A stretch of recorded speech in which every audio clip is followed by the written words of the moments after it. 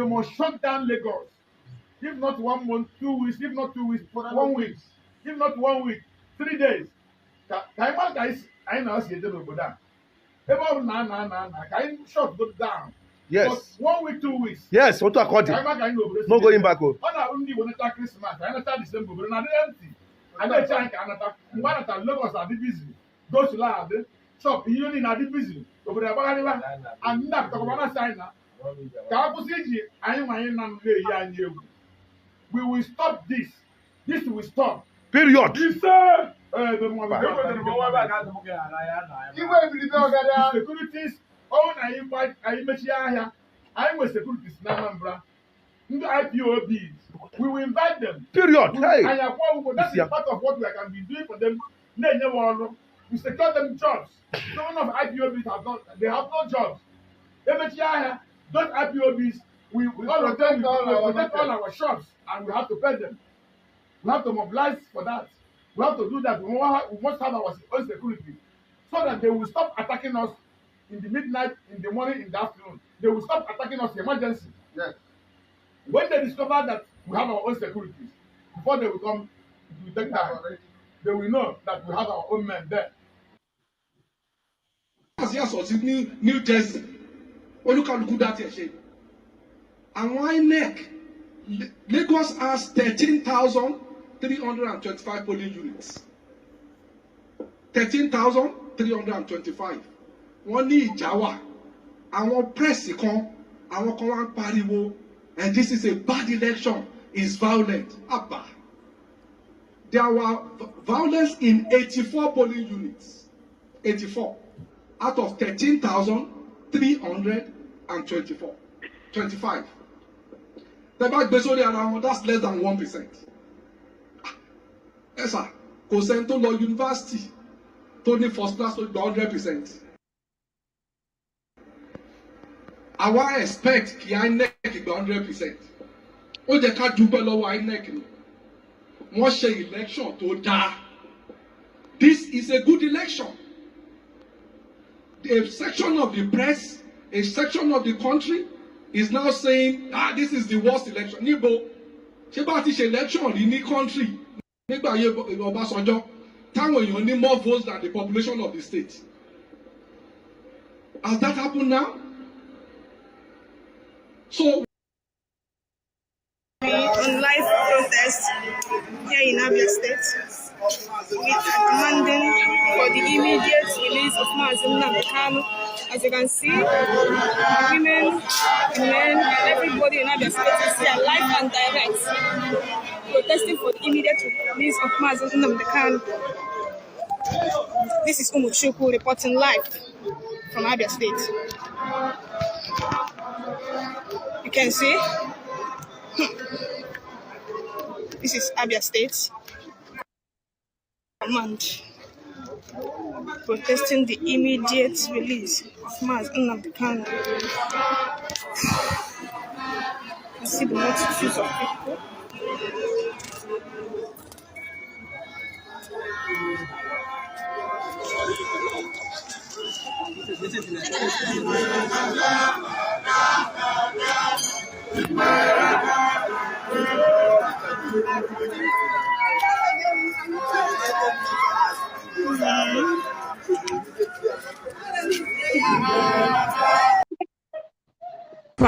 Mamu nwa dịka onye ụkọchukwu dịka onye amụma na onye eze Chineke, I apologize on behalf of the whole men of God, the whole pastors, the whole priests, the whole bishops. I apologize. I'm not worthy to apologize for bishops, but I'm apologizing. Let the mercy of God descend. Because what we did within this political moment,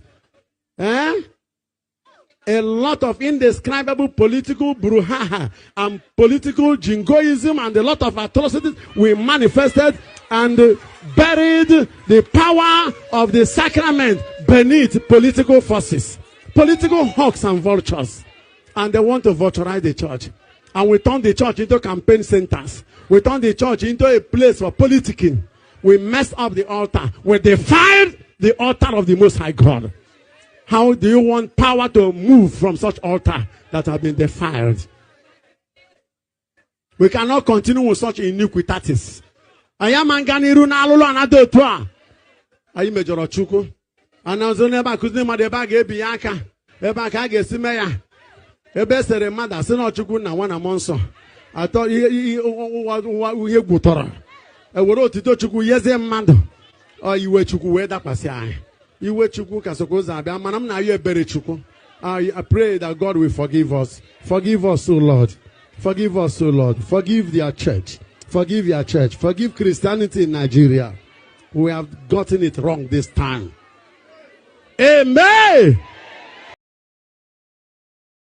Live in his zoo, Babu. I destroy you.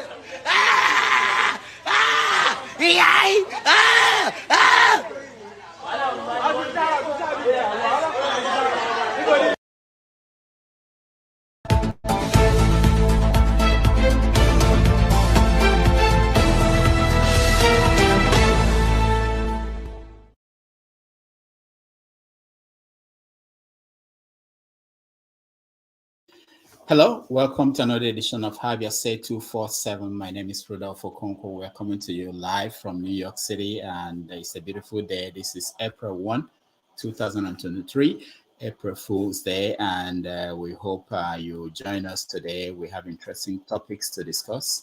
In the spirit of today, we want to look at 60 days from now, what could be happening in Nigeria.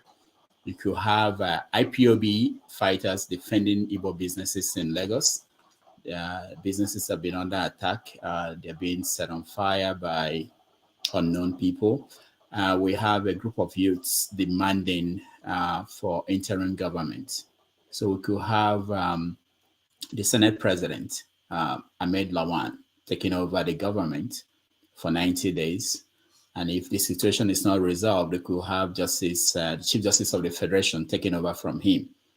Of course, we're hearing from the DSS that a lot of people are trying to cause trouble across Nigeria, and they are getting information, including the demand that Peter Obi should be arrested. So we could have Peter Obi in prison in 60 days' time.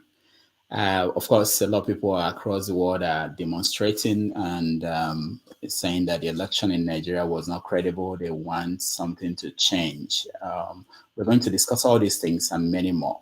So let's welcome our friends who are already out there. Joining us is Prince. Prince, welcome to the show. Paul, welcome to the show. Thank you and good morning. Peace, welcome to the show. Thank you. Good morning. Austin, welcome to the show. All Politics, welcome to the show. Assalamu alaikum. Malaikum salam. All right. So those are the topics I have. I think maybe I missed something. Baba. Okay, of course, sit at home. Sit at home is actually Simon Ekpa is threatening to impose sit at home in Lagos. And, so I want to go around people who are here to tell me any story I missed, any story that they are thinking about or they are following across the country. Prince, you're first. Good morning, Dr. Damages, and good morning, the panel. I believe, is it a story? I don't think it's even a story. With this shameful man making a very stupid, the word stupid is not making a nonsense, comment about how he's advising Igbos to be respectful to Jagaban and just follow his lead. In the person of Chimaroke. I think that was yesterday. When I heard it, it was so irritating to my ear. I just turned off the TV, whatever it is, more for the moment that they were talking about it. Okay. Because for me, I feel Chimaroke should be the last person speaking right now. Chimaroke needs to go home and just prepare his retirement bed or seat, whichever one it is. Just go home and sit there. All right. Thank you, Prince. Paul, one story you're looking at that I didn't mention. I I kind of just forget my mind now. This funny musician. I don't know how I forget my mind. I entertained us during COVID. What music? The musician that entertained us during COVID, the one that police arrest, it just flashed out of my head right now. Oh, Portable. Portable. Portable that said they hold Nigeria APC, they be Ijoba, and they get Nigeria now. Because I just like Portable when the tension is hot. He just come to entertain us. He really did a great job during COVID when everybody was depressed. So he became a star. So it's just funny. Yeah, he's very important. I think the fact that he's out there and a big name makes me think that our civilization is coming to an end. But obviously, doctor is 50-50. Even the police that try to lie, they didn't come out openly and show that they actually give him an invitation. They just want to go try their strength, and the boy make nonsense of them and also make nonsense of himself too. You know, that's just the Nigerian factor. All right, thank you, Paul. The priest of peace. Unmute yourself, please. Yeah. So you before you started, you were showing Father Mbaka, and that should be a very huge news. You know, mentioning Labour Party and also talking about the desecration of the altars and all that. But you know, it's unfortunate that the same man that is saying these things is the same man that have used his altar to promulgate, to postulate, to encourage the coming of the worst government Nigerians has ever experienced. The same man, you know. So he has given prophecies, and so my question is this not good, huge news enough? You know, so it is unfortunate that we see that kind of thing happening, and it's not news enough. It should be a very huge news, you know. Yeah. Okay. We hope by the end of the day we make it big news. Okay, the news I was thinking is the one that is trending. How the youths are beginning to gun for the head of how they call him, Mr. Yakubu. First, have given them the opportunity to rap and call Mr. Yakubu out, and even the chief judge. So it's the same thing I was trying to say some days ago, that in this 21st century, don't just try to mess up with people, because the generation never forgets and never forgives. Even your great-great-grandfather, your great-great-grandchildren, maybe they will insult them one day and they say, Papa, why are they insulting me? They will say, your great-grandfather did this to 2 million Nigerians. That's why they are coming for your health. So I think that maybe it could have been in news. Yeah, that I saw that, but I don't know if we can find. We have the right to show that video, part of it. But I'll check. But that's interesting. I know. Ovie, what are you thinking about? Talking about the human civilization ending. You know, I used to have that once when I visited Florida, Miami, Florida. I see God creature as a wonderful. Now, Elijah, hope. Did you go during spring break? No. I was. I'm talking about. I went there last year. Okay. Around May. Okay. So I see human God where wonders. I say no. Yeah, I don't think it's going to multiplication will end soon. But talking about news, I'm following Donald J. Trump, of course, the indictment. So and again with the news of the day, what you want to talk about, which is the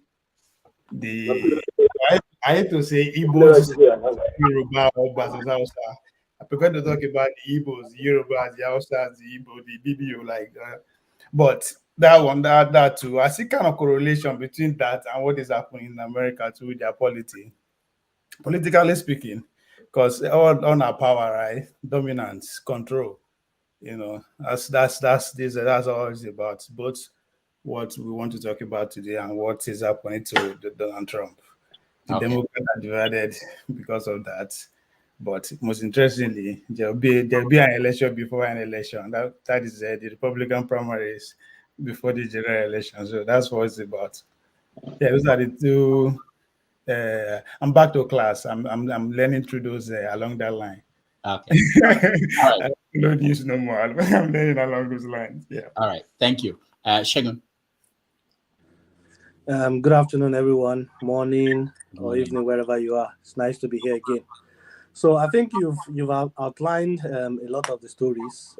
What two other stories I was thinking was the possible Senate President for Nigeria. Oh yeah. Then the selection of that. How is that going to happen? I think Oji Uzor-Kalu is already trying to claim a Milokon. And I've seen that there are some other south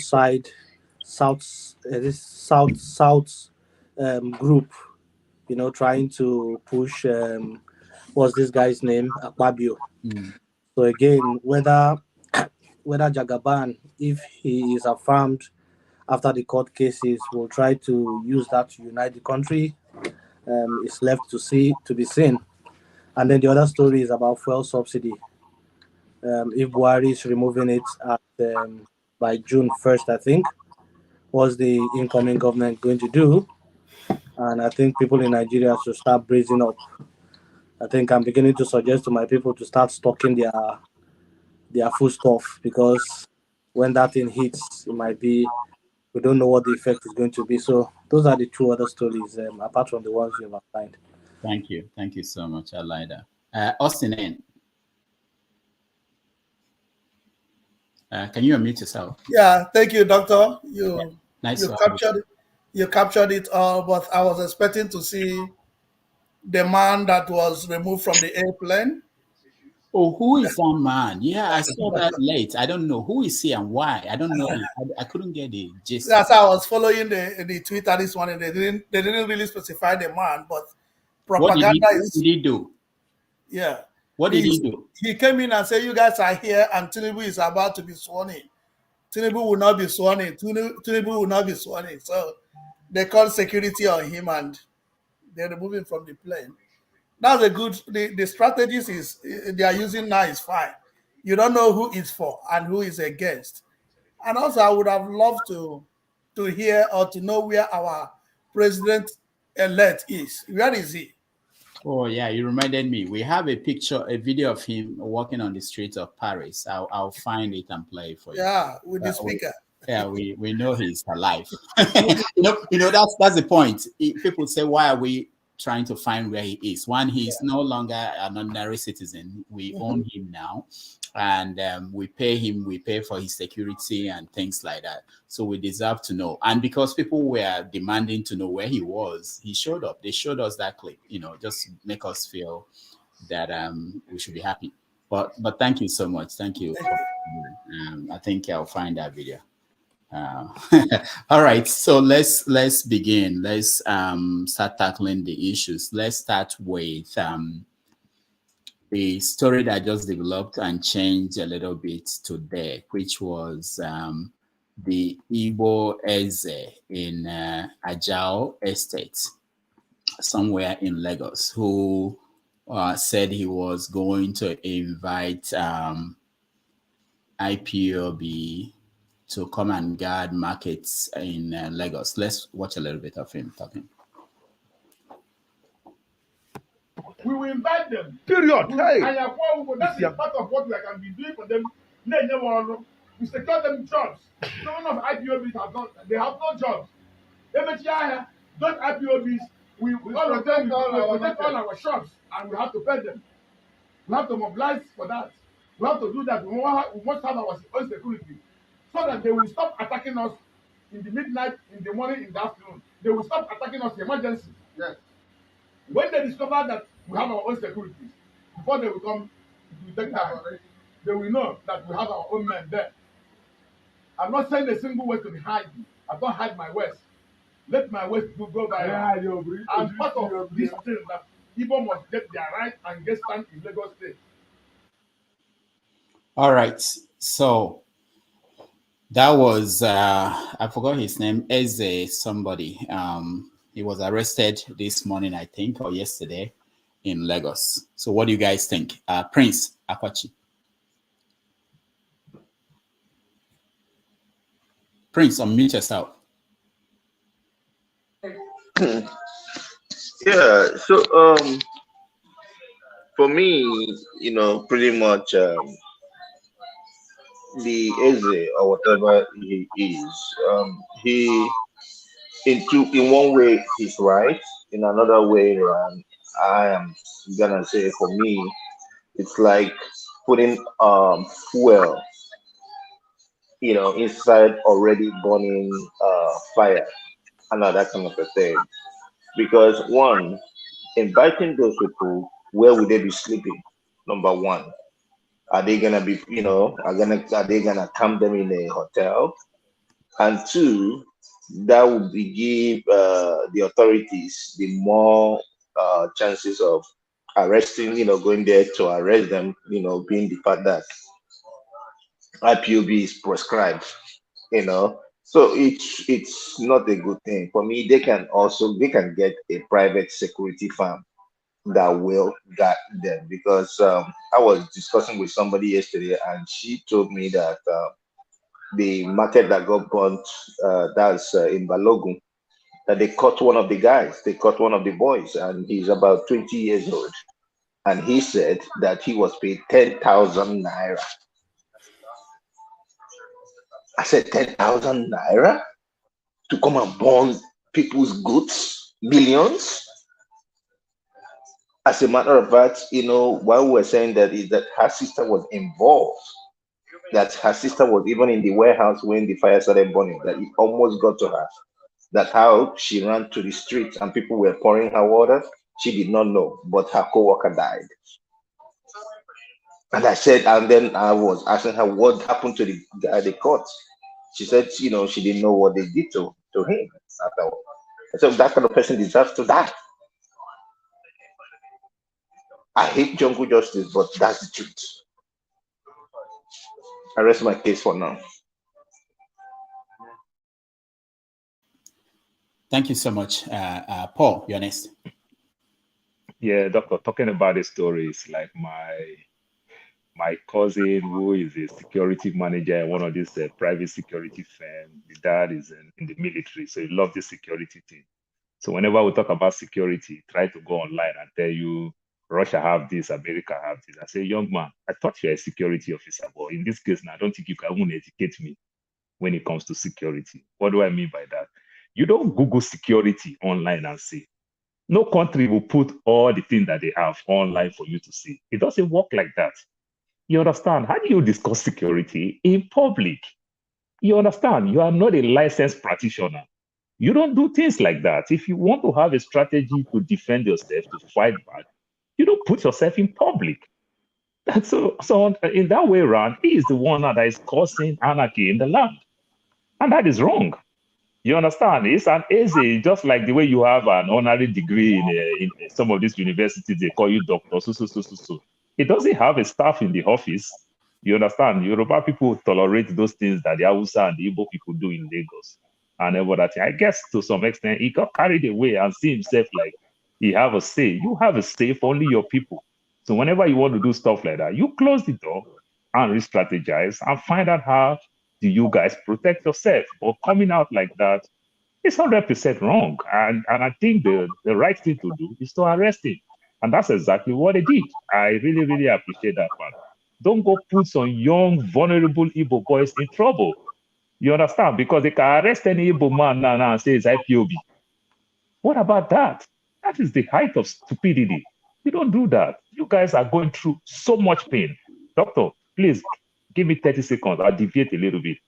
I was talking to one of my uncles for a very long time, for the past 10, 12 years. I've not even spoke to him. My grandfather's fourth wife son is still my uncle. He's a Yoruba man. I was talking to him. Doctor, do you know what he said? He said they can't even sell land any longer in Aja. Igbo people stop buying land. They used to sell land. It's this uncle that we never had after they claim on my grandfather's property and the like, because he's the only Yoruba son in Lagos. He said they can't sell land no more. He said this guy Wala said no, it will not be good with this Tinumbu and Sanwo-Olu people. Say Igbo people refuse to buy land no more. Now they can't sell land. They can't even get no money, no nothing. Say now all the Igbo people that want to move to the same Amu Odofin. So now they are trying to re-strategize to stay in one community to dominate the community like the Hausa people do. They can't sell land in Nigeria. I was just laughing. That's so funny. So, doctor, I don't understand. I'm so ashamed of that man. He shouldn't do that next time. That's all I'll say for now. All right. Thank you. The priest of peace, Ernest. All right. Thank you. First of all, you see this? That is innocent. Okay. I held him for, producing an ambulance in Igbo land. So that is a very wonderful development. We should give this man kudos. We should support him. Coming to the man that made the statement, how can you, first of all, I am a priest, and also I love tradition. How can anybody we're thinking Igbo person talk about being Igbo na Lagos? For what? How? That is desecration of our tradition. It is not supposed to be heard. It should be union, pan-union.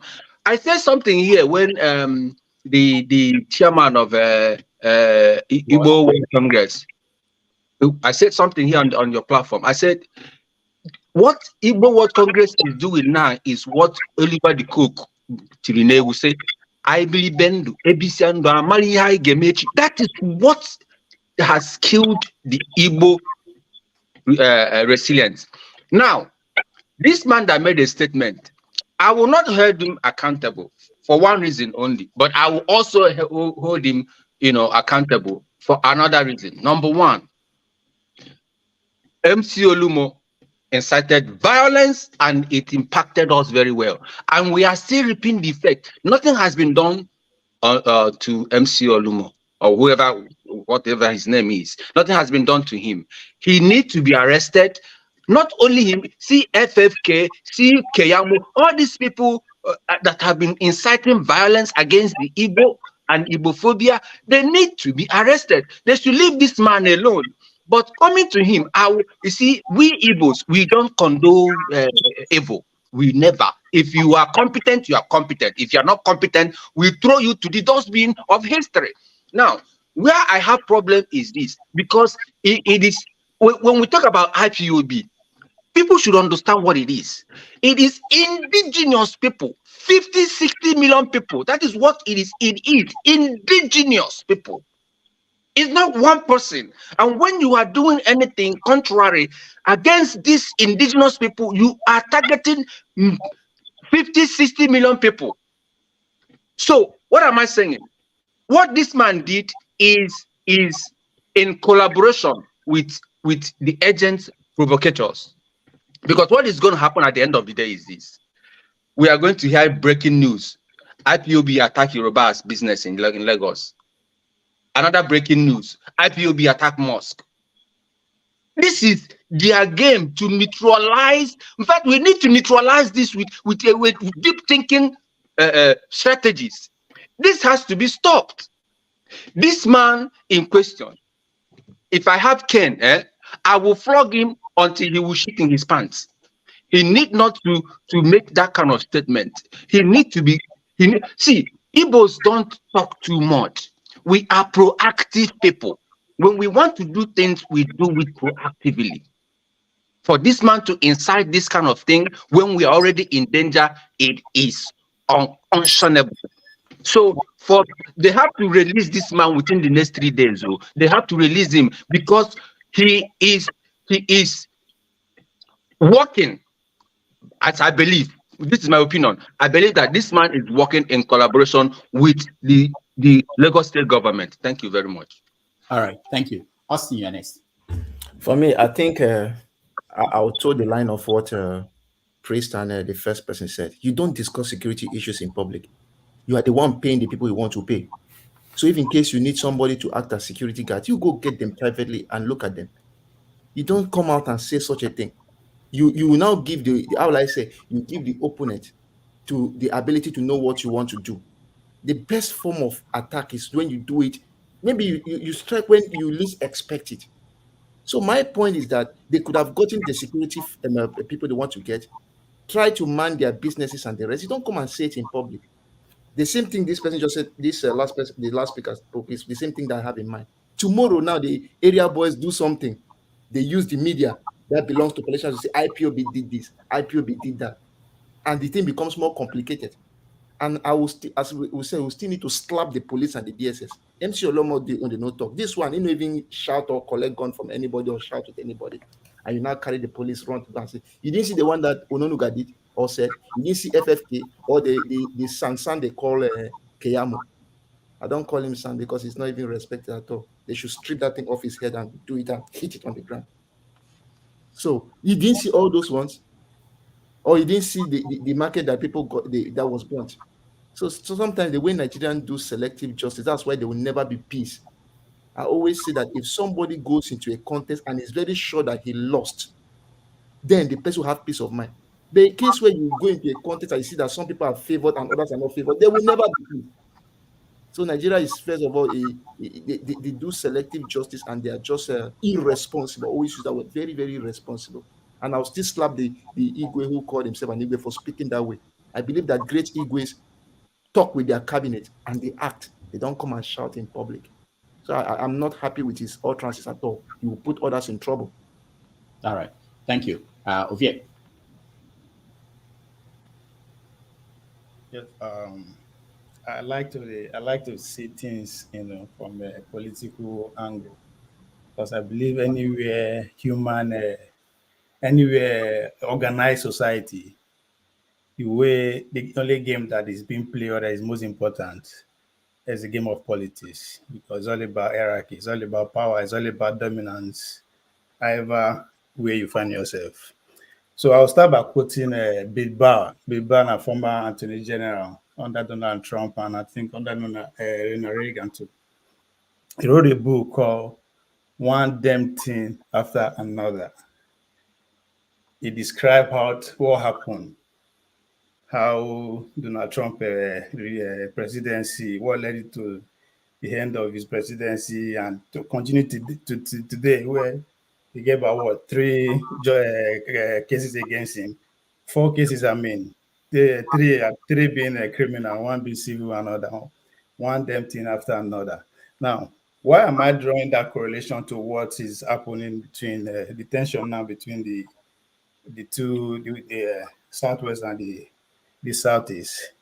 Is that there's no way we can ignore the newfound cohesion among the Southeast. I mean, not in my lifetime, I've never seen it before, politically speaking. The Igbo man across the nation, for once, the majority of them are on one accord.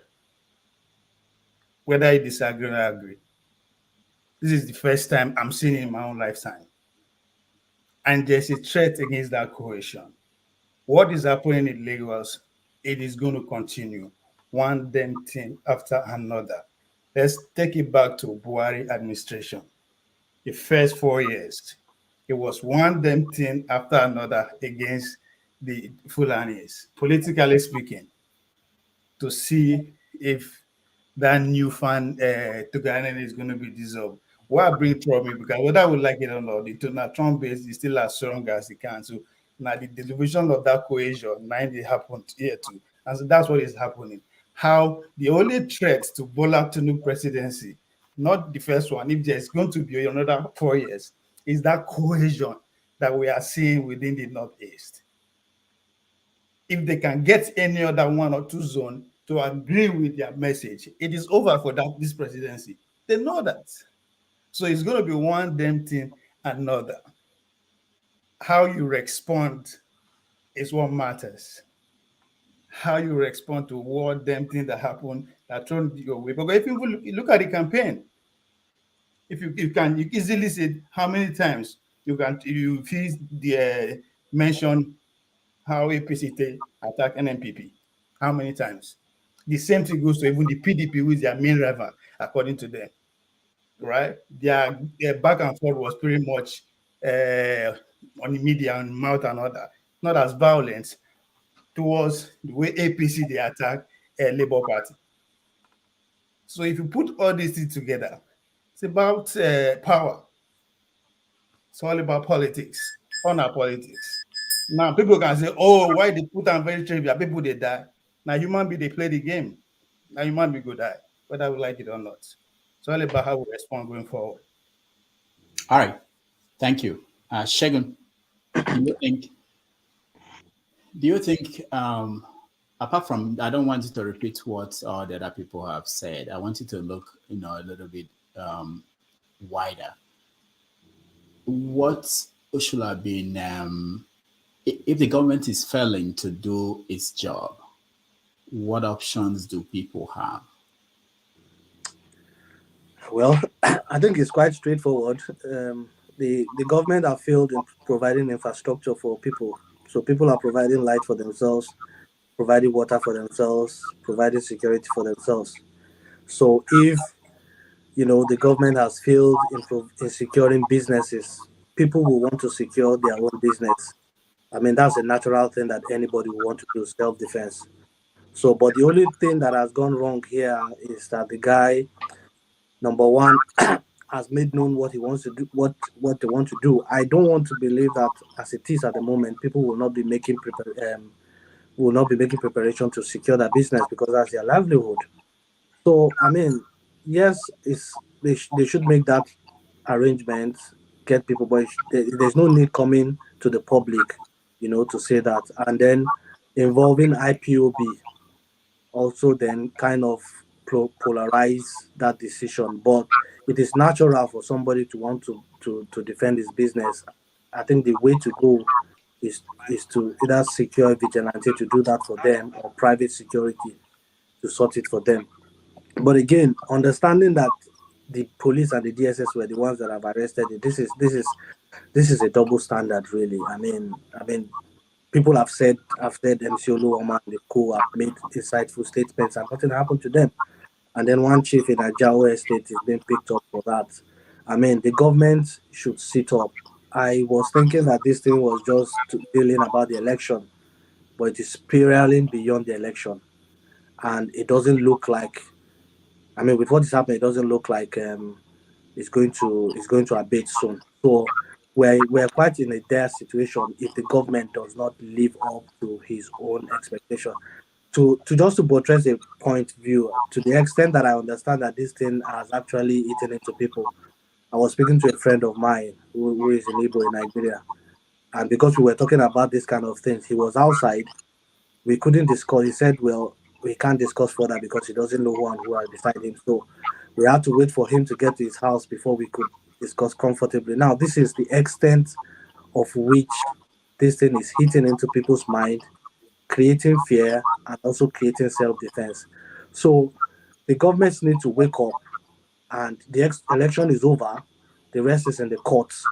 They need to manage the policy. Nobody needs to hit up the policy. But again, I wouldn't blame anybody, be it Igbo or Hausa or Yoruba, that makes private arrangement to protect his property. But they shouldn't just come to the open to reveal your secrets, really.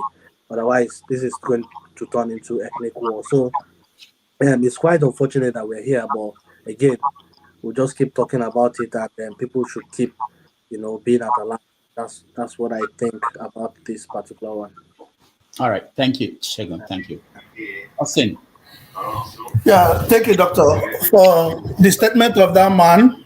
I will begin with what Akuche said. Akuche said that he doesn't believe in jungle justice, that the guy that took 10,000 to burn the market should be killed. No, that guy should be paid for, and that guy should be taken care of.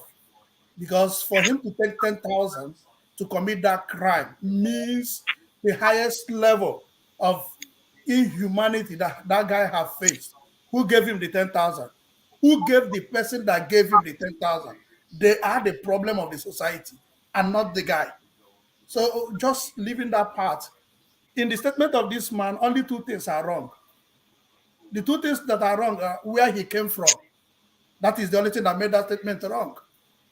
And the second thing that is wrong there is including every one of us from that place in the Nigerian definition of terrorism. These are the little things. The statement is not correct. It's very, very much correct. Let's analyze the statement. Okay. He said, if they don't want to defend us, we go and bring the IPOBs. So in bringing IPOB, he has included all of us as terrorists. But he said, we'll go and bring IPOBs and ask them to secure us. We'll give them job because they don't have job. That is the work of Festus Kayabo, to give people job. But he said, we'll give them job and they will stop terrorizing. That's his statement. Remember in July, either 21st or 22nd, 2019, the Army GOC made a comment that a Boko Haram person can become the president of the country. What is different between that statement and this statement? Just because he's an Igbo man and because he included all of us. It's a security issue. Now, when you say included all of us, who are the us? Everyone from Igbo. Is for him to accept that IPOB is a Nigerian defined terrorist, to say to go and bring everybody from, because IPOB is any indigenous person from the Biafran territorial area. So every one of us that speak this language that belongs to that place is the person he has included in Nigerian definition of terrorism. So I'm confused with your. Yeah, I'm really confused. So you're saying that there's something wrong in bringing IPOB to defend the markets, if that is what he's saying? The right thing would have been, the right thing is, what he meant is to take them away and give them job so that they will stop criminality. That's the statement. If we give them job, they now get job. They'll stop criminality. All right. Austin, we'll come back to you when we talk about the city in Lagos. Mastro, your take. Yeah, Mr. Rudolph, good afternoon, and good afternoon to everyone from here. It's my first time on your program. Oh, thank you so much. Thank you for giving me the opportunity here. From my own perspective, I think everyone is wrong. But first and foremost, I don't even know who are the audience in front of this man when he was talking, because I know that market people normally get security from the general OPC. You understand? It's a known thing that OPC normally guides their market. So for one, I think the OPC has failed them, and this man is maybe surrounded by the security people and other people who were there in the room with him. I don't know. I just knew that the camera was facing him when he was talking. So we don't know who this man was addressing while he was making this speech. But because we are on the internet era now, where things go viral, this particular speech has gone wide. And what the man was saying was on a local level, pedestrian level. If you don't secure our market, we will go and look for IPO. But it has gone and reached the far and wide. And then in a country that is as punitive and volatile as Nigeria, it is of course going to be read in a different way. And two, I blame the man for also making such a comment. You cannot make such a comment. If you know that your markets are in distress, you know that every time there's a small problem, your markets are in distress, you plan underground. You change security underground. You don't come and make a broadcast. And I heard him say, oh, you can video me too. Yes, I'm saying you don't make such statements because you know that the institutions that are in charge of Nigeria are being influenced by politicians. The politicians keep silent when things favor them, and they force these institutions to arrest when it doesn't favor them. And this is what is happening. So you have to be smart. You are dealing with politicians who have influence over the security. So why go and make such statements? So I think that's what just happened there. This man was probably making a pedestrian statement, but not understanding the full consequence of what the viral nature of the internet could bring upon him. All right. All right. Thank you. Thank you. Okoye, you're next. Thank you, Doctor. Good afternoon or morning. For me, I don't think there's anything wrong with what the man said. And that is quite clear because the man was simply, saying that if you don't provide protection for our people, the Igbos in Lagos, we will make arrangements to protect ourselves. The man is not talking about offensive here. He's talking about defending himself, defending his business. So for the police to swing into action immediately, by arresting him, shows that there is some kind of, I don't know, bias or, prejudice against Igbos at the moment, which is sort of, and I'm quite surprised that it is coming from the Yoruba people. I used to think that the Fulani, 2 years ago, were the problem of Nigeria. But now it seems like, there is this onslaught against the Igbos from left, right, and center. Once you're an Igbo man, then you become, a target, which to me is completely, unacceptable. Igbos shouldn't be, treated as if they are, this,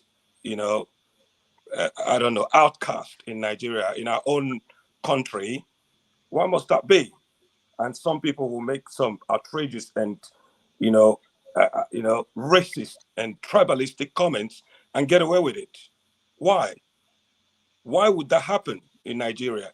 And this old chief that probably was making comments out of anger, out of something that he has felt that has happened to him, then they went and pick him up. Why would they do that? That is wrong. That is incendiary. That action is completely, blowing up the whole polity, because some people will find it very, very offensive and, biased. Why must they do that? Why didn't they, invite him like they invited FFK to question him? Why did they have to go and, arrest him like that? It's wrong. And then the Yorubas should actually, anyway, I wouldn't say all the Yoruba, because the Afenifere has come out to condemn most of the, the violence that is perpetrated on the Igbo. So I wouldn't include all the Yorubas in it. But the Yorubas themselves has to be very, very careful. It's only so much that can push the Igbos before we start reacting. And this is not a threat. I'm just saying that human beings, you can only treat them, push them so much. They can only, I know we are quite elastic, but we cannot take it for long. We cannot take this sort of onslaught and violence against us. Yorubas has to be very, very careful. Nobody has monopoly of violence. Igbos has the right to defend themselves. If you come to attack the Igbos will defend themselves. And that should be very clear to everybody. Thank you. Thank you, Okoye. Maxi, you're next. Thank you so much, Dr. Damages. Good evening from the city of Bolgatanga, from the upper eastern part of Ghana. I have an Igbo blood running in me. My mother is an Abia State woman, and anything that affects an average Igbo man or woman, I stand against it, even during my active service in the Nigerian military for 18 years. Igbo people are the only people that will shut their doors when their children are chased by the enemy. Igbo people, you will shut your doors and allow the enemy to consume your children. That is what you people have been doing, even on social media. You are my Namoches and Inemoches. I don't know if there is any Igbo woman that is here. I'm a Ghanaian, and I feel sorry for you people.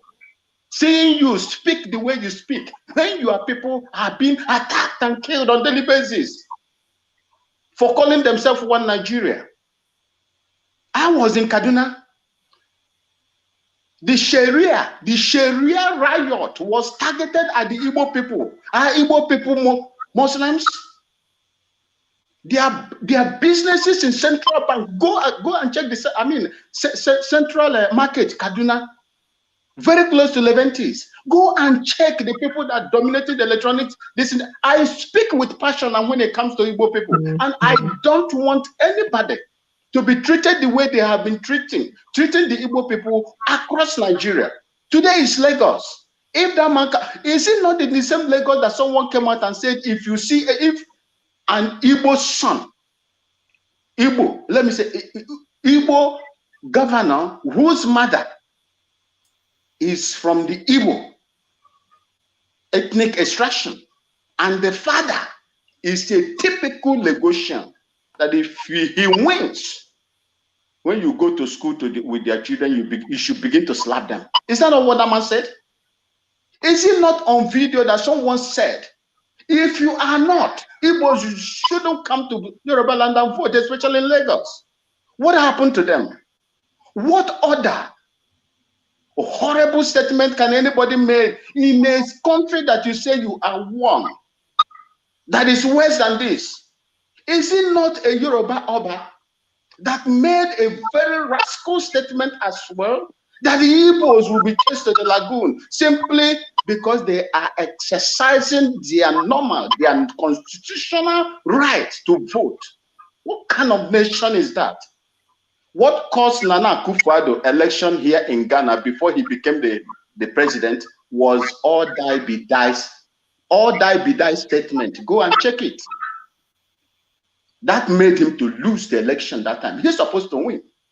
He lost because of all die be die. Even if you die while voting or you die in the road accident, all die be die. Go and check it. Igbos are killed. When they kill Kassam Hussein in the Arabian Gulf, Igbo people will suffer in Nigeria. And when they come out and speak the way they speak, all of you will come turn against them and begin to criticize them. How many, since the Nigerian government proscribed IPOB, have they gone to court and challenge it? Have they gone to challenge it? Igbo people, you people are, in fact, I see a very high level of hypocrisy in all of you. Thank you.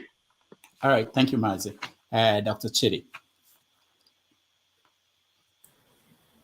Let me start by thanking you, Dr. Damages, for having me on your show. But let me please sound a very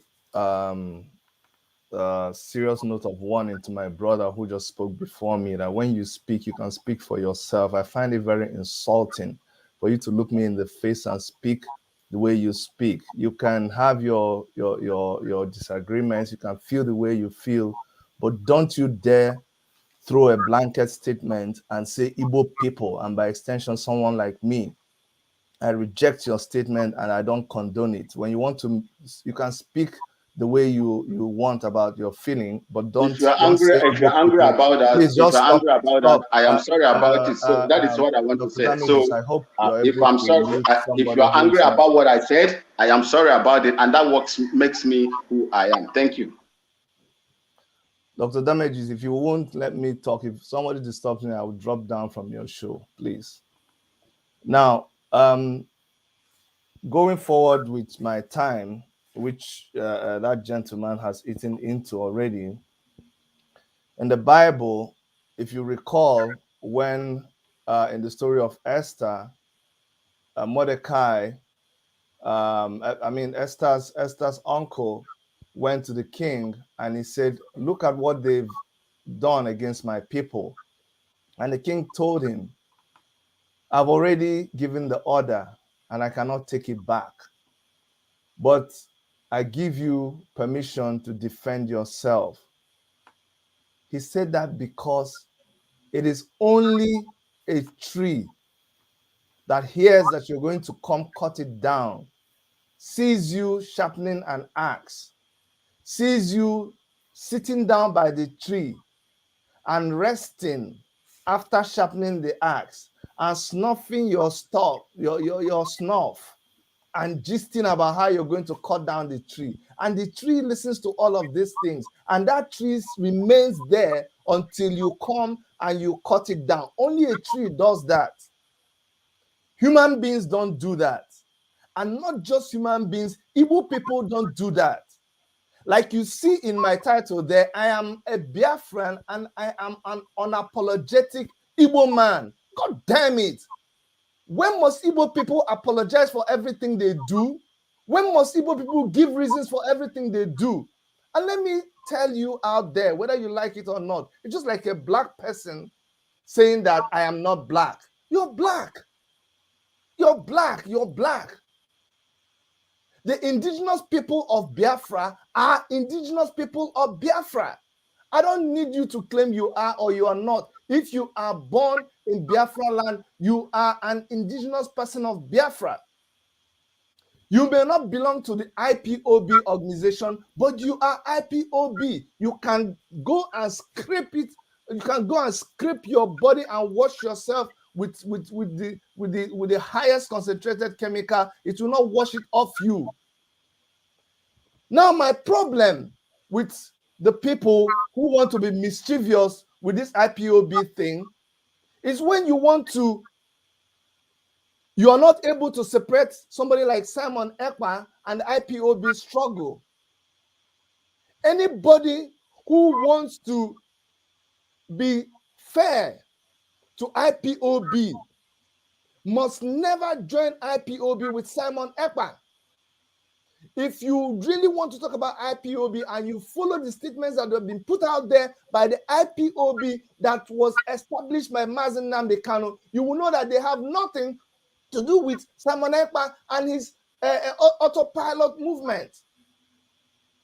Recently, you saw Simon Ekpa being interviewed by the Finnish radio media company, and he claimed that he was representing IPOB, and IPOB that is under the leadership of Mazi Chike-Edozie, who is the structure set up by Mazi Nnamdi Kanu, said he is not one of us. But every time you want to speak, you say Simon Ekpa of IPOB. That is very mischievous. Any human being can get up today, and I live in Canada. I can come and say that I am the representative of Igbos in Canada. But am I? Am I? The gentleman who was in the plane shouting, obedience, obedience, was he sent by obedience? How dare you say that you cannot have an Igbo chief in Lagos? Don't you have Serikin Hausa community in Enugu? Don't you have a Serikin in Owerri? What is wrong with that? Igbos, we have town unions everywhere we go. That is part of our culture, and we can have anything that we want. It is only when people want to. I am sick and tired of this nonsense. We will not stop talking. We will not go and hide in Nigeria. We will not. I have Yoruba friends. I have Hausa friends. If you can't handle me, go and deal with it. If you threaten me, I will threaten you. We are not stupid. We saw clearly MC Olumo, and I don't even want to talk about it like this. What will be will be. Dare us. Push us to the wall. When it happens, it will happen, and it may happen. Why should we apologize? Why should he apologize? If you don't defend me, I will defend myself.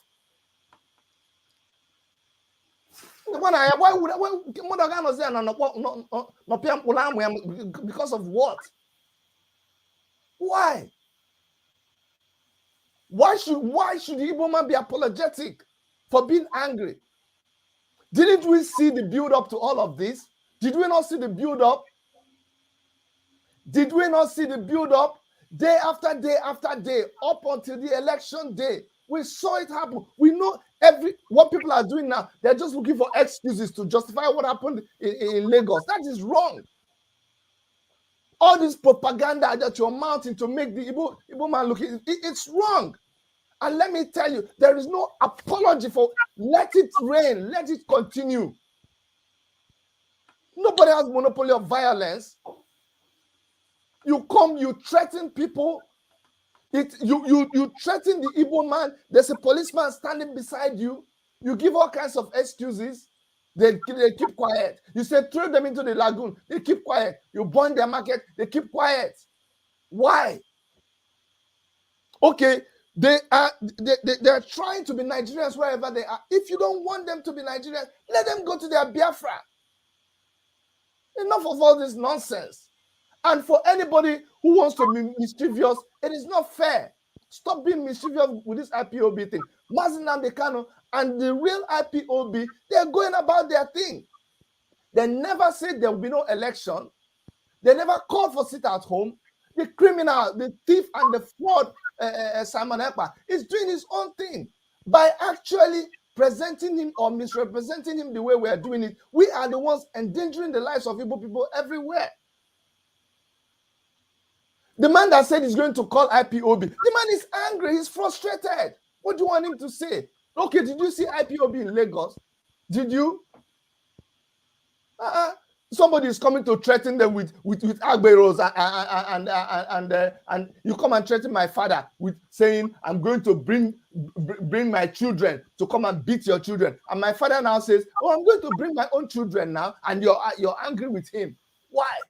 When they were saying, oh, MC Olumo and the Agboro boys and the area boys will beat Igbo people, and when they did all that, who arrested them? Who arrested them?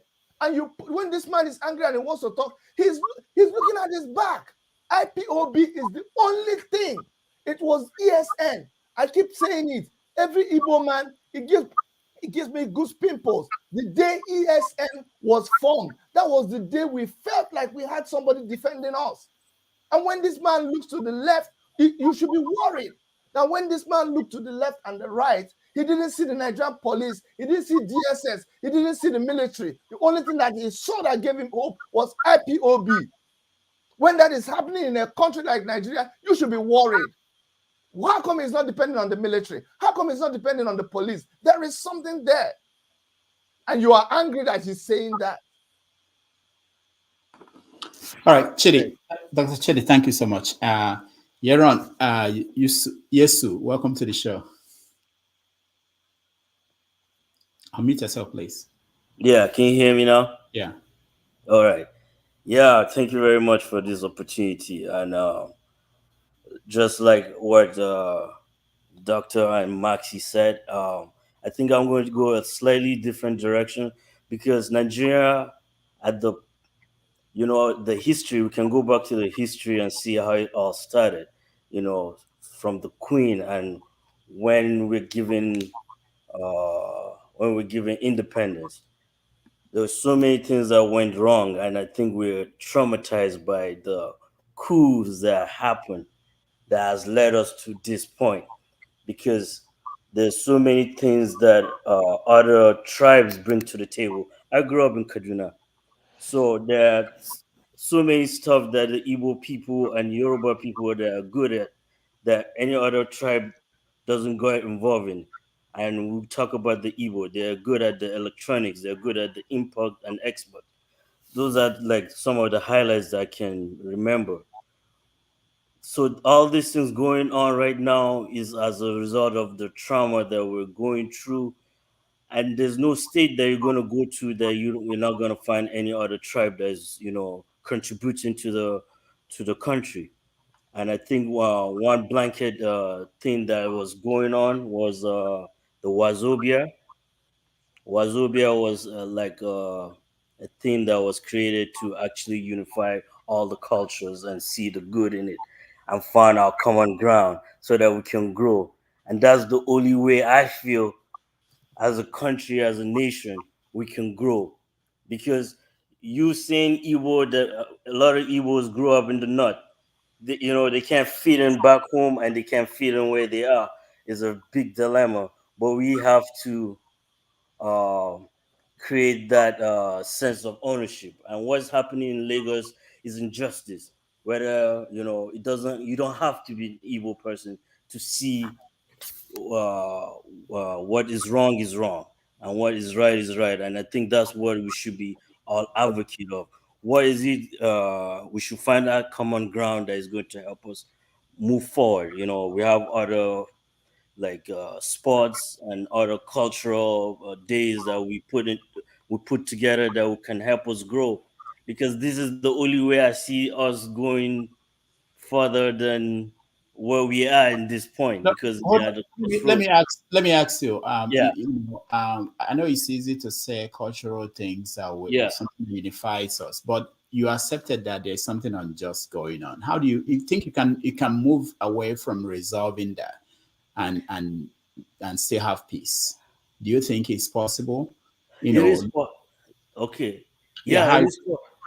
Sorry. Yeah. How is that? It is possible because it has happened before. It is possible we have to just advertise more on what unifies us more. we need to just highlight that more. Like the sports, I think sporting event is like one of the biggest common ground that I found that really unifies us more. And I can't, the cultural thing comes in play too when we put aside the military regime did a little bit of good work with forcing everybody to work together. I think that was one aspect of it, but it also came with a lot of bloodshed. So that's Do you have an example of a society where you see injustice and something else unifying them without dealing with that injustice?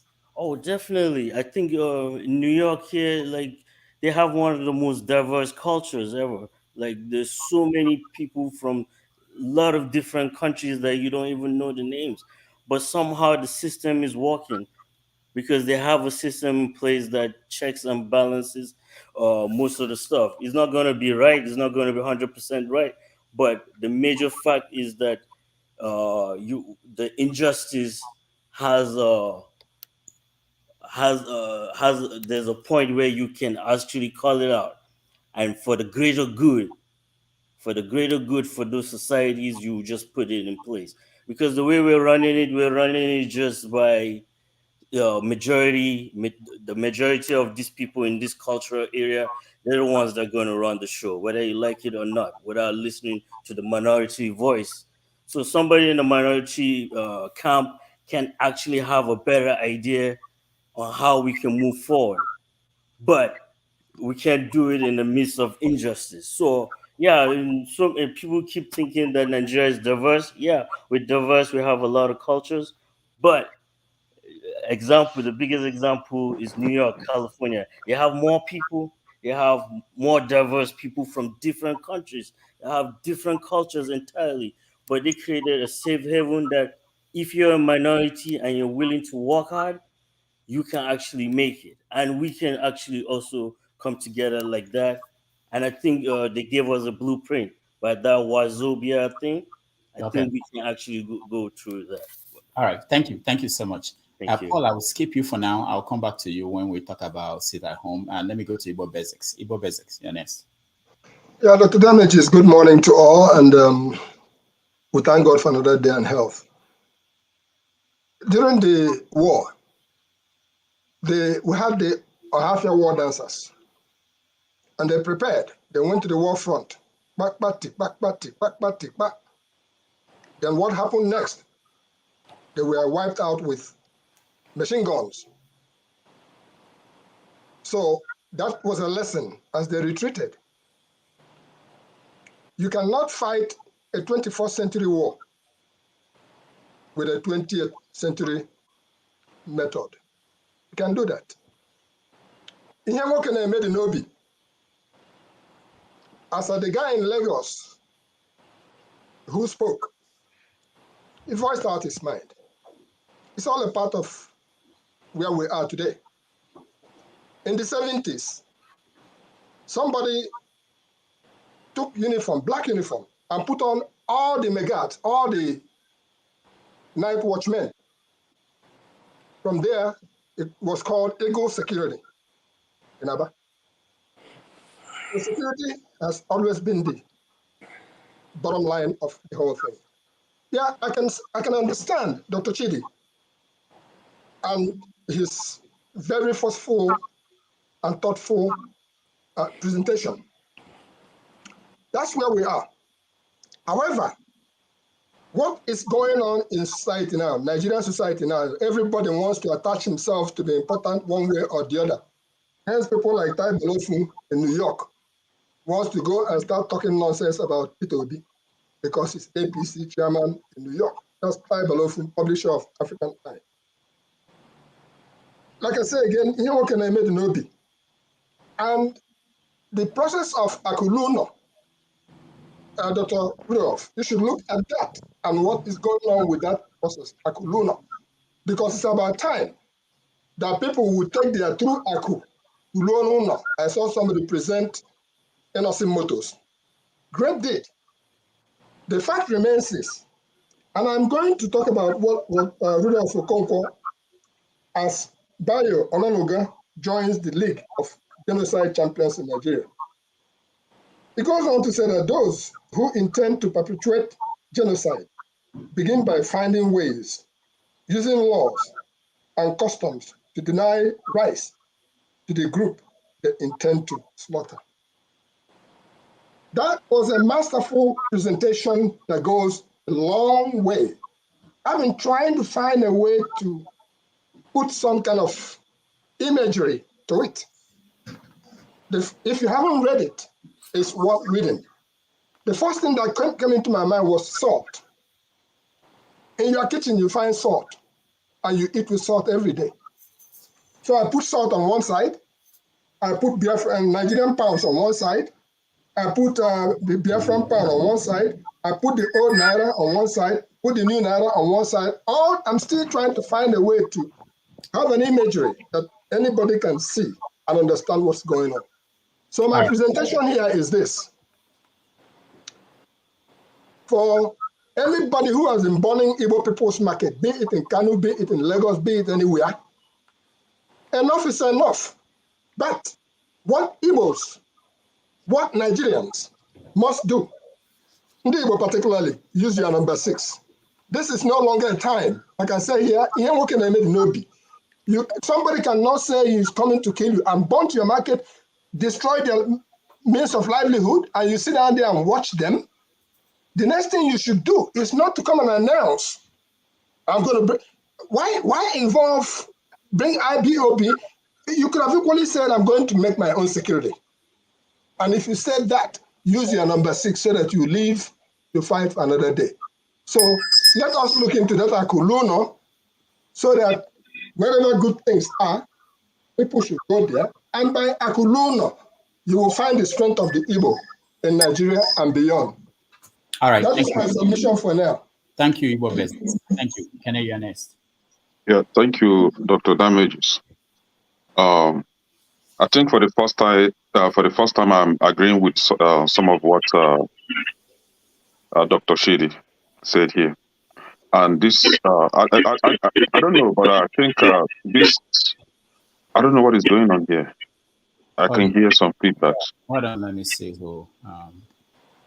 Go ahead, try again, let me see. Okay, I think it's okay now. No. I think some of us have virtually said everything, but I just have a little to add to what is going on in Lagos.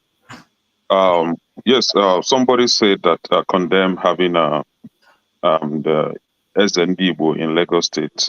Ordinarily, we shouldn't be talking about having SNDibo in Lagos State, but I think it has become a norm. It's normalized already in Nigeria, where you go to the east, you find Serkin Hausawa. You come to the north, you find SNDibo in the north. So I think it's something that the society have normalized. Moving forward, the Eze has been arrested for calling for security of his own people in Lagos State. It's so pathetic for the what they call him, the governor of Lagos State, to even allow the security agency to go for that man. This is the same governor that was in the same Lagos when MC Oluomo was threatening the life of Ndibo. Not even just threatening, he carried it out and nobody arrested him.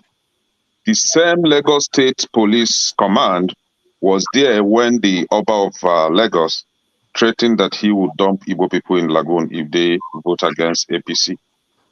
Oba of Lagos was not arrested, but SNDibo was arrested.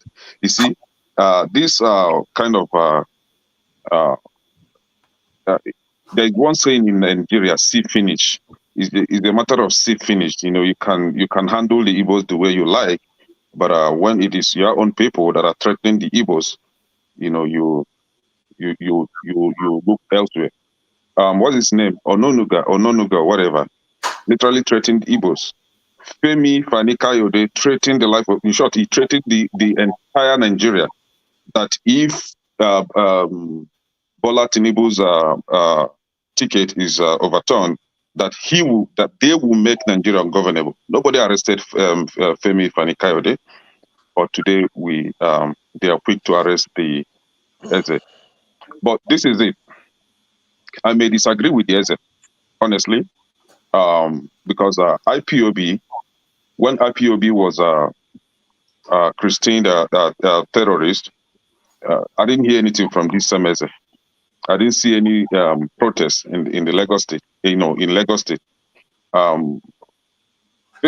mean, some of these political Ezes, because I see them as politicians, we are literally calling for the head of Nnamdi Kanu, and today you want to call IPOB to come and protect you. I don't know when IPOB has become security agencies.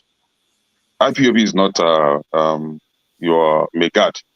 You run your market. You should have security outfit to protect your market.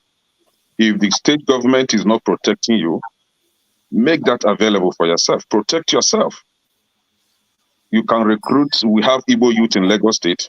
You can recruit them, train them to protect the market. I don't know how somebody from the east will come all the way from the east to come to Lagos and protect you. How is that possible?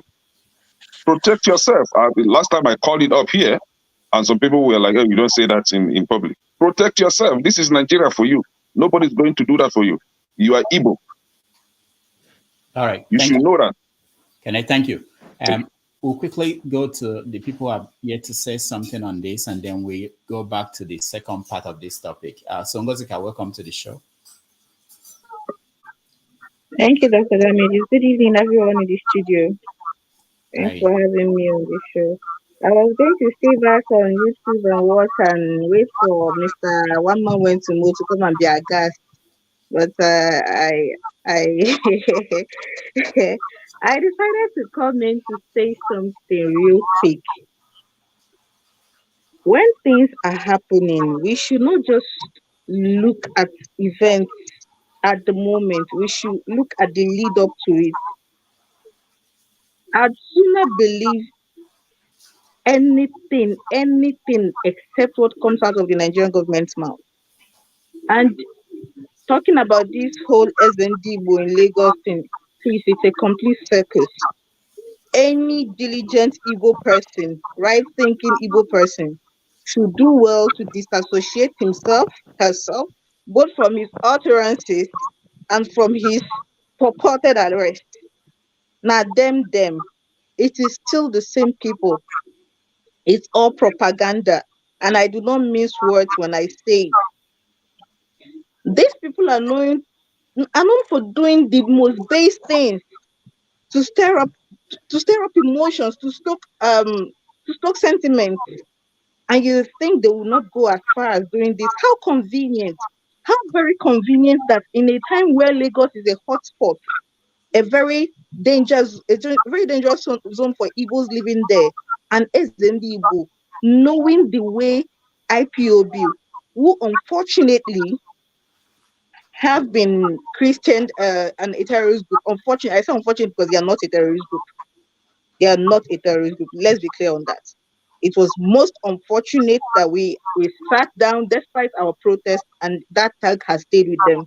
It is I find it very convenient that an SNDBO, at a time where Igbos are being targeted in Lagos and accused of trying to take Lagos, a very stupid rhetoric that they used to justify their animalistic bigotry. At a time when Igbos are targeted, somebody sits somewhere and says he's going to call IPOB to come and do what? It's Alanapoe. It's Nike Kume. How does it even make sense to any Igbo person? And you believe it? You actually believe it? How? That means you believe anything. It's just like believing that man screaming inside Akwa Ibom air, the one shouting obedience. I'm naked. They're taking me. It's not like believing that he's actually obedient. Please come on now. This is the more you look, the less you see. These are people that rented bishops that were wearing go-go. These are people that did that. These are people that the NSAT massacre that you watched on Instagram Live, they came to gaslight you and tell you it did not happen. These are the same people that are telling you that an SNDBO in Lagos is calling for IPOB to come and defend them. And just like Kene said, IPOB to come and defend them as Genequano, as on the police, on the army, on the court, he is calling for IPOB to come and defend them, and you believe it. And he has been conveniently arrested, and you still do not see the pattern. You do not see that it's like using a stone to kill two birds. You get him to stir up sentiments to further push the narrative that indeed we are trying to take over Lagos, and then you arrest him to further send resentment down the few Igbos that will believe he actually speaks for them. It's a win-win for them, and I'm just shocked. I keep on the show just to express my shock that people are actually buying into it. I do not buy into it. It's all charade as far as I'm concerned, and a very demonic one. I am beyond. I'm going to use one month when aghast. I am aghast. Nandibo are falling for this. I mean, come on now. We are better than this. The whole thing speaks of a very demonic plan. And I want to say this, and I want to be very clear about it. When we say he was arrested, but MTO Loma was not arrested. He was arrested by the Oba of Lagos. That is exactly what they want to hear. You still don't get it. That is exactly what they want to hear. It's all part of the game. Anybody that comes out inciting any form of, even insinuating it, the right thing should be to be called the person in for questioning. The likes of Ononuga that has sold himself so cheap. I saw somebody brought up his post in 2019, I think, when he went to the genocide museum in Rwanda, and he was having a moment of sober reflection. How cute! If someone Ononuga is about to test every Ndibo, if he has his way, Ndibo will be burning. He would have been ashes by now. Same Ononuga.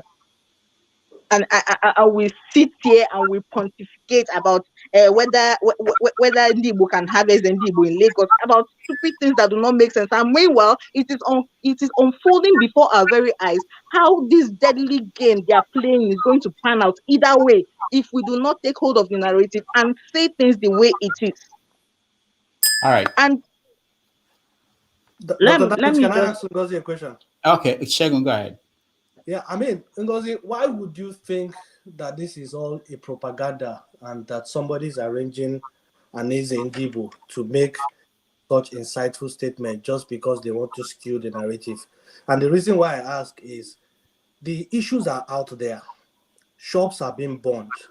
Akelele shop was burned. I think Olowu shop was burned. There are some other attacks. People are visibly angry. Fear is everywhere. And you think these things wouldn't have gotten to him and he wouldn't have expressed an opinion. I'm just thinking, I mean, for me, I don't think it's a propaganda. Okay, let me answer you real quick. It may be unfortunate that the story... You asked a question. I thought it was a question you were asking. Yeah, it's a question. It's a question we're not fighting. So it's unfortunate that the video has come out. People have said so many things that have not come out, but his has come out. So why would you think it's a propaganda? Because of the convenience of it all and knowing the people that are play here. See, I have always said it that we should be very careful when we set precedents. Yes, we should be very, very careful, because when you set a precedent and then nothing is done about it, and then another person does it, and it just sort of goes like that. And the people involved, the people who this whole statement favors, it doesn't favor Ndibo in any way. This statement from the so-called Ndibo does not favor Ndibo in any way. If the Igbo people in Lagos actually wanted to protect themselves, I am betting you 100% have more Igbo. They're not going to come and make a video of it. They would not make a video of it and it will fly on the internet. No, you won't hear it. You will just see it being implemented. Somebody just did it. That is the point. Somebody, obviously, he was speaking to the camera. It's not as if he was speaking and somebody was clandestinely videoing him. He was speaking to the camera. He knew the video was going to be viewed. He wanted it public. And it went public for the same purpose of pushing that stupid animalistic narrative. This is quite easy.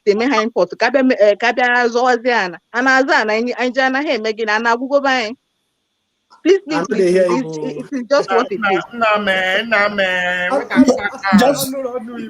Just to put a clause, he made the comment, I want it to go viral, let it go viral.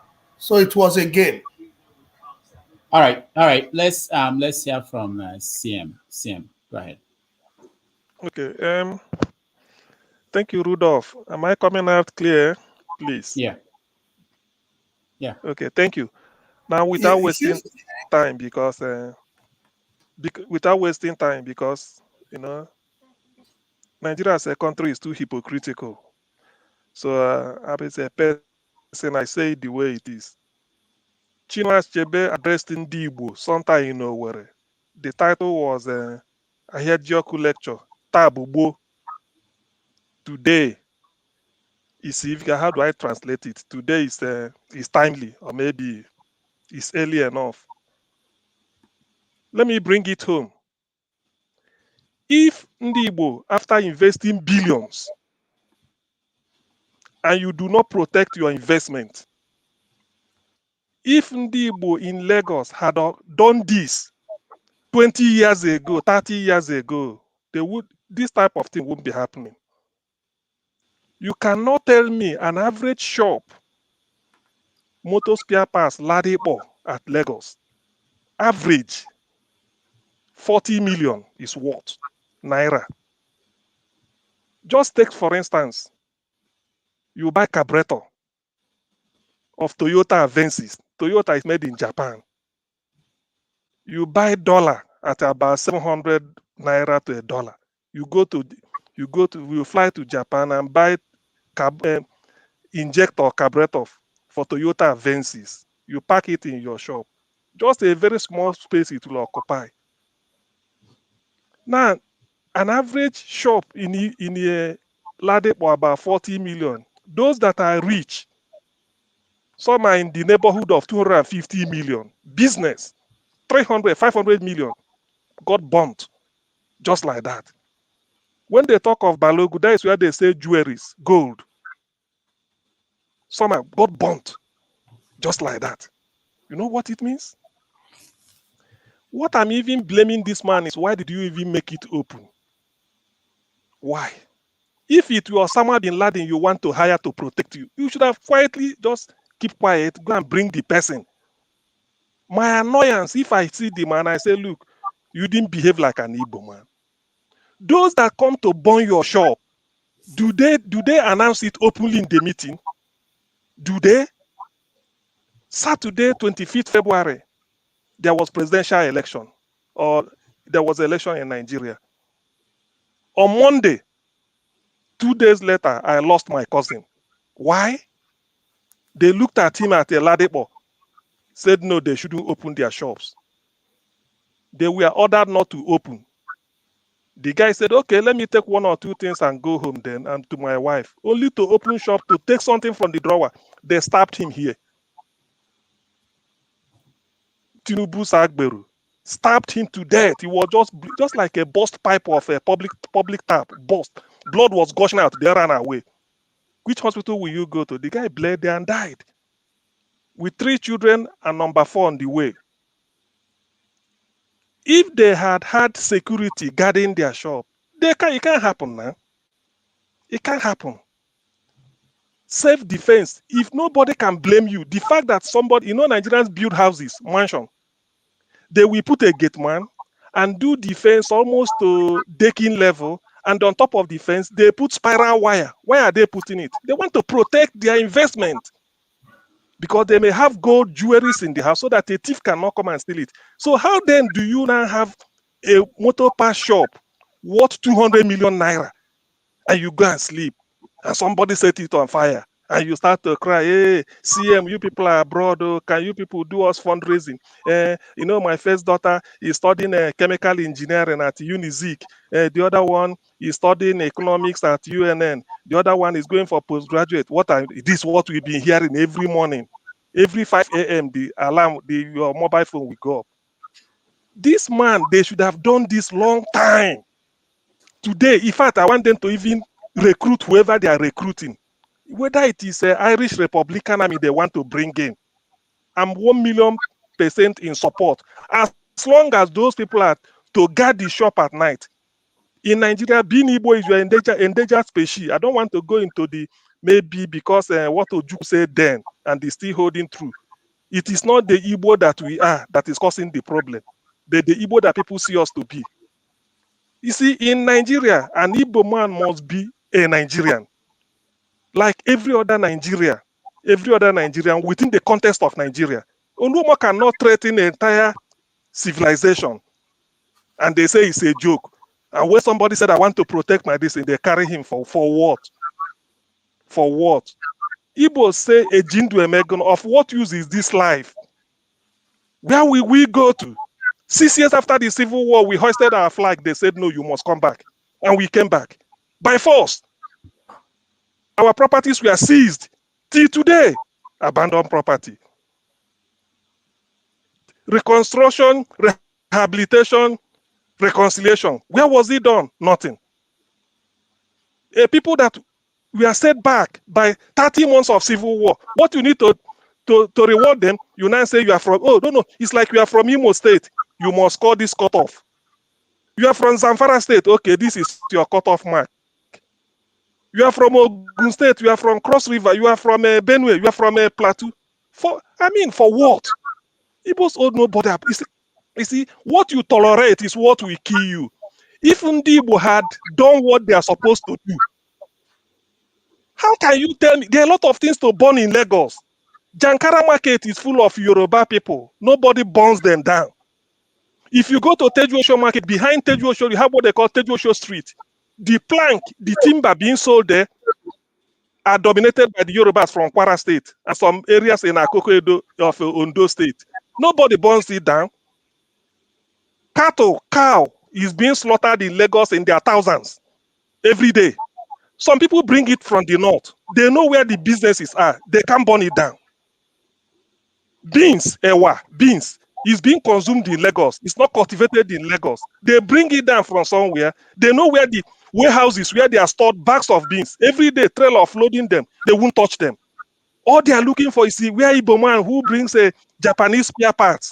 They will go and destroy it.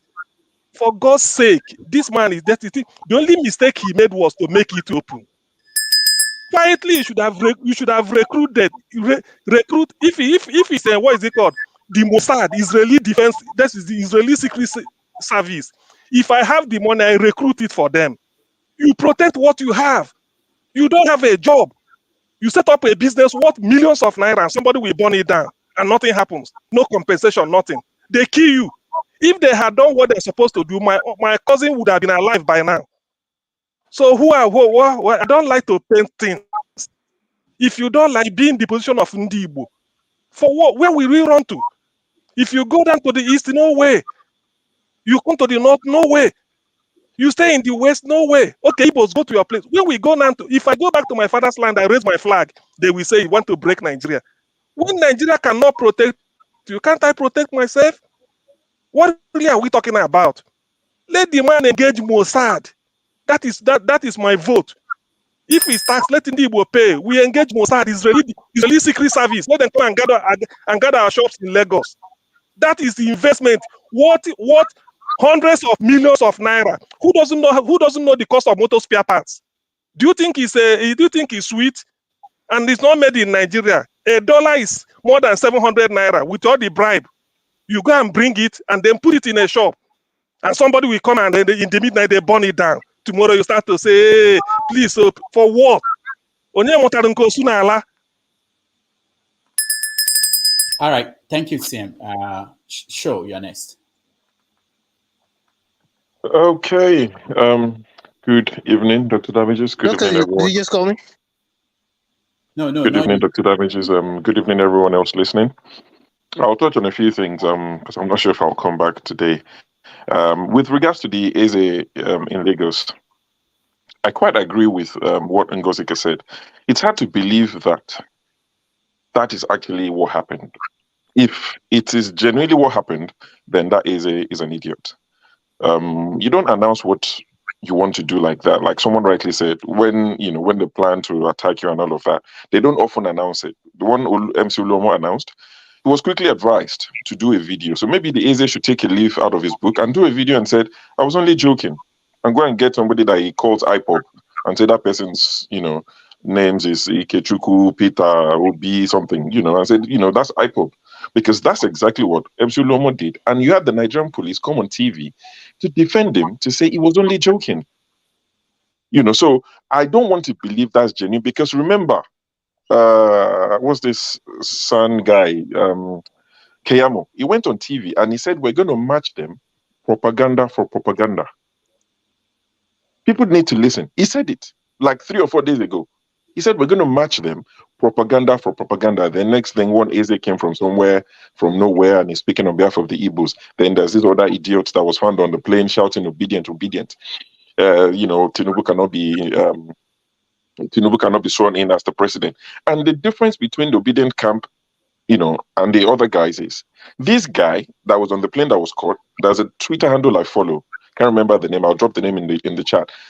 They've started profiling this. They've started, researching this guy. Who is he? This guy that said he's an obedient guy. Who is he?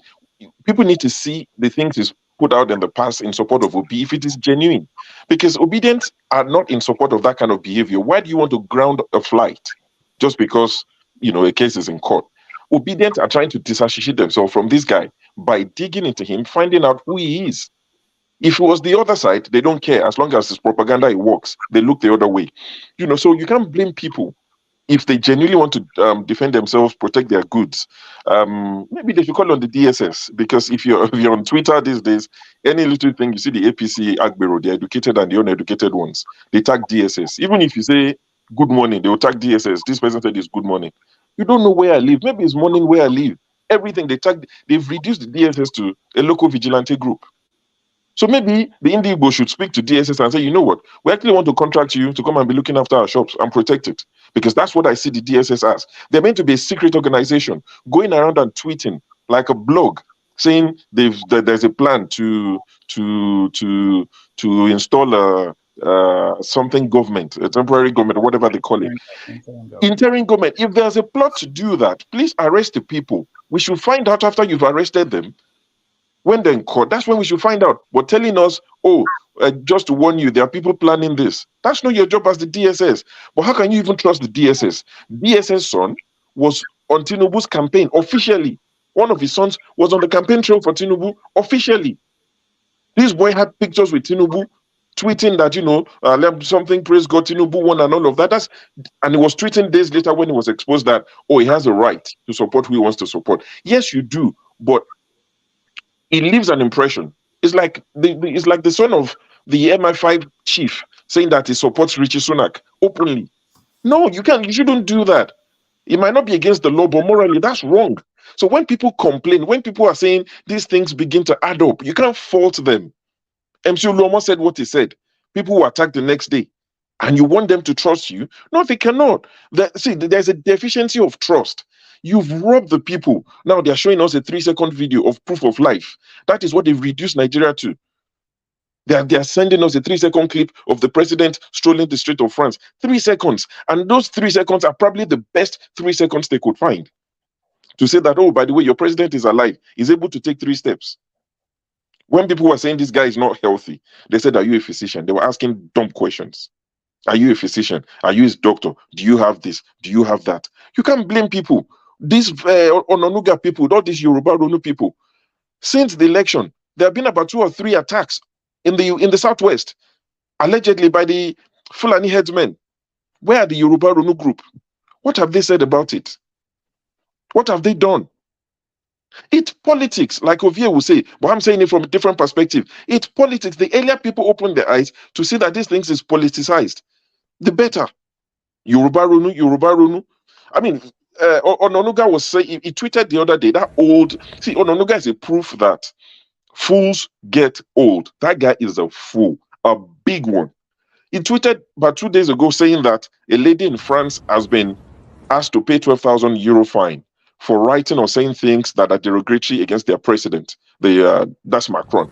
So they are quick to compare Nigeria to France when somebody was told to pay 12,000 euros for saying, maybe defamation against Macron. But the minute I compare electricity supply in France to Nigeria, they say don't compare. I compare the elections, how it's held in France to Nigeria. They say don't compare. I compare the price of our census that's to be conducted to the price it cost them in India. India is about 1.2 billion people. I compare how much it's going to cost. Don't compare. but you're quick to compare these things. These are some of the things that get people like me annoyed. And you ask questions, why? Why are you so evil? For you, it's about winning. As long as you win, you don't care at what cost. Ononuga does not speak for Yoruba people. He does not. And that's why I keep coming on this show. I'm not pandering to the Igbo people. I'm not running for office. I have no interest. I don't even know if I qualify for it. So when people say he's pandering to the Igbo, to what gain? I've never met anybody. I live in the UK. Most of you live in the US. I've probably never met most of you in person. So what do I stand to gain by pandering to the Igbo people? I'm a proud Yoruba man that would defend my heritage. But all this, somebody want to take my land, somebody Yoruba rule. No, it's politics. When was the last time you saw that Dayo Israel speak about the atrocities happening in the Southwest in the hands of the Fulani headsmen? He doesn't speak about it because it doesn't benefit him. But you see Bayo Ononuga tweeting nonsense that somebody's been charged 12,000. I mean, look at what happened to Channels TV. Ahmed Baba Ahmed went there. He said what he said. And Bayo Ononuga, on behalf of APC or the Presidential Campaign Council, wrote to the commission, NBC, to find them. And 2 days later, Channels Television were fined 5 million naira. It's not a lot of money for Channels, but it's the message. So TV channels now will be thinking, do we invite these people to come and speak? Should we invite them to come and speak? Do we want to be fined? Forget the financial implication. The reputational damage is more costly than 5 million. So they'll be thinking now, see, they're going to gag the press. Say what you like. For those in Nigeria defending this administration, remember the days of your VPN. You like Twitter. Go and get your VPN. Start buying, downloading, subscribing for VPN because they're going to ban Twitter. They're going to ban a lot of things. Thank you. Can I go next, Rufus? I'm only in and out. Why? Why do you want to go next? Why do you want to go next? Are Be you orderly. Rufus? Are you Rufus? I said, Be orderly. I am aghast with you going next. I am aghast with you going next. I am aghast with you going next. I am aghast with you going next. I am aghast with you going next. I am aghast with you going next. Can I go next? Why are you going next? Apply your polo, duro koko eh. Can I go next? Yes or no? Everybody calm down. Calm down. One man went to moon. Calm down, everybody. On a more serious note, Rufo, I show you showing the city boy as they roll around the street of the city. I was actually making it to go for more than 3 seconds, so that people. All right. So I'm going to Man of Prestige next. One man you have to wait unless you can privately talk to Man of Prestige, Femi, and who else is on the line. So before I'm sure they don't object. They know. Actually, I'm going to protest. I care. Let's go in order. I care. Don't worry. Oh yeah, go on.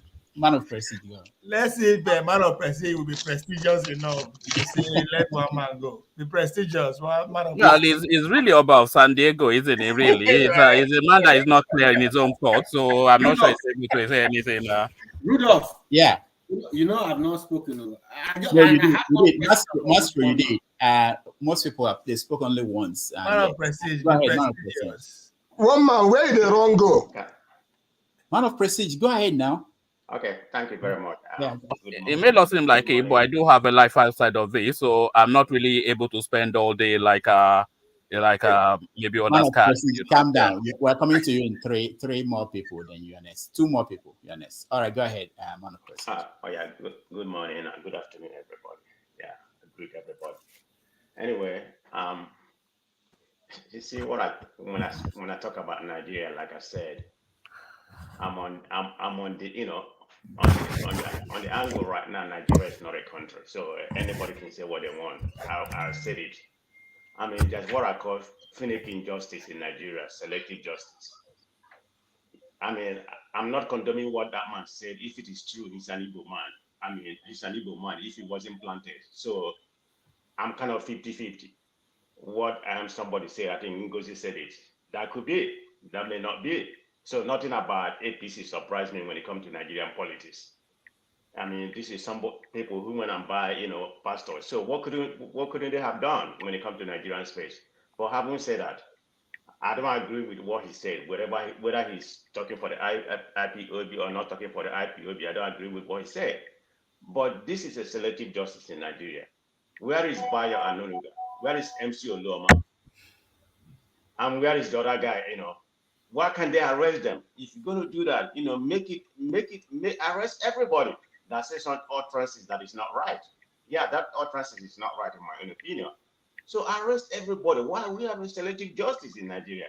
It just seems like Nigeria has Igbo phobia. Like the other guy came about 3 weeks ago and said, what you're propagating right now is genocide. Let me say it. This is exactly what happened to Rwanda. This is where it starts. I mean, it can't be, picking up the Igbo like they're only people committing offense in Nigeria. Everybody commit offense. Let anybody that commit offense, arrest them or give them justice where it's due.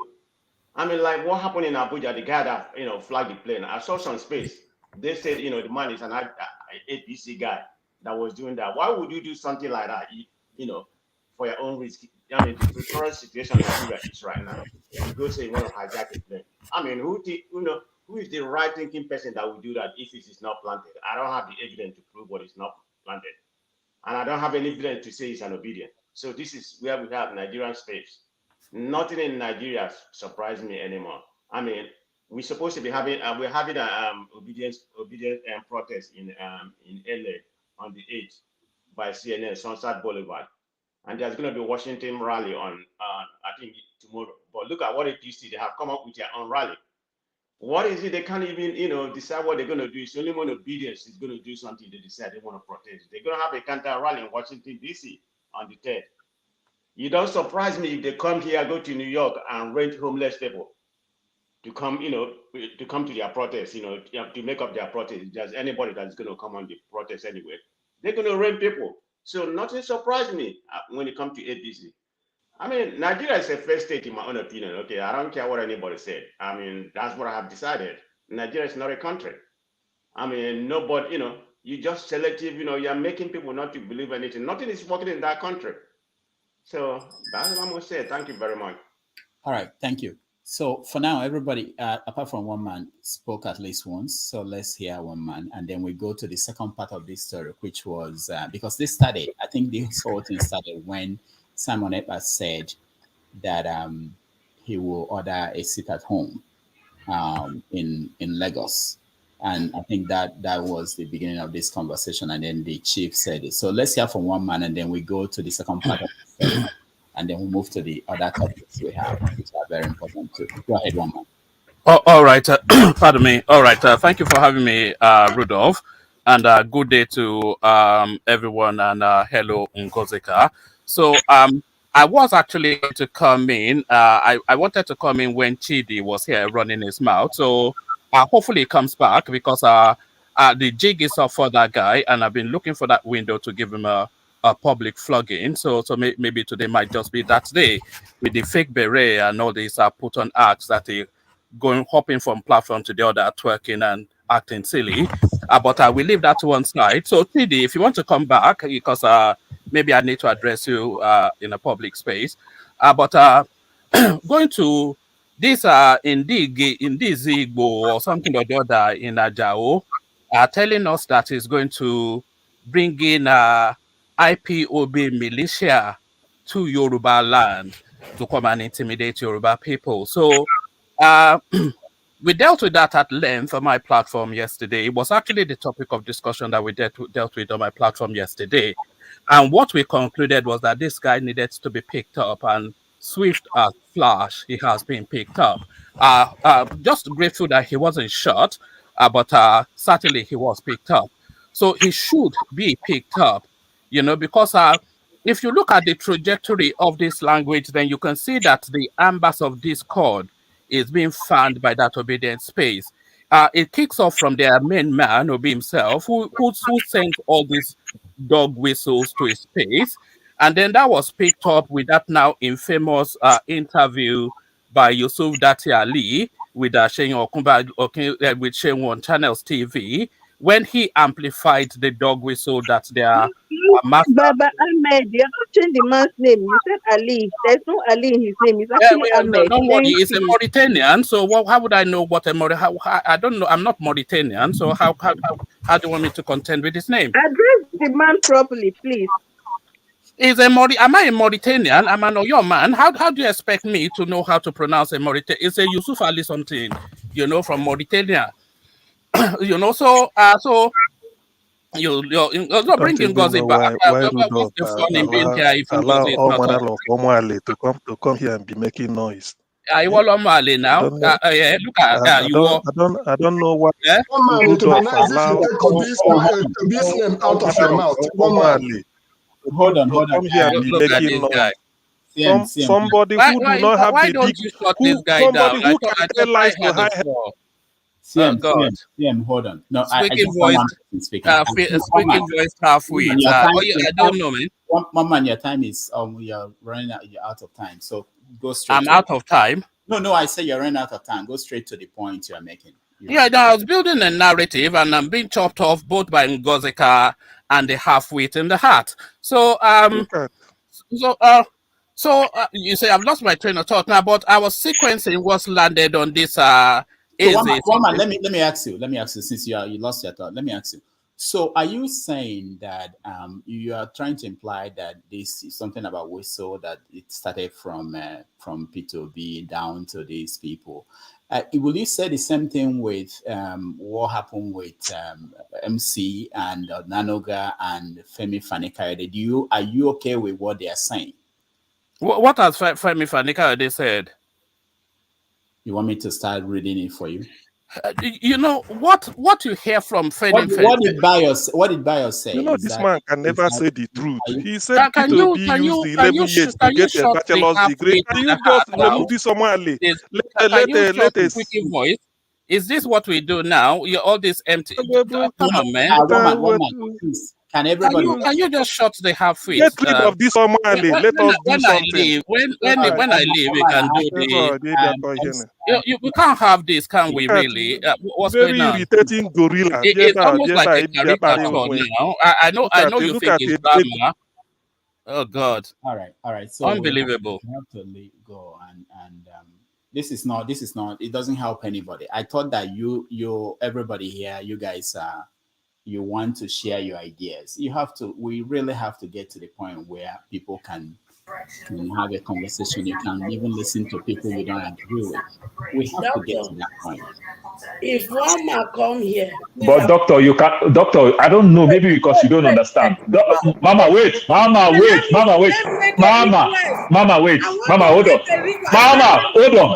on. Doctor, you cannot entertain cause from one side and not take cause from the other side. What one man is doing is wrong. When you cause, you get cause back. It's Moses' law. Christ did not condemn it. So stop one man where one man is using this dirty rhetoric. It's not good. It's not welcome. You understand? You try to incite people and you don't want people to say back. Tinubu said the same thing. Soak bread.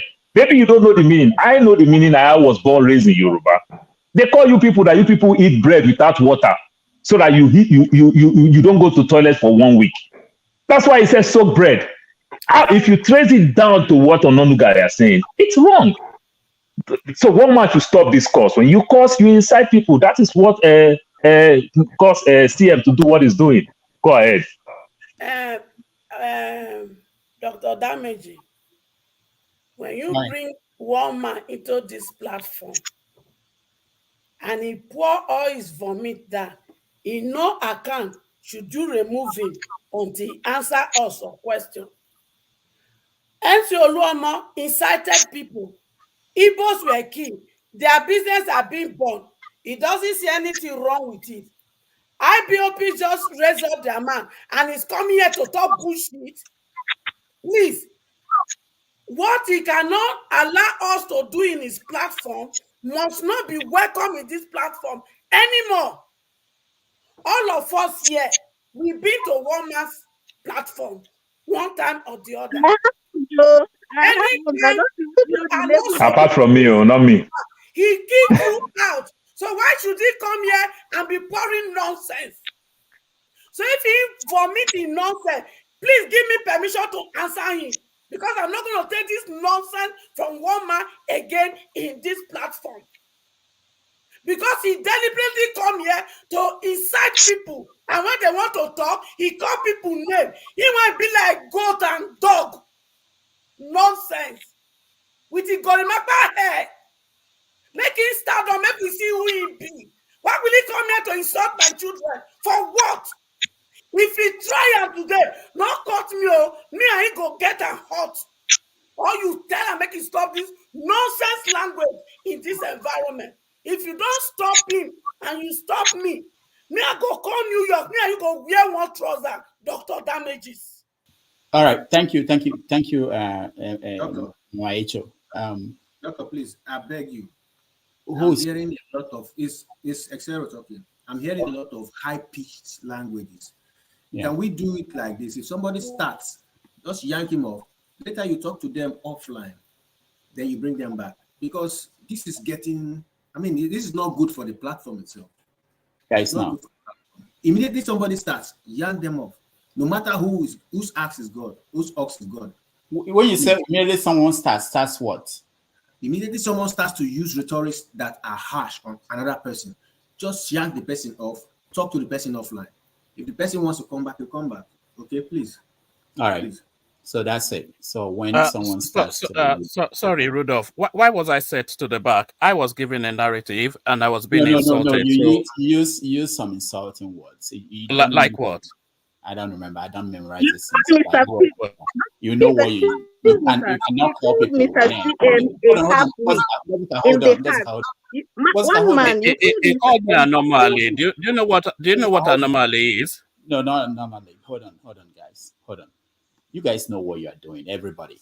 I think we have, if we don't learn anything from doing this for over 1 year, is that I want to get to the point where people will learn. I can sit down with anybody, KKK, whatever you are. I can hear you talk, listen to you, and I'll respond. I don't have to interject. I can't do that. I don't do that. I think people should be able to do that. How easily? You can't be hearing all that you like. So my HO to you too. I'm not the part. I don't know what you don't know what I like. You may be saying something I don't like, but I have to listen to that, and I hope that everybody can listen because that's the world we live in. I don't know where you people work. Where I work at, there are people that say things I don't like. There are people that have opinion I don't like, but I have to work with them. So this is the kind of environment we are. In the country, we have several opinions. Look at Igbo people here disagreeing on one specific incident. More than 3 different opinions on one incident. Igbo people, not to talk of Nigerians as a whole. So if we are just hoping to get the people that we say what we like, then we're not serious about reality. So but what I don't think we are going to accept moving forward is people using demeaning languages. In fact, from last week, I started, even if you put in money to make me highlight it, I won't highlight it. So people using demeaning language, calling people names, you can say make your point without calling someone names. It's more powerful that way. And all of you went to school. So let's try to behave that way. I think we can. I know we can. I know you guys have the ability to do that. If that is the only thing we learn, then that's hopeful, you know? All right. Can I just build my narrative then just leave? But on that space you were, I was building a narrative, and the guy called me an omale, which is a Yoruba word for a bastard, and then you set me to the back. So I'm not quite sure why he would say that. It doesn't bother me, of course, but because of course diminishes him more than it diminishes me. But I was building a story. He interjected with a volley of abuse, and you set me to the back. Man, that's enough. Let's go to the. All right. Can I just so as I was saying, the trajectory of this build-up, it started with their paymaster, which is Peter Obi, when he was dog whistling, and that was amplified on channels television by Dati Alibaba, who made that unconstitutional statement, which channels television was fined for. And then that amplification was further blown off by Nwanyanwu with his infamous speech in Oka at the Soludo event. And that now was picked up now by this character in Lagos State, who is now inviting militia from the southeast to come and invade the southwest. So that is the trajectory of that narrative. So it was building up to that crescendo because it's the ambers of ethnic clash that is being beaten by that obedient space. So the DSS were quite right to act in the manner that they did, you know, because you notice that an advisory was also put out by DSS about 2-3 days ago for people to caution language and stop hitting up the polity. But the dog whistling, the trajectory of the dog whistling from that obedient space is what's crescendoed in the arrest of this character that was arrested in Lagos. So okay, that is one minute. Thank you for that. The question I asked you didn't answer me. Do you think that what MC Oluomo said was proper? Do you think it fits into what happened during that election? Also, do you think that what Bayo Ononuga has been tweeting out, that they are proper in your view? I don't think, I think what MC Oluomo said was a much ado about nothing. It's the cut and joust of politics. It's the ebb and flow of politics. It was saying, Mama Chinedu, don't vote against my candidate. So yes, maybe the language was a bit robust, but that is still within the purviews, within the parameters of the cut and joust. It's the joust and parry of politics. So that's not out of norm. But what Bayo Ononuga said for his seniority and his function within that space, even on my platform, we are agitating that he has to be sacked and publicly denounced. So there's two separate spaces, but more to it than the denouncement, of course, of people like Wanyanwa as well. So the rhetoric needs to be toned down. All right, thank you, Woman. Rudolph, please. Go ahead. Please, Rudolph. Please. Okay, yeah. You see, Rudolph, when you allow people to come here and peddle lies, you should also allow another people to deconstruct those lies. If you believe in this principle, that is fair enough. If you give somebody a platform to come and... I've never had problem with people countering something. What I have problem with is people calling names and using languages that because when people peddle lies or decide to be ignorant of it, is it going to withdraw that language first? What is the language? Am I talking to one man went to mortuary? I'm not talking to one man went to mortuary. Oh, I thought you said you were not. Are you one man went to mortuary? Okay. What is the meaning of this? Did I interject when he was speaking? You did. You did with a volley of abuse. You did. One man. That's not. You shouldn't. This is not. It's not. You shouldn't be. To me, it's on. I moved you guys and brought you back. So let him speak so that we can have peace here. Go ahead, Sam. Yeah, please. But moderate the insult. I don't think he has language outside of insult. So, and that the squeaky voice is enough, but the abuse is too much. Can you prescribe for me what to say? Did I prescribe to you what you say? Clearly has to. You don't have the function to form a force. Can you prescribe? Who are you to prescribe to me what to say? How dare you? CM, go ahead. I kept quiet. He was speaking. What I said was the general principle. I asked Rudolph, if you allow somebody to come here and peddle lies, allow others to come and deconstruct that lies. Did I call anybody's name? Okay, go ahead. Anyway, what I want to say is this. You see, I find it difficult for somebody to say that Peter Obi spent 11 years to obtain a bachelor's degree in philosophy from one parochial university. There can never be any truth from that person, ever. There can never be at all.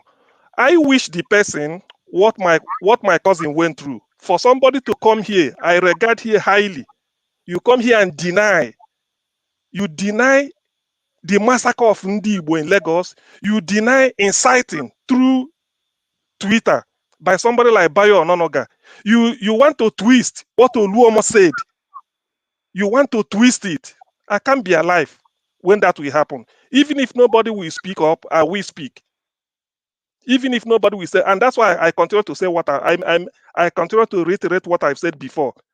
The man that they arrested, that Igbo chief also, he made the greatest of his life by making it known. I'm not hiding my face. If I have the resources to hire the Mossad, Israeli Secret Service, to guard Ndi Igbo and their businesses in Lagos, I will do that. You cannot invest 100 million naira in today's Nigeria in a shop, a motor parts shop, and you allow it go up in flames, and nothing will happen. For God's sake, what really are we talking about? I don't hide my own. I wish I'm one of those billionaires that the Igbos are boasting of. I hire Mossad, paid personally by me. I will tell them where the businesses are. Take them around, show them these are Igbo shops. Because in Lagos, when they want to burn down shops, they don't burn in Jankara because they know it's one Alaja, a Yoruba woman is serving it. They leave it. They go to where they pack beans in warehouse. They don't touch it because they know it's the Alaji from the north that brings it down. It's not Igbo. They go to where they are keeping cattle in Lagos. They say, no, don't touch all these cattle. It belongs to the houses. They go to Idiaraba, where they put dollar, where the dollar they change in Lagos. They don't have it at Idiaraba, near Lut. I know the area. Nobody goes there to set it on fire because it is their business. You go to Timber, so many places. Sangros Market in Lagos, Daleko Market in Mushi, Oduoye Market in Mushi. Everywhere, they don't touch those ones because they are dominated by the Yorubas. What they are looking for is the one that Igbo man is. Then they burn it down.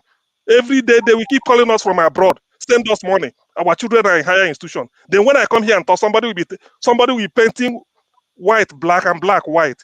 I wish I'm a billionaire. I hire Mossad. I pay them. They come and protect Ndibo in Lagos. Let that heaven fall and let us see. For God's sake, where will Ndibo run to? Why are they being treated like this? Because they want to exercise their vote. And then tomorrow they will say, somebody will come here, politically correct people will say, oh, we shouldn't be talking this. We have intermarried. We are this. Okay, through intermarriage, we have Gbadebo. Is Gbadebo a Yoruba man? Through intermarriage, yeah, we have to intermarry, handshake across the Niger or Hanifere. That's what we are hearing. Intermarriage gave rise to Gbadebo. Now look at the insult being dished out. Why do we like to deny the obvious? Ndị are not needed in Nigeria. The earlier they realize it, the better. Let them find their way out. Let me now know if I raise the flag again, Biafran flag. Let me see somebody who will come and talk nonsense. 25th, they've let. Why don't all these Agbero in Lagos target the Jaws and kill them? Why don't they target the Urobos? Urobos are in Lagos doing businesses. I know them. Ichekris are in Lagos. TVs are in Lagos. Igede, Ogoni, they're all in Lagos. Efik, Ibibio, they're only targeting the Igbo. You won't vote. You won't do business. Yet, every Sunday, as an Igbo man, every Sunday, they go around because Igbo people have a town union meeting in Lagos. They go around every Sunday asking them. The chairman will say, please, at the end of the meeting, somebody want to address us. It will be a Yoruba man. He said, we have a plot of land for sale at Aja, at Lekki, 75 million. A plot of land, swampy. You may beat it down to something like 72. Then after building all those things and establishing business, tomorrow they will target you and kill you and tell you to get out of Lagos. What really do they want? And then somebody will come here and then be dancing on our intelligence. When you ask him a question, you start to do it, this and that. I can't belong to that. I don't. This is the time Igbo must assert their right to every inch of Nigeria. If you don't want them, then let the heavens fall. What sort of nonsense is this? Every time we keep crying, they burn our businesses, nobody will talk, no compensation, nothing. It goes like that. They slaughter us. Something as good as election. If you vote for Labour, PDP or APC, you are voting for Yoruba. But they said no. They must tell us how to live. It can never happen again, Rudolph. As long as I'm alive, I will defend Indibo with the last drop of my blood. The only thing is that I don't have the material resources. By now, Mossad would have been picking them one after the other in Lagos, but they won't know what is happening because Nigeria has failed. There's nobody in charge of Nigeria. All right, CM, thank you. We have to go to Mama Icho. Go ahead.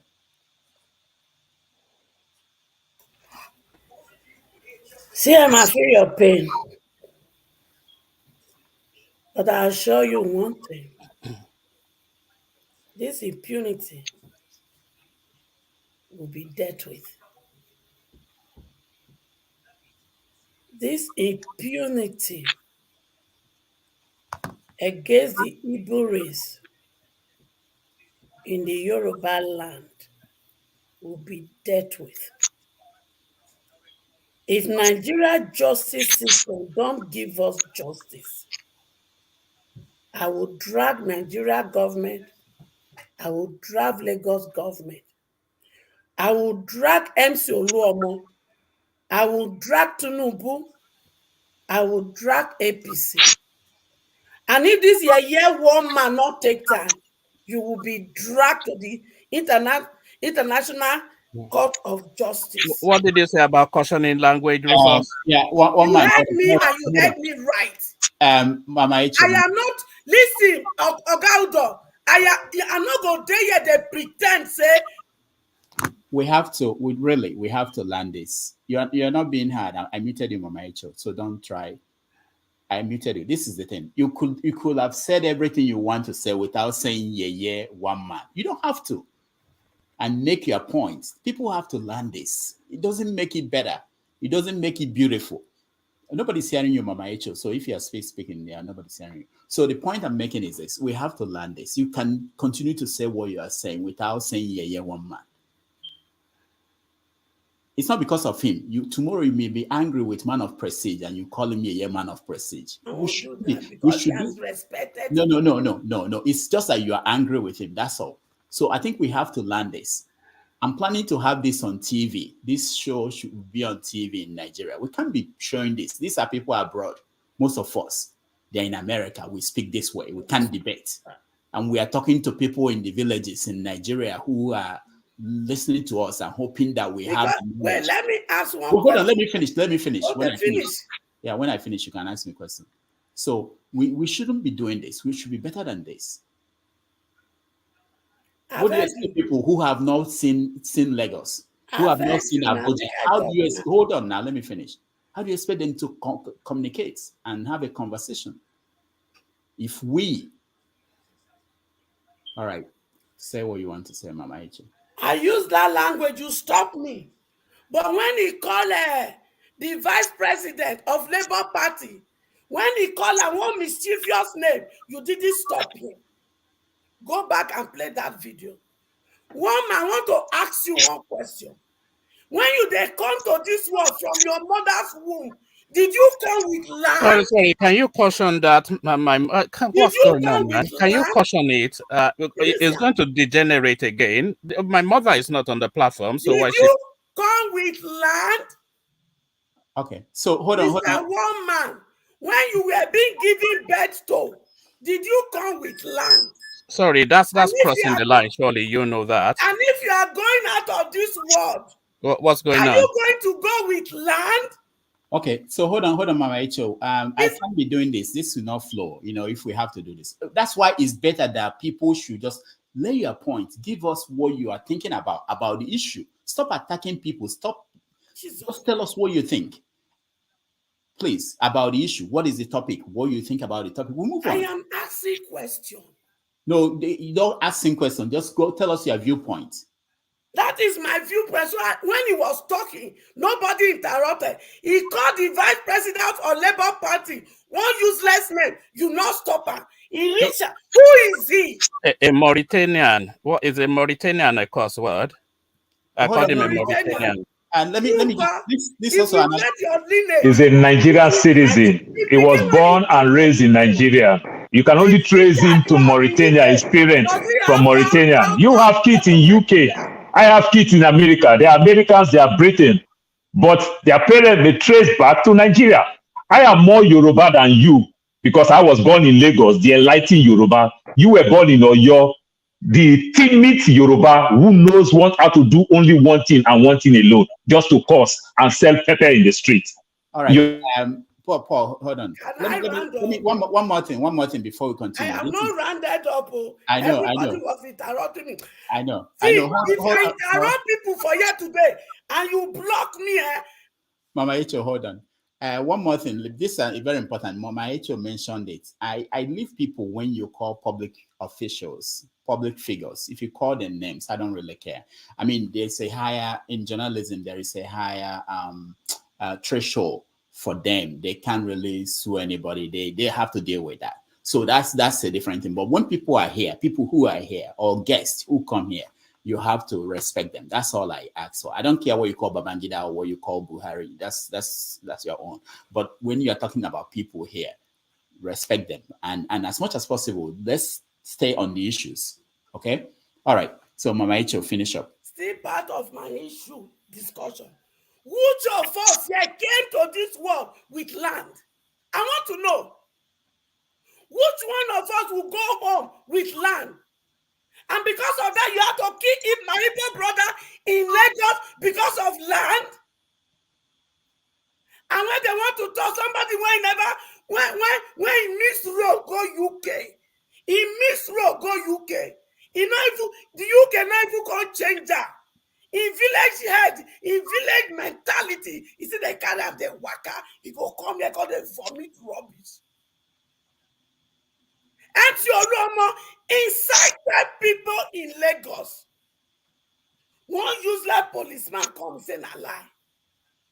The next day they massacred people. They massacred people. Lagos state government has not addressed it. Federal government has not addressed it. And they are still busy going about burning the shop for the same pride. And the people said they want to defend their businesses, and somebody walk into this space and be blowing stupid grammar when I don't understand what an evil and wicked human being. Let's call a spade a spade. They say waiting good for Babangida, he also good for Obasanjo. Why are we being evil and wicked? One man, let me tell you one thing. You see this battle. There it goes again. There it goes again. Igbos, you have drawn a battle line between me and you people. We will drag all of you to International Court of Justice. Because this impunity, if you don't want to address it in Nigeria, then we will address it in International Court of Justice. When they look for war, then let's go for war. Since we don't want to solve this matter in peace, then when the war come, all of us go affect. All right, thank you. Rudolph, I've been addressed twice, so let me just hold on. No, hold on. Mama Icho, thank you so much. Let me go to Mastro. Mastro, you want to say something? Then Ovia will say something. Mastro wants to say. Mastro, go ahead. Yes, please. I don't know if we fully comprehend what we are dealing with here, because a lot of people are trying to see it from the tribal angle. We should also understand that a large chunk of the people of Yoruba race, in fact, the majority of Yoruba people are equally as angry as the Igbos who are feeling angry. We are missing the point here. This is not a tribal problem. This is a class war. It's just a chameleonic kind of class war where those who have captured the state will use any form, any means to deviate attention and beat you down and permanently keep you where you are. So while you are busy fighting how many Yorubas? Didn't you see the election? Didn't you see who voted for who? How many Yorubas are destroying your goods? These are the miscreants who have captured the state. You don't expect the Agberos to allow you to do what you want to do when this is their source of livelihood. So you can't use those few people. That's why I'm just trying to correct that impression, because when we speak from our own anger, we point invectives at the wrong people. The Yorubas are standing side by side with you. We are having a class war. The upper class who have captured the state are using these people on the ground level to make you think that there's a tribal-ish war. There's no tribal war here. These guys are few, but they have money and they have the instruments of the state. Ogasa, not Thank you very much. People's livelihood is being destroyed. Nigeria is already hard to everybody. By the time you now born where they feed themselves, where they feed their children, where they pay their children's school fees, and we are saying it is a class war, and the people that are supposed to address it are not addressing it. Do you want that to become armed robber? Do you? All right, Mama Echo, thank you. Ovie, Yanis. I'm coming to Okija and then sorry, Doctor, it's my turn. Doctor, I'm supposed to believe that if it has turned round, it has gone to my turn. Can I have a quick say after Ovie and then just leave you guys to whatever it is you were doing? Just not more than 5 minutes after Ovie, and then I'll leave you guys. One man, you ain't going nowhere because you're not going anywhere. One man. Doctor, I believe it's my turn. I called Ovie. Paul, I've been hearing your voice all day. Hold on. All interjections are considered opportunities to speak. Go ahead, Ovie. Then you shouldn't have mute me when I was interjecting. You should have let me finish so that I know I use my turn. That is the meaning. You understand? All right, I'll come to you, Paul. Okay. Ovie, go ahead. In the midst, Paul. Sorry. in the midst of that Royal Rumble, that just took place, Rudolph, you said something that they should add better that we all went to school. And to me, that's the problem. No, seriously, because in a way, we all have the same school of thought. Because I don't care what you read or where you go to school. We all have that basic of understanding the way they decide to mold us. And I say that to say this. I don't know why you don't live for trenches before. People in the trenches don't attack themselves just because they disagree with viewpoint. They feel they fight to survive and all that. And the same goes to animals. Animals fight to survive, to defend, not because they disagree with each other. And with I want one other thing that make me like this platform is the elders among us. I'm talking about no other person than Igbo Basics. I will say this. I will quote KRS-One. Rudolph, I don't know if you know KRS-One. Maybe that time you are still in Dobby trying to figure out if you are really the incarnation of your grandfather. But that's by the side. KRS-One said, if the older people don't listen to younger people, they become slower among older people. If the younger people don't listen to older people among us, we become slower among the younger people. In other words, if the younger people listen to older people, they gain advanced knowledge. They become faster among the younger people. Same goes to the other ones. So thank you, Igbo Basic. I come here. I learned a lot about the Nigerian history based on the way you did the points that you make at times. So regardless of all the other elders where no one acts as we learn from them, we will continue. And now that goes to the point that X0 is making about class. And Igbo Basic can correct me if I'm wrong. And is this same class also go to generations, right? It's unfortunate that whatever that is happening, that we easily to point out to the fault lines, is going to continue for another 40 years. Why am I saying that? The people where they rule us now, these are the people that actually started or in a way inflamed, take the thing to mainstream. These are the people that fought the Civil War. And they've been in power for the past 50 years. That is the only way they know to stay in power. And if you look at that class, those people in their 80s and 90s, look at the kind of family they produce. You understand? It's as not as mixed to the next before me, the called Gen Zs. I am saying 40 years because my generation, we are still here for the next 40 years to either contribute or influence conversation. And whether we like it or not, there are some of us who will see toward that line just to get power. And I'm saying it will take another 40 years for us to actually fade up because the Gen Z great-grandchildren, they will not understand what we are talking about, whether we like it or not. So it's a shame that we they actually promote her. This thing could have been died off. We can decide to kill it. But no, it's as if that is the only way we can pass our point across. If we know saying that this person, these people, we are not ready to make a point. And that's why I go back to Dr. Rudolph's point. The education that we see is a problem. We are all miseducated. Everybody just claim, all of us. So at the school where we actually go, because the way we argue at time baffles me, like for no reason. We go see end up paying bills. So what is your point? So whether we like it or not, if we want this thing to die within our own generation, we can do it. It's not that hard. Thank you. All right. Let me share something with us. One man, I have not met you, and I hope that someday I'll be able to meet you in person. You said something earlier on, which I would advise that you chew your words before you say it.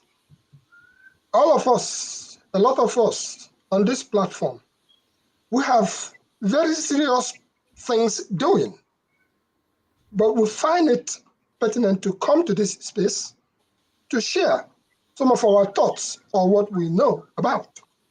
When you said earlier on that you have something to do, maybe us in this forum would not have anything to do, I can say one thing to you, that I have a serious book that I'm doing on Chief Zebrudaya Okorigwe. And any moment that I spend here, alias 430, and any moment that I spend here, I am not spending time with that book. I'm supposed to read 104 pages of that script between now and tomorrow. But I'm here trying to share with us. So I will appeal to you to please take it easy when you are, even if you call it gaslighting or whatever. Let's have a conversation. If we have a conversation, we all will come away. No, sorry, Igbo Basic. Believe it or not, that is what I actually do come here for a conversation. Okay. But sorry, let me make this point. Finish and I'll give you let me make this point. You're still don't go anywhere yet, because you come in. Just let me make it. Let me talk to you now. Let me talk to you. Just settle down. Let me talk to you. I do actually come here for a conversation, but that conversation gets drowned by certain type of voices that already hold certain type of opinions. So of course, you know that I don't hold opinions that align with the popular consensus on this space. Of course, I don't, you know. But then I would have thought that the space has the expansiveness to accommodate thoughts that are outside of the norm, you know, and engage with it at the level you are engaging with me. But anytime you do try to express those thoughts, it's just this visceral. Somebody is actually telling me that I was born in Oyo. I have never set foot in Oyo before in my life. So you hear all of this just wild, you know. Yeah, I see all the attribute of course. You know what I mean as an Oyo man, as an Ibadan man. All you do is course. No, you understand? When we talk about, just like the way you take it from Igbo Basic, I can take it from there. Hold on. The way you take it from Igbo Basic, I can take it from there. It's not a bad thing. Yeah, so I'll carry on. You, the DNA is riding in you. The Ibadan, the Yoruba, or your man thing, the cause. When you see an enlightened, educated what I mean now, Ondo and a Kitty person, hold on, let me talk. When we see an enlightened Ondo and a Kitty person, they argue by points. They are Yoruba like you. When we see an Ondo and a Kitty person, these so-called scholars, they argue by points. But when you see an Oyo man, they argue by cause. That's what you know how to do, and you know how to do it best. All right. So sorry. Can I land my point with Igbo Basic? I'm not going to address what Paul said because I didn't really understand any of that. But to Igbo Basic, I did say I come here to engage in a conversation, and like I said, my thoughts are my thoughts. You know, I express it in the manner that I do express it, and contrary to whatever anybody said, because I run a platform as well. And people that have been there, they know that I have zero tolerance for foul language. It's just something that I think it's an unthinking mind that reverts to that. And you use the word Inoki. You use the word Okonu. When did I Do you know the meaning of Inoki? Do you know the meaning of Okonu? You call people from the east monkeys. You call people from the east chimpanzee, and you say you don't curse. You that said it the other day. Yeah. When? Come on. Sorry, Rudolph, can I have a conversation with Igbo Basic? I'm trying to learn something with Igbo Basic, but we have to move Can on. I just land it and then you can move on, and I'll just leave you guys to it. 1 minute. Yes. So Igbo basic, like I said, I do come. That's just a classic example of the point I'm trying to get across to you. I'm trying to have like a civil discourse with you. Then I get drawn into that guttural roll in the mud sort of thing, and then I revert back to you. But That is the height of stupidity, because I'm saying my truth. You cannot call my truth. It's your word, and I quote your word point by point. Doctor, you can reverse your word where you invite the Igbo man and the Yoruba man, the professor the other day. You understand? When they can talk, go and look the word that he said. Doctor, go and roll back that. You cannot call my word gutter. If you call my word gutter, then you use the gutter language, because you use the word inoki. What are you talking about? All right. Okay. Don't be so stupid with your word. All right, we are done with this topic and this conversation. Let me end up with what I had in mind. All right, I think I'm done as well. I'll leave you to it. One man, just hear me out. I can't have a conversation, can I? I want to have a conversation. Rudolph, give me 2 minutes to have a conversation with Igbo Basic without. You don't have the 2 minutes because he has not given it to anybody, so he cannot give you that special prefect. Oh, all right. Let me not hold up your show. Let me let you get on. Here is my landing point. In this whole thing, we've talked about security, we've talked about decorum, we've talked about all whatnot. Get out. My sister's generator was stolen. And a Yoruba friend of mine, a dear friend of mine, asked me a question. Does she have insurance? And that led me back to remembering that Chief J.O. Iruku, former chairman of Ohanes and Igbo, Chief Iruku was the founder of Nigerian Reinsurance, which insures all insurance companies in Nigeria. And to that extent, we who are in different civilized societies, your house where you live in is insured. The car you drive on the road is insured. The shop that you go and do your business is insured. So my question is, maybe Rudolph, you can try to do a show on this. Can we perhaps consider, besides the physical security of shops, be it Igbo, Yoruba, Hausa, or whatever in Nigeria, can we deal in ensuring the businesses of the people so that when somebody comes and burns down somebody's livelihood, maybe the insurance companies, even though it takes a little time, will pay up.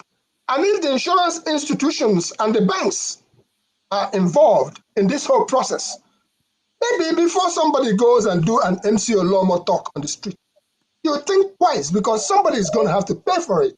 So I am advocating that this forum should be able to look into a situation where whatever we have to do so that those who are in, be it in Ariwoola market or Chanja market or anywhere, first can we bring this insurance issue to the forefront so that Nigerian government to realize that they have a part to play. They cannot just continue to collect.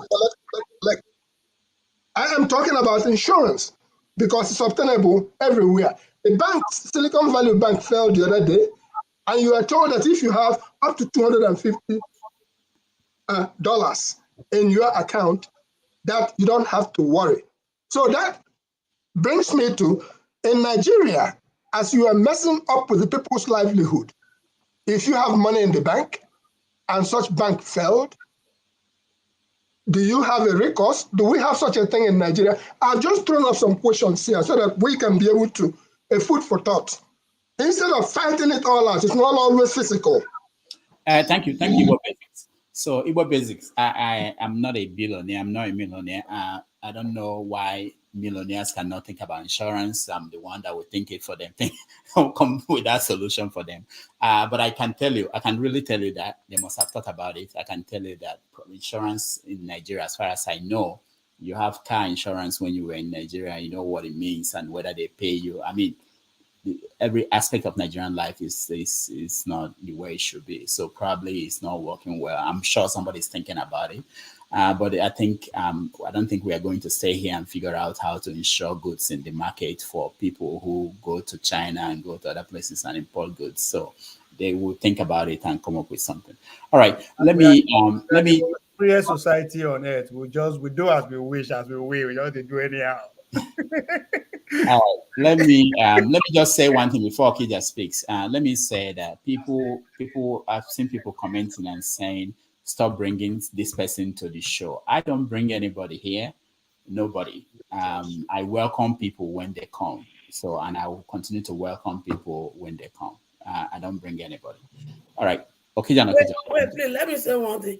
You see, it is so wicked when people businesses are burnt and somebody comes here without feeling and come and be spilling this rubbish.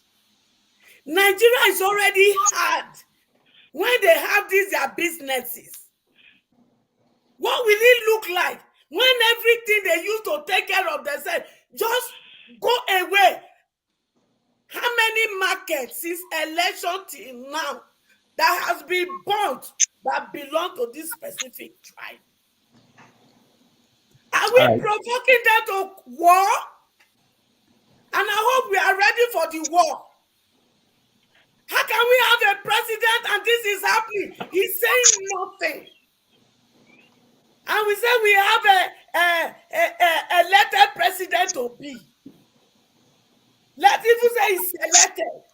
How can we have a selected president to be?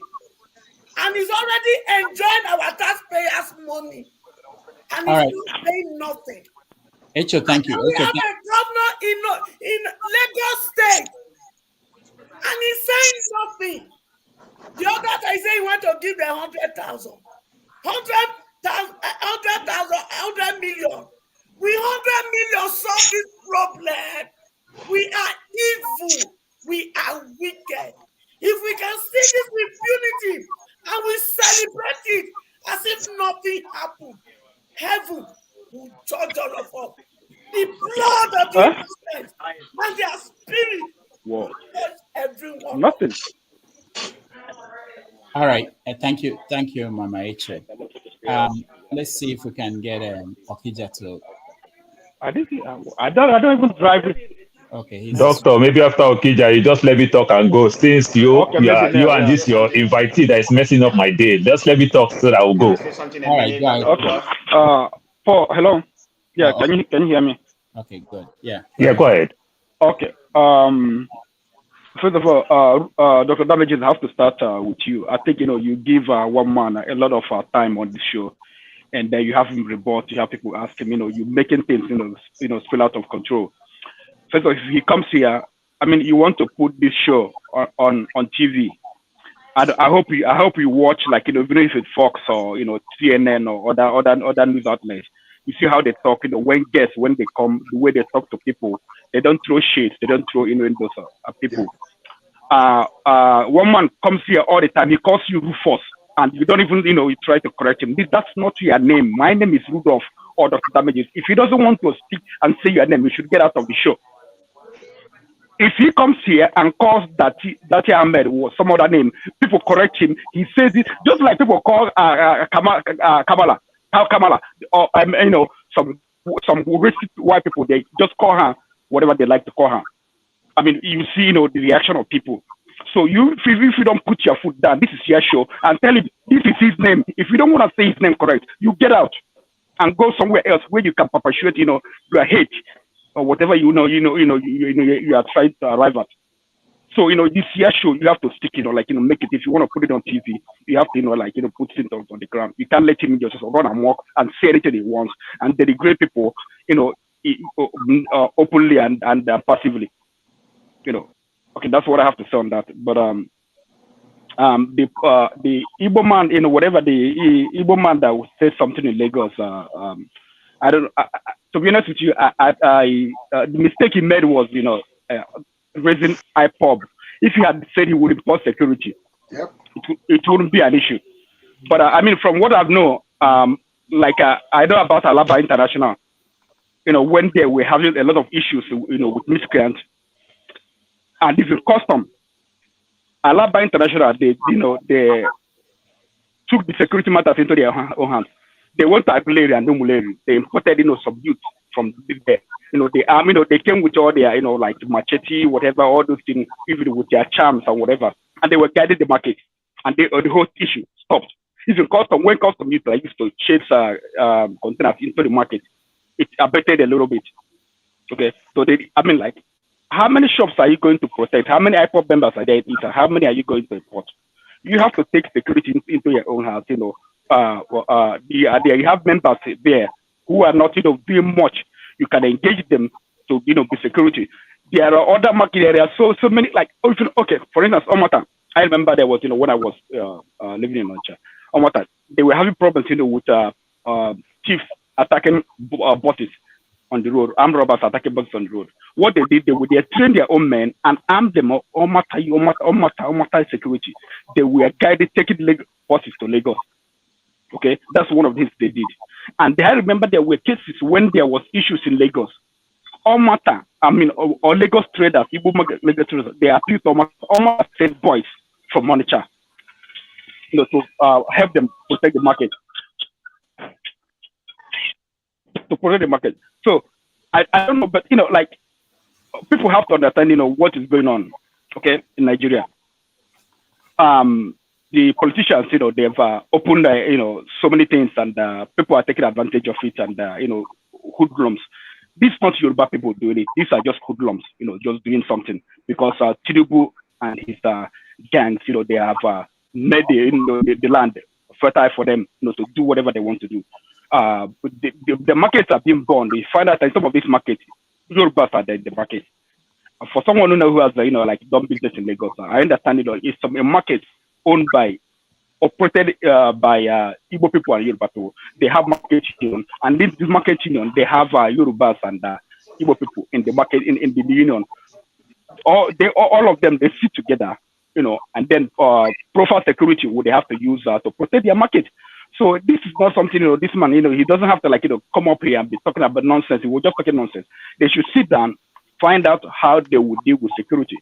There could be, some members in the market who are willing to, to be paid to stand, they can do shift and protect their market. If they need to get arms, if they need to get whatever, this is but that's Nigeria. They can do anything they have to do. They don't need to import IPOB from East to do anything. I don't know what, but this is get a lot of the federal government, in a situation whereby the government is supposed to do something, they're not doing anything. They have created environment for, a lot of nonsense to be happening. If Nigeria was working, or if Lagos, the security forces were doing their stuff, this man wouldn't have, the mouth to come and say that, they have to import, because they import people from IPOB from Southeast to protect them, because the police in every arms of the government in Lagos are protecting them. But this is, the thing is, Nigeria is not working. Nigeria is not working. That's the problem. Either we have to find a way to live together, we find a way to live apart.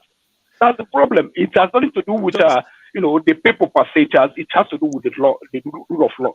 There is no rule of law in Lagos. But whatever, even if you have rule of law, hate, will always be there. Just like if in advances, like in America, whatever, upon all the laws they've made against hate or whatever, people are still committing hate. Somebody just went to school and shot up people, the other day.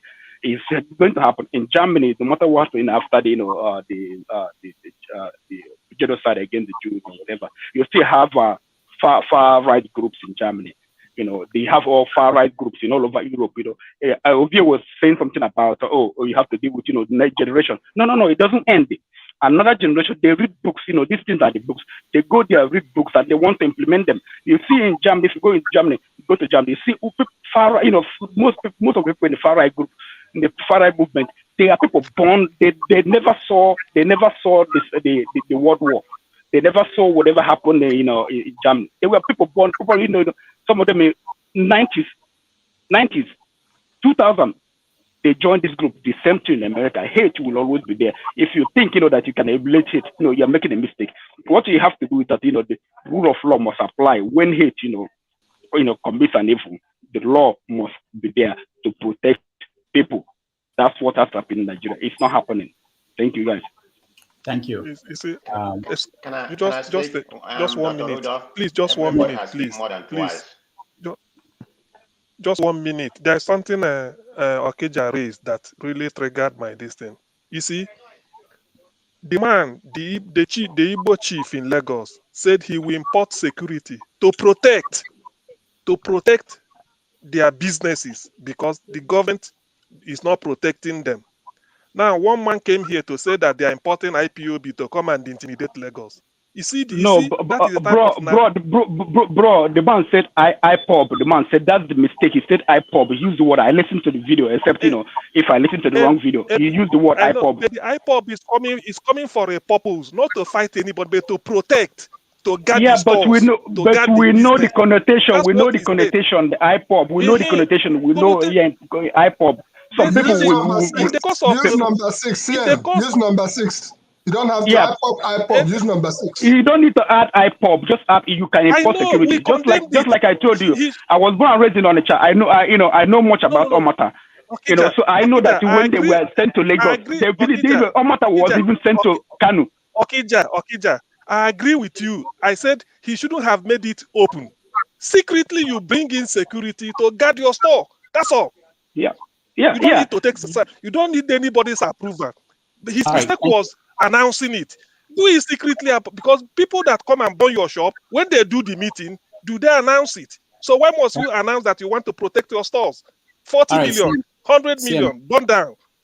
CM, thank you. Okay. Man of Prestige, I'll put you Paul, but one of Prestige, one Doctor, let me go now. I came here before Man of Prestige now. Yes, I am the first person. Paul, I like I interject. Doctor, welcome interject. Somebody just did that now. Yeah, Man of Prestige, say something then I'll go to Paul. I see other people. Okay, thank you very much. Dr. Rudolph, I'm one of the highest critics of one man. I've been on his platform so many times. So recently, I decided not to even give him my energy, anymore. So that's the way I am right now. I'm very familiar with one man. So, but this your platform, you can handle anyhow you want. I just want to make that statement. So I'm familiar with him. I've decided not to go to his platform. Never again, not even to listen to it. It's just like on this platform. Somebody who doesn't like this platform has a right to come, or have a right to go somewhere or whatever. I don't want to listen. So that's where I am right now. But anyway, having said that, let me come to a Nigerian space. I think we have a problem in that Nigeria, like I keep on saying it. We have an ethnic problem, but it's not everybody that's ethnic. It's just like in USA, you have the white nationalists. That's always going to exist. But the problem with Nigeria, when it happened in USA, the government addressed it. They condone it and everything, the government. But when it happened to Nigeria, nobody addressed it. The government doesn't address it. That needs to be addressed if we're going to be one Nigeria, or you all want to be one Nigeria. Because like I said, it's I'm part of Nigeria, but I'm not a holy Nigeria. I'm not holy Nigeria. So let me make that statement a category. So we have an ethnic problem. We let the government, whatever APC, PDP, or Labour Party, use the minority who speak the loudest to divide our country. That's where we are right now, because it's not every Igbo, it's not every Yoruba or every Wasa. It's probably 1% or 2% that the government is using to manipulate our country. This is the problem we have. Until that is solved, nothing is going to happen. No good. How will it be solved? Man of Prestige, how will it be solved? We have to have a dialogue. We have to have uncomfortable conversation. And the government has to initiate such a thing. Teach us the history of Nigeria. We don't know the history of Biafra War. But why will you work for the government when they've not done it for so long? Why is everybody working for them? Because in Nigerian space, nothing is going to happen without the government. Nigeria is not like a developed country. We are not developed. I don't even know if we are considered a third world country. I consider some other African country better than us. You all can say we have this, we have this. You all don't have nothing compared to more developed. Even Ghana, that is nothing. It's only about 30 million or 28 million. They are better than you all. So you all come here and deceiving yourself. You need to call a spade a spade. They don't have nothing but Kamala Harris, everybody go there. All the whole black people going there. They can't come to your country. Why? Because of insecurity. So all those things need to be addressed. We here are so proud of Nigeria. Yeah, I'm a Nigerian. but I'm not proud of Nigeria. So, but anyway, something needs to be addressed to get somewhere. That's all I'm going to say. Thank you very much. All right. Thank you, man of prestige. Paul, you're next. Okay, so doctor, I still going to emphasize with this one man thing. I know it triggered me to some extent today, but I listened to your program the other day. I forgot his name now. I couldn't go back because I'm using my phone to stream. The guy that one man asked the question, the Igbo man, that woman asked the question the other day that he refused. I could remember when Ekene called the Yoruba man by his name, and the Yoruba man take exception to it that I'm a chief, you don't call me by my name. That was where one man used this curse word. He does that. Probably he understands good percentage of people in this your platform are from the East. So in his thinking, he is seeing it like, I'm coming to come and attack these Igbo people. But doctor, I want to give it to you. You are being fair. You don't run your platform as an Igbo platform. But one man is treating your platform as an Igbo platform. So he's coming here to come and talk down on people, to come and insult people. He's coming here to be a warrior. People like me, who happen to be the Moses law, I am not Christ. If you hit me, I hit you back. You understand? So yeah, I choose to be Moses because Christ did not condemn Moses. I am taking it every of his word. I am using his word back to him. It's doctor, you have to stop him. If you don't stop him when he use some of those foul language, some of us will take exception, and it may not be too good for your platform. So I am sorry the way I act today in some ways and everything, but I can tell you it is one man's word, and I'm using back for him. I'm sorry for that. Was it Franklin you are talking about? Franklin, God bless you, whether you like it or not. Like my Wadi people say, God bless you for reminding me that.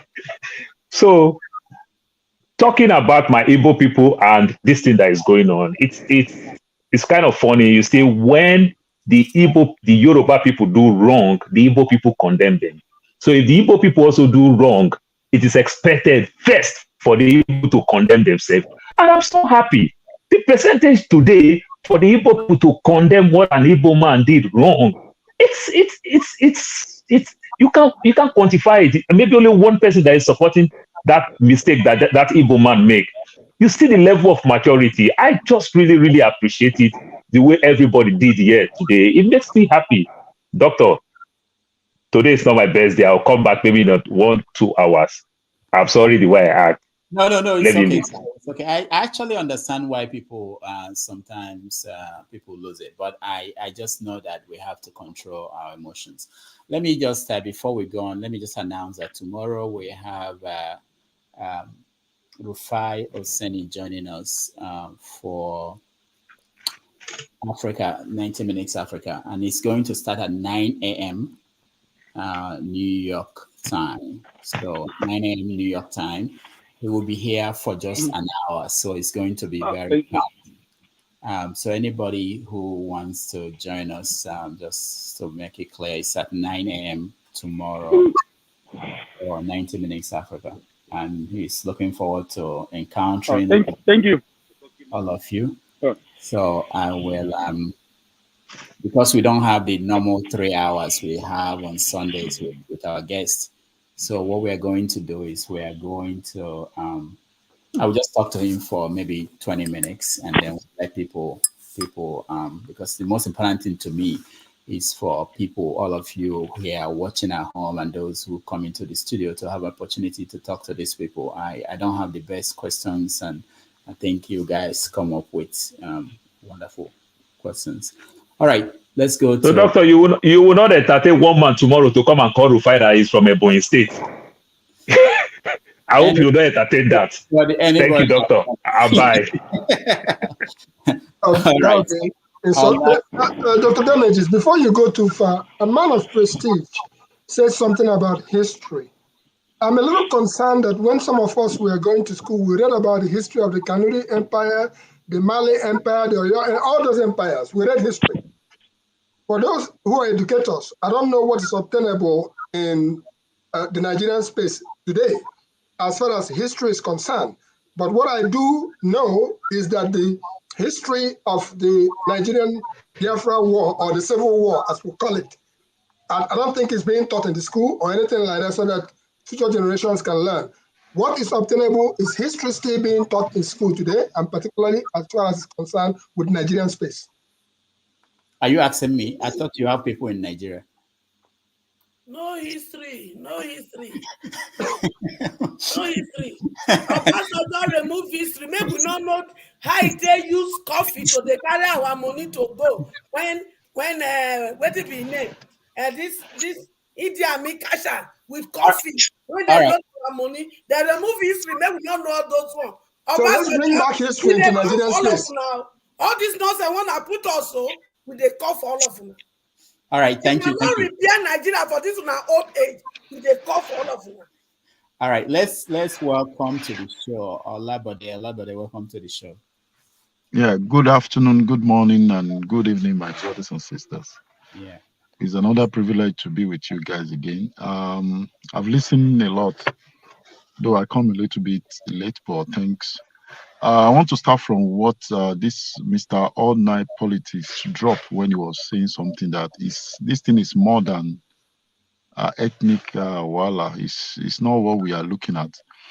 I will brief my history a little bit. My mom, born in Nigeria by a Liberian parent, but grew up in Nigeria anyway. But being born with a Yoruba man, though I have property in Oyo State, I'm not from Oyo anyway, so make Mr. Paul no get angry too much. So, so my what I want to say is my mom being a Liberian, but grew up in Nigeria. Though during my late teenage, I was within Liberia, Nigeria, like that. So 2018, I went to Liberia. I want to collect Liberian passport. I live in France, but I work in England. I'm carrying British and French passport. You have to know this. Then I went to Liberia 2018. I went to the courts, to the immigration, wherever, to get a Liberian passport. The answer they gave to me make me to take my bearing from Mr. All Nation. All our politics. All our politics, yes. They told me that until I changed my surname to a Liberian surname to become Nangbe or what's their surname over there, because my surname is a Nigerian Yoruba name, they don't want to give me a Liberian passport. Well, that's where I'm coming from. I spent 27 months during the civil war in Liberia and Sierra Leone. I wasn't a military man, but I was working with the Nigerian ECOMOG. All my tenure with them was 27 months. War is not a solution for Nigerian Wala. All my 27 months has been, I was in my early 20s then. I was probably mid-20s max. I left there when Obasanjo came into power in 1999. I think I left 2001. Then I came to this part of the world, West. So what we are seeing now, like what one sister said, is it Glory or Grace or what's her name? He said in a country that they can camouflage some aboki to go and become bishop. In a country that we've had a lot of story that they bring stories, say snake swallow naira, our snake is swallow money and monkey carry money, or what all those funny story like that. So anything can shell. Just one man say he go carry IPOB to come and deal with them in Lagos. Another man say he be obedient. He won't burn down the plane. They carry him. Can't we had 1+1 in that area? I'm a little bit going to that direction of that sister that says something like that. But let's come to this direction.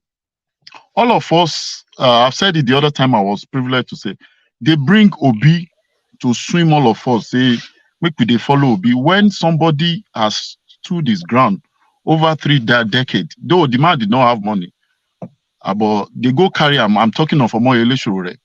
But this man stood. Nobody, even the vote they count for him 5 years ago. This one is like divided into 2. It was like 15,000 this time around. You know, I came back just a month now from Nigeria. You know, this thing these guys are doing now, they are making us to see it as a tribal wala. So they can easily be siphoning the money properly. So if I grew up with Igbo, I go to school with them. My ASP for secondary school now Igbo guy. My senior prefect now Hausa guy. So all of us, we mixed up together. You know, we are in the school together. We don't have issue. Even if we see each other in Spain or wherever we meet, we still say, "I'm waiting the shell." We still have fun together. Now we are facing in Nigeria. Now they are facing each other. Say, "You be Igbo, you be Yoruba, you are my enemy. You are my enemy," and they are siphoning the naira. Sir, I was about to say something last time when I was saying a little story that when I started building my property in Ibadan, then I will leave this United Kingdom. I will change. You need 4,300 and something to get 1 million naira then. But today, £1,000 is let me say £1 million naira because it's 900 and something thousand, almost £1 million naira. How do we equate it? I've cleared car out of port for 60,000 naira before. But recently, I'm clearing ordinary Toyota Corolla, Toyota Avensis for 1.1 something million naira. This is not the way it is. But people are back home, they are just, it's like they don't know what is happening. But we privileged part of this world, we are having information more than them. So let's see this thing beyond. I know Mama Echo was very angry. She was bombarding that other man the other time. But it is, yeah, I can feel you guys. See, Dr. Chidi also was very angry, expressing himself, which is normal. You can't be bombarding. If it's my brother, uncle, if it's my sister, or the other man said the one of his brother or cousin want to open shop, they shook the guy. This is the work of this man, Tinubu, that just coming. He's surrounded with them MC Oluomo. So this thing is more than Nigerian wala. It's more than ethnic wala. Look at Ibadan the other time. They went to Sunday Igboho house. They went to kill people inside that man house for no reason. Until today, they make that man to be in Benin Republic. Waiting Kanu one court. I mean, I say Kanu one court. Kanu Nnamdi Kanu talk. They go poem from Egypt. The man still did there. Law say that country is nothing to write home about. Anytime I go there, I see all of them. They just want to jackpot. Nothing is working for them. But we that we are this part of the world, we know our own challenges that we are facing. We are still going home. We are coming. We are going home. We are coming. So this thing is beyond tribe. Say Yoruba, Hausa. See what happened in the other time. They went to burn a good this market, gate market for Ibadan. Even Oyo state government, what's his name, Makinde, did not cough out until people start making noise. Say, what was Sheyi Makinde saying? Until this man, Tinubu, went from Lagos to Kano to go and donate rice, to go and donate millions of naira. But he didn't come to Gate Market, where all those spare part guys, their things burn for Gate. He didn't donate 1 penny. And you think, say, this election, I heard what what's his name was interviewing this guy a few days ago. This is not election. Like Showore normally talk, it's a selection. They've known who is going to be there. So they just do wuru to the answer. They bring the man inside the place. So this thing is more than tribal war. We should not be thinking of war because war is not the solution. The only thing we can go, because we are privileged to be part of this war, we can assist as going to the international law to see what we can do to pin these guys down. Like they have started withdrawing their right to go for visa and all stuff. So let me just hold it down from there. Thank you, Dr. Damages. Thank you so much. Just before Mark speaks, let me say this. I thought that we will touch on few topics. We spent 3 hours on this topic. This will be the last one when I get in people who are yet to speak, and then we move on to other things. So Matt, go ahead. Okay, Dr. Damages, good evening. Good evening, everybody. Before I speak, I want to permit me to address Obi, because I'm not going to be calling him what he got there or apology, because I think he the audacity to insult me the other day. He said about smoking. Can you come closer to the mic? We can't hear you very well, Matt. Okay. I said, I say I'm carrying my daughter. She's sleeping on my body anyway. Okay. So yeah. So I want to address Ovie. Ovie has the audacity to say that I smoke you. I want you to make him to hear what I'm saying, because I haven't gotten the time, because I've been busy all these days. I've been watching, but I don't have time to connect. He said that I smoke Igbo. I want to ask him if I have smoked Igbo with him before, because this all a politics issue. That is what they use to deceive people.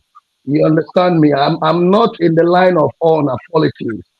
I'm in the line of all life matters. And you should treat people like human. I'm using this media to say that Ovie needs to apologize to me, because he is in the national television and he did not mind his word and he insulted me. I just took that thing as a very big insult to me. I want him to apologize for saying that I smoke Igbo, because I have never smoked Igbo with him before. That is by the way, okay? Because sometimes we come here, we say the things that we want to say because we have mouths to run. You understand? You open your mouth, you talk, you say what you want to say. I don't know if that young man, if he has a family. I'm a family man. I have people that I'm taking care of. I'm very responsible, okay? So I don't know why that young man opened his, wide mouth, say that I smoke Igbo. That is very wrong from him. Because if you can allow him to come in to address me before I continue my contribution, to tell me where I have smoked Igbo with him before. All right. Hold on, Matt, over here.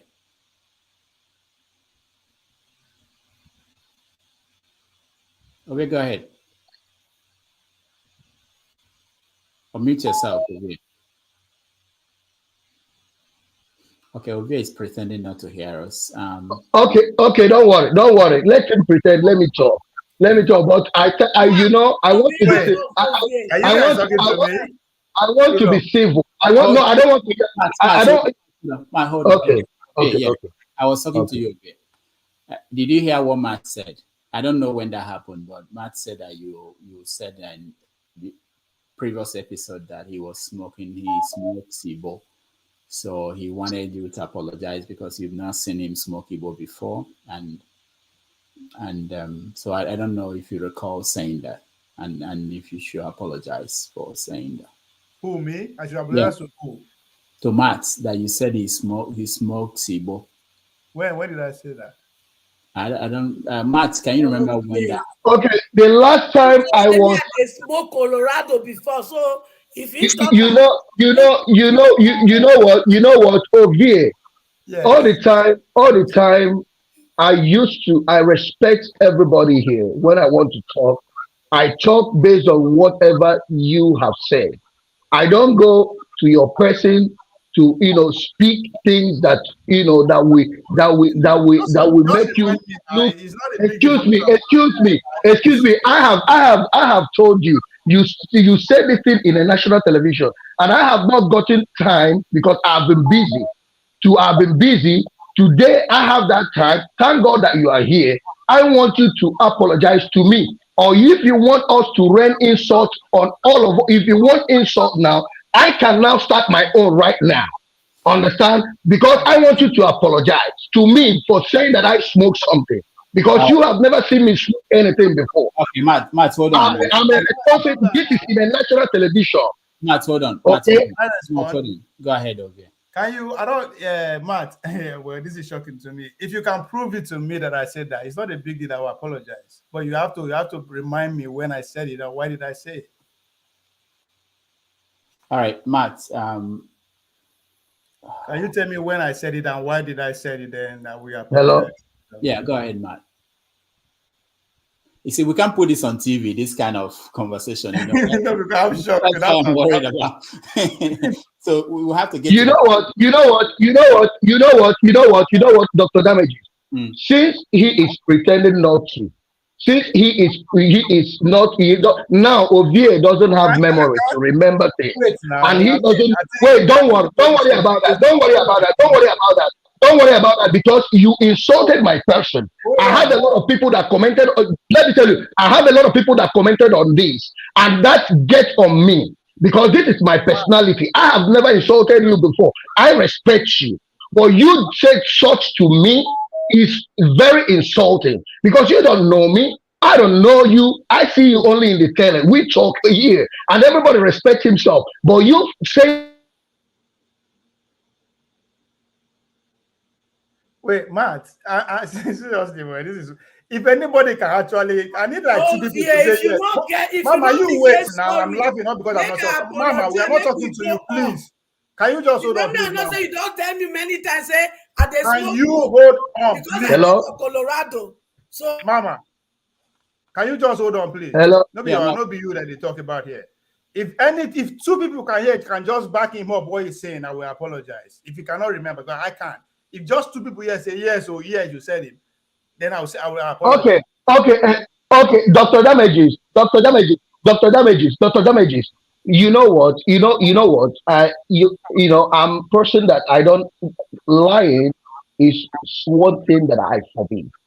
If I have said to you and with all sense of humor to tell him that this I don't like it, and he is still saying that he needs an evidence. We are not in the court of law. And this is what I hate. This is the pattern that Nigerians they use, whenever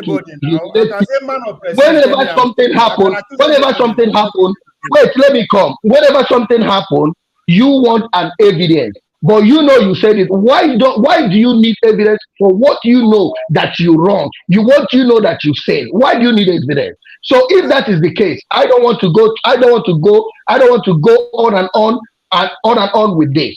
It's okay. I have seen it. Whenever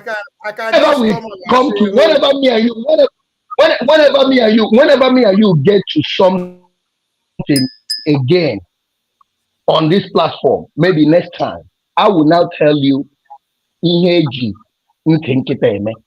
is Asusibo. Let me tell you. Well, let me now. Can I make my own contribution because I'm not happy with you here.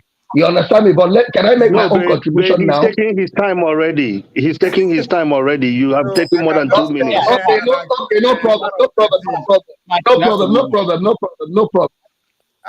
Move on. Don't worry. Man of prestige, and as a man of prestige, you have to apologize to me because one day you call me that I'm stupid. All right. Let's go. That's how life works now. I should be able to tell me, so a man of prestige on so account. This is what we are talking about, and this is what you said. Oh yeah, hold on. You refresh my memory, but you can't just come out and accuse anybody and say the person to apologize. That's not how life works now. Okay, thank you. Let's go to Isimela next. Welcome to the show.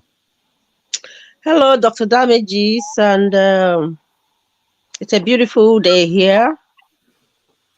A lovely weekend.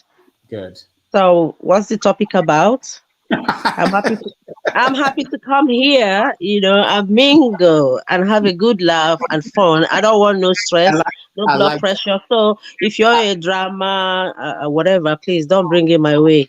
This is New Year resolution, okay?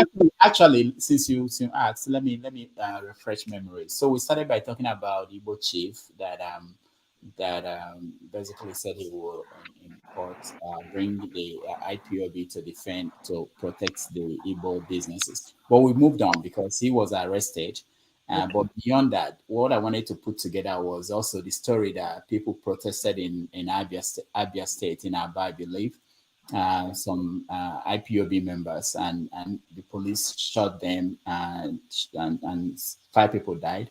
And then the other part of it was Simon Ekpa issuing saying that they will start observing stay at home in Lagos. Now we don't have time to go into details. I thought in 3 hours we should have finished about IPOB and go to another topic. But since you are just joining us, you can take it from there. 2 minutes. Any part of it you want to take? Well, Nigeria being the kind of country it is highly unsafe for any young person to exhibit their social rights in any way, shape, or form. Staying indoors, according to Simon Ekpa, is not still safe in Nigeria. If I can juggle my memory, a woman was in her house when a stray bullet killed her. So Nigeria is not safe. I don't understand how people are going to survive in that country. When I was there, it was better than now. So I fear for all lives there. Even the politicians themselves are not safe. They are the ones calling the shots. But stray bullets can even meet any member of their families, their youngsters. I don't understand. It's only going to get worse. Now we're looking for Tinubu. We don't know where he is. People are celebrating. They're not chin. They're not crying. Some are crying. Some are laughing. For me, I'm going to stay. I said to myself before, when I started coming here to talk about politics, I had the intentions that I could render my voice for positive, changes. I want more women to speak up according to the things happening in Nigeria, not just in politics, but different forms of things in Nigeria that would help to an ordinary young girl growing up in Nigeria to have a better future. And I'm happy that a few women won election in the end. But going forward, I don't want high blood pressure with politics in Nigeria. I will contribute and hope for the best for people in Nigeria, that one day they would get it right. Look at America, that we are copying their constitution or something. And I believe that things mirror down and frizzle down. The way politics are going there right now, I don't know. Nigerians trying to copy them. So we should rediscover ourselves in Nigeria and build our own lives around our environment and things within. That's my own contribution. Now, thank you very much, Dr. Ariwoola, for having me. Thank you. Let's go to Ike. Ike, you're next. Unmute yourself. Thank you, Dr. Jamen, Dr. Njakere in Damages. I appreciate your topic today. I appreciate you giving me opportunity.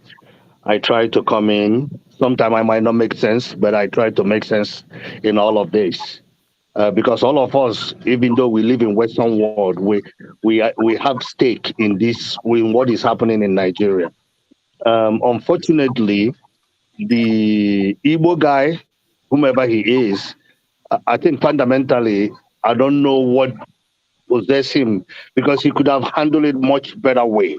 He could have hired the people, bring them, and they're doing the work without announcing that he's doing such a thing. I think that part he kind of felt miserable. He didn't think like an Igbo person, because all these things, these Aburo people that are doing all these things, when they have their meeting, nobody knows that they're having the meeting. But the DSS supposed to know, because the DSS are the people that understand what is happening. So unfortunately, when it comes to Igbos, they hold Igbos in different standard. I don't understand why it's like that, because the reality is that they cannot tell me when MC Olomo had his own meeting and they have the video. And could you imagine a security guy came to TV and said he was just joking? But the Igbo guy now says what he said, they went and arrest him. So Nwolu, who is governor of Lagos State, what is he doing? I thought the government supposed to protect the indigenous of the country. All of us that live in Western world, when they ask you where you from, you say you're from Nigeria. You never say that I'm from Biafra, or I'm from, when I was in college, a girl asked me, where are you from? I said, I'm from Nigeria. He says, Nigeria is in London, right? That is level of understanding. A typical Western world person, he says, Nigeria is in London. I say, yes, Nigeria is in London. But the hate for Igbos Number one, you can't let Igbos go. And number two, the only tribe that have made Nigeria to be one is Igbos. Igbos are in every aspect of Nigeria, doing their business. Unfortunately, we failed as a group. We failed to get into the politics. Then we have buffoons. I call them buffoon. I'm sorry to use the language. The buffoons representing us in the government.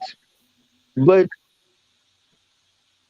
I think the Igbos need to start making the move of going back to Igbo land and put all these companies. I was telling my people, I was personally follow to finance when they start census to finance for people to go back to East, to be counted in East, because when they stay in Lagos, they count them in Lagos. And when they allocate the money for the population. Then our people live everywhere and they get counted in that places. But when it comes into the election, they tell us, go back to where you come from. For people that are Aboro, I don't think Yorubas have more Aboros than Igbos. I'm going to be honest to you. Igbos have the biggest Aboro in Nigeria. But our tribe, they say, Oko dai bibodi konyulanyo. Unfortunately, it looks like because we just ignore all these things that we don't know what to do. If Igbos go to war with any tribe, forget about what happened during Nigeria Civil War. What happened in Nigeria Civil War is not going to happen in Igbo land again. I guarantee you that. Like CM says, if I have the money, I will hire even the retired CIAs and Delta forces in US to go after these people. But fundamentally too, Yorubas don't hate Igbos. It's during politics of convenience. They use this, and when they hit this, watch this. After this season, everything will go to normal. After this season. It depends on what happened at the end in the court, whatever. I don't see the court changing what is happening because the court don't have credibility. But people are suffering. Whatever we're doing in this platform, look at us. All of us over here are well educated, living in Western world. But look at how we think. Somebody like one man will come and put this information. But Ruford, I kind of blame you on that because you let him blab. Whenever he comes, I've been in this platform for over 6 weeks now. Whenever he comes, he says, I just want to talk right quick. He tell everybody to hold on. I just want to talk right quick and get out of this platform. Then he puts coded words that people pick on and people start talking about him, deviating from what is important. What is important is that what are solutions? I notice one of the things people are saying, oh, it's few minorities. But guess what? That is where it starts. This Aboro, let them slide. These people, we let them slide. By the time you look at it, it's beyond control. The Igbos need to learn. We need to go and develop Ali Igbo and move on. Because all the investment, the Igbos, Lagos is standing today is because of Igbos. Lagos is standing today because of Igbos, not because of Yorubas. But one of the things they did on Igbos is to stop Port Harcourt seaport not to work. Because if Port Harcourt seaport is working, we can ship our containers in port and clear it and bring it into Igbo land or worry. But those things are stopped because Lagos is the mega city. So for me, what they have done what they have done to Igbos, crippling the Igbos, because Igbos fell in politics. Igbos failed in politics. We are not in politics. The buffoons that we put in politics are selling us out. Thank you. All right, thank you. Prince, say something, then I have to skip Paul, go to Ife. Okay, first and foremost, Dr. Damages, oh, sorry, I believe you should be hearing me. About the time Rufai coming tomorrow, I think you have it all mistaken. Now you said 9 o'clock New York time. 9 o'clock New York time is 6 a.m. Californian time, and in Nigeria it should be 2 o'clock. It should be 2 p.m. Yes, Nigeria is 8 hours ahead of us now. New York is 3 hours ahead of us, and Nigeria is 5 hours ahead of New York. Thank you. Thank you. I'll cross check. Yeah, I know when we change the time, I got confused. I'll check. So, yeah, thank you so much. Go ahead. Okay, and then my second point is to Ike San Antonio. Fortunately, the One port is working now. You know, the only thing is, hopefully, most Igbo businessmen have learned their lesson and do something about moving to. I think they got a new site at Enugu. They're gonna develop it into something. Hopefully, that they will listen and just do something about that. In as much as I'm not in support of all this xenophobic thing going on. Oh, you people are from here, you people are not from here. I'm not in support of it, you know, and all that. That being said, that is what it is.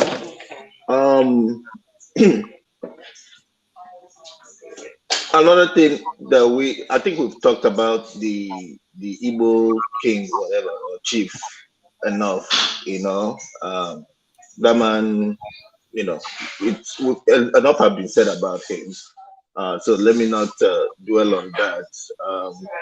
The person who went on plane and was shouting obedient or whatever it is,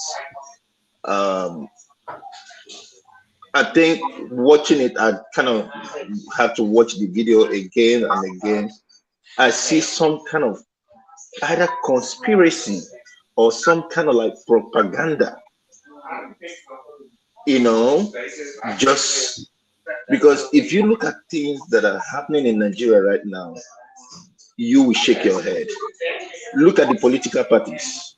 You see how they try to remove all those the chairmen from their wards. You know, it's already happened to Labour Party now. So they bring all this confusion everywhere. It's kind of like when they throw this stone, it's not working. Oh, do this other one. Let's destabilize this thing and all that stuff. You know, so they are just throwing out all different kinds of strategy, you know, just to see the one that can work and all that stuff. All I can say is let's remain focused. You know, I wouldn't fight with one man. I already known him from the first day I heard him speak. I knew that person is from another world. You know, it's so sad that in every society we have those kind of people, and you cannot shut them up. You know, you just have to let them speak when they speak, but know that whenever they speak, all they speak is just disinformation and all that stuff. So I will encourage every one of us to just focus on what when we talk, and we just keep moving with life. Thank you. All right, thank you so much, Prince. Just to correct that, I figured out, thank you so much for pointing out the error in the time. The time is still 4:30 p.m. in Nigeria. 4:30 p.m. in Nigeria, which is 11:30 a.m. in New York. So wherever you are in the world, you can fit in your own time. But what's important is that he will join us at 4:30 p.m. Nigerian time. So for me, the new time will be 11:30 a.m. So, all right. Ify, you're next. Okay. Can you hear me? Yeah, we can hear you. Can you hear me? Yeah, we can hear you, Ify.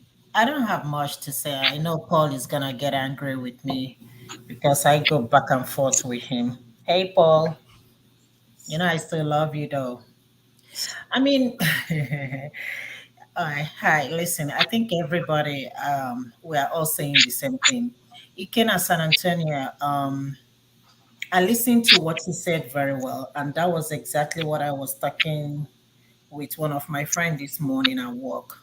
See, this issue of Igbo, Yoruba, Hausa, and the rest of it, it's high time we put a stop to this if we want to. Everybody, to your thanks, O Israel. Whenever I say that, Paul get, Paul gets angry with me and try to convince me that one Nigeria will work. Paul, one Nigeria is not gonna work. Let Igbos go home and develop their place, and let the Yorubas have the Lagos state. And let's see how this Lagos is even gonna survive. Somebody said something the other day.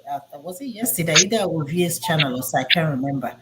That after when people go home for Christmas, Lagos State is empty, and they're waiting for Igbos. I think he's the man. I can't remember where I heard because I listen to a lot of people. So we need to. That's how we need to start having our senses put together. You don't want us in the east, you don't want us in the north, you don't want us in the south. Where are we? I mean, where are we gonna belong? We have to belong somewhere. So I mean, it's just very, very frustrating for me. And again, listen, the Igbo people in Lagos, it's better you start selling your properties now, honestly, because if we get to a point where those billions of properties were worth nothing when people begin to migrate back to this, because this thing is going to get worse. It's not going to die down after election because a lot of people, I mean, lost a lot of money, with this thing burning off a market. You heard what CM said. So it's high time we start thinking, talking about going home. Let us go fix our state. Let us go fix Ebola. And again, Uncle Paul, and talking about regional government, let us discuss about that issue. Because I think it's going to help everybody, because this one Nigeria, we are on the brink of disintegration. We are just waiting for that time bomb to explode. Nobody knows what's going to happen on May when they do the handover election. Nobody knows. Everybody's sitting on the edge, waiting.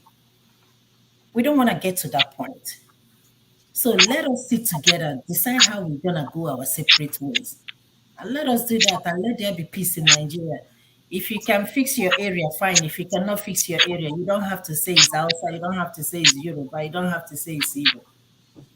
That's all I have to say. Honestly, this is just so tiring for me. We come here talking about the same thing over and over again. It's just so sad. All right. Thank you. Thank you, Fee. Professor Deha, welcome to the show. Hello, you're hearing me? Yeah, we can hear you. Okay. Thank you for permitting me to be in this. This is my second time. They meet me. I say I'm happy seeing Biaodia. That's you. Biaodia, over on our politics and others. Now, what I simply have to say is simple. I have said this before on one man's show. The problem with Nigeria is simple, and it cannot be corrected. See, Nigeria is like you get this bottle, you get this, you tie it with a rope. The rope broke because of a problem. They got that same rope, joined it again, tied the same thing. It broke, got it again, and tied the same thing. My dear, that rope is getting shorter and shorter and shorter. Its efficiency is decreasing and decreasing and decreasing. And no one wants number one, that rope cannot be changed. It cannot be changed. They don't want to change it. Then okay, let this go, and that go. Simple. I've said it on I've told that and that is the problem. Arresting Obi, put in prison. It's Tinubu they should arrest. Let me be prophetic with you. May 29th, go and write it down. Tinubu will be arrested. That's what will happen that day. So I said, I'm prophetic. I told one man that Buhari is dead. No one told me that.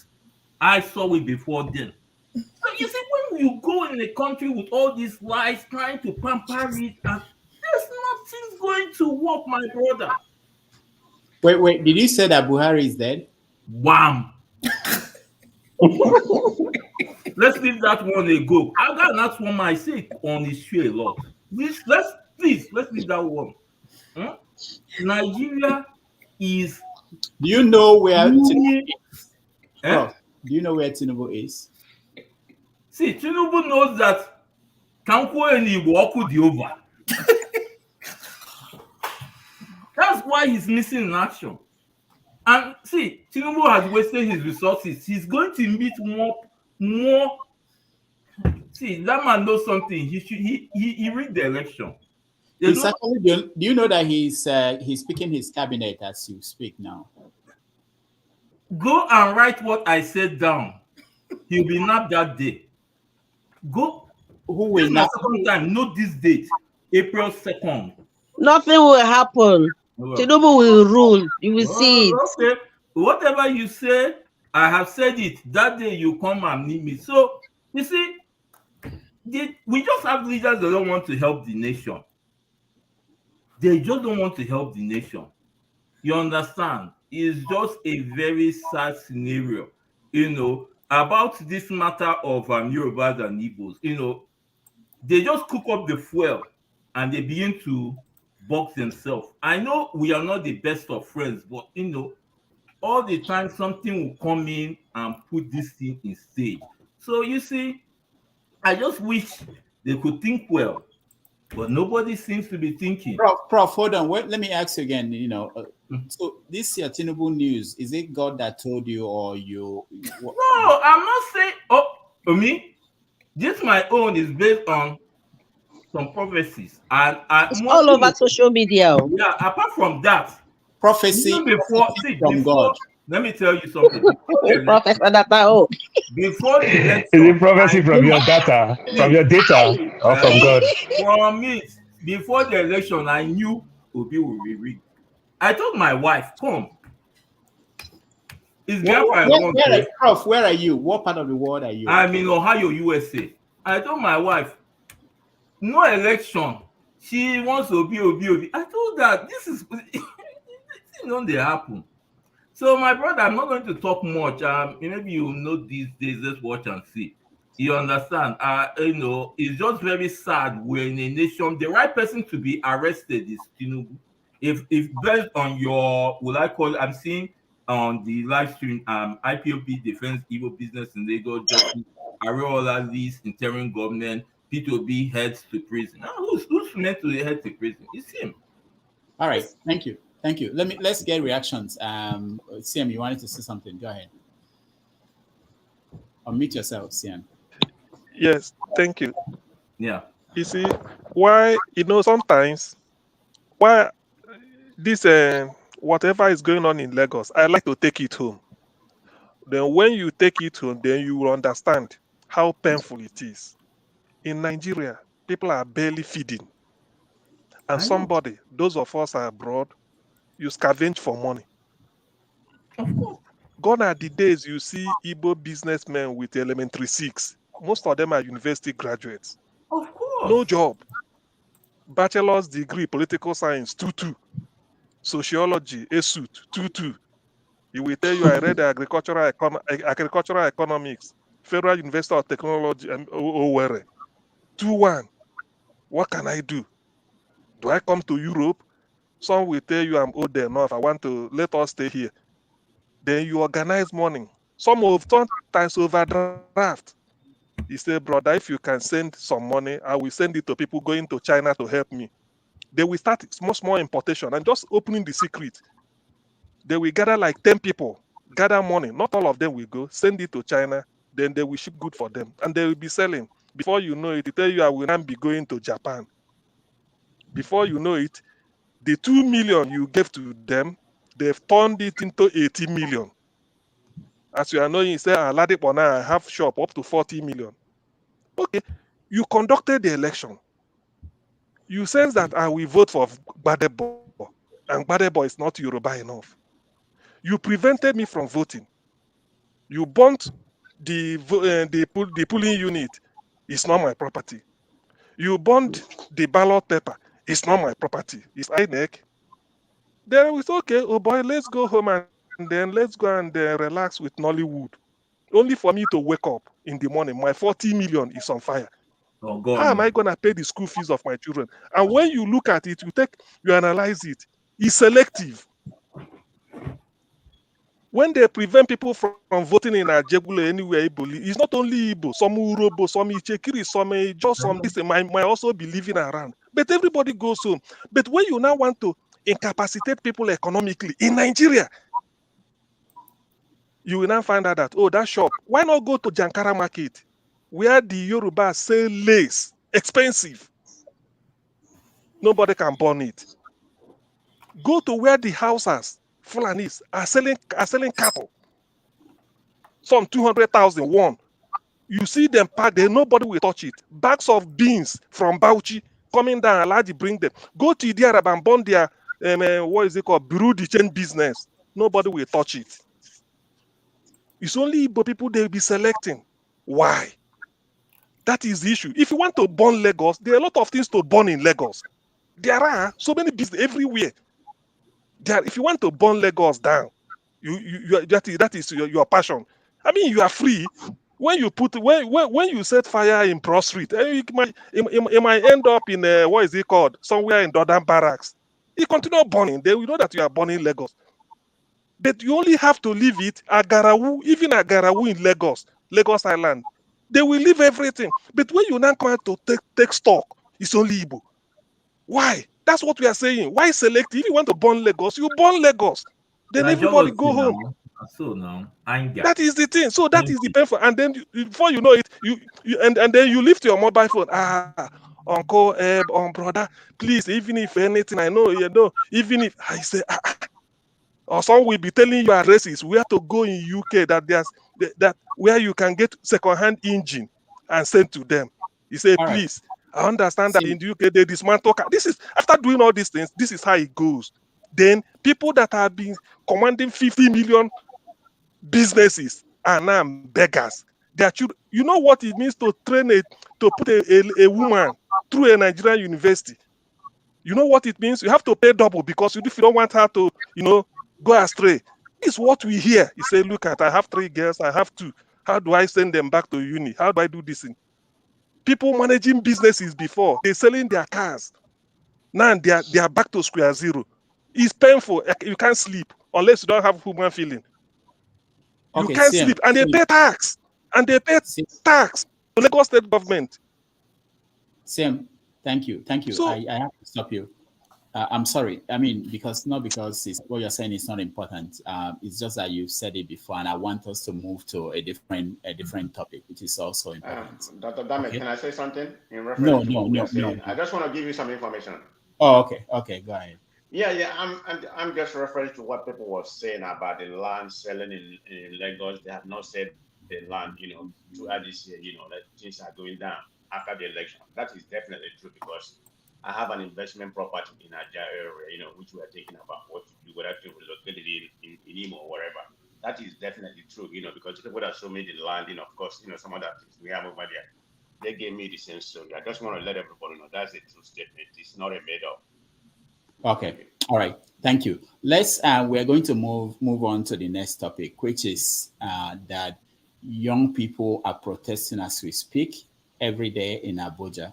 And we also know that today, I think in Washington, D.C., there were people protesting. There are plans to protest in London and other parts of the world. People are basically demanding that this election that happened is not credible, that something should be done. They want the international community to get involved. We also know that DSS issued a statement threatening that there are some people who are plotting to have established interim government.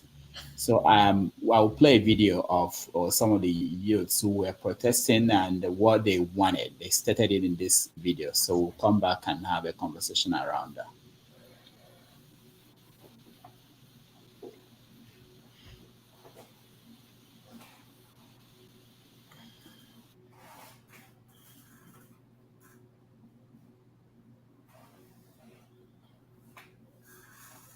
government. Our response.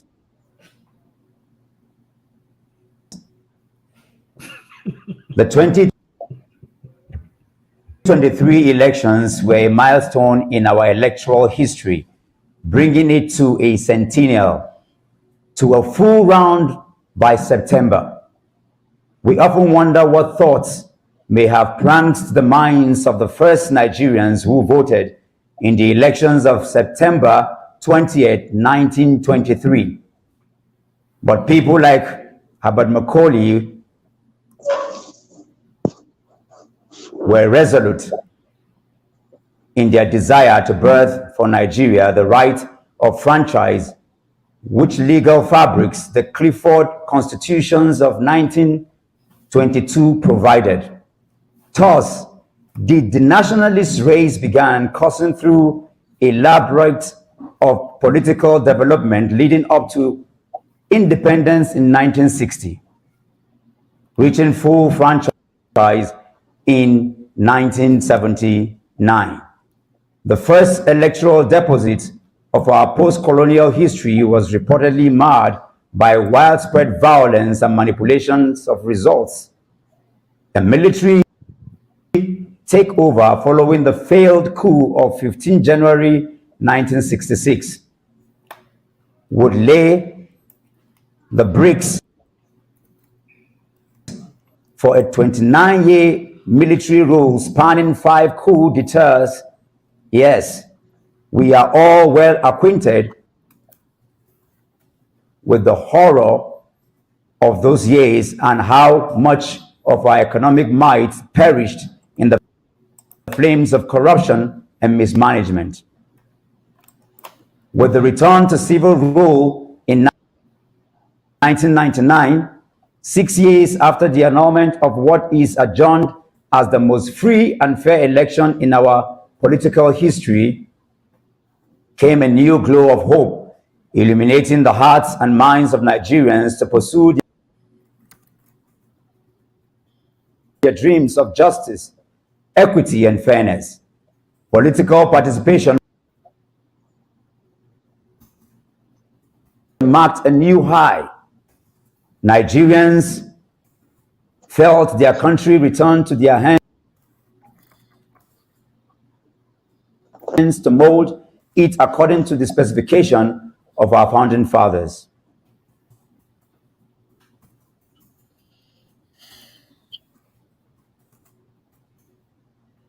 However, the results have walked in the opposite direction with the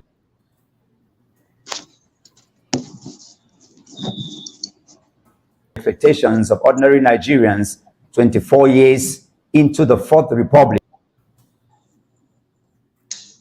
with Nigerians topping the list of embarrassing statistics at global, regional,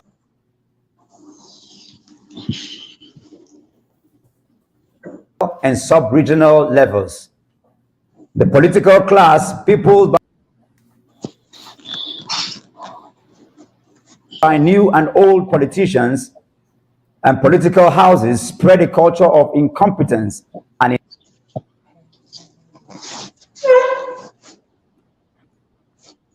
ineptitude, colored by nepotism, tribalism, and the regular manipulations of religious sentiments,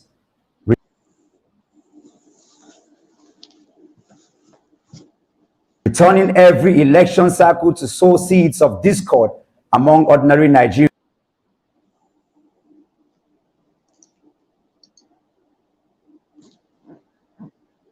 living a scattered and scared population, bed of democratic dividends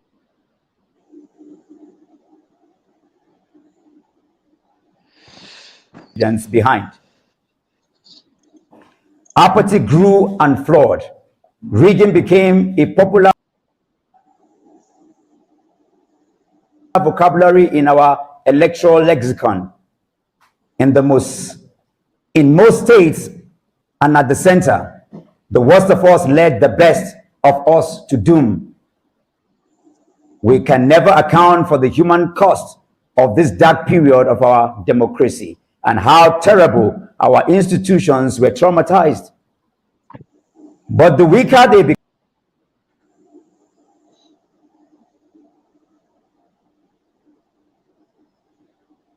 about that. I think the audio was not very good. But you got the gist. They are saying that the process was not free and fair, and that they are demanding, because they don't think that the judiciary will be able to complete the process of the lawsuits. They are demanding that Nigeria should prepare for an interim government that will take over. I don't know if we have a lawyer here, but what they said is that there is provision in the Constitution that says that in a crisis situation, that the Senate President will take over as the leader of the government. And that after the Senate President, if it's not resolved in 90 days, the Chief Justice of the Federation will take over. So we might have Lawan, Ahmed Lawan, as the next president of Nigeria. And if he fails to resolve it in 90 days, we might have the Chief Justice, the one that that will be the next president. God forbid bad thing. But the government and the DSS are saying that this is, people should stop talking about this. This cannot happen. But it can actually happen, even if the government is not interested in having it happen, because if Nigeria is in a bad situation at any point, that's where to go if you want to follow the constitutional provisions. Doctor, that's the DSS that don't even know their own name. Their own name by constitution in the law of Nigeria is SSS. They don't know their own name. They call themselves DSS. You understand? 1 minute they go meet other people. These DSS people. These DSS people, they are so funny. It look like they don't have money to drink beer no more. Now check where they drink. So the conversation is wide because people are demonstrating already. There are demonstrations going on in Nigeria, in Abuja. This is the 10th day. And I wanted one of them to join us today. He will join us probably on Monday. I'm planning to get one of the people, the guy speaking or somebody else. But also, there are people demonstrating in the US here, I think in Washington, D.C. today or tomorrow, I'm not sure. And all over the world. On Monday. On Monday? Okay, Monday. All right. Atlanta on the 8th. Okay. So there are things that are going on and the whole plan. California on the 8th. Yeah.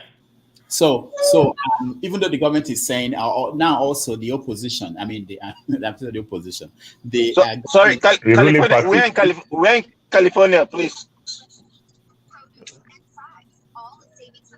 Man of Prestige. Dr. Damages, is it possible to get the venues? Because in California, I would love to go. Prince, if it's by the CNN, the street where the CNN is. That's where it's taking place. Okay. Likewise here in Georgia. Yeah, it's taking place on the 8th at 10 o'clock. Okay. Likewise here in Georgia. So the point is that there are plans going on all over the world. The DSS is telling us that they have people, they know people are planning this and they are going to stop it. So we might get into that situation. Also, the other thing that we have to put into this conversation is that the government is saying they are going to remove oil subsidy. The American ambassador said that has to be done by the government before they leave. So even if there is no president to take over or that Tinubu is taking over, they do that anytime between now and May 29th is going to lead to another crisis. So we might have multiple crises going on at the same time in the country that we may have to default to this interim government if it's impossible for the president-elect to take over. So these are... I don't think the oil subsidy is going anywhere because the president is not ready to remove the subsidy. And the incoming president also know very well that his popularity is all-time low and everything. I don't think... Paul, the labor minister said that it's going. Everybody's saying it's going. They don't want it to be the new president that will do but it. Doctor, you already understand what the labor minister is saying. What Ngige is saying, it is clear. They're going to remove subsidy after May 29. No. You understand? They want to do it before. The Americans are telling them, the international community. I'm telling them to remove it now. No, Wait a minute, before, Dr. yeah, before Dame, they handle. And they don't want to do it now. According to Buhari, they want to do it after May 29, after this term leave. So America is asking them. So Ngige cannot speak for the next government that is not in that government. And Tinubu, let's say Tinubu now, you understand that his popularity is so low. How do you think Tinubu want to enter power? Then the first thing he's going to do, with the way people are protesting, people are criticizing him, also to add to some extent with his fragile health. Do you think Tinubu want to come and declare like military that from today, you understand, I am removing subsidy, then gas price will fly all the way to like 750? No, doctor, I don't think so. I don't think so. Let's have that conversation about all this. And let me start with Dr. Emeze, who hasn't said anything. Emeze, welcome to the show. Yeah, thank you, Dr. Dameji. Can you hear me? Yeah, we can hear you. Go ahead. Yeah, regarding the fuel subsidy of routine, I don't really know what, like you said, if it's Buhari regime that will really want to remove the fuel subsidy or the Tinubu's regime. But I really want to talk a little bit about what is happening in Lagos, like the burning of shops in Lagos. So I really want to like say one or two things about it. Okay, go ahead. So I'm really sorry that I came in late, but I've watched the video for a while. Sorry, I've been following the program for a while, so I saw some comments. So I just really want to just chip in one or two things before I can talk about the interim government and other things. Go ahead. Yeah, I really want to know, like, in Lagos State, can anyone like confirm what is really the cause of that fire incident that is happening in Lagos State? Do we really have any concrete evidence of what is really the cause of the fire incident? Is there anything like that on the media or any platform at all? Let's hear from the prophet. Okay. Hello. Yesterday I listened to Nsima. That is Sima Osebo's show, and he was saying that it was said that it was an electrical problem. Electrical problem. Okay. Yes, I heard that yesterday on his show. To me, I doubt that, but that's what I heard on his show yesterday. Okay, so thank you very much. So from what you're saying, that is not like it's not man-made. So it's normal. It's like an electrical or technical problem, right? Yes, that's what it means. So Actually, what is Lagos State government in particular? What are they saying about it? Like, what is Lagos State government saying about what is happening in Lagos? Do anybody have an idea of what Lagos State is saying about what is happening in Lagos? See, Dr. Emeze, the fire is man-made, deliberate. We had the one in Balogu in which they arrested one of the persons who said he was giving 10,000 naira to go and set it ablaze. No electrical fault. Nigeria don't even have power. They don't have light. So where is electrical fault coming? You use your generator in your shop. When you close, you off your, I better pass my neighbor and go home.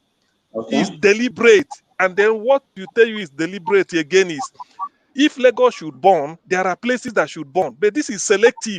That's what we are saying. If for Lagos state government, is what do you call it? Abula got burnt. What happened 2 years ago? Did the government do anything? Nothing. Market has been burning in Lagos every year, but only that this political period, it escalated because of somebody will vote Badebo. That's all. That is just the and then Oluomo said, "Don't come out." Can you hear me? Can you hear me? I just want to know. Like, I just asked a question. Is there anything coming out from the Lagos state government? Is there any press release? Are they saying anything like they want to help those that their shop get done? The Lagos state government is busy trying to open the blue rail, the blue rail. They are busy trying to open the blue rail. They are test running it. So they are busy right now. Let me answer you this way, Dr. Emeze. If you ask me now, who I go ask? If you ask me, it's something very sensitive. It's not something you have to talk about it, because this is something that has to do with people's livelihood, you know. And it's something that Dr. Emezie, when you ask this question, you already know Nigerian, we are not good when it comes to investigation. If you are talking about investigation, then you go back all the way to Okotoko. Are they investigating Okotoko before you are talking them to investigate this one? This one just entered the queue. We have so many back one. You understand? And they've not even investigate. And it's Attorney General of the country died. They didn't even investigate it. Talk less of this one. Funshaw Williams. Yeah. So no. I think hold on, Dr. Meze, hold on. Okay. So my expectation is that if we have a topic we're discussing and you want to be part of it, you can do a little research and know some of these questions so that we don't see how it threw everything out. You should easily find out these answers if you want to. Know what the Lagos state government said, and then you come and tell us, this is what the Lagos, instead of asking this and it's not the idea is what do you think about this, not to ask other panelists what the other people are saying. You know what I mean? All right, go ahead. Lagos State is not doing anything. Lagos State government at that level. So that is a simple answer. Sorry, I was laughing. It's because I can't help it. It's not something to laugh about because it's something that is serious, So if Lagos state government, they are not doing anything about it, I don't think it's something that is encouraging, and I don't think it's something that should be accepted, because Lagos state is meant for all Nigerians, So if they keep quiet in situations like this, so what they are saying in essence is that they are in support of what is happening in Lagos. And that, in a way, will not cover well and will not lead to really progress that is expected to be seen in Lagos State. So, in my own opinion, I think the Lagos State, they should consider, and the way they are portraying themselves as people that really care about the citizens of Nigeria. So they should come out and condemn it, not just condemn it. They should at least create out palliatives, like the way Tinubu did in Kaduna State when they had the cases of, I think something happened in Kaduna State, I think last year before the election, which he donated maybe 100 or 20 million of naira to help those people. So in my own opinion, this is just my own opinion. And what I'm saying is, if really the Lagos state government is cares about what is really happening in Lagos, they should set up a committee, not only investigating what really happened. At least they should try as much as possible to dish out some amount of money to help those that have been affected in this situation. Apart from that, the federal government also should talk about these things that have been happening in Lagos, because if the federal government is keeping quiet too, they are in support of what is happening in Lagos State. So my take is that the state government should come and condemn it in totality, and also to create measures that can help to relieve those that have been affected with this fire incident in Lagos. Secondly, hello, can you hear me? Yeah. Secondly, I want to talk. You talked about interim government and arresting Peter Obi and. No, you don't have to talk about everything, Doctor. Hold on, okay. When we come back, we are going to do that in the second round when we go round again. Okay. Doctor, please can I reply Ify and take Bar out? I beg, please. I want to reply Ify. Okay. He called me out. Okay. Ify, you are talking about us leaving Nigeria indirectly. My place, the place that I come from, the only yellow person there, they called him by my town's name, Oyibo-Alaja. You understand? If you don't know what you are talking about, Igbo people wear yellow, we be Oyibo, the real Oyibo. We say their own Oyibo skin, and then they go bad, like what we'll get here. You say won't leave us, it's not possible. Una must stay with us. That's my take. All right, thank you. Femi, welcome to the show. Most people are having other conversations while Femi, are you with us or you're talking to us? I was always with you. I was about to start my own protest, personal protest and beef with you, Dr. Damages. But anyway, yeah. So I would start from the beginning because you delayed me. Okay. I will take over your You show. were coming in and out. It wasn't my fault. Yeah, it wasn't my fault. I don't know. I think you managed to chase me out. Anyway, so on a more serious note, though, see, I was having a conversation, and I've had these conversations with several people in recent times, especially in the aftermath of the elections. And my own fear is that I could tell that the way we were heading, we're heading to uncharted territory, and it's obvious that we've reached a crossroads. And whether we like it or not, that conversation that we're refusing to have as a people, I don't know how it's going to happen, because I know you were asking earlier about this, because not only has it taken more than a tribal connotation, but it's now going to the point where even people that are reasonable enough to try to calm things down are now being also swamped as well. Now, I keep saying it that the fact that I'm Yoruba doesn't mean I don't have common sense. I've often repeated the fact that if there's one thing I cannot stomach, it is injustice, and we don't like to hold uncomfortable conversations. And doctor, you're always open to this kind of things, and I always wish that at some point in time, Africans generally, the black people and Nigerians in particular, as we stand, can hold these uncomfortable conversations. I had this conversation with my cousin in the aftermath of that election, and I wasn't too shocked because everybody has opinions. One thing I quickly asked him at some point was, "This is not even about Tinubu or Obi. It's not even about Tinubu. It's now beyond Tinubu, Obi, and all of that. It's about Nigeria and our future and where we're going." The question I asked him was, if this was you, if this was the Yoruba people, what would you say? Because today it's the Igbo. We don't know where this thing is going to turn into a spiral, because it's okay. Sometimes the kind of conversation I hear, it's okay when it's not you, but the moment it's you think I wouldn't say, for example, God forbid, if this was to be if the Yorubas were to be the one that were having to go through what the Igbos are going through now. I asked him, I was like, how would you feel? Do you think if this was to turn on the Yorubas, like it was to be the Yorubas that were in this situation, I think it would be, I would find it amusing. I mean, it's not a funny thing to say, but I'll find it amusing to see the same people now complaining, because I think we've just reached the point where it's either we sit down and have that conversation that we keep running away from, about what exactly we want as a country and where the fairness and the general interest of everybody stands. Not just the Igbos, Yorubas, and Hausas now, by the way. The more than 200 and whatever nationalities and ethnicities that we have. We really need to sit down and talk, because doctor, you first have to have a country before you even can. If you don't have a country, what are you going to rule? This thing it's really ridiculous right now, and it's really scary. I mean, I just thought to say that quickly before you transition to other things. It's just ridiculous where we are right now. Thank you so much. MJ, I can't read the rest of your name, but welcome to the show. Dr. Damages. Welcome to the show. I was tomato juice. Good. The noisemaker. I get bread. You know them all.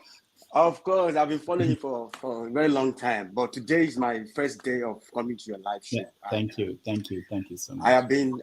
I've joined for more than 2 hours now, listening to everyone's opinion and all that. You see, the problem now is that we are all contributing to the current situation of Nigeria, one way or another, in a different capacity. No matter how much you try to pretend as if you are not part of the problem, we are all. When we talk about the government, this government we are talking about, they are not alien. They are our family, our brother, our father, our auntie, our mother. So we are together. If we really want better Nigeria, there are several ways of going about it. The way we are going about it now is going to lead to, I don't know what to call it. Maybe civil war is going to be even the least of our worries. So now what I think is just that instead for us to only be thinking about probably Peter Obi, Tinubu, Atiku, none of the politicians is worth dying for. None of them. I don't know how good or how bad you are. Politician will always be politician. And now this is what this problem started from Lagos now, and it's going to extend to the to the rest of the country. And most of us are here now. We don't live in Nigeria, and yet we still have family in that place. What I want to say is just that we should all be mindful of whatever comes out of our mouth at this time. This time is the most dangerous time that Nigeria has ever gone through, probably since in the 70s, maybe during Zik and Shehu Shagari and all that. And now, many people have been more political enlightened more than the way it was, because before we didn't ask questions, and now we started asking questions. It has become the crime. Like what Mr. Femi said, we just have to make sure we balance the equation now before it is too late for every one of us. Igbo, Hausa, and Yoruba, we are one big family. Even if we were not one big family before 1914, before the amalgamation was done. But fortunately and unfortunately, we are not family because we have each one another in our family. So I don't see how we are going to be separating from one another. The only thing we need to do now is just to find a common ground. There is always a common ground. How do we find this common ground? A lot of people mention that place today. I don't know where it is. Do you know? Okay, let me tell you one thing, sir. We have so many state headers in Nigeria.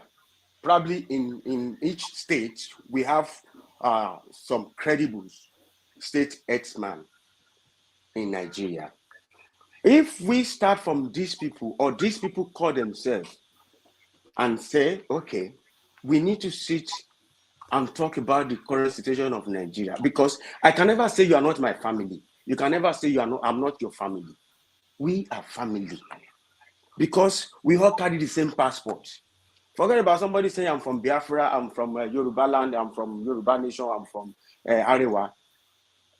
All of these things are just a word of mouth. You know, it doesn't have any. How do I put it?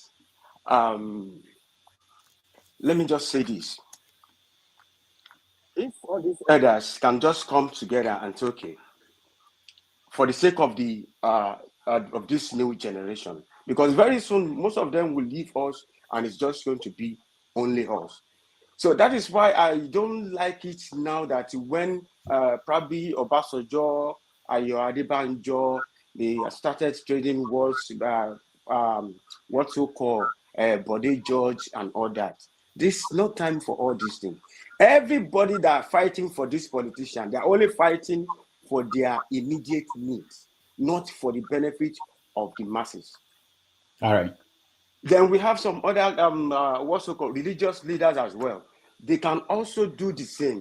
And all these traditional leaders, they do the same thing. And they come up with a solution to the problem. Sometimes we have to make some sacrifice in order to achieve the progress for that our country. Nigeria is the major problem of the whole of Africa. If Nigeria is getting it right today, the whole of Africa is free. But how do we achieve this? All these things we are doing, burning some ethnic markets and all that, will not solve this problem. It's just going to escalate the problem the more. We cannot continue like this. Since 1960, we have not had any peace. Is it that this problem or the other? How long? Now, because of the election and the Mr. President wanted to shut down some politicians from vote buying, they had to make sure that there was no fuel. They have to make sure there was no naira. Imagine in our own country, we use our own naira to buy our own naira. That is so stupid. I've never even seen a country like that in my own entire life.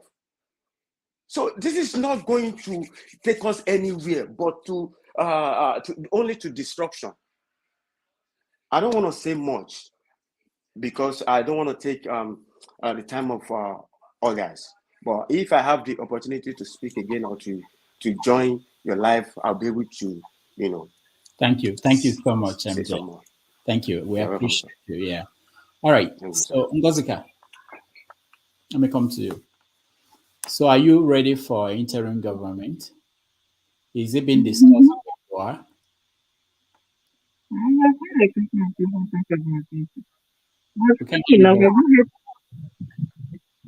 We can't hear you. Can you hear me now? Okay, good. I've heard people talk about it, but I've not heard people really talk about fuel subsidy. It has not filtered down. Sometimes these things, honestly, it doesn't really filter down to the people on the street, the average person in the market. The people who do not have access to mobile phones with internet, people who cannot sit and watch TV news or listen to the radio. So most of these news sometimes are carried by word of mouth and spread that way. So I have not heard people talk about it. And I know I've been to the market like twice this week. Yes, and I've not heard people talk about it.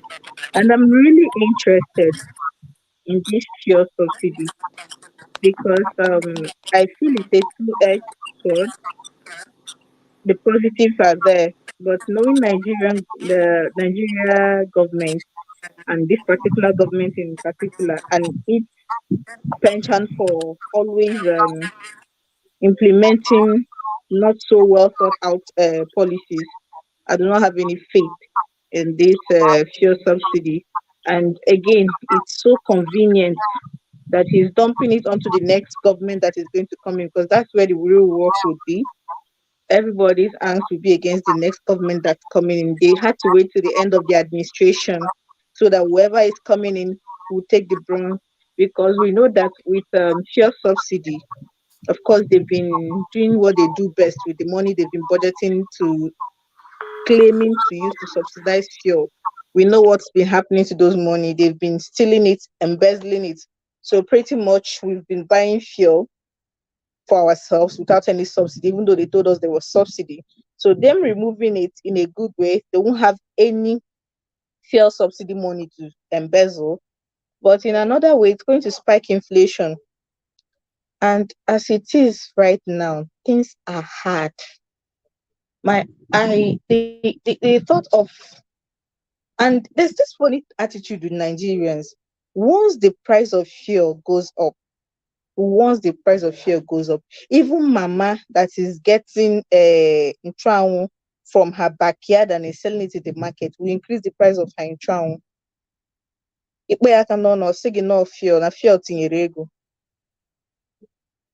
And once the prices go up, they do not come down. They don't most of times. So you have a case where people are already suffering, and by suffering, I'm not putting it lightly. People are going through hell. You have a situation where people are already going through hell, and you've worsened their lives in the last 3 months with your nonsensical, deceptive money policy that you lied to us was supposed to be for good, only for us to realize it was just for you and your cronies to make away with as much money as you can without question. We've suffered all through that one. I remember yesterday we were making a joke about it. Somebody was saying, God, please, anything that will make the remaining days of this year be like January to March, take it away from us. It was that bad.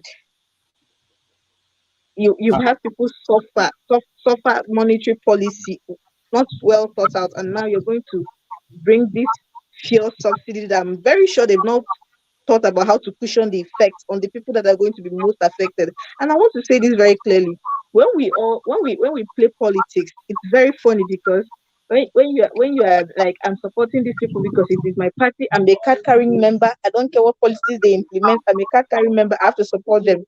Okay, when you're going to buy bread, they won't ask you for your party card. In short, if as a matter of fact, I like what Sanwo-Olu did. few days to the election, he slashed bus fares by 50%.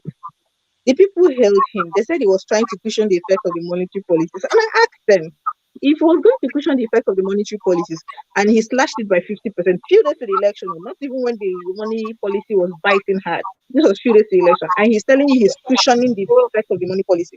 Why now ask him, since you still don't have cash, where does he expect you to get the 50% from? And right after election, they never even swear him in for second term. He took back his 50%, and they are back to paying 100%. And I'm asking them, please, those of you that are supporting the ills in this government, are they giving you any special treatments? Are they? So at the end of the day, I do not like it when people keep saying politics it is not a game. People are involved. Human lives are ruined because of this whole politics is a game. Politics is a game. It is not a game, please. And I hope this time around, when the fuel subsidies is implemented, and those of you outside, your family starts crying and calling you more often than they do, you will understand, because it's about to get ugly, really ugly.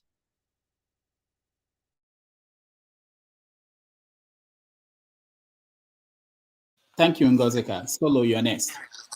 Hey, good evening, doctor. How are you? I'm fine. Okay. And good evening, everyone. One little contribution I want to make, and I want us to be mindful of it. There can never be any war between Yoruba and Igbo. We have intermarried so well. We have intermarried so well. So anybody who's carrying the notion that the Igbo people in Lagos will go back, the Lagos people will drive them away, Yoruba people don't want them here, forget it, it can't work. The people in Lagos are too intelligent. People managing Lagos, they can't afford to allow Igbo to live. It's not possible. All these rascals that are doing some games, who are playing some games among the Yoruba and the Igbos, they are too small to cause major confusion in Lagos. Look, Igbo people have invested in Lagos so well. It's not possible for Igbo to live for Aba or for Igbo to live for Enugu. It's no longer possible. It's not visible. Take it from me. So when we are discussing on this platform, whether we like, talk angrily, whether you like, talk peacefully. But as far as war is concerned, or problem between Igbo, the people in Lagos, managing Lagos, are too intelligent. They will quench it. They will bring it down, because Yoruba and Igbos, the little some of us know is that maybe few Yoruba and Igbo, they have married extensively. Big guys. If I name some of them for you. All right. Yeah, let me ask you a question. In Rwanda, they intermarried more than we have in Nigeria today between the Hutus. You're correct. But they still kill each other. They kill each other. All right, let me hold on. If you think the people who run Lagos are very smart, what are they doing to deal with these issues? So many issues in Lagos. All right, let me give you an example. Some people went and bought a market somewhere. I don't know the market. It's a spare part market. Somebody went there. His name is Bolabo. The guy in charge of the guy was the governorship candidate for LP in Lagos. When there, maybe he gave them maybe about 15 million or so. I can't remember how much he gave them. I can tell you, Lagos state government under Sanwo-Olu went there. He made a check out for 100 million. Look, people who are wise, we always behave wisely. Oh, hold on. Solo, hold on. According to what CM said a few minutes ago, that a typical shop in Lagos, that the goods there is worth 40 million. What does that 100 million do for the series of shops that were burnt? I can't quantify their storage. I can't tell you one is 5 million, one is 30 million, one is 100 million. I can't tell.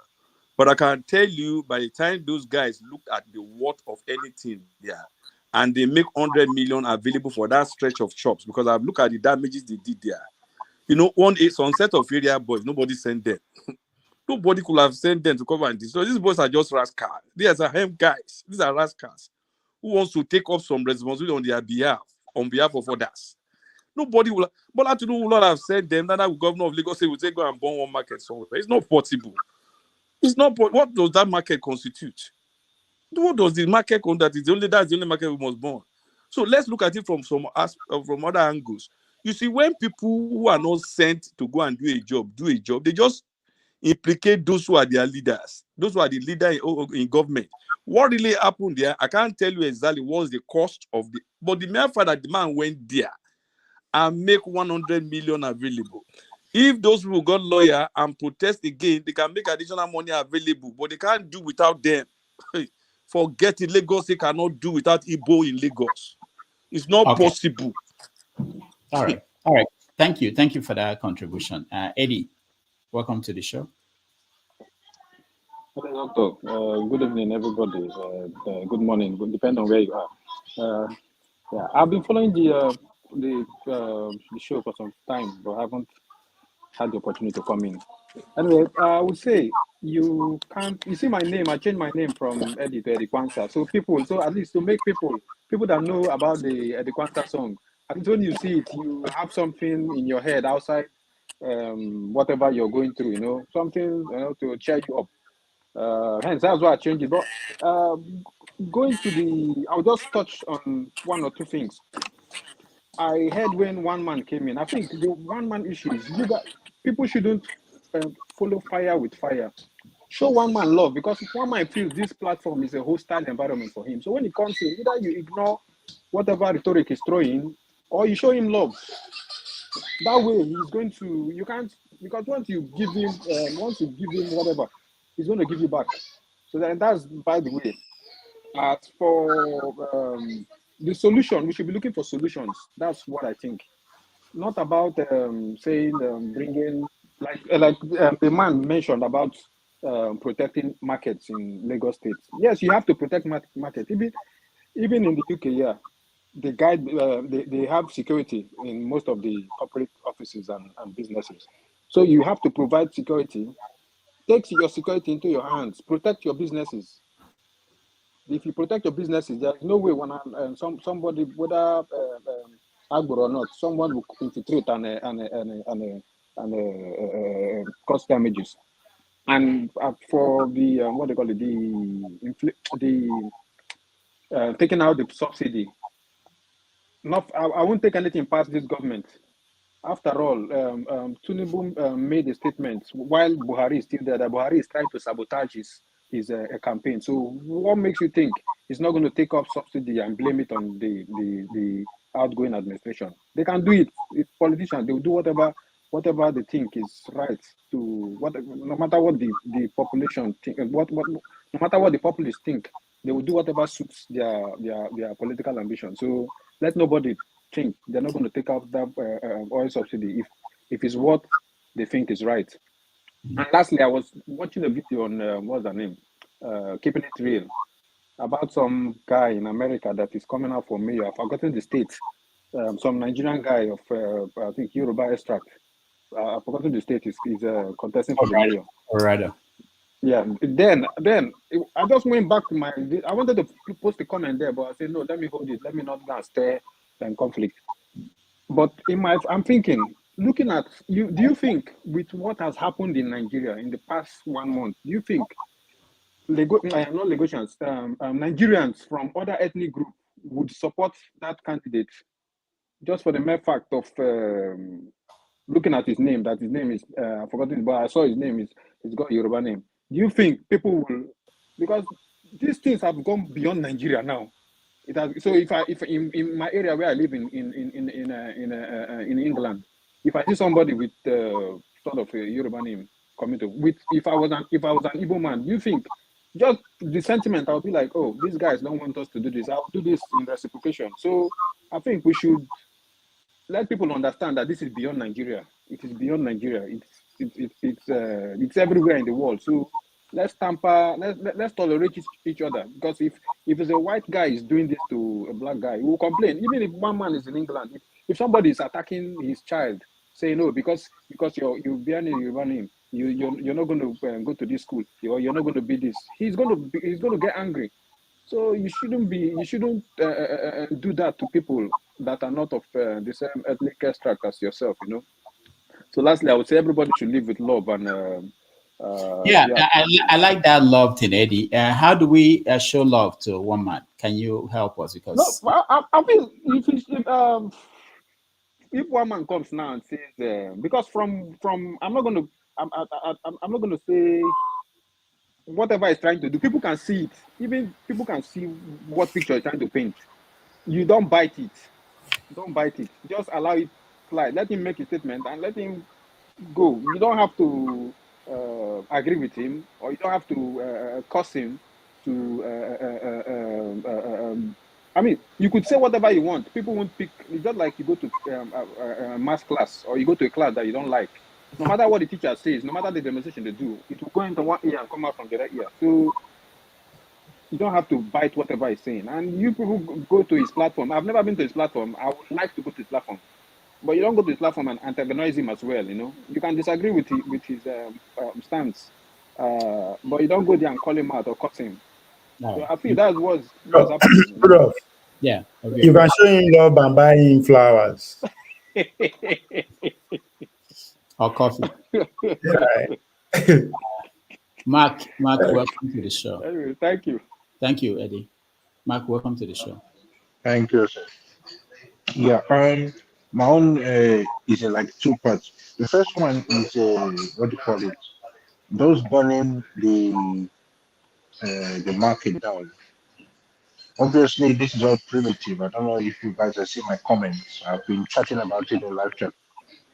But there's no, unfortunately, Black Lives Matter protests in America. There were groups like the gangs that were using. They found opportunity immediately. They just started looting and looting and looting, stealing 50-inch TV, breaking down stores. They were just taking advantage of the protest, BLM. It had nothing to do with it. So it's the same thing with this one. I'm Yoruba, but I believe Obi is a genuine guy. He's going to change Nigeria. But look at all these stupid people. They just come from nowhere and they want to change the whole something. Now they change it into ethnicity.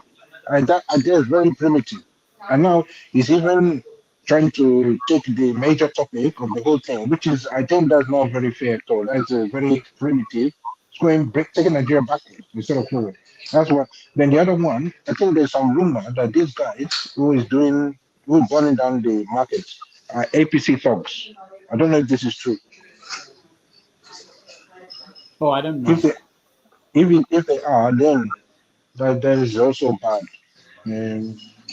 But I don't know. Look, with DSS, they also, I have to honor the fact that they have to protect the constitution, the president-elect, so on and so forth, because I'm security officer. But they're going after the wrong people, if you ask me. They want to arrest people like Obi and so on. Yeah, that's because the president-elect.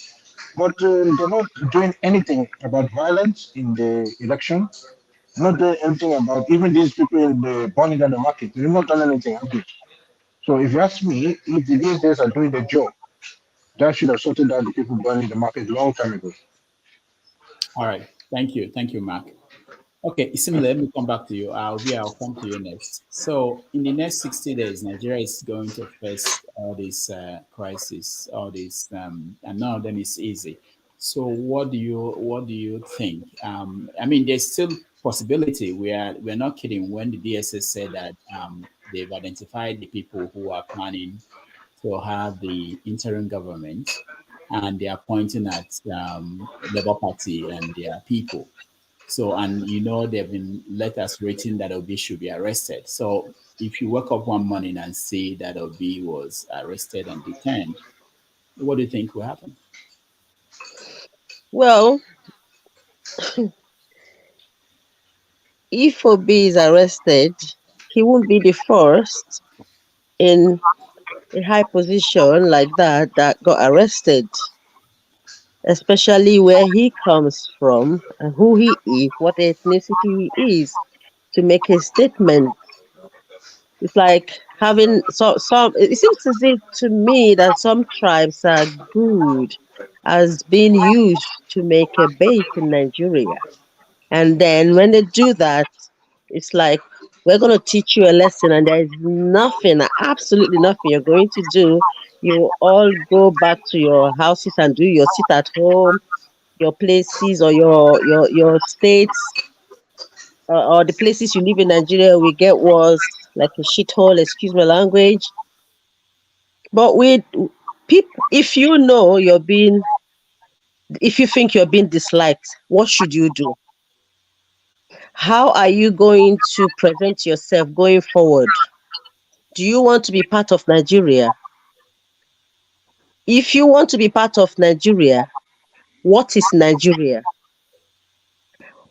Where is Nigeria? How are you going to find yourself in a place that you can be a Nigerian? How do you become a Nigerian to play that politics they are playing? Because it seems to me that there is a type of politics going on in Nigeria. If you want to be part of Nigeria, you need to master this politics and play it. They say if you want to belong, you have to fully belong. You can't be in or out. But if you want to go out, go all out. But if some people are saboteurs, wherever you find yourselves, then there is a problem. If there is no one voice, you're not going to even become part of Nigeria, because for you to become part of Nigeria, you need to work in unity. If you want to have a political voice, you need strength, you need power, you need one voice to make to make changes to get to where you want to be. So if they arrest Obi, nothing is going to happen. They are going to install Tinubu. We may be crying foul that the election is being rigged. On that day, I said, even before the election started, I said in some platforms that Tinubu is already walking like a president, talking like a president, dancing like a president, and he's going to be the president. And some people were scolding at me because you have to just see the extraordinary. You see the handwriting on the wall. It had been bold, but some people, I'm not saying people shouldn't cast their vote, but it's like you're going to this wrestling ring. You know who your opponent is. How are you going to prepare? So if you want to play politics in Nigeria, play it like a Nigerian. Play it like they're playing it. Play it like they're playing it. It's like you're playing with a snake. You turn to a snake too. Somehow, I'm not saying you should go and cheat, but get the power and then do something with it somehow. Otherwise, some people being like treated like outcasts in Nigeria don't go here, because the futures of the young ones from that region and the ones to be unborn will suffer. So we have to put our feet on the ground somehow, use our senses, not by making noises. You can't put all your clothes in the public to see, for everyone to see. There are things. Look at how others are playing the politics. Look at how the North play politics. Look at how the West, Southwest are playing the politics. Use them to study as a case study and pick the best points from their ways of politics that you know that's going to make you stronger.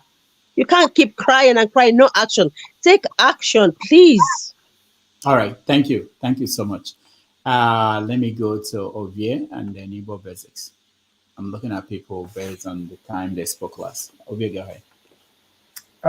We're on the DSS alarm or the DSS alarm, yeah, and then it's connected to the interim government too, as a possibility. I think for me, I think this is just APC taking a step ahead, right? To better dissuade the protests, the quote-unquote planned protests, which I don't even know why they protest in the first place. But so I think this is APC trying to take the first move and go ahead and raise alarm that so that because the reason they are giving is protest is also part of the whole reason to that they're going to be organized protests every nooks and cranny of the country and even outside. That's the one measure they are going to take. So for me, if there's actually a real threat, say it seems really they happen, I don't think DSS will be blowing alarm before they take any action. They would have gone ahead those people. And to say Obi will be arrested, I don't think that is going to happen. I don't see that happen. I don't see it's going to get to that point. So raising alarm is just to get people to start talking. Just as we are talking, what's the point? Interim government is no provision for it in our constitution. So I don't see how that is even going to happen in the first place.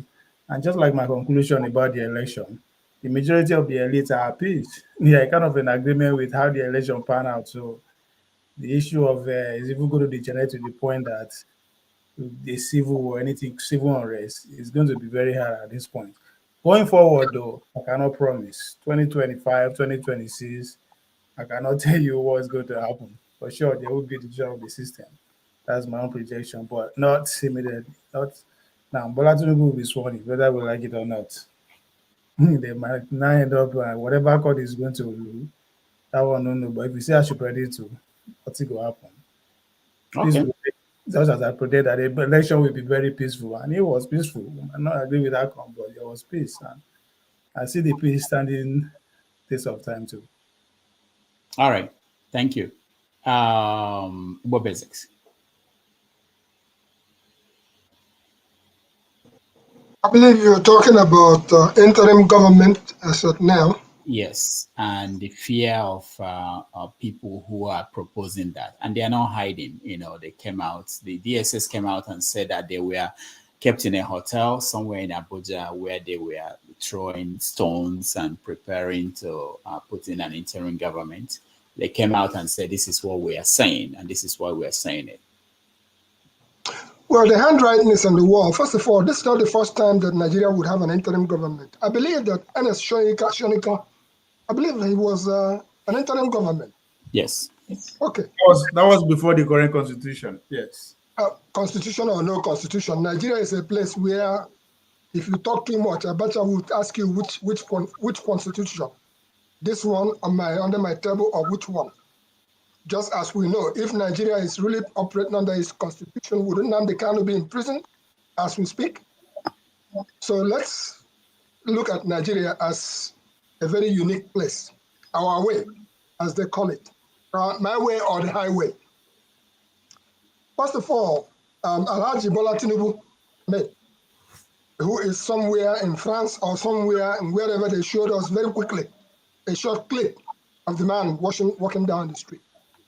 What business does that man have to be in some kind of foreign in France as it stands right now? Is France in on it too, on what is happening as far as destabilization of Nigeria is concerned? It comes back to Nigeria for us to tell ourselves the truth.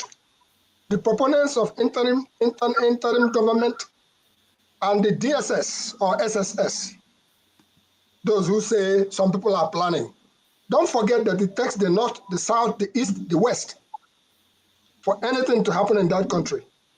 What we are seeing on the surface, I'm quite sure the military generals, all the rest of the Alhajis, the mayors, they know what's going on. We know that Korokoro, I was shocked to see that, again, I refer back to Tai Bolafu, the Third Eye publisher, New York, talking about Peter Obi. What people are doing is attach your name to Peter Obi, attach your name to anything that is going on so that you become either popular or you're part of the whole process. What I'm saying as far as interim government is concerned, whether we like it or not to, come May 29 to, even though that Buhari and his current government have already decided on the path to toe on the INEC selected chairman or INEC selected president-elect. Let's tell ourselves the truth. What happened in the Nigerian election is a sham. Any foreign country that is out there, waiting for Nigeria to fall. I say it back to again, DSSO, AMIO, politicians, so now we Nigerians go solve our problem. If we don't solve that our problem, the West will continue to shout hallelujah and continue to work, taking all our resources. That's what they want. What business does Tinubu have to be in France when he should be in his village, really chilling out, and eating the best. So my submission is that May 29, let us watch out and see. As a matter of, from the grapevine, somewhere along the line, people like Sanusi in the north, they will be reinstated as emir. A whole lot of horse training is going on in the background. Some people have gone back to school, like my cousin, gone back to Harvard. Watch out what is going on. What you are seeing on the surface is what they are not telling you what's going on underneath. He hold a man for a neck. If he win an election truly, why is he not out there on the ground doing what he should do? The cabal that wants to continue to hold Nigeria hostage, and by Nigeria hostage, I mean me and you, the future of us, the future of our children, they don't want to let go. Ovia made mention earlier on, from the it's about time that the older stock should get out of the way. We are no longer in the analog generation. We are now in the digital age. And if you give the younger ones a chance to prevail, they will legalize in coma. In other words, in our old age, we will take care of it. We have eaten our breakfast. We ate our lunch. We ate our dinner. And we also want to eat their breakfast, their lunch, and their dinner. Come on now. What is fair is fair. All right. Thank you, Bob Basics. There's a breaking story I will share with everybody, but after Jude has spoken. Jude, go ahead. Hello, everybody. Thank you all our listeners and the panelists. So I've been listening not too long from the background. You see, I heard there's something that people say that somehow I feel so bad about it because if we will continue in that direction, then how do we develop as a country? And that is, look at how others are, like, specifically my sister there is Simri, with some other people also have been making such a proposition, which I understand very well. They're speaking from a disappointing hearts of, judging from how things are going in Nigeria. And if we continue to play politics the way others are playing it, in order to, especially the Southeasterners, so that they will belong, then how are we going to develop? How are we going to get out of the, backwardness that we continue to plunder into every year? Nigeria is only one country I've seen in the world that never moved forward in terms of progress. They're always retrogressing. And if we continue to play a politics of,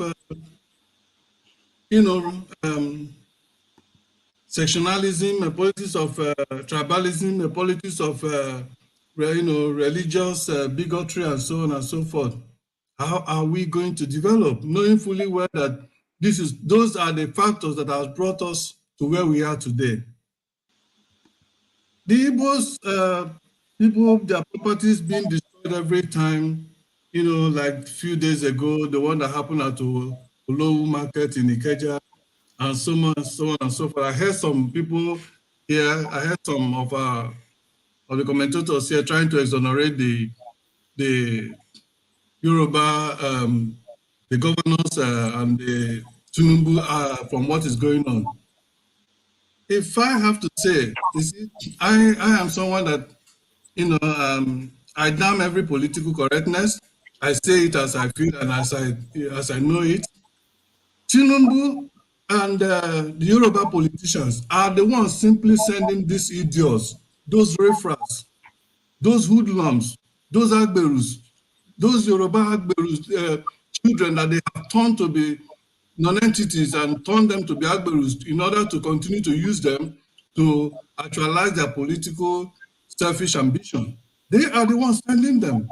Otherwise, how would you explain the fact that the first one happened, second one, third one, and this has consistently been happening? How many times have Tinubu come out and denounced this kind of practice vehemently. How many times has Showolu come out, make a public national broadcast and say, listen, I have no part in this, and those who are doing this should desist. And I'm going to make sure that all the people that have been involved in this, they are going to be punished. They're going to be arrested, and then the law will take its full course of justice upon them. How many times have they done that? And if they have not done that, and they still will not do that, then how then will you come here and be defending them and say they are not the ones sending them? And in the same talk they use in rigging, they use in causing the mayhem that happened during the presidential and the gubernatorial election that we just witnessed, which has gone down in the history of Nigeria, if not in the entire Africa, as the worst election so far, at least since my lifetime. How can we explain this? If for instance, now if my child goes out and do something wrong, that I know is wrong, and I didn't send him or her, and me as a father, I kept mute. I mean, how would people say I am the one that sent her, and then I will be exonerated from it? No. But if I am not the one that sent that person, and it's not working for my interest, I am going to come out vehemently and say, listen, I oppose this. I did not send this my child to go and do this. Therefore, whatever law that is responsible to get that individual both arrested and prosecuted should take its full course. There should be accountability. Silence is not enough. Silence sometimes, in fact, most times is regarded as complacence. You may not directly say go ahead, just like what we have been witnessing here in America. Only a few times, yes, sometimes Donald Trump will tell his people, followers, like what is happening right now as we speak. He will tell he wouldn't tell them directly, go ahead and do this. But he will speak a language that every of his followers will understand. He has been indicted, and now he's already telling them that if he's arrested, America should rise up and fight for their nation. What does that mean? So meaning that Donald Trump is the nation of America. So that America is embodied in one man, one fraudulent, endemically fraudulent man, just like Tinubu, because these two individuals have similar this thing. You can easily put them in fact they are best of the same feather. The same corruption that in fact that is so inherent in them. Number one, they never tell lies, they never tell truth. Everything they say is 100% lie. Number two, they are so corrupt and very dubious. All they have ever done in life is, duping people in so many ways. And then, number two, they have corrupted their own government or their own countries in different ways. These two people, in fact, they are like twins from the same parents. And look at the kind of rhetoric he's saying, that if they are arresting America to fight, should rise up and fight for their country. How can you tell me the first market is burnt? Let's leave all the previous one that has been happening since this election. When has Tinubu come out and speak and say and denounce it? Just like their Feniferis have coming out and denouncing that. When has all the politicians in Lagos, when have they come out to denounce it? The answer is no, they have not. So they are the ones sending them, period. Let's not, because we are from Yoruba and we don't want to tell the truth. Thank God for Mayegun. God will bless that gentleman. Wherever he himself and his family, God will bless him. Because that is the only one true Yoruba that I know speaks the truth no matter what. No matter what. And the old man, what's his name? The peripheral leader. Yeah? And the lawyer, what's his name? These are the few people I know that say it as it is. Not people that will come here and begin to marinate the truth and begin to, dribble. If the Igbos are not wanted in Nigeria, let them go. You don't want them to go, and yet you continue to persecute them from every way. They are in the south, they are persecuting them. They are in the north, they are persecuting them, killing them and destroying their properties every time. And yet you want them to be in one country. What kind of country is that? All right. Until we continue to kiss asses, and the Igbos, we are not known. The real Igbos, we don't kiss asses. Don't mind those political loafers, political non-entities like Ojus Okalo and Ekwerimadu. Thank God is going to probably spend the rest of his life in jail in UK. And all the governors in the eastern part. Don't mind those idiots. They're not real Igbos. A real Igbo man does not kiss people's ass. They do the right thing, and we don't follow people sheepishly. That is one thing about the Igbos. We don't follow anybody sheepishly. We follow with wisdom. If we see that you're not doing anything right as an Igbo man, we will call you. We don't hide our thieves. Like like other tribes in Nigeria, they hide their thieves as long as it's their Yoruba man or Hausa man, they cover them out. Until we continue to speak against all these evil people in our tribe, no matter where they come from, we won't go anywhere. All right. I speak with a heavy and bitter heart of what is happening in Nigeria. They are one minute, just 30 seconds, I'll round up. They are planning of interim government. For what? For what? Interim government for what? All they need to do is for Buhari to give mandate, to give marching order for the court to expedite the case. They can take care of this case in 2 months, and then at the end of the day, wherever the case lies, wherever the distance falls, let it go. Wherever the pendulum swings, let it so be it.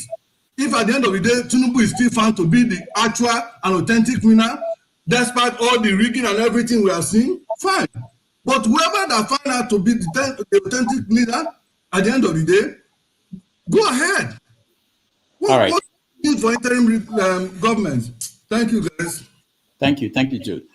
There is this story that just came out about an hour ago. A telephone conversation leaked to People's Gazette between Peter Obi and Bishop David Oyedepo, just on the eve of the election. So I want to play that. It's about 4 minutes, and after that, we will have a conversation.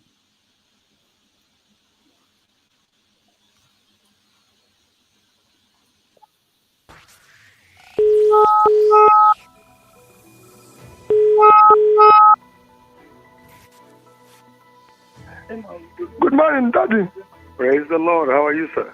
Fine, Daddy. Good morning, Daddy. Amen. In Jesus' name, we are going to get a bright result. Thank you, Daddy. When I hear this your call and prayers, Daddy is very dear to me. And like I keep saying, if this works, you people will never regret this support. Amen. Amen. You know. We look forward to God's intervention. Thank you, Daddy. We look forward to God's intervention. Thank you, Daddy. We look forward to God's intervention. Amen, Daddy.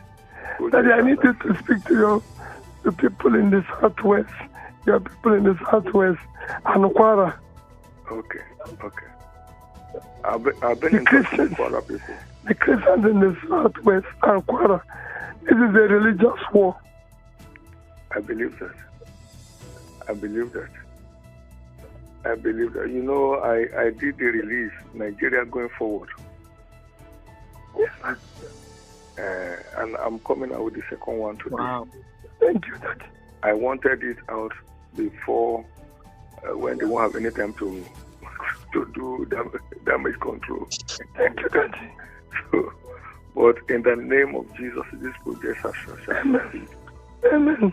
You know what I said in today's one? A sickly nation like Nigeria will require a strong and healthy personality. Thank you, sir. And I said, anyone whose words cannot be verified should not have access to governance, particularly in a draining economy like Nigeria. So, all we are doing is appealing to the wisdom and conscience of people. Thank you, Daddy. To know where to go. Thank you, Daddy. But I want to assure you in the name of Jesus that the result shall be favorable. Thank you, Daddy. That the result shall be favorable. Thank you, Daddy. That the result shall be favorable. Thank you, Jesus. In Jesus' name. Amen. So relax yourself. Don't be apprehensive. Are you in Lagos or Abuja? I'm in Onitsha now. Good. So you'll be there for the election? Yes, sir. Very good. Yes, Daddy. That's where to be. Thank you, Daddy. That's where to be. Thank you, Daddy. I said all Nigerians have equal stake in this nation. Nobody has a right to claim that he's dashing something to someone. Thank you. We are coming out of it. Thank you, Daddy. So are young family in Jesus' name. Amen. So how is the East generally? East is okay. East is quiet. And the Middle Belt, how are we doing? Middle Belt, we're okay. But in places like Kogi, Kwara, and Niger, is a worrisome place. Well, we'll get through to Kwara. Oh, fantastic. I went to Kwara and visited Olofa Ofofa, who told me that nobody has ever come here. With you, no problem. But the Christian community in Kwara and Niger, and listen, I'm also working in Kogi, same way. Okay. Then I will target these clips to them. Thank you. I will make sure they get it today. Thank you. In Jesus' name. I'll be looking out for the release as well. Okay. Ask your pastor to send it to me. Okay. I'll do that. Thank you. I'll do that. God bless you. Thank you. Peace. So I'll still talk to you later today. Yeah, thank you, Daddy. Thank you, Daddy. Thank you.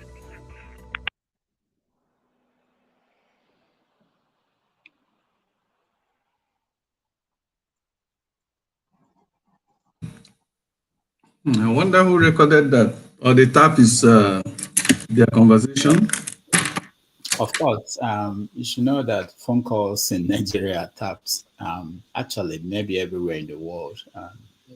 Yeah. If you're making But anyway, there's nothing bad in that. I didn't see anything bad in that. Let's go around. Let's hear from CM. It's my turn. Okay. So, is it about the interim government? It's wrong. It's wrong.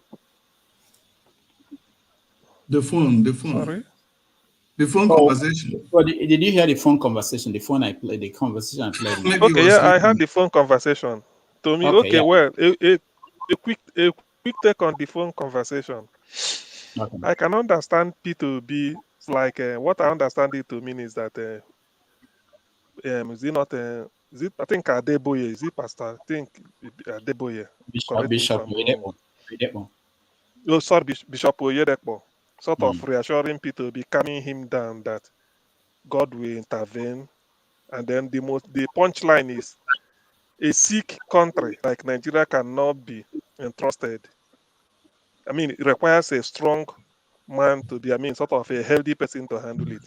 I don't see anything incriminating because I know that is where the anchor Nigerians will be looking into it. I don't see anything incriminating in that phone conversation. One. Secondly, it is as if P2B knew maybe somebody will be recording it. So even if there is anything partisan, it didn't show. I don't see anything partisan about it. Rather, he assured Oyedepo that if he works the way if he gets elected, that's what I think he meant, that they won't have any reason to regret because he promised, it's like what he promised in the open is what is reassuring Bishop Oyedepo. However, having said that, this issue of interim government that is all over the place, first, I do not endorse that. 30 years ago, MK Abiola won. For no reason whatsoever, they brought interim government and scuttled the mandate. When they feel that maybe 30 years ago, they felt they are stopping Abiola. But this is a collective wish of the people. That is the issue. That is what we are putting into the trash can. It's not really the person. The person is a symbol. It's the people that say, go and represent us by printing for him. Go and be our leader. And then some people will still, and they feel they know better to put it. So this interim government they are planning is rubbish. I don't endorse it.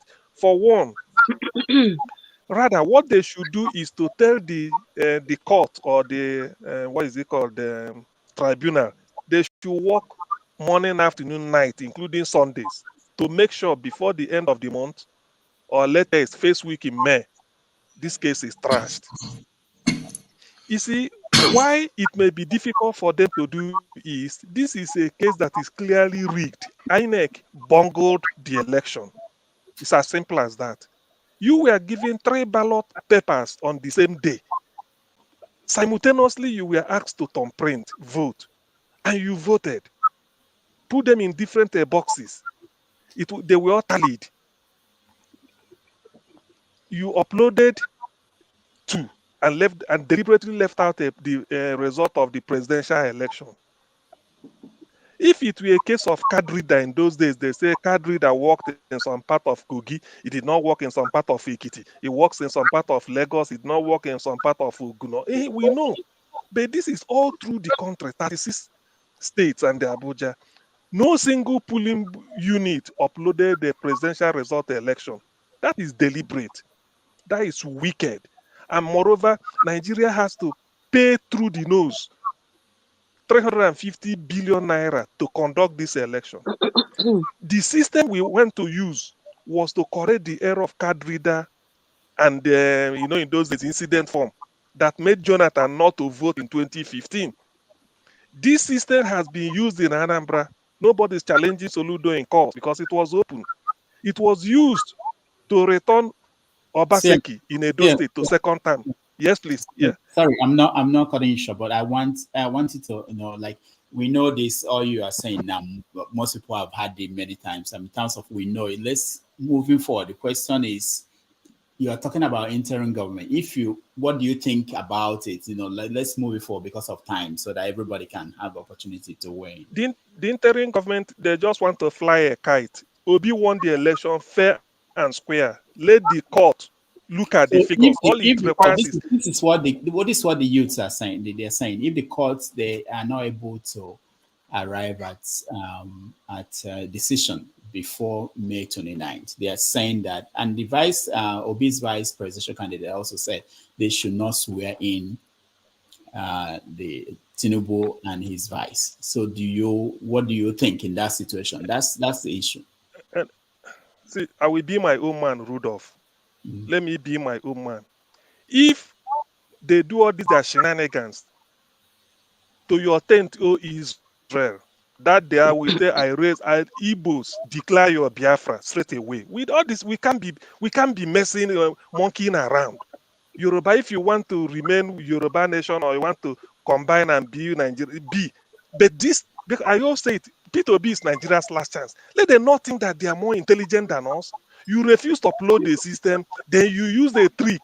When Obi said they want to get some evidence from INEC was delaying it. Even when the guy said, "Oh, we are not delaying anything. You can come and have it. I mean, we are not nothing to hide."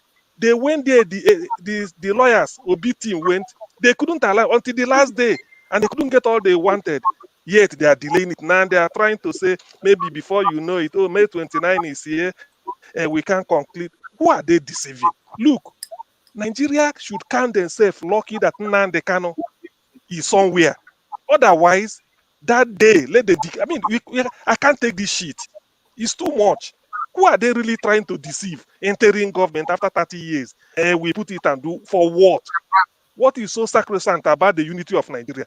Let Ndi Igbo, my people, let us raise our Biafran flag so that people will know we are serious. What sort of nonsense? You can't mess us up. Obi came out, an excellent candidate, supported by most Nigerians everywhere.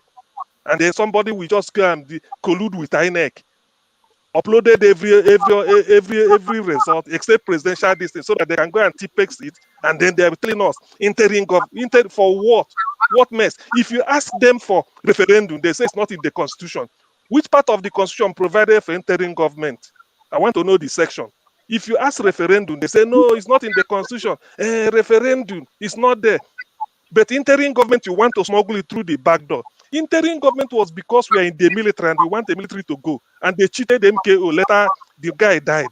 If they try it this time, to be honest with you, I advise my people, I'm not hiding my face. Declare Biafra and let the heavens fall. If the conspiracy will get to this level, let it be. This is unbecoming. Why 63 years and we are monkeying around? Do they know what it means? Did you read the opinion of the world press? The way they condemned the election, from Financial Times to New York, the press. People that even came to observe it. Why must we be doing this? They bring interim government. Before you know it, military take. Look, this is nonsense. Either now or never. This May we decide it. I'm not hiding it. Igbo should declare their behalf because this is a cheating. By the way, how do you explain 8 years of Obasanjo as president, 8 years of Oshibanjo Yoruba as vice president, 5 years of Ijoman Jonathan as president, 8 years of 3 years of Yaradua Fulani president, another 8 years making 11 of Buhari president. Igbo man will just be saying, we have. If they try it this time, let Nigeria burn. I'm not hiding my own. Let Nigeria burn. Also. No, from 1999. Let's say from 1999. If they try it this time, let Nigeria burn. We know what they are trying to do. Arrest Obi, think Obi is this thing. If they try it this time, they will find out that all these obedient are people that they kept quiet because they were, they said, okay, let us give Obi a chance. Let it not be that the first time somebody from Igbo land is being loved all over, then we Igbos will go and they truncate it. Let's just remove our IPOB cap and then follow them. If you try this, look, a Jindu Emegene. Is anybody more Nigerian than the other? Why must Igbo be holding the short end of the stick every time? Why? Let that be afraid, then declare it. Those that are alive, it must surely happen. The only thing that will prevent it is they do the right thing. Obi presents evidence that is even Afenifere said it, that they've known that Obi won the election. So, which means I'm not talking about anything. I'm not trying to pit anybody against each other. But if they try it this time, let them declare everybody go away. Of what use is Nigeria? Fraud everywhere. Ordinarily, it should be torn of the southeast. Ordinarily, it should be the southeast that should provide the president. What are we really talking about? We witnessing every section of Nigeria will be president. Then when it comes to Igbo man, they say, hey, it's not a this thing. Referendum is not in the constitution. This one, look, anyway, the gods are wise. All right, thank you, CM. The gods are wise indeed. Ultimately honest. So we're talking about the tape, what you heard from the tape, if you have any opinion about that, and then the interim. Sorry, come again. Opinion about what's that? The tape that we just played, Obi and Bishop Oyedewo. But if not, if you have anything to say about interim government, if you have not said anything before, but I know that I jumped around. Yeah, the interim government, I don't understand. I've not been serious about politics due to the way the Igbos have been treated in Nigeria. I know they will say we're trying to play victim, but the handwriting is on the wall. Most Igbos, that's why things are the way they are, and that's why Igbos are reacting the way they are reacting. So, interim government, whatever they do, to me, I should say I don't really care, but because I love my people and I love fellow Nigerians, regardless where they come from, for humanity's sake, for the love of the man above, they will do what they will do. I believe it's just a plan. You see, when someone is a bully, if someone is a bully, they will bring all tactics to intimidate, to create scenarios, just to achieve their aims. It is a plan. It's like they know what happened, and they said they flogged you, and they said, don't cry. If you dare cry, we will deal with you.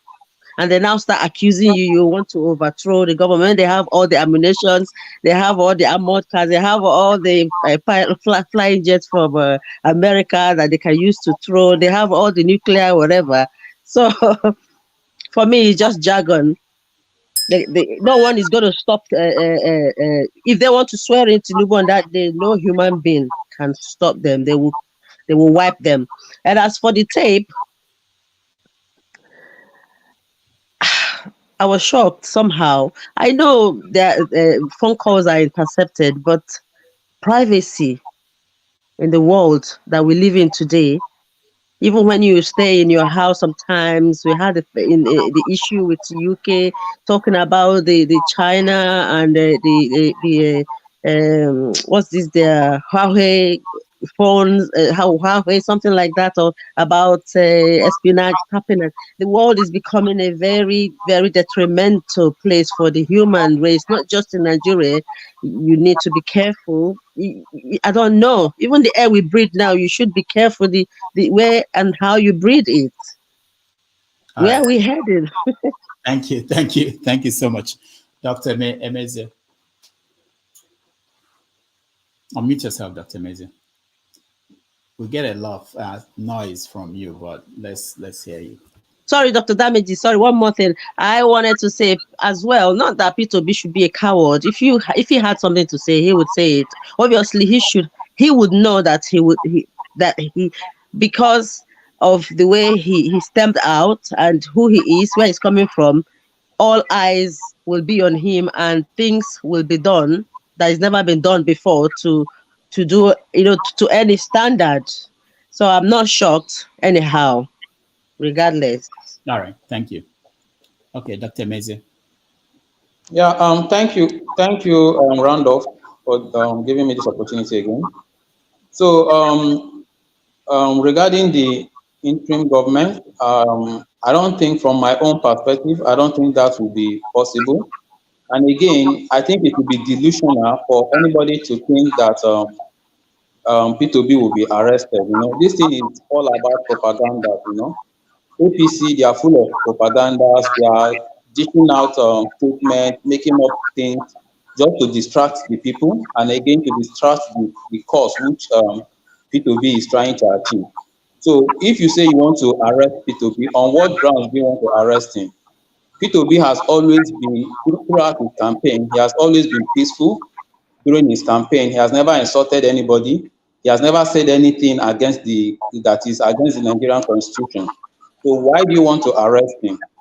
And going forward, in contrary, is other parties that have been saying things that are in contrast to what is in our constitution. Take, for instance, even Atiku mentioned that people should not vote people from the south. Tinubu, the same thing, said that Nigeria belongs to him and is the only person that people should vote for. With all the propagandas and all those things, that is the problem I have with Nigerians. They will make up propagandas and they will be the ones that are really doing those propagandas, and they will be accusing their opponents or the opposition that is what the person is doing. And regarding the interim government, I don't think that is going to play out, because it's something that is unconstitutional. It's not in our constitution, and I don't support that. But going forward, I think it's better for we to look for the justice and for the court to speed up the hearing and maybe to finalize their findings and to give their report or maybe their judgment on the election matters. But saying that that they are going to arrest Obi, I think that is delusional, and it's something that I feel is just a propaganda that is being put out there to distract people from the main issues which is on ground, and maybe to score through the ideas of people that are protesting on the streets. All right, that's my own opinion. Thank you so much, Ovie. Yeah, to me, I think what stand out for me in that video is where Oyedepo said. Okay, I didn't talk about the video. Sorry. Please, round of 1 minute. I didn't talk about the video. Go ahead. Yeah. Sorry. Just give me like 1 minute. Let me talk about it. Just a minute, please. Go ahead. Yeah. So about that video, I don't really know if that thing is actually. It looks like something that is doctored. Like it's not really Peter Obi or especially Adeboye's voice. So those things, it doesn't really correlate with the real voice of Peter Obi. But if really is Peter Obi's voice, I don't see anything wrong in that. Peter Obi has always been this person that has always been kind of respectful to people. He has this courtesy, and he's a very polite person, so he respects people, especially people that are older than him. So I don't see anything indicting from what I heard from that video. I don't see anything that bad, apart from the way he was saying Sasa, like he was saying, daddy, something like that. So apart from that, okay, he said something about this thing is a religious something. I think he mentioned something like that. But Religious. he's saying Religious it war. I feel he's saying it from the perspective that him being a Christian, that he wants to come out and contest as a Christian. So, and he's fighting people that are from the north, like those ones are Muslims. So him is a Christian. So I feel that is why he's saying it, but he's not saying it that like it's something. He's not meaning to maybe the Muslim religion or something like that, because he has always stated that people should not vote for him because he's a Christian. People should not vote. At least that one is the one I'm 100% sure, like I've seen him say. So, but from what I heard from that video, there's nothing that indicting or really offensive from what he said. That's my own take. Okay, thank you. But let me just point out that People's Gazette, if you read the story, they reached out to these people and they reached out to Yedebo's people for the past 2 days, and they have now refused to respond. So go ahead. Yeah, I think the part that stand out for me was when Yedeko said, I put out a message. I'm willing to put out a part 2. I'll put out late so that they will not have time to do the damage control. That stand out for me. What message is he putting out? He's a pastor. I think any message you preach should be from the Bible, right? So, yeah, I'm really curious to know what message that he prepared, that he's pushing out that the opposition party, not necessarily religion-wise, the opposition party, we will have no time to actually, control whatever that he said is going to be. So that, to me, that's what stand out. But every other thing, a normal conversation where now, as it's always a competition, so anything goes. So in a normal conversation, I don't have any problem with. What about they calling it that it says a war? I mean, either I talk, I no talk. We all know that it's going to be identity politics, and then religion is part of the identity. So I don't know why that it should come as a shock. Now the one they say now they catch the thief, right? We don't know what Congo so discussed or the other president candidate discussed. I'm not saying they did it, but now because it's not in young command. So that's why I said, as far as I'm concerned, the normal the environment, the time, and everything that was at that time. One of those kind of conversation, not even in the open. So, but that's why I'm more curious to know what message that you're able to put out. But I don't really have any qualms with what Obi said or how he said it or how you respond. But more of the because I'm curious. Because he's a leader, and millions of people are following him. So what he put out is very important. So that's why I'm curious about that part. All right. Peter Kuje from Italy. Is he with us or is he reading? Hi, welcome to the show. Yeah, I'm with you guys. Good evening. Hi. Yeah, thank you, Dr. Damages. Good evening, everybody. Thank you for the opportunity. Two things stand out here, which I want to contribute to. The conversation between Peter Obi and the GO. Well, that was before the election. He was still in the mood of campaigning. So it is normal. I didn't see anything incriminating in that conversation. But there's one thing that really stand out is when he was referring religion as war. I think that was not really what he's supposed to have said as a leader, because he wasn't expecting only Christians to vote for him to win the election. He was supposed to carry the Muslim along, and mentioning that statement as if now a war in Nigeria between Christian and Muslim was really bad of him. He ought to know that a man of his statue or his telephone will be typed, and he has to mind his conversation, because in this modern era, there's no secrecy again as far as telephone conversation is concerned. So that was a little mistake from his side. As for the interim government, we all know how the religion is played in Nigeria. The question we should be asking ourselves, the way the DSS got at this information, is it really normal? I believe it's not normal. They are security agents, and they receive a sensitive information as regard to security of the nation. They know what to do. They know how to treat it. All right. Involved, get arrested before the information is carried out to the public. So what DSS is trying to prove here is just politics. They are being compromised.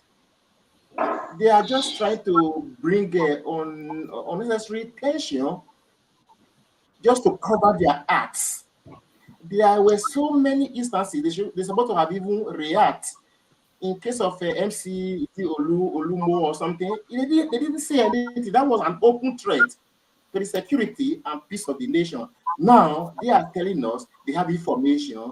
People are planning to bring about interim government. I, for one, I don't believe that information is credible. And if it were, the way DSS treated it is very, very wrong. So it's supposed to have take measures, bring out names, give to the police, make arrest. So that is my take on the matter. All right, thank you, Peter. Femi. Oh, okay. So, yeah. As for the phone call, well, just like I said earlier, it's now who they catch, because there's all kind of conversations that goes on the dinner tables everywhere. So, anyways, but the most I would probably add to that is the fact that as much as I might have my own opinions about God of men in Nigeria and their reach and the kind of things they dabble in, I am also cognizant of the fact that politics and religion seems to be the greatest bane of Nigeria.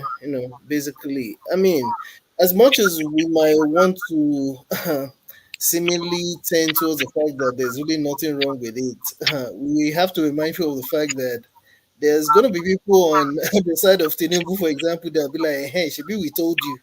So this thing goes either way. Now, who they catch, you know. But anyway, but I also wanted to add to something I said earlier, Doctor. I didn't touch on, I didn't give my opinion on this issue of the fuel scarcity.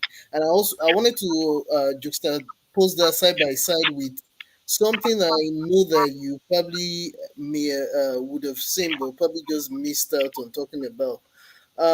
You did notice the rejection of that 22 billion, was it dollar loan that the way that Buhari had asked for again, as if we're not, our debt is not enough. Who rejected it? The Chinese loan. Okay. Again?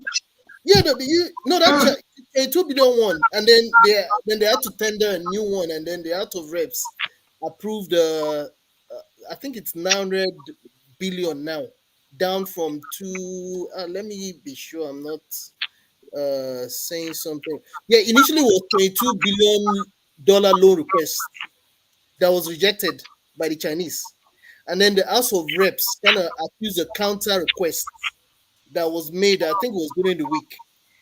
It's now down to 973 billion 474,000 971 million. So, Okay. but anyway, so the reason why I put it side by side with the fuel scarcity is that it be like say protest will sue plenty, because obviously we're trying to push, we're trying to kick the can down the road, like we typically say, because it took but of course, the Buhari know is government. They know what they are doing. They know that they're trying to avoid the mother of all wahala. That's why they kept kicking it till they told us after election. Well, we'll see what happens afterwards. I just thought to bring in the issue of the loan because obviously we I mean it looks like we're just beginning with this with our economic travails. Yeah, So Femi, thank you.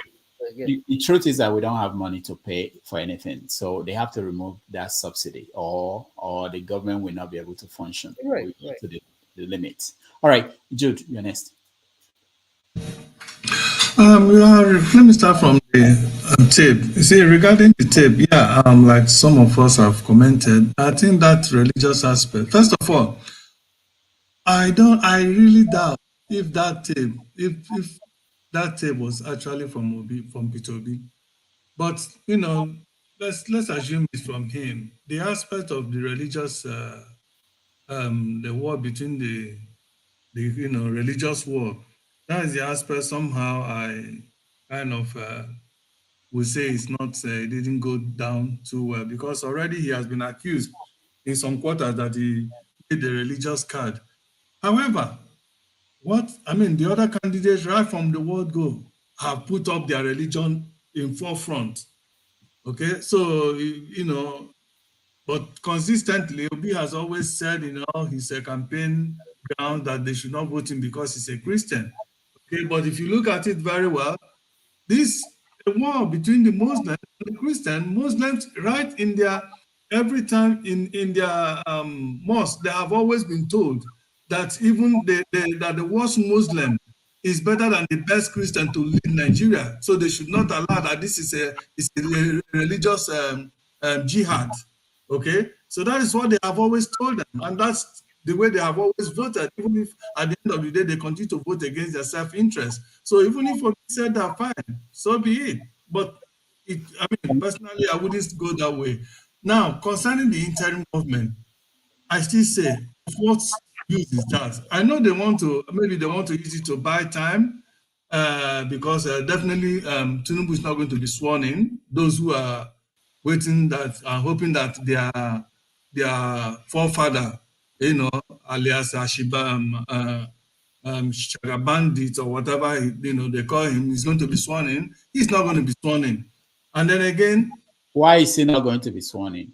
He's not going to be sworn in because he was not elected by Nigerians. Okay. Okay, he's not elected by Nigerians. He's an INEC elect. So an INEC elect, somebody that was single-handedly picked by an INEC chairman cannot come and rule over Nigerians. When Nigerians, majority of Nigerians have voted for someone that they believe that is going to lead their affairs. That's number one. And number two, yes, Obi is going to be a president of Nigeria. No matter after all this dust is settled, he's going to be, okay?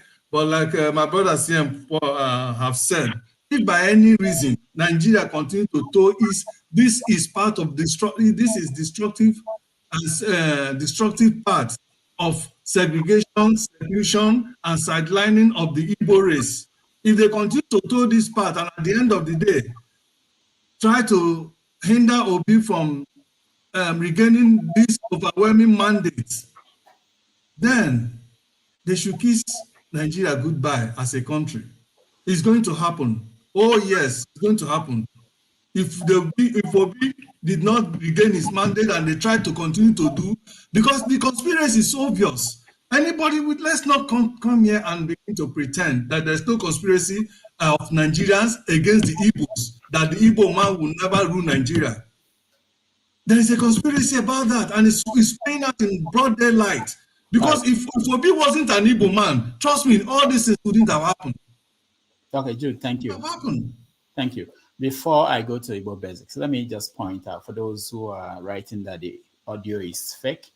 I have this policy here. People send me videos and audios to play on the air. I always say, what is the source?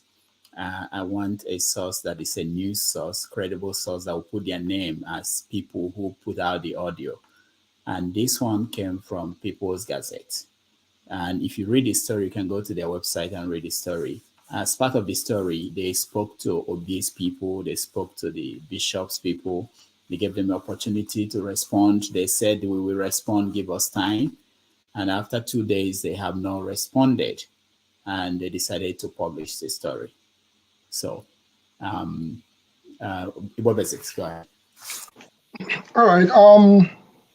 Regarding the tape, let me put it this way. A clear conscience fears no accusation. And also, let us all bear in mind that this digital age, the winds have ears. So no matter what you're saying, the winds have ears. And as far as I'm concerned, I don't see anything dastardly wrong in the conversation between Ariwoola and Peter Obi. And even the part of religious war. Come on now, let's not deceive ourselves. You have a Muslim ticket up front. You have a Christian-Muslim ticket. What are we talking about here? If somebody says there is a religious war, it didn't start today. These things have been going on for ages. We will march Islam down to the sea. So let's not kid ourselves. And if you blink, that is yet to happen. And that is the ultimate goal of some people who believe that they are the owners of Nigeria. So nobody should go to sleep.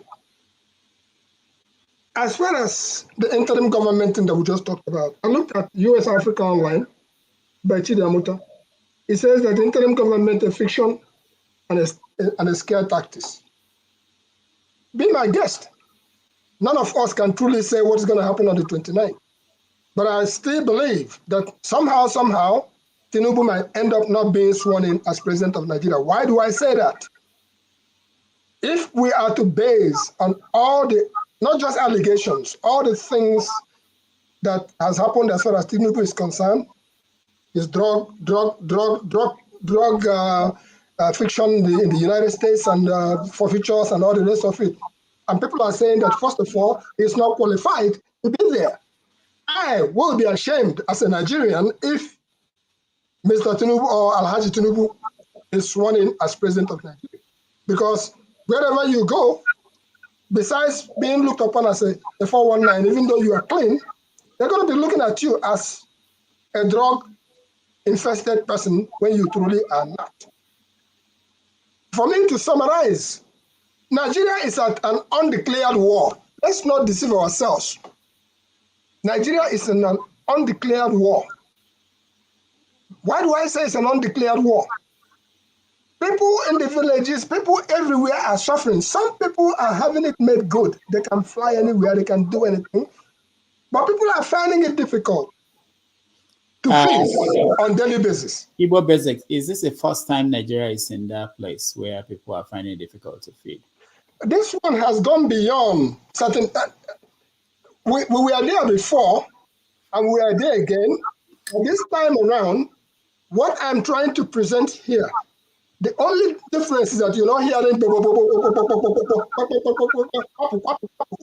You are not hearing that now on a regular basis. But things have really, really gone wrong. And if they call it... Let's put it this way. Should I turn around and start being afraid of Rudolph Okonkwo every time I turn around? Let us not forget, if you declare Biafra, I will declare Oduduwa Republic. Hello? We are still here. Why is it a friction between Yoruba, Igbo, and by that I mean West and East? Why would that nonsense continue? There is seemingly a distrust, very serious distrust in between, because if you fool me once, I will expect you to fool me again. In as much as we have intermarried and everything else, if only, and I'm putting this squarely on our Western brothers, if our Western brothers are really, how do I put, fair, they should have listened to people like Adebanjo. They should have banded with the East and let it alone, and Nigeria will not be where we are today. And that is my submission for now. All right, thank you. Enough is enough.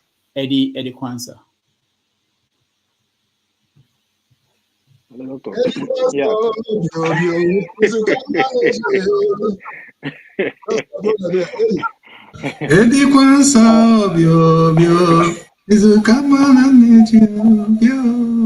Doctor, what name do you go by now? Some people are calling you Randolph, and some I people are don't calling care you. what I'm called. Not be Randolph. Let them just speak and make it in 2 minutes. That's my concern. Okay.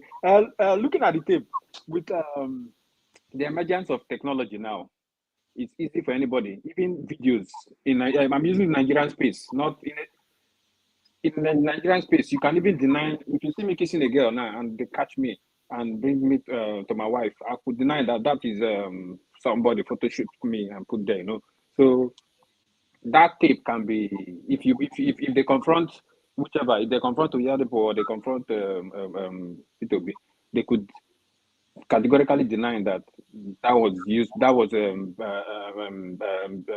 AI. They used AI to create that voiceover, and or even if you look at modern day comedians in Nigeria, most of them use voices of these politicians, like Patient Jonathan, like you normally do, and you use Jonathan. You use Jonathan. Just go to YouTube. So all this is. But looking at it from in a normal society, these guys, they Obi is culpable for.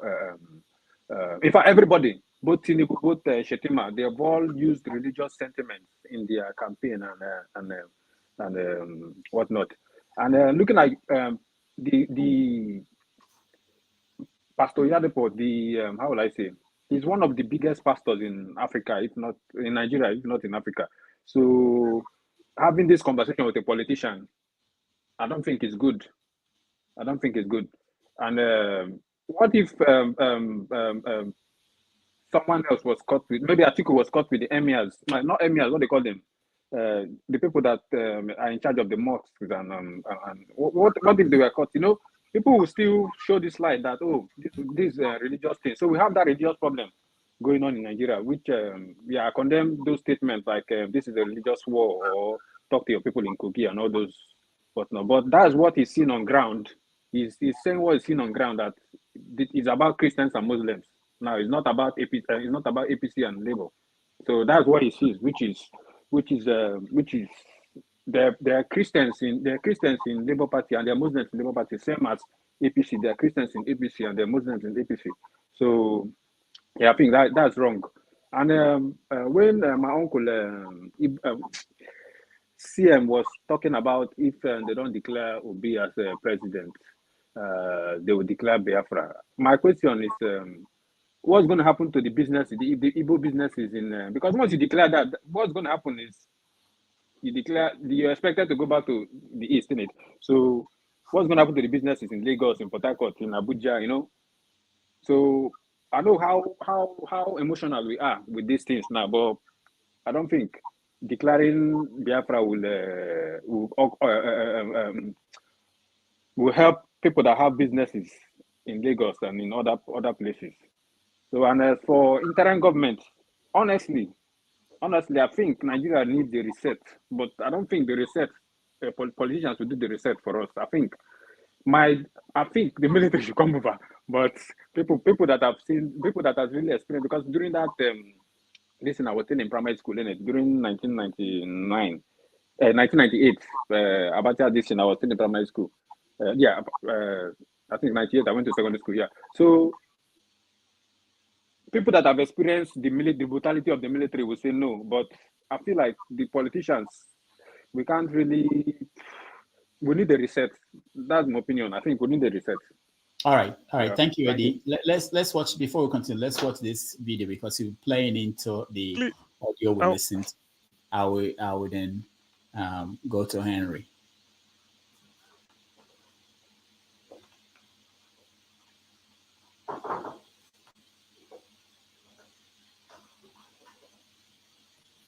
onye ụkọchukwu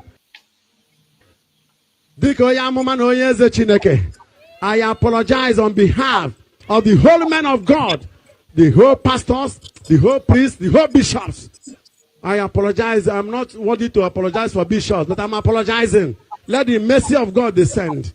Because what we did within this political moment, a lot of indescribable political brouhaha and political jingoism and a lot of atrocities we manifested and buried the power of the sacrament beneath political forces, political hawks and vultures.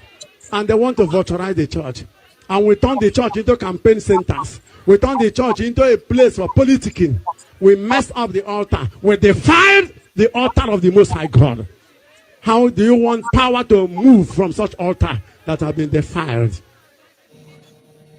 We cannot continue with such iniquities.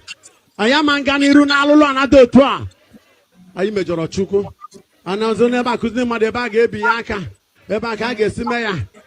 Ebe sere mada sino chuku na wana monso. I thought ye gutora. Eworo tito chuku yeze mando. Iwe chuku weda kwasi ayi. Iwe chuku kasokoza abia manam na ye bere chuku. I pray that God will forgive us. Forgive us, O Lord. Forgive us, O Lord. Forgive their church. Forgive your church. Forgive Christianity in Nigeria. We have gotten it wrong this time. Amen. All right, this is Father Mbaka. Whatever you think about him, this will eventually feed into the audio that just came out, that he's acknowledging that the church, they got it wrong because they participated in politics in a way that they have not. Henry, you're next. Yeah, good evening, Mr. Rudolph. Yeah, hi. First of all, let me say something about this Reverend Mbaka. He is one of the political jingo, what do you call him, Reverend Father. So their sins, God, let Nigeria forgive their sins, because he's included. I guess Nigeria will forgive them. But he should stop playing like he's only there. He's one of the corrupt, one of the political father I ever seen. I know about him. I'm a Catholic before, but now I don't believe in religion. I believe in God. That's all. Religion is a scam. They used to divide this country. They bring Muslims from Arab country. They bring Christianity for Europe. Look at the Pope. The Pope went to hospital when he's sick. But in Nigeria, they will be praying for you when you are sick. So he should keep his forgiveness. He have to go in knees to ask God for his own personal forgiveness, not to pray for that bishop, those so-called other bishop or whatever, or Reverend Father. He should pray for his own sin too. He talks shit about Peter Obi. You know this. Before they send him to exile to go and clean his sin somewhere in America. So he should keep that aside. He went to purgatory. They sent him to purgatory. Purgatory now, yeah. Just they should stop all this nonsense, all this religion nonsense. So Henry, let me ask you: are you in support of interim government in a situation where let me make it clear, where the courts could not decide on the court system? If the so-called politicians are scared of internal government, they should bring military in. That's it. Okay, I have no time for this rubbish. Because Nigeria is corrupt already. The politicians are. Who is afraid of this military regime? Who is afraid of internal government? The same politicians. They knew Peter Obi won this election. They knew this. How can they inaugurate Tinubu that not win? Nigeria did not vote for. Mr. Rudolph, you see the environment when they declare Tinubu INEC president select as a winner. When all Nigerians are sleeping, it's never done anywhere like that. Are we fools? Mr. Rudolph, do you see the environment? Were people happy? It's a question for you now to answer me. Are the people in Nigeria happy when they announce a selected president? No.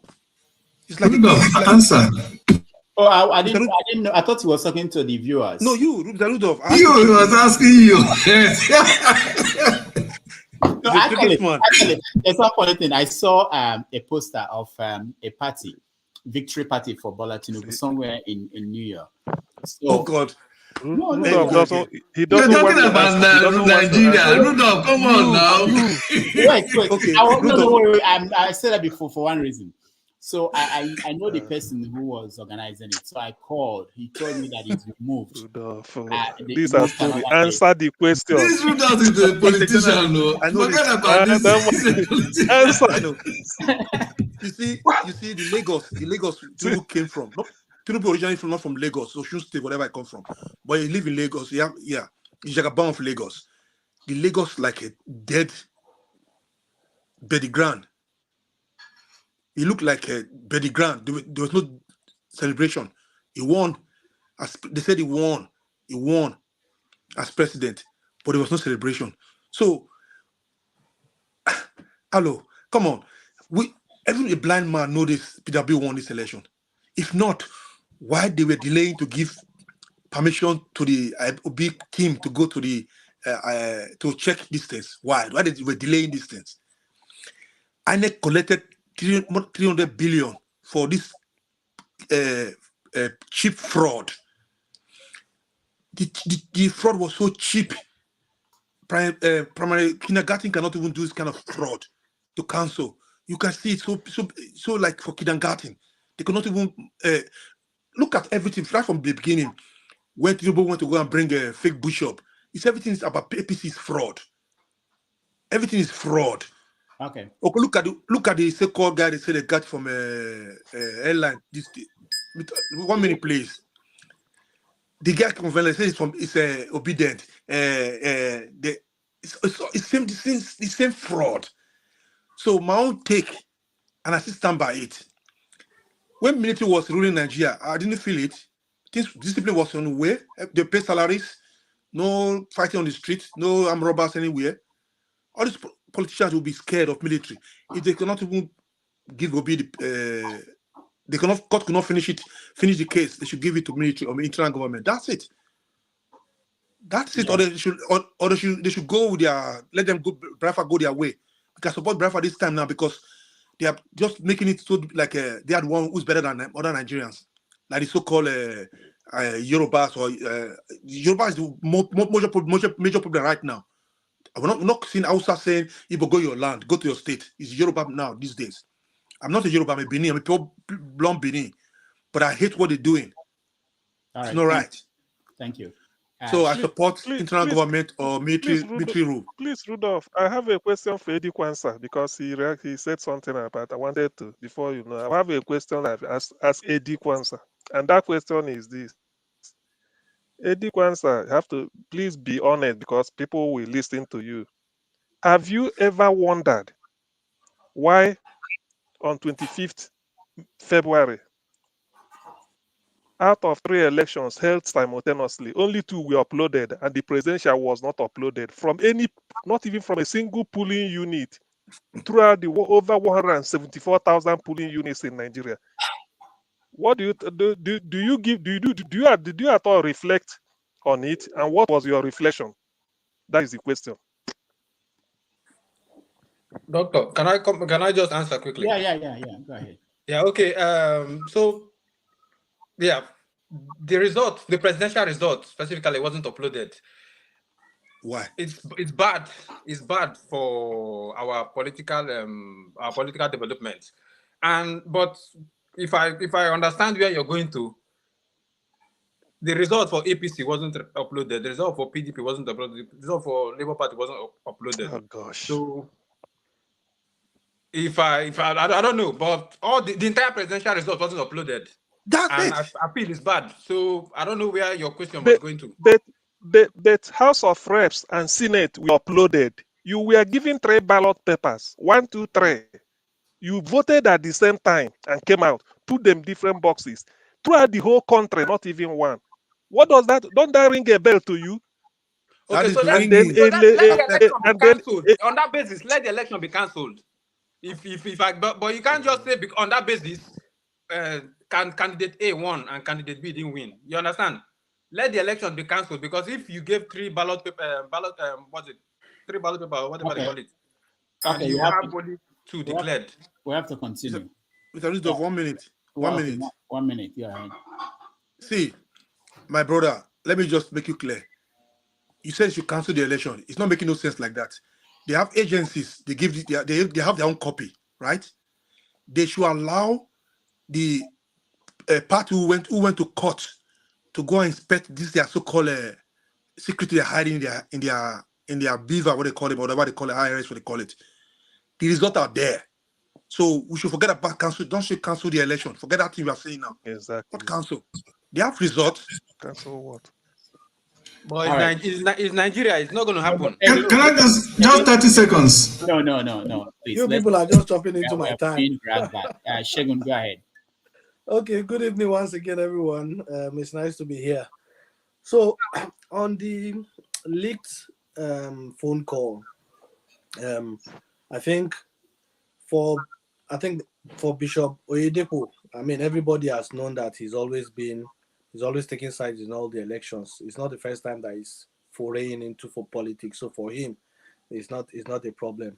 He takes his sides even before the elections, and you know where he's going. So for Peter Obi to reach out to him to kind of use his influence to get more votes, for me, there is nothing wrong with it. And just like many people have said, the only flag there is the religious war.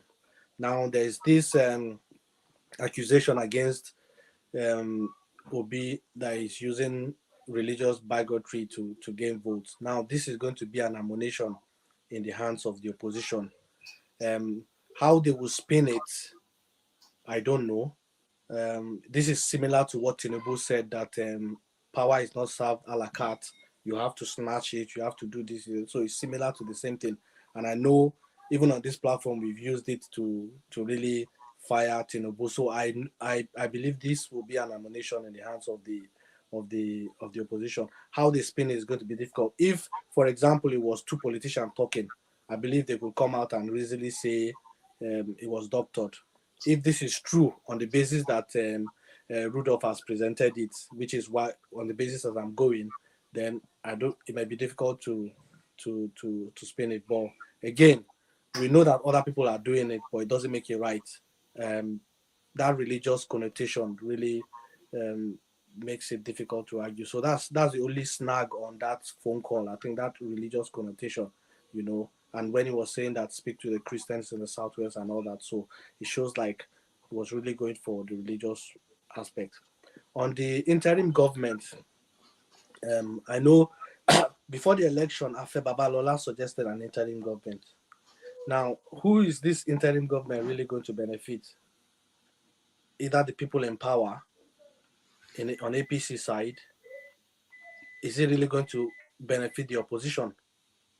I really am trying to draw a correlation between that, but I'm not sure whether it's going to benefit the opposition, because at the end of the day, it might just be the powers that be that will present an interim government. Interim government will come and do another election. Are we thinking that the election will be more credible than what we have now? Personally, I don't think so. So for DSS to come out and say there's been talks about interim government, my own opinion is that they are probably laying a grounds to effect some high-profile arrests that may really cause unrest in the country. And for them, they may then come to say, well, we've told you this thing before, so that's why we're doing this. So again, I'm suspicious actually of that DSS connotation about the interim government. I don't support an interim government. The other comments about Tinubu not going to be sworn in, I think the only thing that will probably stop Tinubu not being sworn in is a court judgment. If a court judgment comes and nullify him and cancel it, that's the only thing that will stop him from not being sworn in. But if that doesn't happen, I really don't see anything that will stop him from being sworn in. So I think that's just my opinion. Shogun, so if there is no court judgment before May 29, what should happen? They will go ahead and swear him. I mean, what else? I mean, that's what the law allows. That's what the government will go ahead and do. They can't do any other thing until the court pronounces him either to vacate it. And if they swear in him and the court comes back and say he didn't win the election, then he's going to live the whole place. But I'm just trying to see what's going to happen. The military will come in now and then take over. I mean, we do. Some people are suggesting the military is better, but your democracy is worth more than what the military is. Is this democracy? Well, that's democracy, demonstration of place, whatever it is. This situation now, military is better at the moment, me and you now are on this platform. We're talking freely. We're saying whatever we want to say.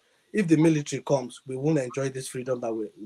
No. I was in Nigeria June 12. Henry, just wait. Leave that aside. Henry, just wait. So we won't enjoy this freedom that we're having, and there are so many things that we won't enjoy. The thing is, democracy is a journey.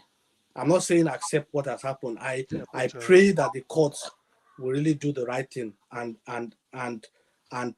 just for me, my own opinion, there are so many infractions, and that is very cogent evidence to really take Tinubu out of the winning ticket. But again, I only hope that the courts will just do the right thing, and then we'll go ahead.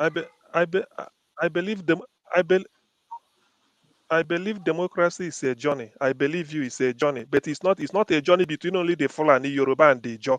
Igbo should also lead the journey. That is what this is Nigeria. You cannot tell an Igbo child 10 years old from Imo State to score 139, and tell somebody from Kwara State to score less. Tell somebody from Taraba to score less and get into the same position. Then when it comes to election, you're not to.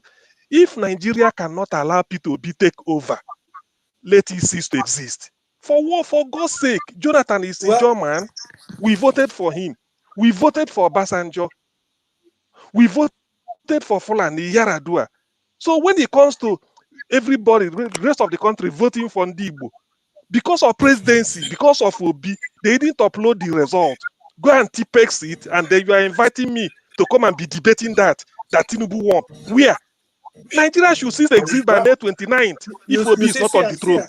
That's all. I'm not hiding it. Why are we doing like this? If it's a journey, is it only a journey between Obasanjo 8 years, President, Oshibajo 8 years, Vice President, 8 years of Buhari, Fulani, 3 years of Yaradua, Fulani, 5 years of Jonathan Ijaw. They when they come to Igbo man, they say, please, I beg, excuse me, please. Democracy is a journey, and it's not a journey for leave just that journey one one race. side now. We're talking about Henry, hold on, please let me finish. Leave that journey out. You can talk. Democracy is a journey, and the journey is not just for one race, it's for everybody, right? So that is the statement I made, is that we cannot go back to military area just because of what has happened. Now, the result that wasn't uploaded for me, again, and I've said it on this platform, was what killed that whole election. It brought into it that people. If you even go to military, we could see all those things. And for me, there are hard evidences that this election was really, really flawed. I believe that I had evidences that Tinubu didn't win. The only place that could prove it is the court. And apart from the court, I don't know what else you want to do. You scatter the whole country. Well, I don't think if that's going to put us all in a better place. But that's it's not scatter. It's not scatter. Nigeria has Nigeria has more than 300 ethnic groups. If one ethnic group want to go, that is not scatter. The rest can remain. That's what we're saying. When we declare Biafra, where we going away with the Yorubas or Fulanis or will be no more. That's what we're saying. It's not like one people going and the country remains. If Nigeria is no more, it means no more. The way it is. Sorry, the way it is now. No. Let me explain. Thank God you pointed it out. No more. I meant was Nigeria cannot be as presently constituted. That's what I'm saying. So something must be chopped out of it. It's as simple as that. When we left before, were we telling the Yorubas to follow us to be one country? Were we telling the Fulani, you remain? You can romance with what you want, but you cannot detain me to be in a union that is hurting me. 11 years old child, because he's from Imo State, he must score 139. Where is he done? Well, you see, OCO has not spoken since we were here. 1 minute. Significant progress. No. Henry, no more 1 minute from Henry. Nobody else. Just let me round up. and then give somebody. For me, I've always said it. For Nigeria to make significant progress, the current the way Nigeria is currently constituted will not really make us make much progress. That's one thing. So whichever government that comes in, whether Tinubu, whether the court reverses it and it's Obi or whatever it is, if we do not go back to reconstitute the way Nigeria is, then we will not make any significant progress. So even if it is Obi that is the president, we will not make significant progress with the unitary system that we have in Nigeria. It is as simple as that. But I believe that the only thing that will stop Tinubu is if the courts do the right thing. All right. And apart from that, we're just going to descend into chaos. All right. All right. Thank you, Shegun. Osio. Well, I don't know. Right. Can you hear me? Can you hear me? Yeah, we can hear you. Soros, okay. Okay. So you have to I think you are on and you're sorry? Log out. You have two platforms there. Yeah, I can hear you. But we're getting it. How about now? Okay, that's it. Oh no. I will drop off and join back later. Is it better now? Okay. I'm seeing it. All right. It's something we can do. Can you hear me now? We can hear you. Okay. Okay, yeah, I can go ahead. Yeah. Yeah, I want to start by blaming Rudolph for playing that Bacchus tape. It's kind of annoying. When we are having decent conversation, you distracted by playing that in Bacchus. Honestly speaking, it's kind of annoying. Mbaka is a career hypocrite. And I meant every word I said about him. This same man that nearly disgraced Obi for not bringing money for you to declare. This is the same man that brought Buhari. What is he talking about? And as far as I'm concerned, you cannot separate politics and religion unless we are deceiving ourselves. Like Faraka used to say, if you all believe that religion is not good, why are you swearing the oath of office with the Bible? You should have used something else to swear the oath of office. So every country, you cannot separate the two. I'm a Christian. I participate fully in politics, and that's my civic responsibility. That one, I keep aside. There's nothing to forgive God or God to forgive you about that one settled. So that one should not be a distraction. On the unity, on the interim government, I completely disagree with anything interim government. Interim government is like autopilot. When the plane is going without a direction, anybody, even a terrorist, can hijack it and start running on it. And that's what we had in 1993. I was in Nigeria. I saw Nigerian version of interim government. And besides, it's unconstitutional. It's illegal to constitute that.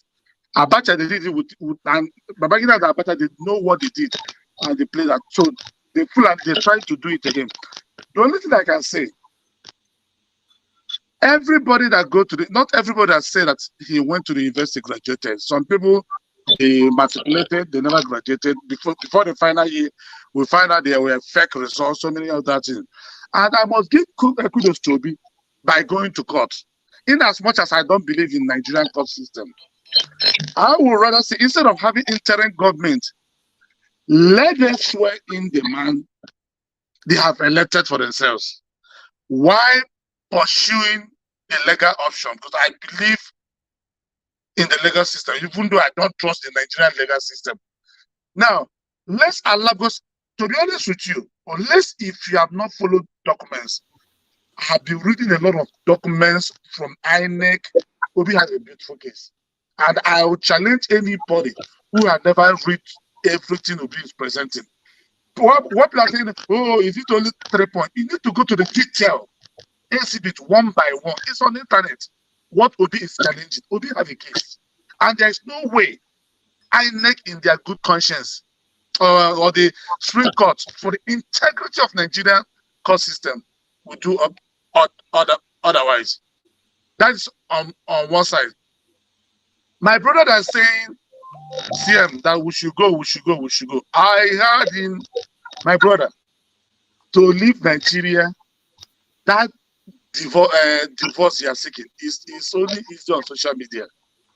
We are in this business. If you listen to the President General of Organization, he said, we have contributed so much. Is telling people to leave Nigeria today. It's like telling Black Americans to return to Africa. We have contributed so much in Nigeria that this ship, if we are going to sink, let us sink together. Listen, in my opinion, I believe that Obi, not just people voted not because he's an Igbo man. That's even a plus to him. Obi is most acceptable candidate every Nigerian. There was no race card. But the only problem I have, and which I'm advocating for Ndibo to do, you see this sit at home that we did in Southeast is failing. I believe it's time. I know it's not going to be easy. It's my own personal proposal for the Igbos to sit at home in Lagos. I'll give you a reason why I say that they should sit at home in Lagos. You see this tribal ethnic stuff that some Yoruba, not all Yoruba play, because Obata is a Yoruba man. He's not part of the nonsense. If you can recall in 2003 when Obasanjo was having problem with Tinubu, if you can remember, almost all the governors did not come back, but Tinubu came back. What was his strategy? Tinubu harvested a lot of Igbo votes. This Lagos slogan I say, Lagos is no man's land. It's not, we all know the history. It's not Igbo that started it. It was Jakande that used that to get his own election. Jakande traded on it and he got the Igbo's vote. 2003, go and look Tinubu's poster. Even Fashola, they were using it, Goni Baje. Lagos is no man's land. They were saying Lagos is never spoiled. Lagos is not no man's land. And the Igbos brought to it and they voted for it. Now, the same group of people in 2023, that slogan didn't favor them. They now use it against Igbos, saying, oh, it is Igbo slogan. It's not Igbo slogan.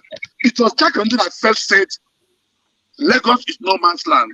But that is on one side. What I try to say that if Igbos want to say or want to prove that point, I've been in Lagos during Christmas.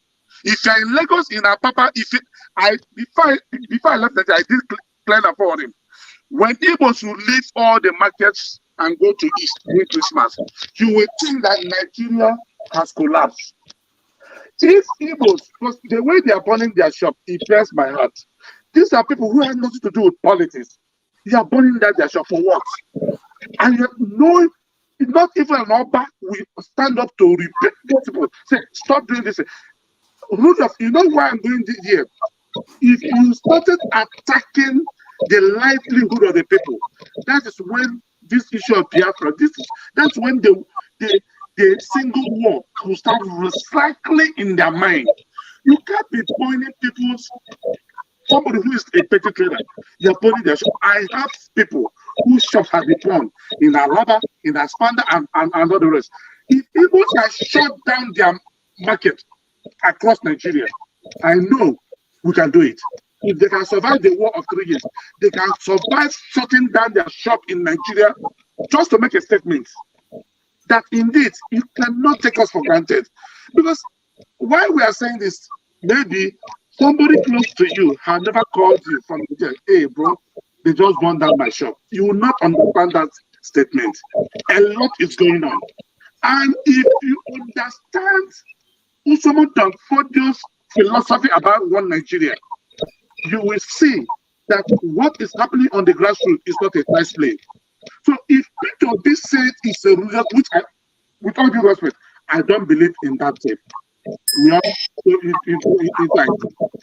Peter Obi could say Nigeria is in a religious war.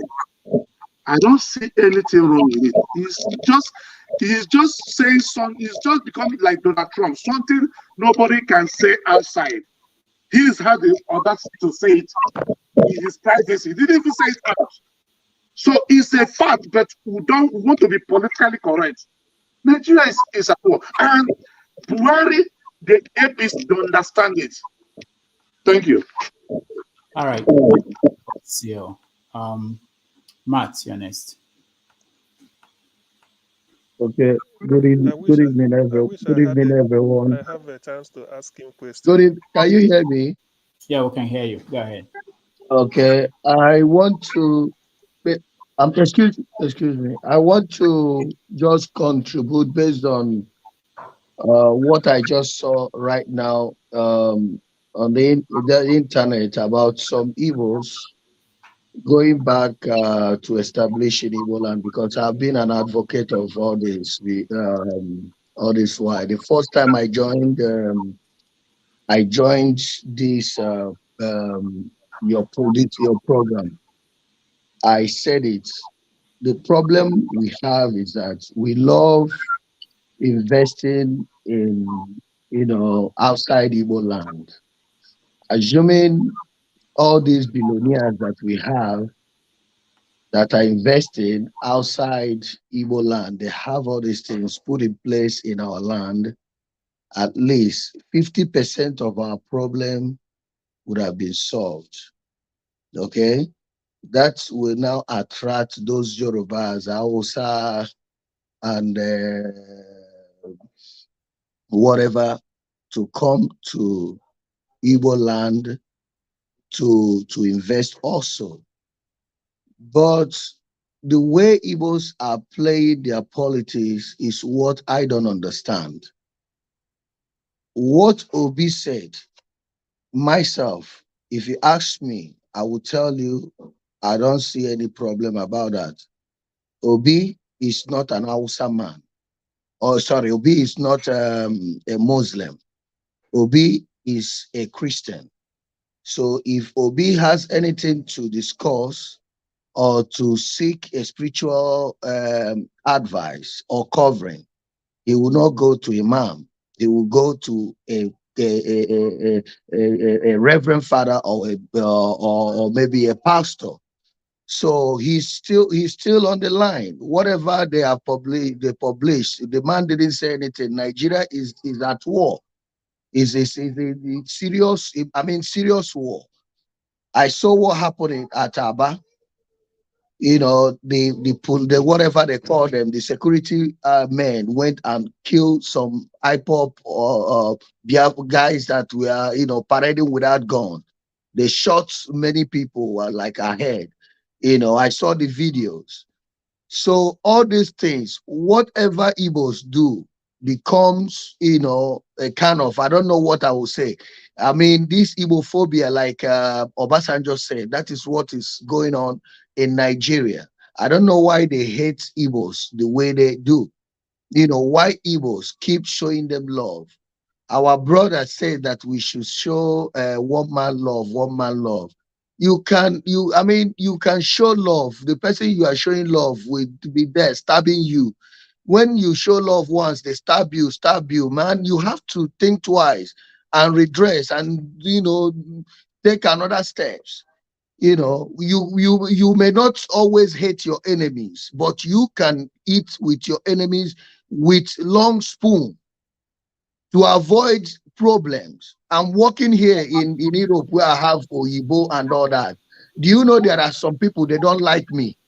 I go and ask them questions, even with their face, that I know that they want to see me, but they cannot stop me coming close to them. I'll go and ask them questions. But when I see them, the way I know that if I go there, it will cause problem. I'll have to prevent it. That is how to live. But Igbos, they don't want to learn that way. They always want to put their eggs in one basket. Lagos, they have told you, leave Lagos. Yes, you have invested. You can leave the ones that you have invested, the one that you can sell, you sell.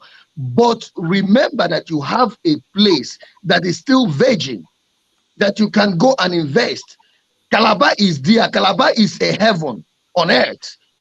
You can, that thing that they feel that they have in Lagos, you can do it in Calabar. And Calabar people, they are too good to treat us like the Yorubas. You have Enugu, you have other places to establish. So this is what I'm saying. Now, in terms of what is going on generally about the election, which Obi won, I would say, if you ask me, Obi won, and it happened the way it happened. Now, I'm asking, you see those people that are going around protesting, doing what they are doing.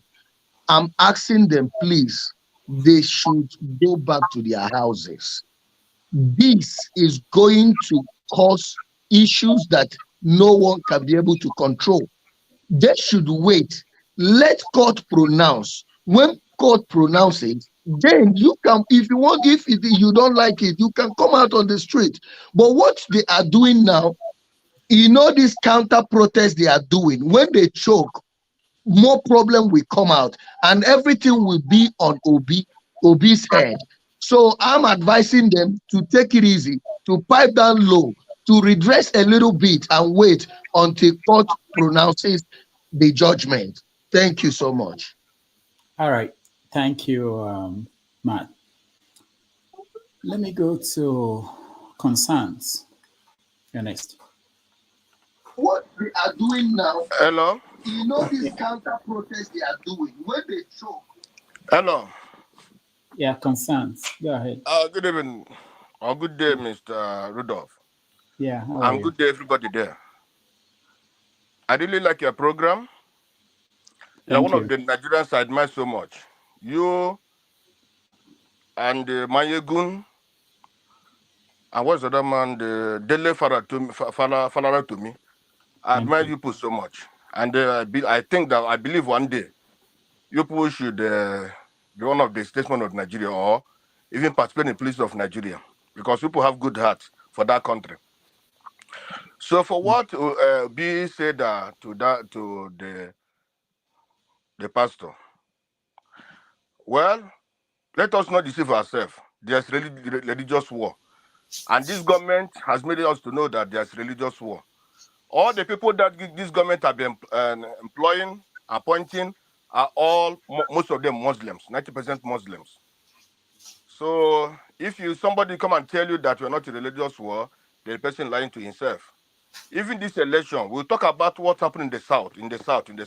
We don't talk about what happened in the north. There were many, many atrocities that were committed in the north. Even before the election, 2 days or 3 days after the election, some of the clerics were also asking their people whom to vote for. They are telling them either to vote for what they call the PDP man. That's what they are telling them. Because they, even before the election started, they said that this Muslim must rule. By APC picking up a Muslim man, that shows you also that they want this Sharia issue. They want to Islamize the country. And that's where they are going. People like Erufai and so on, that's where they are going. So if somebody come and tell you that the country, what will be said or what the Obi didn't say wrong thing, you be say the right thing. On the issue of a interim government or no interim government, it will be better for me if the interim government is not in constitution. For me, Nigeria don't have a constitution because all the whole thing about Nigerian constitution, nobody is applying it. So if somebody come and say this not is the constitution, not in the constitution, it's for me better the military take over. Because when the military was in government, there was moral in Nigeria. But today, there's no more moral in Nigeria. Any country that wants to move forward will move forward with discipline. But today, all the moral fiber have been destroyed by these politicians. Politicians taking 10 ladies and putting them in a hotel and this and that. Our children, our women, everybody now, no more discipline. Even the young men, no more discipline. The money that's supposed to help to develop the country, the politicians are using it any way they like. If you go to some countries that are working, even in Africa, don't talk about America or Europe. Let's say Botswana, let's say Namibia, those people don't go out. They don't go out because they have everything they can think of. Their country is moving. They have everything that even Europeans, Americans require to live in a country. But in Nigeria, the people are suffering upon all the whole resources that we have. What a country! What a stupid country we have. For me, I don't think that being a Nigerian or somebody, if you're being a Nigerian and somebody like Tinubu come to rule you, it will be better for we, the Biafrans, to go. Tinubu cannot rule us. Tinubu is a drug dealer. Tinubu has many baggages on his list. How can he rule us? Even the Yorubas, even the Hausas, if today there is a Yoruba country, I don't think, if there's a do what today, I don't think the Yorubas will allow Tinubu to rule them. So, but all the same, all the Yorubas are not in favor of Tinubu to rule them. The real Yorubas don't want Tinubu to rule them. That's the thing. So let us be honest to ourselves. And again, this APC, before APC can leave that government, it will be difficult. Because this is a criminal party. APC is a mafia party. Anywhere that APC, wherever they go, anywhere they are holding the state also, my brother, that place it become evil. Killings. Look at Imo State. Look at Zamfara. Look everywhere. Look at even this governor of Wike. All of them, wherever this APC is killing. So Thank you, for me, concern. Thank you so much. I didn't stop you, but I think you stopped. But thank you so much for your contribution. We have to round up on this topic because we want to touch on two things quickly before we end. We want to touch on why this is going on. We actually, what people don't understand, even though it looks like it's Mr. Rufo, sorry, there's something I want to tell you today. You know, today, I think last night, that Igbo man in Lagos who said that the IPOB will come, they have arrested that man. Do you know that? Yeah, we started from there. Yeah, we talked about that. 3 hours. Yeah. All right, thank you. So for those who are watching at home, we want to touch on two topics before we end. The first one is while all these things are going on, if you actually watch what we're doing today, we started with the current news and everything in the news. We're covering everything. One of the things in the news is that somebody should mute himself there. It's making noise. Yeah, let me see. Thank you so much. Let me see if I know who that is. Okay. All right. So what I was saying is that we started with stories in the news, current stories in the news, and we've covered the range of things going on. One of the things going on is that Tinubu is already picking his cabinet. So we want to touch on that too, because people are actually fighting for positions in the cabinet while all this is going on. And we've done a good job in terms of thinking of what could happen in the next 60 days. And this is critical for those who want to believe it or not. Nigeria is in a critical position in terms of what might happen in the next 60 days. It depends on what goes on with the protests. It depends on what goes on with the DSS, so many things. So we are doing well. But the last thing we are going to talk about is that Tinubu's cabinet, and then our big news out from New York here, which is Trump. Trump is indicted. And it's very important for Americans and for the world. At least we are going to see that when we say, the people say that all the time, that nobody's above the law. It's been proven here in America that nobody's above the law. It hasn't happened before, but it's happening, and it should be of concern to people. And it should be of something of interest to people in Africa. So we touch on that before we round up for the day. So, but before we do that, I think we need to take a break. Unless there's someone here who hasn't said anything, everybody has said something. We take a break, and when we come back, we talk on Tinubu's cabinet. If you know what's going on, we want to hear your viewpoint, and we have some newspapers are covering it seriously. So we are going to look at what's going on, and because it's important. Why we think that nothing is going to happen, he is not going to be sworn in. People are basically preparing to take office. So we'll get to that. Let's take a break. Let's see if I can find my music. All right, it's not loading. No.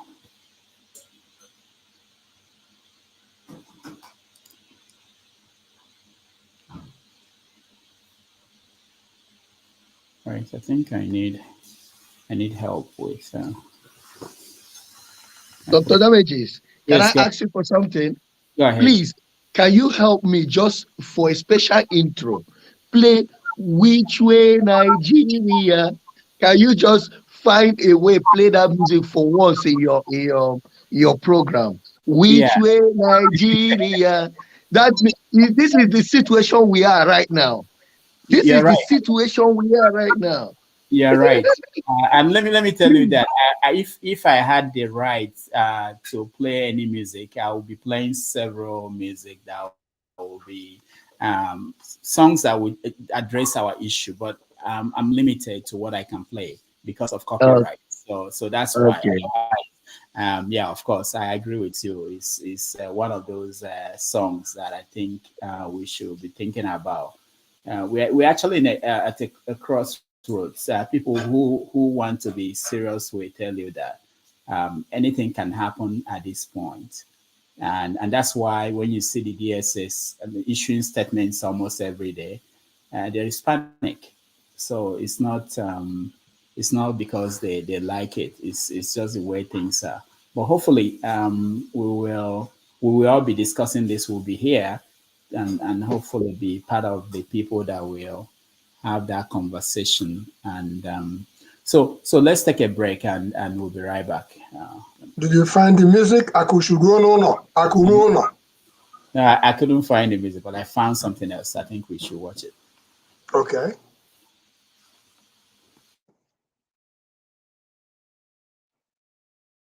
You're multitasking so much, Rudolph. It's not funny, but thank God you're television journalist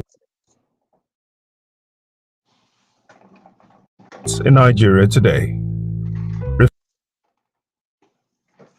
Rufai Oseni and others. Some say he is passionate, others describe him as too feisty. But Rufai Oseni is no doubt one TV host that says it as it is without any embellishments. Rufai was born in his hometown of Odogbolu in Ogun State over 4 decades ago. He is a graduate of the University of Agriculture, Abeokuta. He is a man of many parts, a journalist, an investor, an author, a tech enthusiast, a public speaker, and more. He has had speaking engagements in some of the Ivy League universities in the world, including the prestigious University of Cambridge. Before joining Arise TV, Rufai Oseni had worked in various radio and TV stations in Nigeria, including JFM Radio Warri, Unique FM Ilesha, Inspiration FM, Ogun State Radio, and Ogun State Television. As a co-host of the popular Arise TV interview program, The Morning Show, Rufai has carved a niche for himself in the journalistic world. His style is direct and hard-hitting. This has made many political actors loathe him.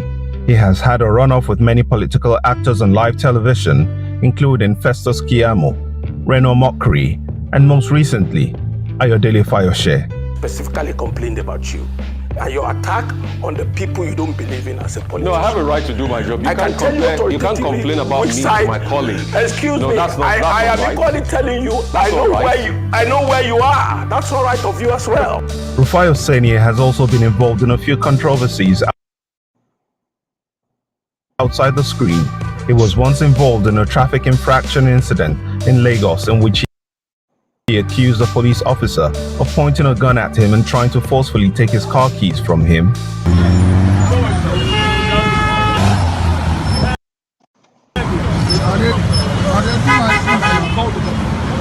I will call the government. He, however, later apologized for the incidents.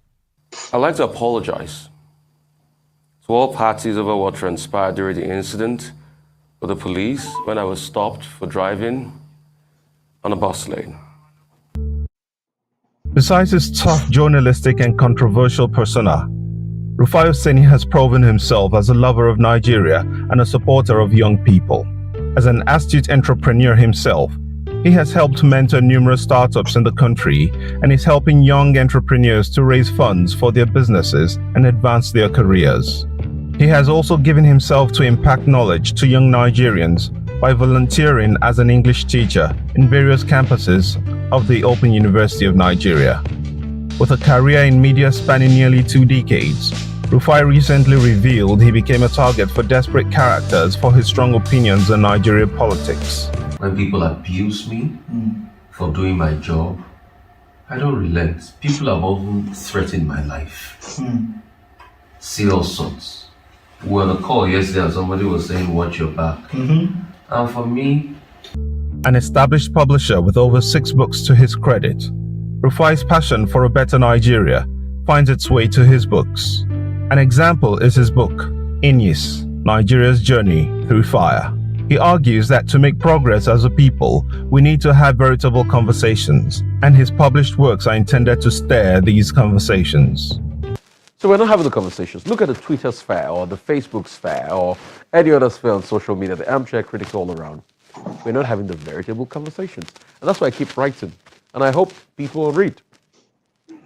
Prior to the infamous video where he was seen threatening to call the governor on LASTMA officials who stopped him on a BRT lane, Rufai had spoken about LASTMA officials who do nothing about the traffic situation in Lagos. look at it, on the bridge. In the morning, you have LASTMA officials that are not clearing the road. You have everybody stuck up on one another. I'd been on a Zumba Mbadiwe since 7:25. Contrary to what some of his guests on the morning show say, Rufai maintains a genial disposition behind the scenes and on his Twitter handle, spreading love and living his life in good humor.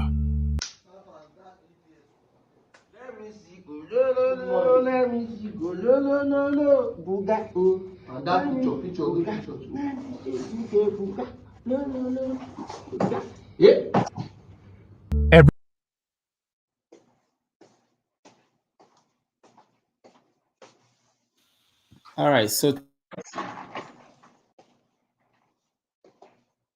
hold on. What's going on? Okay, welcome back. So tomorrow, Rufai will be our guest, and we will get the opportunity to I'm gonna be there to speak with him and give you the chance to ask him questions. So now we want to change topics again, and now we are going to talk about Tinubu's cabinet. All right.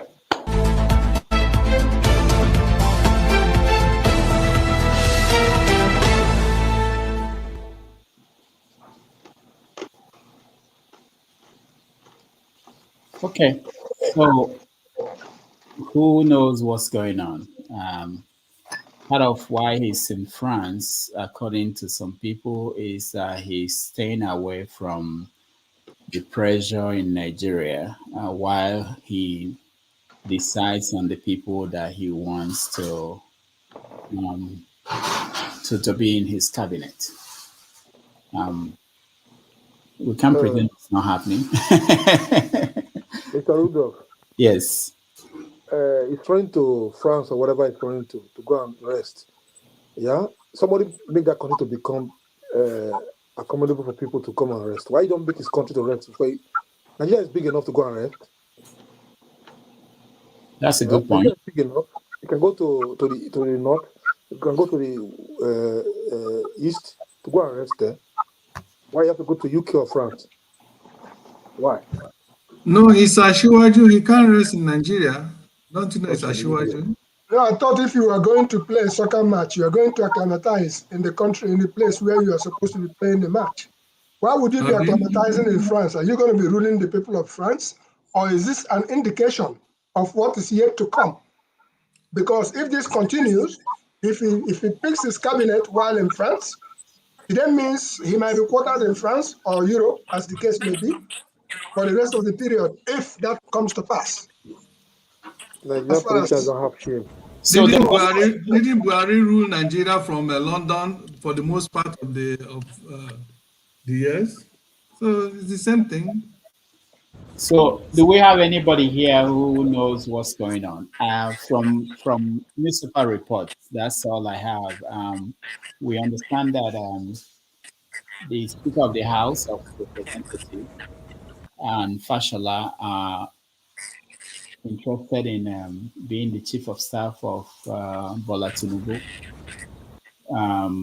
There are reports I got this from Kulata that El-Rufai is interested in being the National Security Advisor. We know that the Northwest is demanding to be compensated for the help, because this is the point now that we are. The Northwest is demanding to be compensated for the help they gave to the campaign. So they are demanding that they should have the central bank governor position. So there are things going on, and people are basically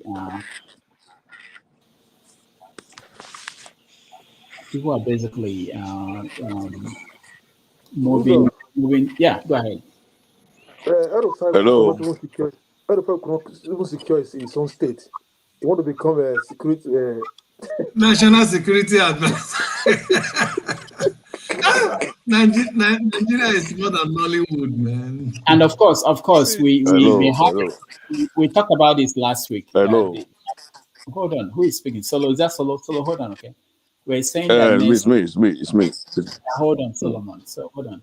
We're saying that there's a possibility that Orji Okalutu could be the Senate President. We talked about that last week. When you talk about Orji Okalu, he is currently at Harvard University continuing studies. And in my own hometown, there's a gentleman that dubbed himself Igbo Lagos. He says he's the chairman coordinator of Igbo in APC Lagos. And he is advocating that they should zone the position of Senate presidency to the southeast, and specifically to Ibere. We don't need it. Happens. So that's what's happening there. And I didn't want to take issues because OUK, for whatever he has done for the people of Abia North, they returned him to the Senate. But for the presidential election, they returned Peter Obi, Koro, period. So the jostling of positions, it brings me back to the heavy burden of money that is being spent. We haven't even started, and our ESTA codes, if that's what we used to call it, each time the government moves abroad, that is money being spent in massive form, the money that we don't have. And you talk about OUK, it reminds me of when you're talking about the Chinese refusing to loan us money. Can any of you remember when Nigeria wanted to go to the IMF to borrow money? And OUK threw up a challenge, and he says that if all the big rich men in Nigeria will come out, just a few of them come out and put the money together, that Nigeria has no need to go to IMF. Why do I say that? It's a challenge again. If Nigerian politicians can bring back half or one-tenth of the monies that they have stolen from Nigeria and taken abroad, we should not be talking about Nigeria. Nigeria is not poor. So we have to change things. Let them continue in their gamesmanship of who becomes what. So in terms of that, if Tinubu becomes president-select from INEC, then the Southeast should really have a go at it if that comes to materialize. But we pray that Tinubu will not be sworn in on the 29th, so that all this will cease, and the Peter Obi eventually will reclaim his mandate. That is the position. All right, thank you. For those who also may want to know, there are reports that Tinubu's wife and son are already in conflict with I heard it too. Vice President Shetima. Yeah, that's what I heard too. So it's not just about fight over positions. It's also internal fights within the ticket. And as I was telling LV, I believe I was telling LV early this week, that if they kill themselves, it's no problem now.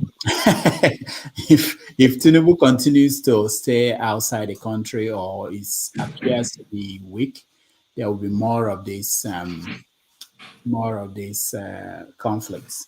So it's not just about fighting for positions. It's also people have to there will be that fight for where the center of power will be, especially when a president that is maybe weak or not always equal to the task. Right. Is it true? Is it true that Chief Tinubu is already in Nigeria?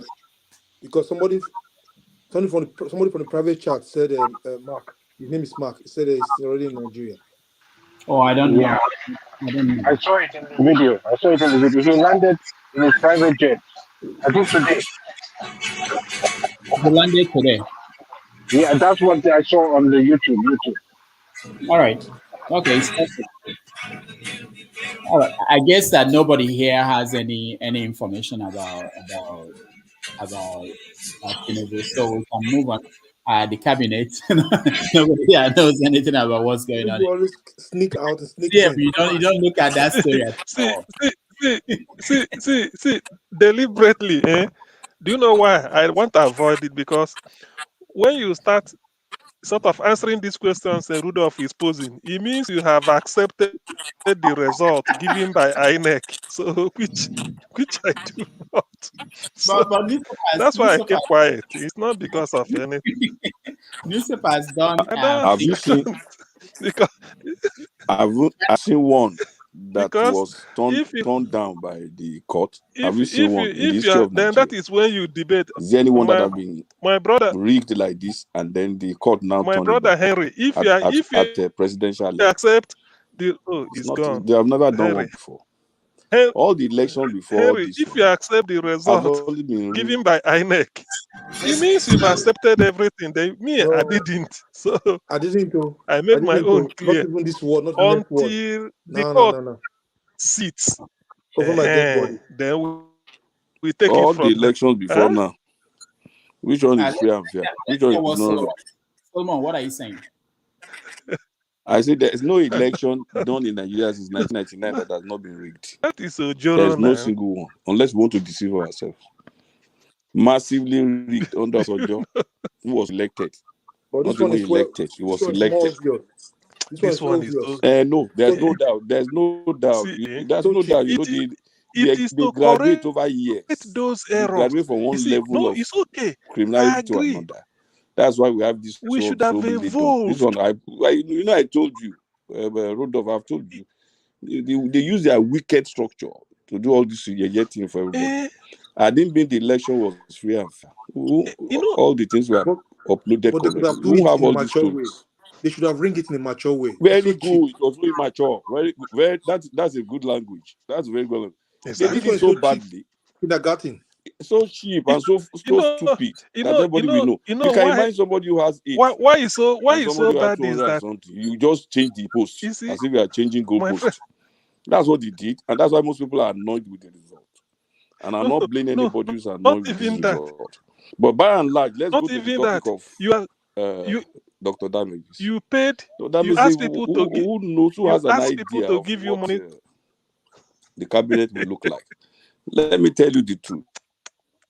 Okay, TM. Let's see if Solo has an idea. Solo, go ahead. Unmute yourself. Are you hearing me? Yeah. Okay. That is the work of God. No, why? All right. Can you hear me now? Okay, go ahead. All right. Now, anybody who is telling you about the cabinet here, it's just the person is just be guessing. It can't be the correct position. One thing I can give everybody to take away is that Bola Tinubu is a strategist, particularly in woman management. If you look at the way he ran Lagos, and you look at the way all these people he selected in 1999 are still there now, they are still relevant now. all the people Bola Tinubu selected inside his cabinet for 8 years in Lagos, many of them are still with him now. He's the only governor that ran a government in Lagos State, and all the people, at least 50% of the people who work with him are still around him.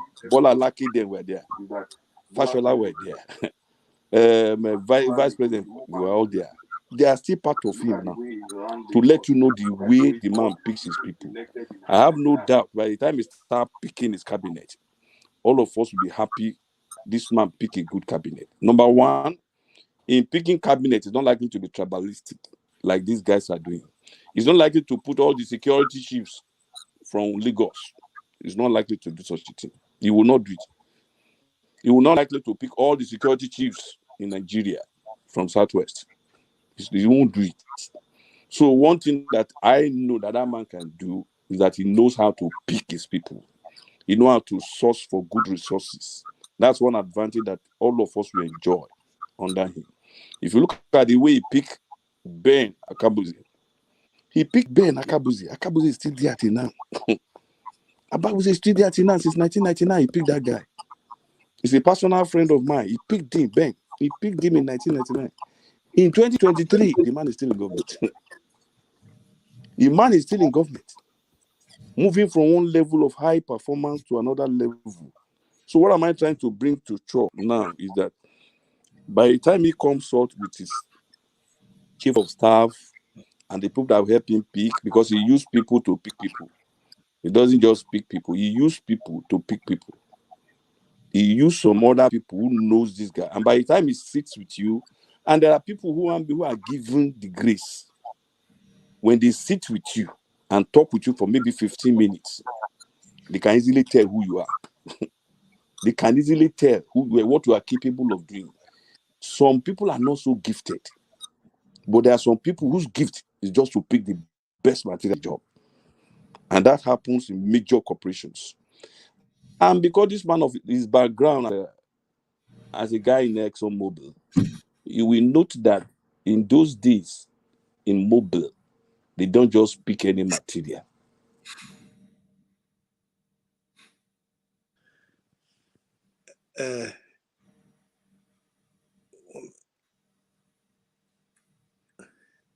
Rudolph, you're muted. We can't hear you. Oh, all right. Sorry. I said let's hear from Jude and then Henry. Yeah, I wanted to ask a question. Mr. Solo, it's like you are. He fell asleep. Can you hear me? He fell Mr. asleep. Solo? Why talking? Oh, he fell asleep. Okay. I wanted to ask him. First No, of all, Mr. Solo, can I? Oh, I'm you are back hearing to you. life. Okay. Okay. Sorry. My network is my Are you network. in Nigeria, or if you don't mind, are you in Nigeria or abroad? I'm in Nigeria. I'm in Nigeria. Oh, you are in Nigeria. Okay. What I want to ask you is this. I have two questions. First of all, do you like Lagos as it is right now? Lagos as it is as a city, with all the resources Lagos gets in from internally generated, approximately $50 billion naira every month. Now, do you like what is going on in Lagos currently? That is number one. Not Number at all. two, Not would at you all. Not want at all. Take Lagos? that from me. Not Would at you all. want? No, okay, not at all. That's the governance and everything in Lagos. Now, remember, you are saying Tinubu picked this, he picked that, he did this, he did that. Remember, it's those who he picked that is ruling the same Lagos that you have now honestly said that you don't like how Lagos is now. Fine. Now, another question. Would you like correct. Lagos? Would you like Lagos governance, the way Lagos have been governed, to be replicated all over Nigeria by one man who came to Lagos? Let me finish. Right. By one man called Jagabandi, that's Tinubu, who came to Lagos and appointed all these cronies. And then before he left office, they made he formulated I don't even know what they call it in the state, at the state level, a rule or something that made that stipulated how much past outgoing governors should be paid. Pension. That's criminal. Pension and everything. Yeah, And then they criminal. sign it. And because of that, Tinubu has criminal. At least He said that's criminal. Okay, so would you like such a man, such a criminally minded man that, and then apart from Alpha Beta, apart from using Alpha Beta in making Alpha Beta collects to Lagos about $50 billion naira every month, and of that amount of money, some people said, it's even up to 15% that Alpha Beta takes from it.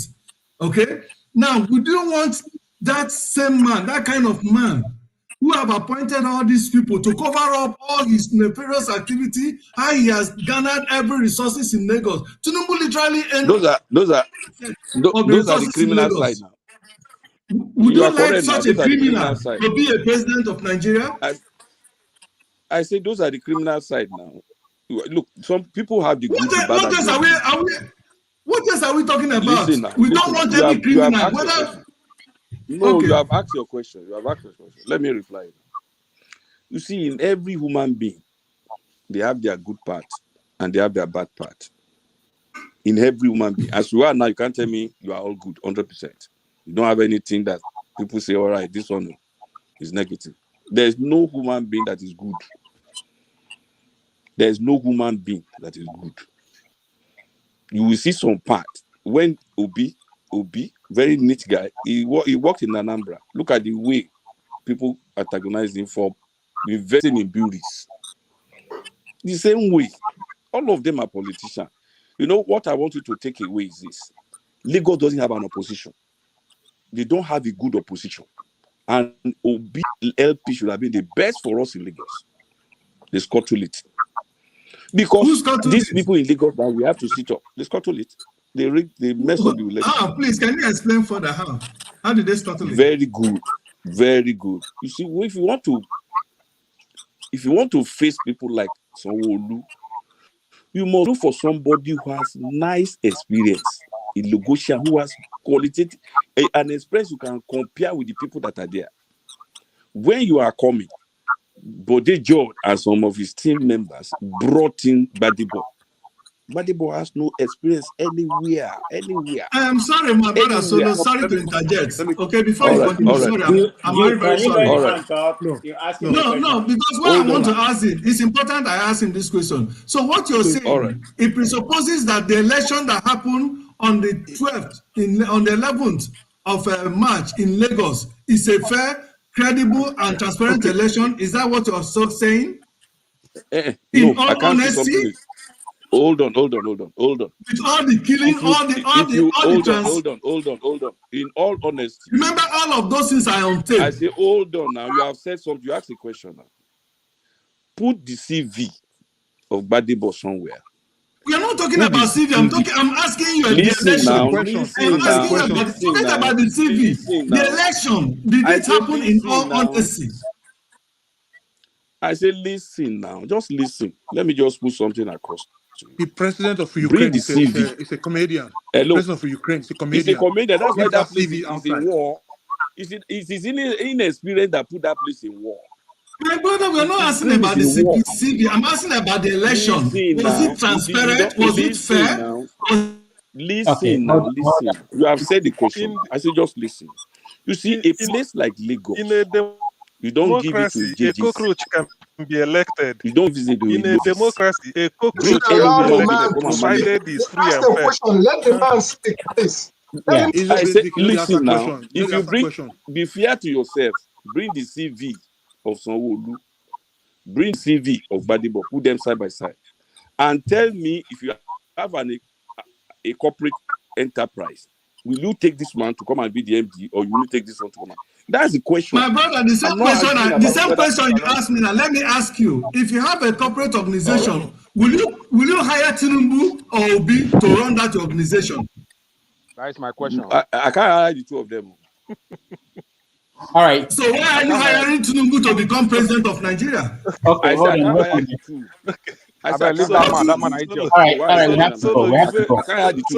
The reason why I cannot hire the two, Alpha Beta will not allow me to hire one. Hello, Alpha Beta will not allow me to hire one. What matter is who the people of Lagos choose, not you. The people of Lagos, even if they choose cockroach. Am I communicating now? Yeah. put Hold it on. in deal. Not allow me to Where hide did that you one. where did you bring this man Alpha from? Beta will not allow me to hide that one. Eh? You are not communicating anything, no, I beg. Mr. Just Rudolph, Eh? meet that man Two first. Where did you people. bring him You want from? me to hire? It's from other plan. Okay, so it looks like none of you have answers to the question about cabinet of Tinubu. So I have to change the topic. And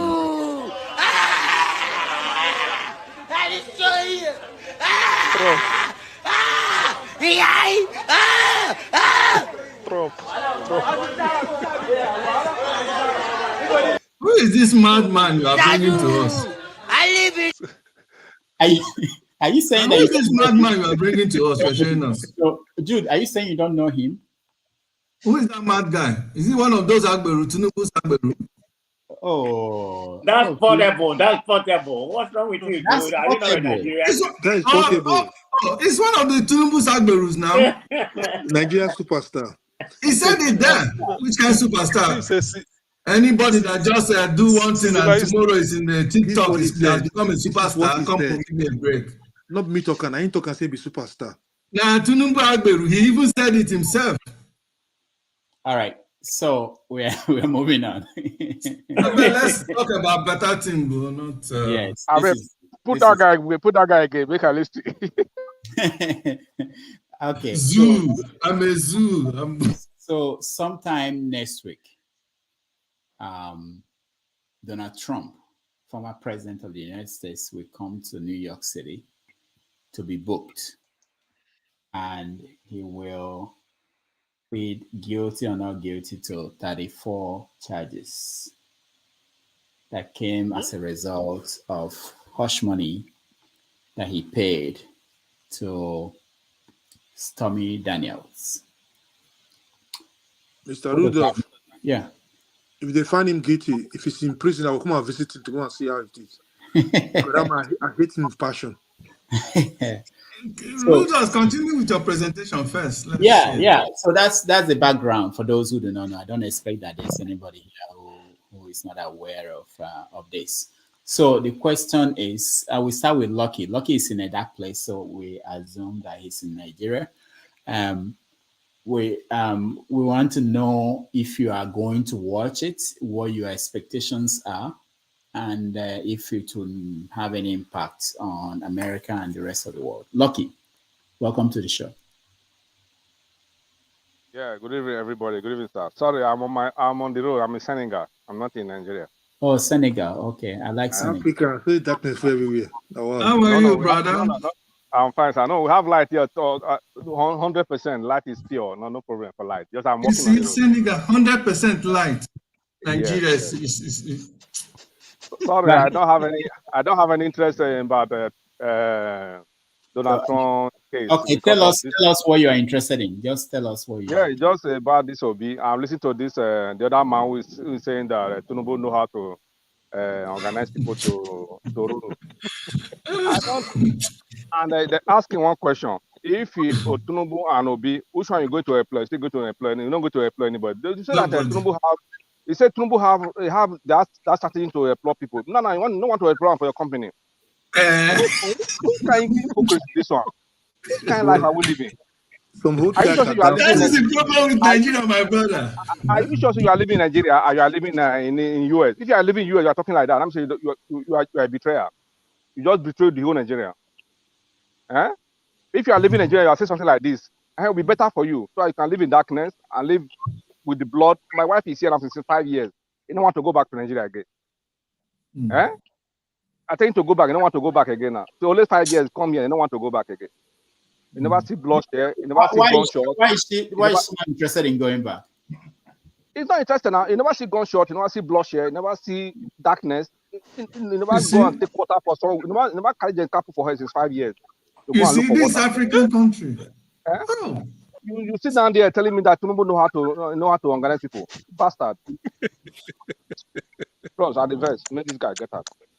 My brother, thank you God to bless you. When somebody comes here, please. Please tell us more. Please, we want to know more. Hold on. When somebody comes here, can we please allow the person to spit out whatever they want to spit out? By so doing, we learn. Let the person will be the judge, The person will be the jury. The person would flaunt themselves. But if we keep going back and forth, you are not going to allow that person to either be the goat or the hero. Please. Na Henry Costa. Na Henry the Costa. Na Henry. Thank you. Henry the Costa. Where that man from? Please, can Lucky finish up? He's saying something. Please, we want to learn more about where you are, please. Yeah, please go on. Lucky, are you still there? Okay. Yeah, I'm here. Okay. I just come inside. Okay. Well done, sir. Yeah, what I said that just I pray that this court judges in Peter Obi, I believe everything going to be okay. God going to favor us because we are tired of this system. I have a house in Lagos, but I never go there. I don't want to go there, self. If it continue like this, I will sell that house. You know, come on, I just finished the one I have here. Stay here. This kind of life is this. If you say you're in Nigeria, you look like a joker. Senegal here. You're in Nigeria. They look like they maybe don't have sense. Can't even choose a president. Can't even do election. Senegal do election here now 2 days. As they do election today, the next day everybody start to work. Everybody start to work. When they finish election today now, the next day everybody start to work. Nothing. Where are you in Senegal? Is it Dakar? Where are you? I'm in Dakar. The center of Dakar. This central of Dakar. There my office there. Okay. What do you do? Do you mind telling us? No, I'm into network wire. I mean. Okay. Yeah. Now, if you type on Micro Solution, that is my company. Micro Solution, Dakar, Senegal. I have some friends there. So Senegal is a Muslim country, but how is their Muslim? How is it different from the My landlord is a Christian, and the day of that Tabaski, where they do that, he go to. Even a Muslim people, they have a workers who is a Muslim. All of us celebrate together. There is no difference between two of them. If a Christian man died, the Muslim follow on to church. When they reach, they cannot inside the church. They stay by the front of the church. They finish the ceremony of the burial. They bring it. They go to cemetery, go and bury it. But they will not inside the cemetery. They will stay for outside. After the burial, they go back home.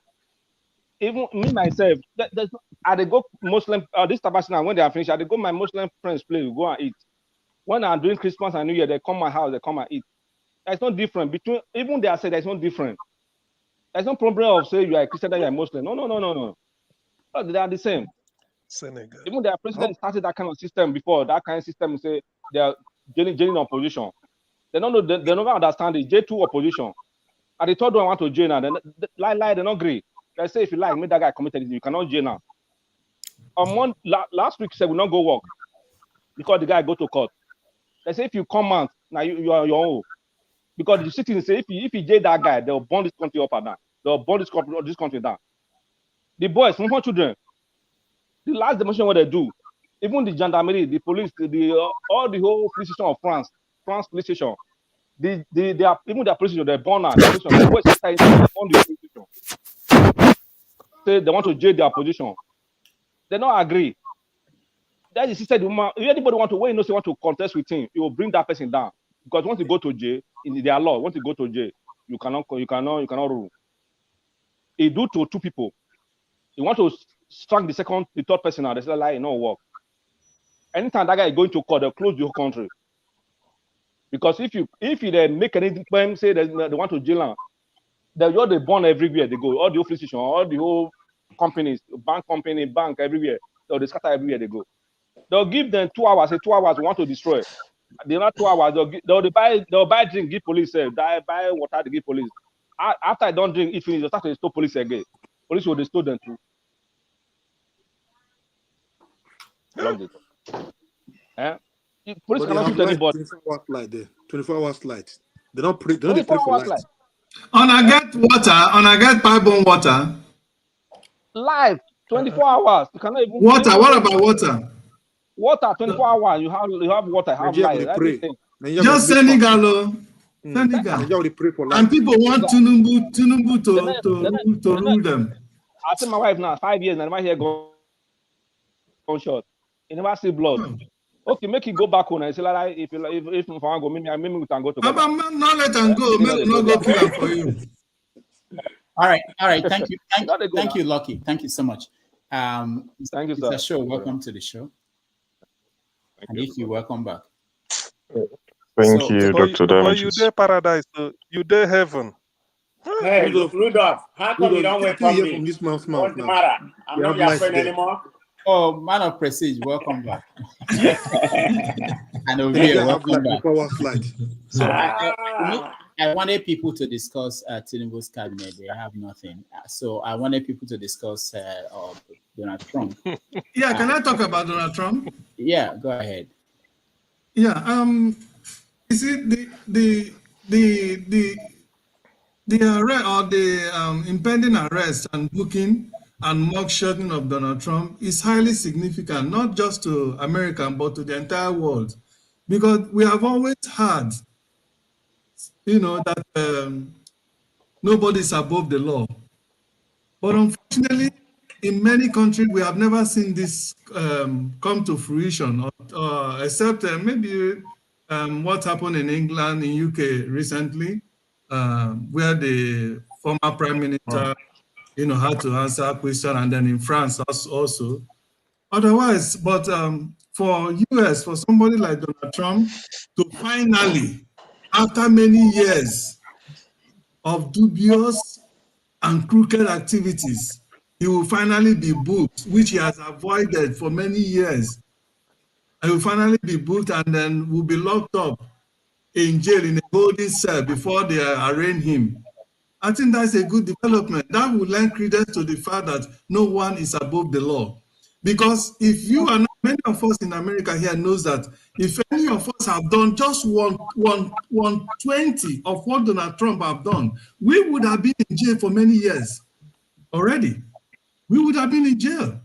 But because it's high and mighty, that is why they are dragging, and they're going to give him so many, they're going to escort him, they're going to give him, according to the plan, probably he's going to enter through the back so that media will not take his picture and all those things, and they're going to give him a lot of leeway, something they wouldn't give to an ordinary man.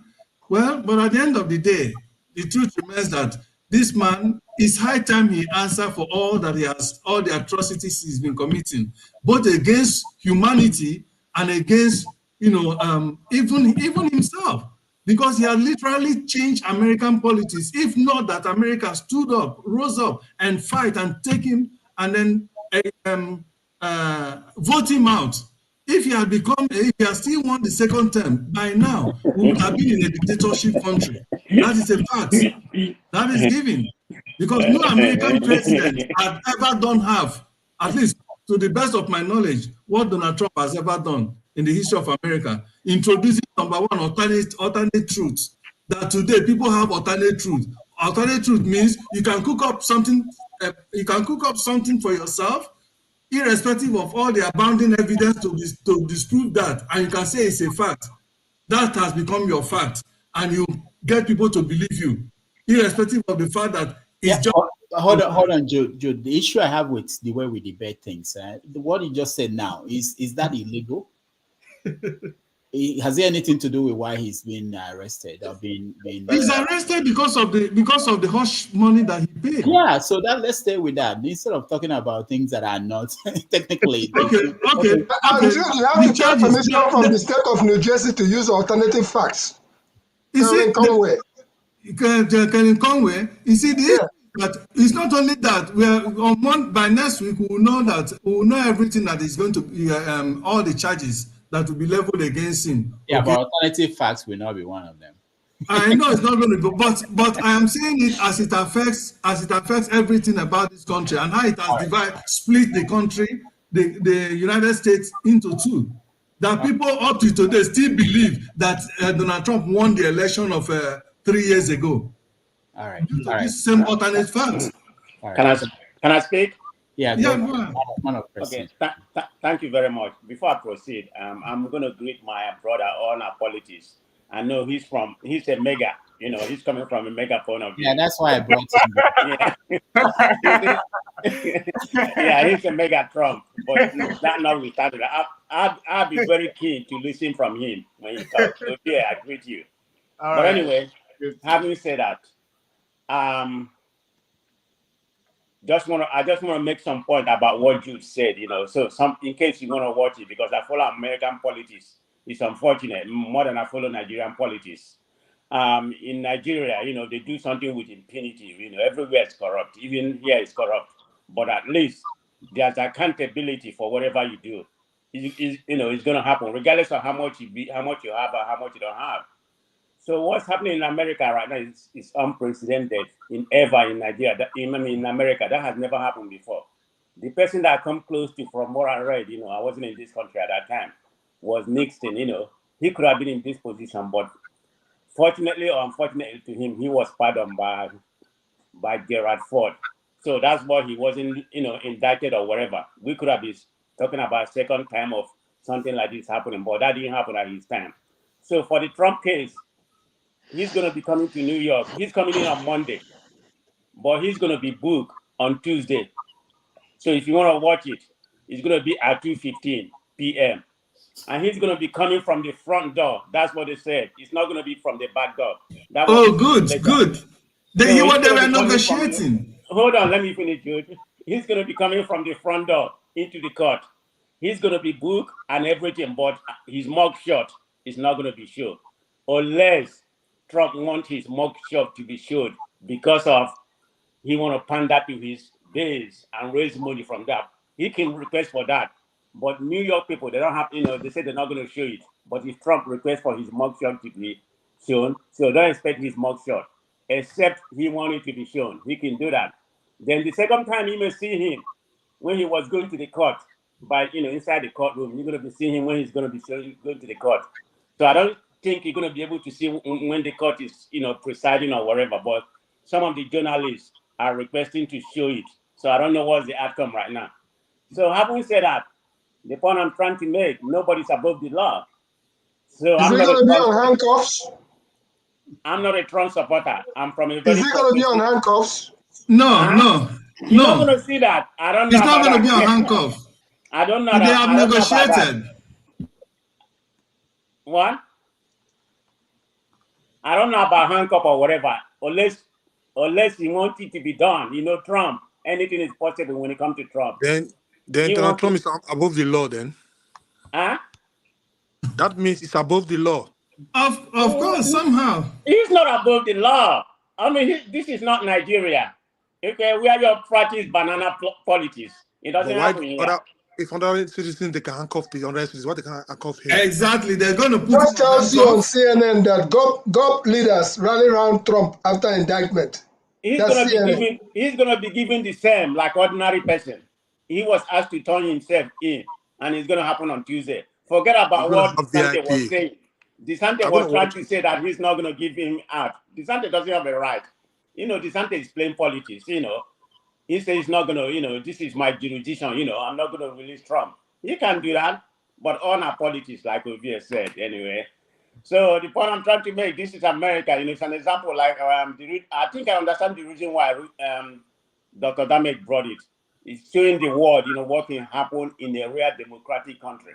That is the reason why, they try to give an equivalent to Nigeria. Nigeria is different from America. So it's going to teach a lot of the world that nobody's above the law. I'm not saying here they're not corrupt here. It's just that accountability, regardless of who you are. Thank you, Dr. Rudolph. All right. Thank you. Thank you so much. Let's go to who is next. Ify. If you want to talk, she's been smiling and waving her head. Let's hear her. Ify, go ahead. No, I'm just laughing because of what man of prestige and Jordan is talking about. Trump is not going nowhere. He's not going to go to jail. He can go to trial, trust me, but he's not going. But at least let him go to jail. Nobody's talking about jail. We didn't talk about jail. Nobody's talking about jail yet. Let him go to, let him go and face the law first. Yeah, of course. Okay. But he's just, that's it. I mean, that's how he can do it.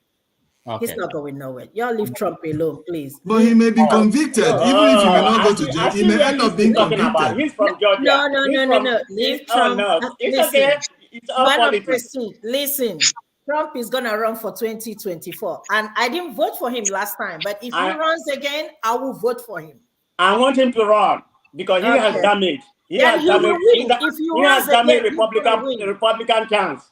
Let So him you guys run. are supporting criminals to I become just want president. to ask you a Oh question. my Why, God! That is why Nigeria cannot be good. People are supporting Fifi, criminal to be a president of Wait a minute, America, and the This is same not people want Nigeria. Nigeria to be good. I This is not have a Nigeria. question. I When have a you I'm question. damage disappointed. product, Wow, when you I'm damage disappointed product, too, my brother it's not Gabriel. gonna I'm help. so With me, right? disappointed. Can you guys hold 100%. one person at a But time? Trump is not going nowhere. We are voting him 2024. I have a Vote to question. keep Why is it Good that when luck. Trump won, Good luck. Good Fifi, I luck. have a question. Hold on, guys. Good Hold on. luck, Ify. If you are with your 110%. No, I have All a right. question. Who Why has is a it that when Trump won, a section of Nigerians were rejoicing? Does anybody have answer to that? No, Fifi, I don't know whether I had to call you Igbo basics because you are way older than my father. I can call you daddy, but just listen. I know what you're talking about. The last election, I did not vote for Trump, but looking at what is going on now and where this economy is going and what the inflation has affected all of us, if he comes back next year, I will be voting Republican 100%. Dr. Damage, let me ask you something, yes, please. I will be voting Republican. Let me ask you something. Let me ask you something. Yes. You just said, hold on.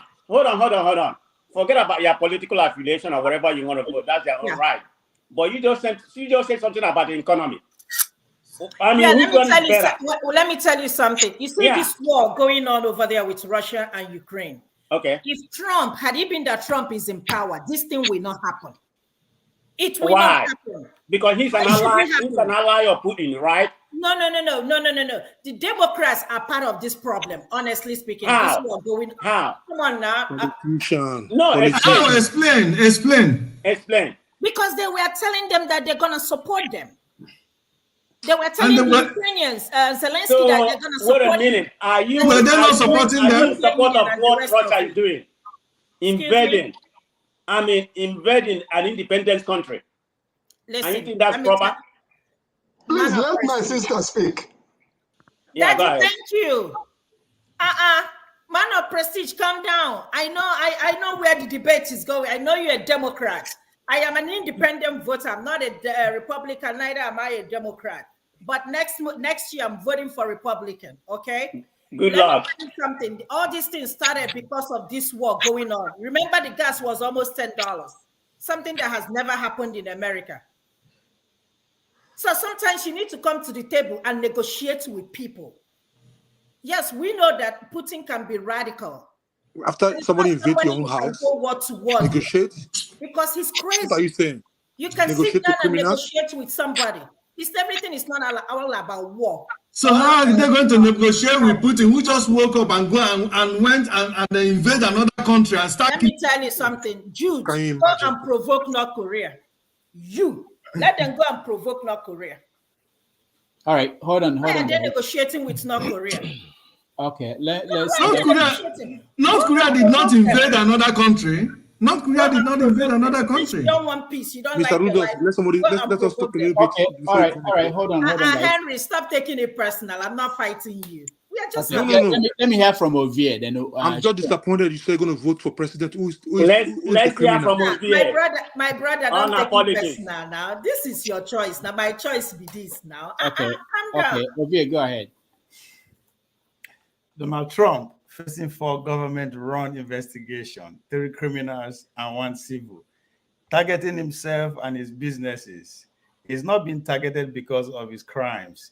Nearly every serious crime he has accused of carrying out has been committed by his political rivals.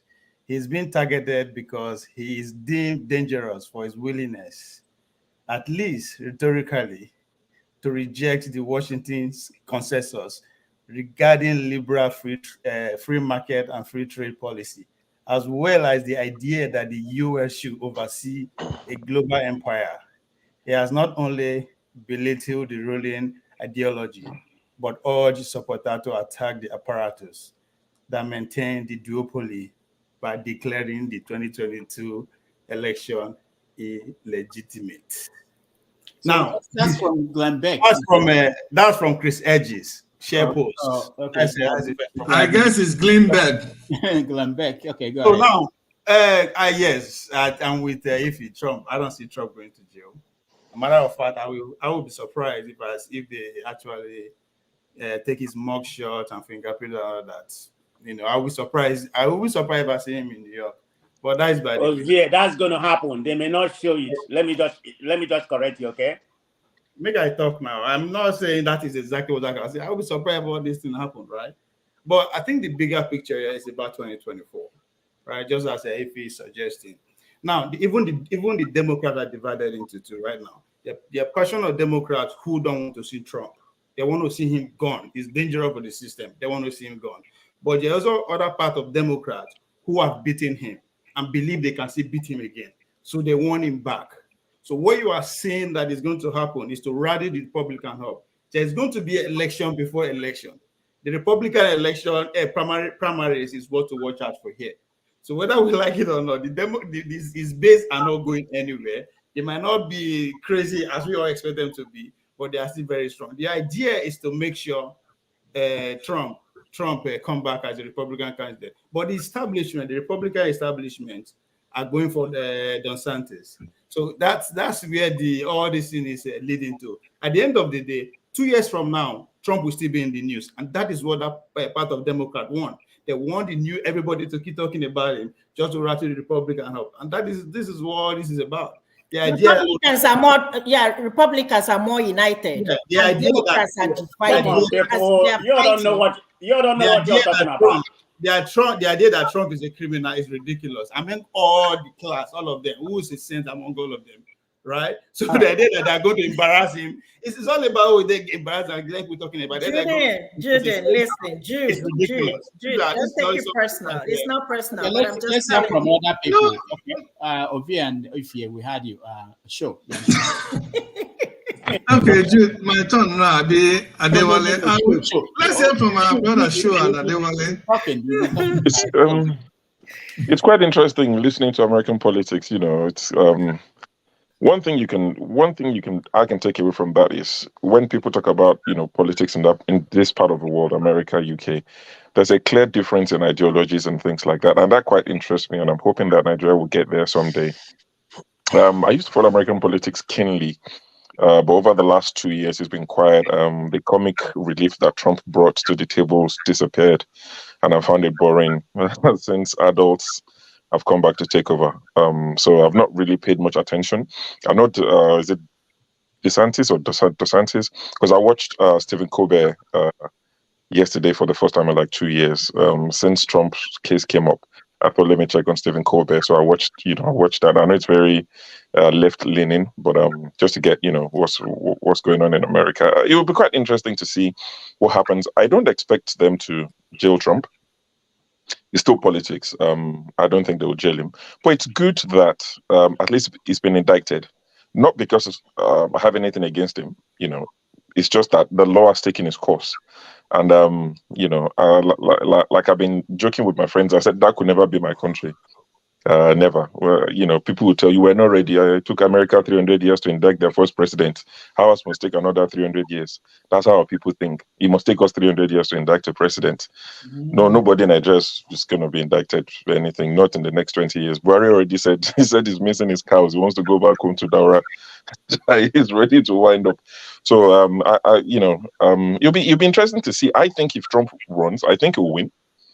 I'm not saying that's what I want or what I don't want. It makes little or no difference to me, really.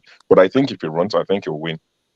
I mean, this is somebody who lives in the UK. Sure. You don't know about American politics, okay? In the words of Glenn Beck, I didn't know about American politics when he won. He's won before now. You're talking about Trump as if he's a nobody. Politics. He's not going to win. Remember, that's what we call independent. There's no way he can win again. Republican is going to vote Republican. Democrat is going to vote Republican. Listen, I am an independent. He's a damaged politician. Forget about independent voter. Oh, listen, hold on. According to Glenn Beck, say Trump is no longer a person. Right? It's a symbol. Right, I'm not saying he's going to win the general election, but let him get the primary first. So Glenn Beck is a white nationalist. politics. So forget about it. So, He's a right what is winger. Trump? What is Trump? What is Biden? What is all of them? What's the difference? Okay, Are they hold not I on. the think same? Let's hear from Adewale. Adewale, welcome to the show. Let's hear from the guru. Hey, how you doing, Dr. David? Good. He's in Texas, so let's see what we are. It's been a while. It's a car carrying What do you mean by It's I'm a in Texas? Democrat. What does that mean? He's another. No, Adewale is another mega. He's from Texas is Texas. So. Texas is a big state, and No, only Houston. Other people are mega. Oh, You know, hold up. Adewale is a card carrying member of a Democrat of the Democratic Party. I know. Yeah, so So, Adewale, what do you think about Trump and what he's going through? Yeah, I hope it will. You know, there's a way Yoruba put it that Bombe. That means he will continue to be in that trouble for life. That's the prayer. That's our prayer. You know. I like it when actually reading the one of the newspapers from Florida was talking about former governor of Florida, Jeb Bush. Remember during the primary, they were sworn enemy, going at each other's throat at any opportunity.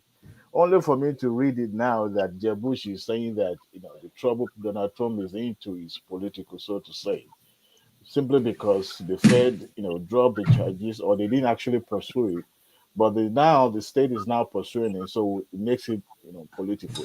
That's to tell you the hypocrisy that surrounds democracy sometimes. The biggest thing that American export is democracy, and they have the infantry to go to all these countries that are not actually practicing democracy to tell them, look, this is the best democracy.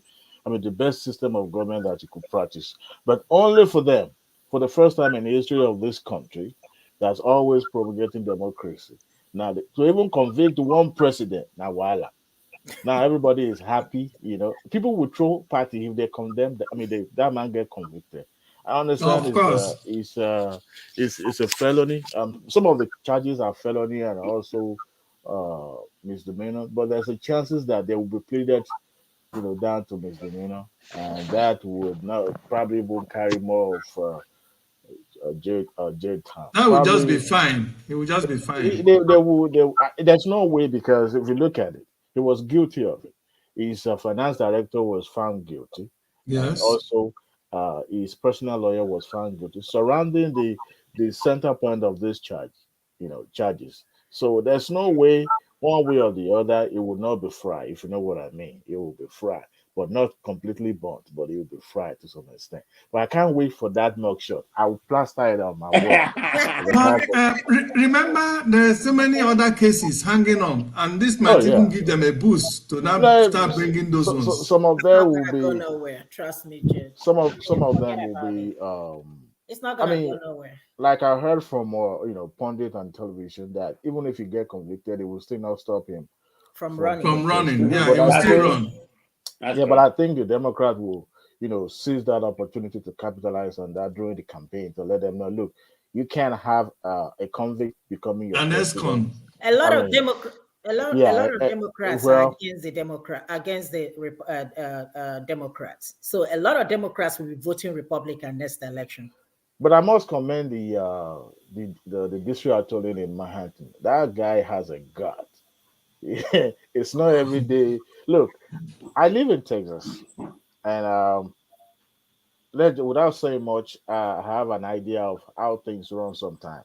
A lot of things are politically connected. I've seen people having the worst case and get thrown out in the courts simply because somebody knows somebody. And at the end of the day, you begin to wonder, are we actually living in this America together?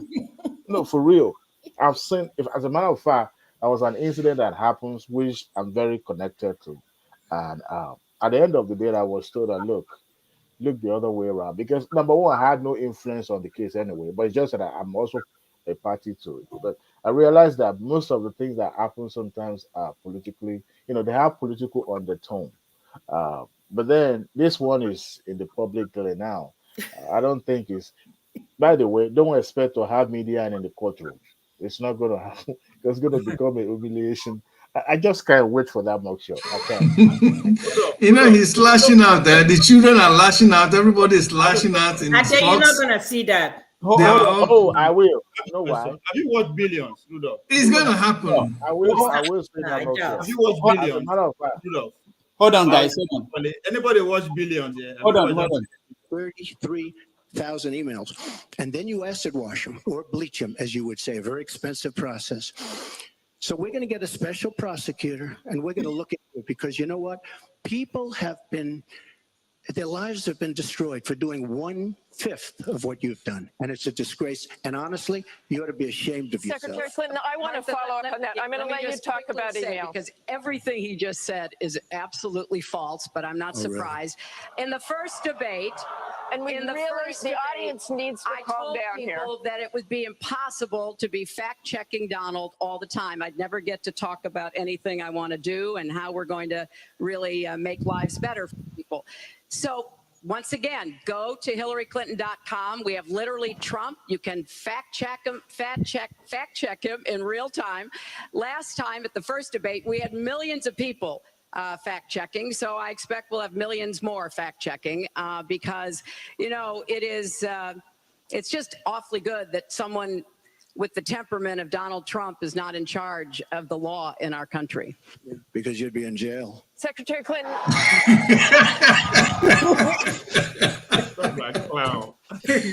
I see. So tell me why this man shouldn't be in jail too. He's not going nowhere, Jay. Have you watched Billions? Anybody watch Billions? Yeah. Okay, let me At the end of the day, people like me, I still feel disappointed hearing people like if he's saying he won't go to jail, which means there's justice is only. He's not going nowhere. It looks like we don't seem to understand what's going on here. This is a case of Tanya Harding breaking the legs of Nancy Kerrigan in the event of the figure skater. So this case is a matter of, before Trump gets there, break his leg so that he's not going to be able to skate as much as possible. One damn thing after another. You know, this is so disappointing to hear this, which means you gotta be very realistic. In as much as you want him to go to jail, in as much as you want him convicted. Why I was asking if you watch Let's forget about the role of this Greg, the Attorney General, has clearly been played out in Billions. So that's why I was asking that. I'm giving him credit. We should be clear, though. We should be clear that not all indictment leads to conviction. Oh, yeah, of course. But if you have 30 cases, 30 counts of charges, there's no way one will not stick. At least one or two will stick. But like I said earlier, there's a chances that it may be, result into misdemeanor charges. Do you agree that this is a slippery slope, though? Everybody just concerned about this particular indictment. I mean, the other one, the one indictment by DOJ, is a big deal. Hold on. The one by DOJ and where if he is in Georgia, it's even worse than these two. That's more damaging. Yeah. And let me make one more point. We are talking about here. Obi is very favorable about DeSantis. I mean, there's no difference between DeSantis and Trump. DeSantis is just a smarter Trump. That's what people don't realize. He's just a smarter Trump. Trump is not bad now. What is wrong about Trump anyway? What's wrong about Trump? Hey. Everything wrong. Everything humanity is wrong about. What is wrong about him? There's nothing wrong with Trump. He has diarrhea of the mouth.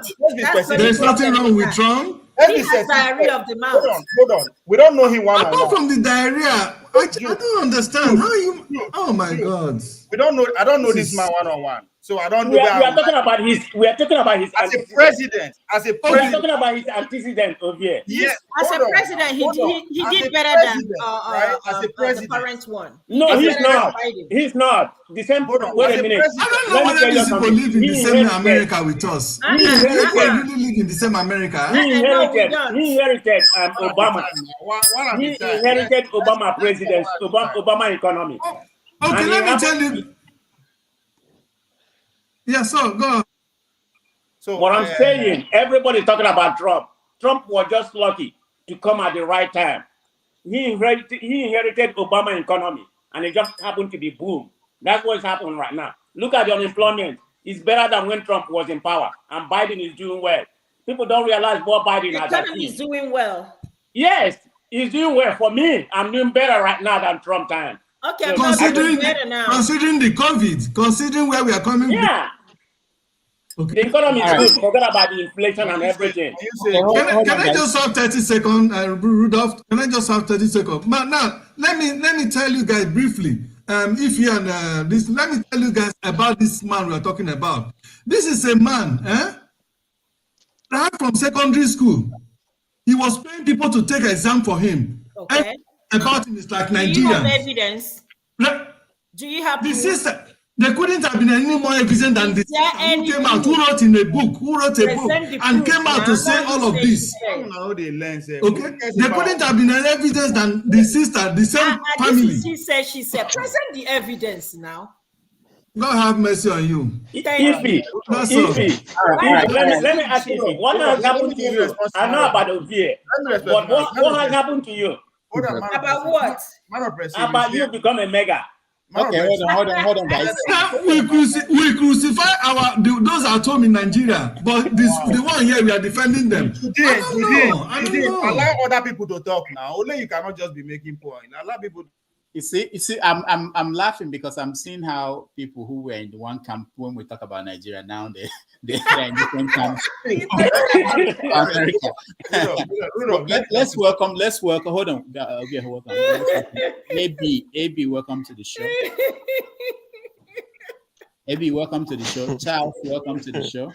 Hey, hi, Mr. Rudolph. How are you doing today? Good. Hi. Nice to see you. How are you, Rudolph? Good. We can't guess anything by looking at anybody anymore unless they're wearing the red cap. AB, where are you? Are you in America? Yes, sir. I'm in America. Okay, so what do you think about Trump? Yeah, I just want to contribute to what Ify said. I came here because of Ify. I've been watching you for like past 4 years now. So Ify, yes, I will tell you one thing today. Tell me. Right? Mm-hmm. When we're talking about politics, right? Let's just think about what is going to happen in the future, not just now. Okay. Right?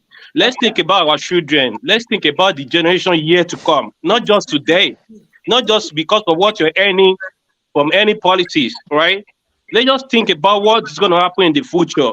You can't say you support someone grabbing woman by the pussy. You see what I'm saying? Banning books. Banning books is cool. There are words you can't use on this. And using I just have to say it to his face. I mean, the way. No. That will be flagged now. You two will flag us. Everybody will flag us. You can't say this. Okay. So what I'm saying is, just take it back. Why, if you're trying to support, hey, I can't hear nothing. If you're trying to support someone, you should have a point where you're supporting people. You see what I'm saying? When you're supporting people, you should have a point and you have a reason of supporting them, not by what they're doing now. No. Remember what I said, the last election, I did not vote for Trump.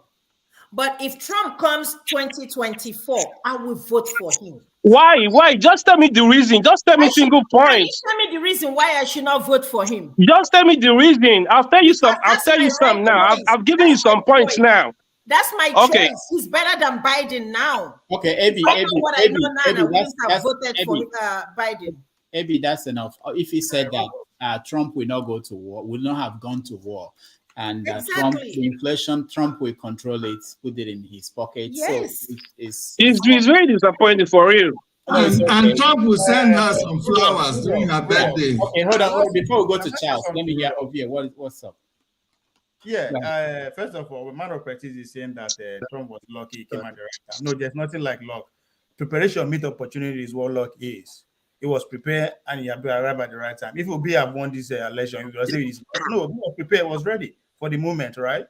Now, what we are talking about, I don't know Trump. I don't know if you know him. I don't know him one-on-one, just like every other leader. So I don't care whether to like him or to hate him. But as a president, right, there are two things. People are focused on his antics, right? Things that we can relate with. All of us, they lie. All of us, they talk anyhow. That's why we are so hungry. But let's look at his policy, how it affects the people of America here. That's what we should be talking about.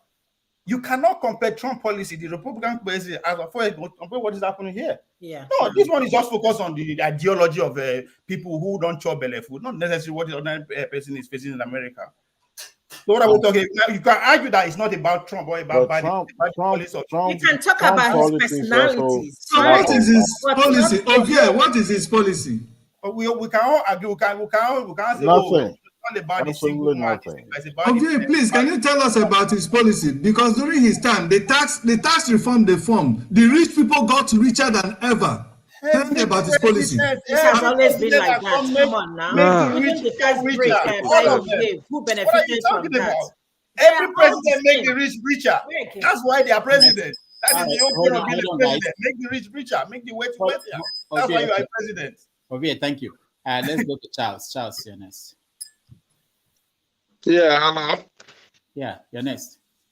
Well, good evening, everyone. Yeah, nice to see you. I don't know if you can hear me. We can hear you. Where are you? Are you in America? No. I'm in Ireland. Okay. All right. I'm in Dublin, yes. View from outside. Yeah. Yeah, I'm so much interested when I saw this, and I just decided to join up to the conversation. Okay. But anyway, what I was so much interested in is actually what is happening in our country, Nigeria. Okay. Because America has their own problem as well. But if I'm to say something in relation to what they're saying about Trump, I really like what the last speaker was saying and what the lady was saying, Ify, because Trump actually is my guy, I can say. I followed the American politics when it was happening last time. I have some principles which makes me to like any of them president. All of them, they eat the money, they do this, they do that, but there are some certain things. I know that people in America might get more details anyway in terms of raising tax and all this stuff. But then when a president comes in and then like his principles, like one of the speakers was saying, he's saying something and he's doing it, and the people are seeing it. It gives me the courage, and he's a brave somebody.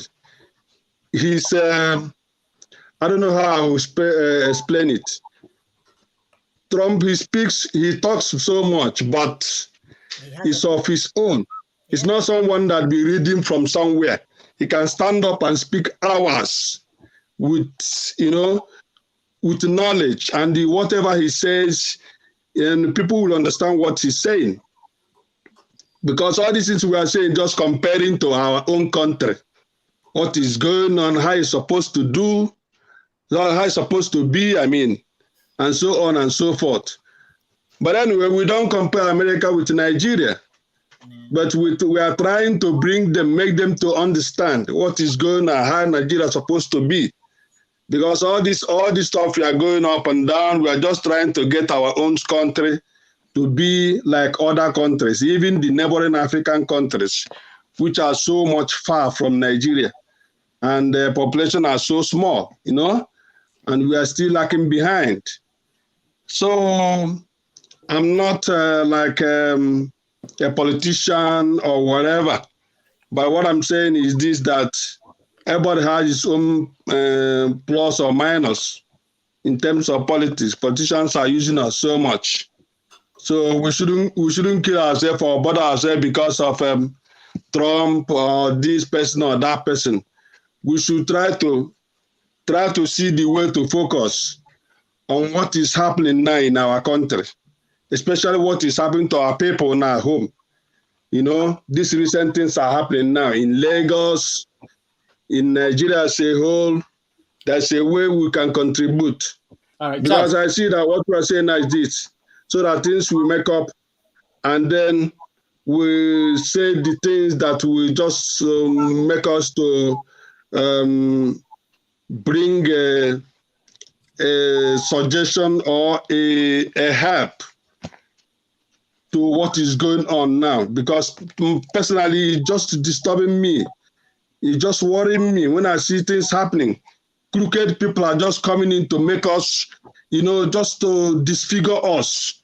because we are so many, we have our prestige and everything all over the world, and we look like, I don't know how to explain it. It's a mighty country. So I'm just telling my people, I know we are in different countries and we have our problems over there, but we should please get the topics that will get us very united and let us bring the sense how to deal with it and join with people at home. Nigerians are always talking. That's my contribution. Thank you.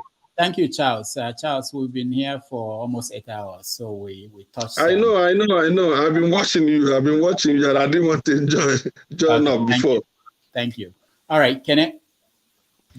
Thank you, Dr. Zemejis. I actually called in because of Trump's conversation. Yes. So I agree with OVA and EP. See, this is it. Prior to Trump's emergence, right? I used to vote for Democrats until I got I don't know the right word to use it. You got a ticket. Until I got reborn, until I began to see things in its true color. This is it. I tried to equate. You got baptized by the megas. That's okay. Yeah, I tried to equate Democrats to APC in Nigeria. These are a bunch of liars and deceivers. They never stick to what they promise. Remember, when Biden was coming in, he promised Americans that he was going to forgive their student loan. Mm-hmm. And you know that 80% of Americans are on student loans. And a lot of the people felt gullible to this, and they voted Democrats. Yeah. He knew that he wasn't going to do that. He knew that he has no power to even do that. And now, what is going on? Nothing. You don't know what you're talking about. You're still on the Supreme Court. Yes, I do. Somebody talked about. I am affected by that. Somebody talked about somebody asked a question. What is it that Trump, did, or Trump's policy? No, Trump did two key things that made him to pilot the economy of this country to the right direction. Number one was on the deregulation of energy, which he called America's First, right? He signed that policy and that aid to bring down the prices of gas in the pump. For example, when Trump was in power, I bought gas for $1.60. I was filling my tank with $1.60. And if you think that is not impacting on on the economy of the country, you need to really check well. Now, when it comes to agriculture, Trump revamped the agricultural sector of this country. Go to villages, go to rural areas. During Trump's regime, you will hear what the farmers were saying about Trump. He signed more than 50 trade agreements that aid in, for farmers to grow, import, and export agricultural products. That is telling more about the economy. He gave them more than $30 billion to boost their farming, and growing. These two key things impacted a lot on the economy. Now, when Biden came in, because of jealousy and malice and because of their hatred, baseless hatred against Trump, he canceled all these policies, canceled everything. And immediately what happened? Inflation. The prices of gas skyrocketed. Do you know that in states like California, people were buying gas for $10 per gallon? $10. I bought gas here, $5.40 per gallon. Almost $6. I was crying, man. If for me to fill my trunk, it was about $80. Please, to fill my trunk is about $80. And you are saying that Trump, these are all baseless allegations about Trump. See, Trump, because of the Russian war. Everybody must not behave the same. Who started the Russian war? We had Obama. Prior to now, before I was reborn, if you come to my Facebook page, the person's, the profile picture you see there was Obama. I was beclouded with sentiment. Obama knows how to lie. He knows how to stimulate you, and maybe your brains with sweet talks, and you'll be falling for those cheap propaganda. Now, there was this school that Obama built. They called it what's the name of that school? What's the name of that useless school? Magnet School, Obama Magnet School. When you hear Magnet School, you think it's one nice school because they have STEM, inculcated in the curriculum. I went to that school. I went to that school for my son. The first teacher in that school that I met could not speak simple, correct English. I was talking to her and she was like, "You said what?" I was like, "Is this a teacher?" I repeated myself and she was like, "You said what?" I said, the last time I had this kind of English was at McDonald's in Chicago. Say, well, very dirty school. There's nothing to write, and that prompted me to actually go back and check the review. So about the magnet school. That's useless. Pardon me? Because 95% of teachers run out of them. I said it was Obama that asked him to answer you. He said, what? No. The Obama system recruited incompetent teachers. Oh my God! And that is why I have a responsibility again. On the other side, I have the responsibility to protect my family, to protect my children. I'm not going to vote for Democrat. I will never. So far, my own way of my own morals is not working with that of Democrats. No, they believe in something else. I believe in something else. So I have my own conservative lifestyle in my house. I cannot be living a conservative lifestyle and I'll be voting for Democrats. That's the contrast now. You are contradicting yourself. Kene, you can go where you want. We don't want you, Kene. We don't want you. We have more registered Democrats than Republicans. You can go wherever you want. We don't want you, Kene. No, Kene goes with more than 50 votes. If you know me, you know. Kene goes with more than 50 votes. So if you don't want me, you're losing 50 votes, at least. He didn't say Kene don't drink from the wine of Bindek. No, I've known better. No, I've known better, honestly. Hold on. Well, let's hear from Mama Echo. The only thing, Mama Echo is a Democrat. He's in Colorado. That's a Democratic state.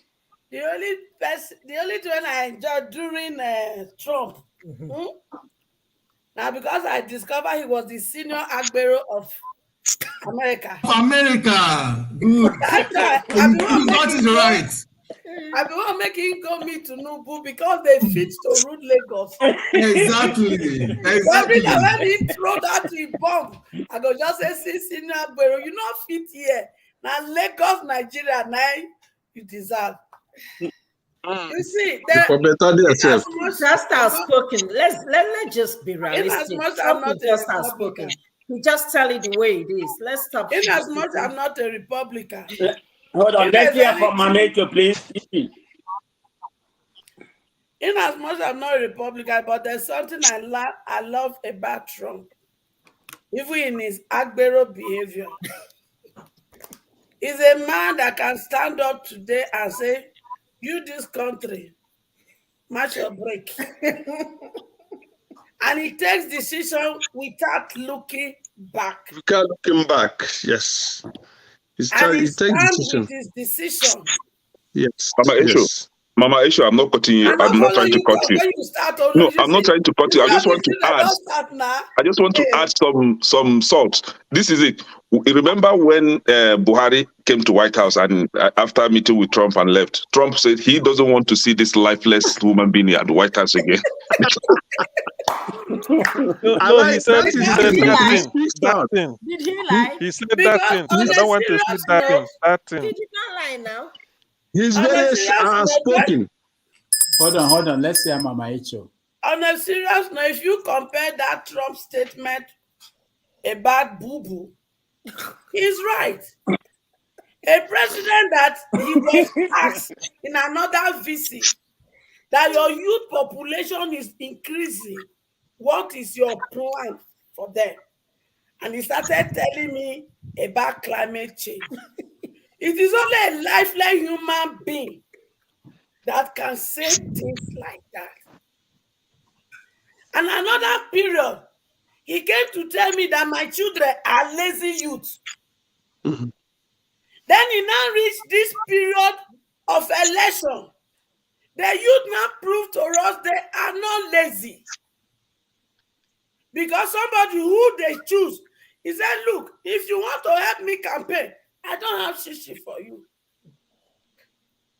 But if you vote me in, I will change your country of consumption, where your governor, when they leave office, they are better off when they leave office than when they are in office. Because their entitlement alone, when they are after office, is enough to pay all the workers in your state. Is I want to start that, you say, okay, no problem. We will work for you. They use their money to work. They use their energy to work. Microcracy say time and money, so they also use their time to work. And they voted. Then the lifeless president is somewhere pretending that he doesn't know what is going on. The lifeless president is there when Oluomo said, certain tribe should not vote for certain person in Lagos. In Mechonu, is it not only a lifeless person that behaved like that? And he was there when his useless commissioner of police came to say they are joking. And the next day, few days later, atrocity was committed. And he said there, is it not a lifeless president that behaved like that? So it was Trump that discovered his lifeless name and gave it to them. But you, us, that I'm enjoying. Are smart, but we don't reason. We are clapping for Ishe Baba. Oh, he tried for this, for carrying our money to build a train rail from Nigeria to Niger. Because he know Daura will not accept him. So he better build a train station to Niger. So that when he carry his load, he can go to Daura, he can come to UK, he can come to America, off to Niger. But we don't wait for you for Niger. We are waiting for you in Niger. So you see, when we look at all this, in as much we there they talk about America, this. I like America for one thing again. So let me play the other devil advocate. They're trying to let us know that whether you like, you be president. If you commit and they find out, you will be brought to justice one day. So I also want us that are carrying American presidency, how they do over here. Maybe we carry completely to Nigeria. Not the one we go carry half parliamentary, half America, and we go Canada, go carry some of their own. That is why impunity is dancing kelebe for our friends, and we they clap for her. And somebody like that, one man, when he see the weird pamper go come here, because they tell me, say, what Oluomo did was good, but what that Igbo man, that DSS, the Aura Service Miss Road, they do. No, they are not DSS, they be Aura Service, and that is, I won't give a better name. You go there, go they carry somebody where say, I won't bring IPOB to come protect the business of my people. They have the audacity to waka kelebe. If I say we go add Daura to our list, I mean a Daura Secret Service, we go add to Nigeria the list where they compile so. Because this is ridiculous. So Nigeria may leave America matter, they go solve their problem. We get bigger one at home. A monster that is killing our people. Let us focus. All right, thank you. Paul, before you speak, there are several questions that that came up. One is Solo was here a little while ago, and he said that the good thing about Tinubu is that he has the knack, the skill to appoint people who will work for him. That even if he's not feeling well, he will get people who will work for him. I say that because some people, I think Shegun raised a question here. If you are supporting Trump, you're supporting Trump because of the outcome that you think he achieved. Will you support Tinubu if he's going to put in the right people that will accomplish good things for the country? That's one. I want us to bring it back to Nigeria while we're talking about Trump. The other part of the question is that I sometimes I'm mobile for people like Ife and Kenny. Everybody supporting Trump. So when you think about the people that work with Trump, you know, from generals to people like the Secretary of State, and these are responsible on a normal day. These are responsible Americans, people, and they came out with the stories that they came out about this man, saying that this man is a danger to society, it's a danger to the country.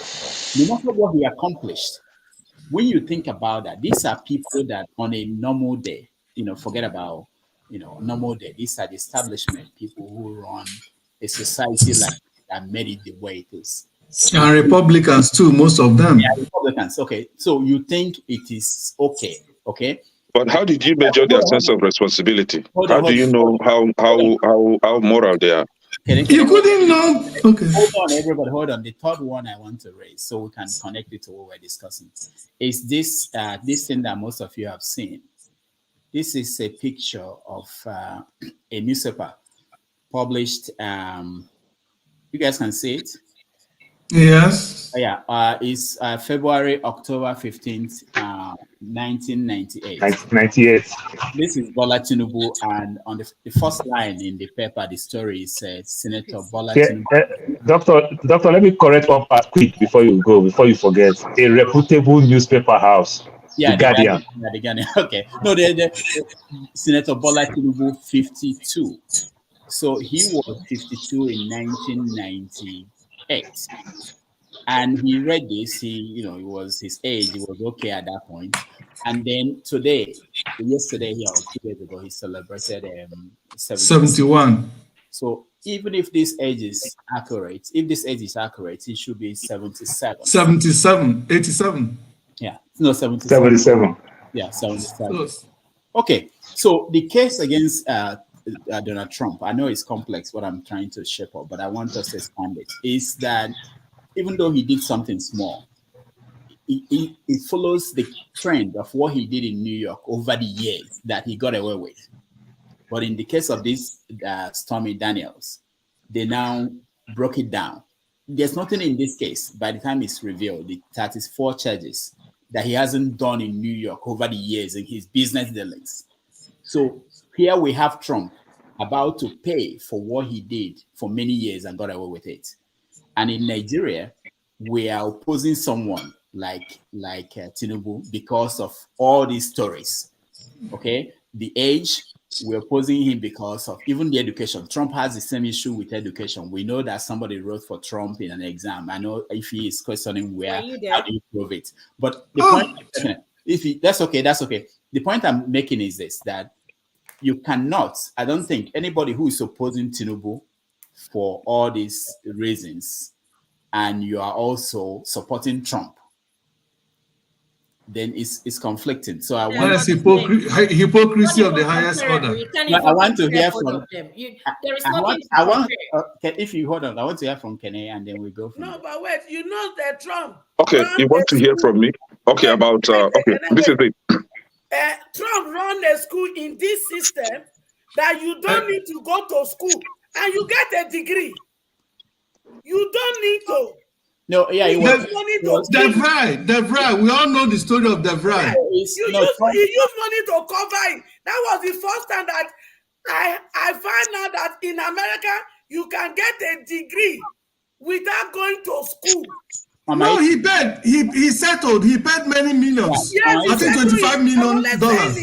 That on that case to cover it up. You don't need to go to the university. Okay, one last thing. Let's go by okay. Okay, Dr. Rabi asked me a question, right? So can you hold on, Mama Rachel, please? Let Kenneth speak. Mama Rachel, let Kenneth speak. So, Dr. Rabi, one and not stopper. Una forward now. I thought they do like Mama Rachel, wait. I know where, but I remind you now. Okay, okay. The thing is this,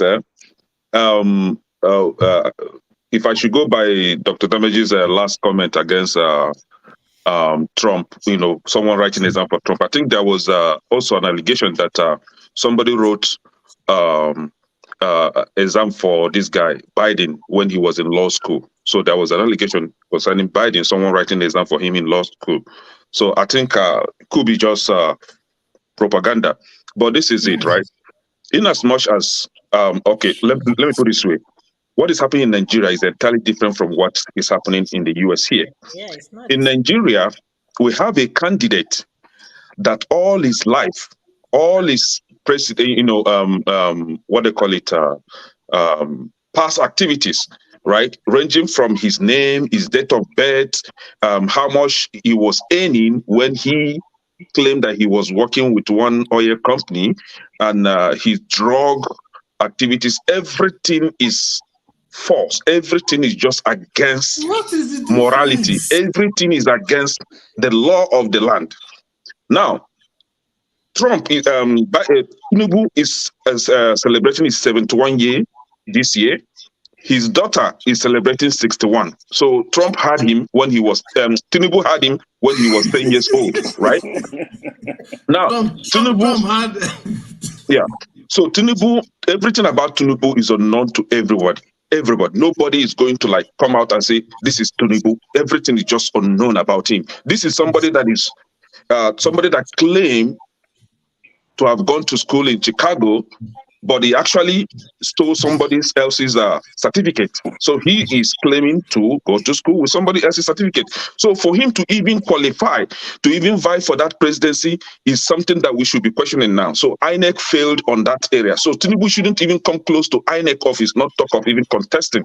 But here in this country, we have a candidate, a very wealthy candidate, very well, connected. He went to school. Nobody's going to deny that Trump, went to school. He has been in the corridors of maybe not authority, but power financially. We all know this. When Trump was... No. The time when he signed that course, hold on, Mama Eto. Trump has been in the corridors until $980 hold on. The things when he done they do. Not only $980. Now he take tax. Which kind of be that? Hold on. Until he come into political system and everything is coming up. Somebody, I think he has left ABs or something. He asked a question. He say that we are supporting somebody that grabbed something that I don't want to. And I asked from the comment section, who has not put his hand there? I don't know among us here. But this is it, right? Whether if it is a crime or not, it is up to the court to decide, right? So he is going to court, and it is not today that he started fighting. Did you know what you did now? Go to court. He just told us to go to court. You see, the same thing that APC did. He said go to court. He's going to court, but I don't think you and I, if we should be honest to ourselves, they are doing this just to kind of stain him politically, because they know that Trump is a big threat to Democrats. If he's coming out for this second time, a lot of people that I know in my cycle that voted against him are really, really, really willing to vote for him now. So they know that he's a threat, and that is why they are fighting him from all angles. Forget about these Democrats. They just made up stories. They just made up everything to just condemn this guy. But let's see how the outcome is going to be. Me and my family, Trump. Thank you so much. Please, can I speak? Hold on, Jude, hold on. I want to rebut Kene. Let me just speak. Hold on, man of President. Let's hear Paul first, and I'll come to you guys. Paul, go ahead. Yeah, Doctor, I like the way you put Trump and Tinubu together. I think putting Trump and Tinubu together, some of the things you want to put together, at the first place, it was not even right. What do I mean by that? I see people celebrate Tinubu in the name of Tinubu know how to pick the right people in his cabinet. That is also a lie. Tinubu made Fashola his chief of staff and became governor, now minister. Fashola became minister for roads, transport, sorry to say, as the case may be. We don't still have good roads. In terms of energy, we still don't have light in Nigeria. So Fashola failed on that aspect. Aregbesola, he made Aregbesola a commissioner in his cabinet. Aregbesola turned out to become governor, now Minister of Internal Affairs. Doctor, I am putting it to every one of us here. Who knows the original amount of a passport to do a passport? Original amount that you want to pay for passport? No.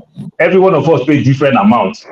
That's how funny it could be. So Aregbesola could not even arrange and fix our passport problem that we are facing around the world.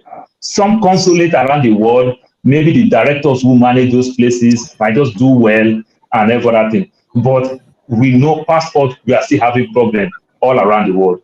So Fashola did not do well when it comes to leaders because Lagos did not turn out to be what they are telling us that Lagos is today. So I won't give Tinubu that glory, like he has all these great thinkers in his cabinet. I disagree. Then let's go back to Trump. Then when you talk about Trump and everything, come on guys, let's tell ourselves the truth. Trump did not really achieve much like you could think. We all understand where the international market was then. That was why the price of gas was low and everything. Not like Trump did anything special. Trump did not even help America. Neither Trump create more problems to America. That's all I will see when it comes to Trump. Trump. Paul, did you know about his deregulation of energy? The policy he set on energy? Yes, the policy that Trump, the policy that Trump you are talking about in energy and everything, these policies has been there for a very long time. And when Trump talked about the policy, Trump did not go ahead and achieve the purpose of the policy. Trump just talked. Everything Trump talked. When you talk about Democrats, you talk about places like Wisconsin, we're going to bring our job back. Did he bring the job in Wisconsin? Did he bring the job in Ohio, North Carolina, all the industries job? America still import everything. What you see in America today is all about warehouse. They are going all the way to Cambodia, Vietnam, the Philippines, India to import goods because of their losing relationship with China. So it's just the same of the same. They still don't produce in America. You understand? America is the only warehouse of those things. What America is still doing is just outsourcing. It's like the way you and I become unnecessarily big man because of dollar is adding values in Nigeria and the naira is losing weight in Nigeria. So if I spend one little money, everybody see me like I'm doing well financially. You know, I can send $100 to my mom. My mom can use it to cook 3 pots of soup. But $100 is not enough for me to cook a goosey here. That's exactly what America too is also doing. They go buy in weak currency and warehouse here. All we see is warehouse. So everything Trump promised, he didn't achieve any one of them. He's just talk. You understand? And when you talk about Stormy Daniel, you talk about Medugo and everything, Trump is not the leader that you wish for anybody to have. Come on, guys, let's tell ourselves the truth. America, to some extent, is an autopilot. Trump make the economy, when you want to say the economy was doing well and everything, the economy, to some extent, is almost like autopilot. He didn't do anything special. The tax break that Trump give makes the 1% become more richer. And the 1% is the problem that we are having here in America today. They buy every businesses, they take every decision for every one of us, they create artificial scarcity, and every one of us will pay for it. That's all I see. Well, thank you. So let me hear from your question. You ask questions. You want question? Let me hear from Man of Prestige first, and then you can ask question.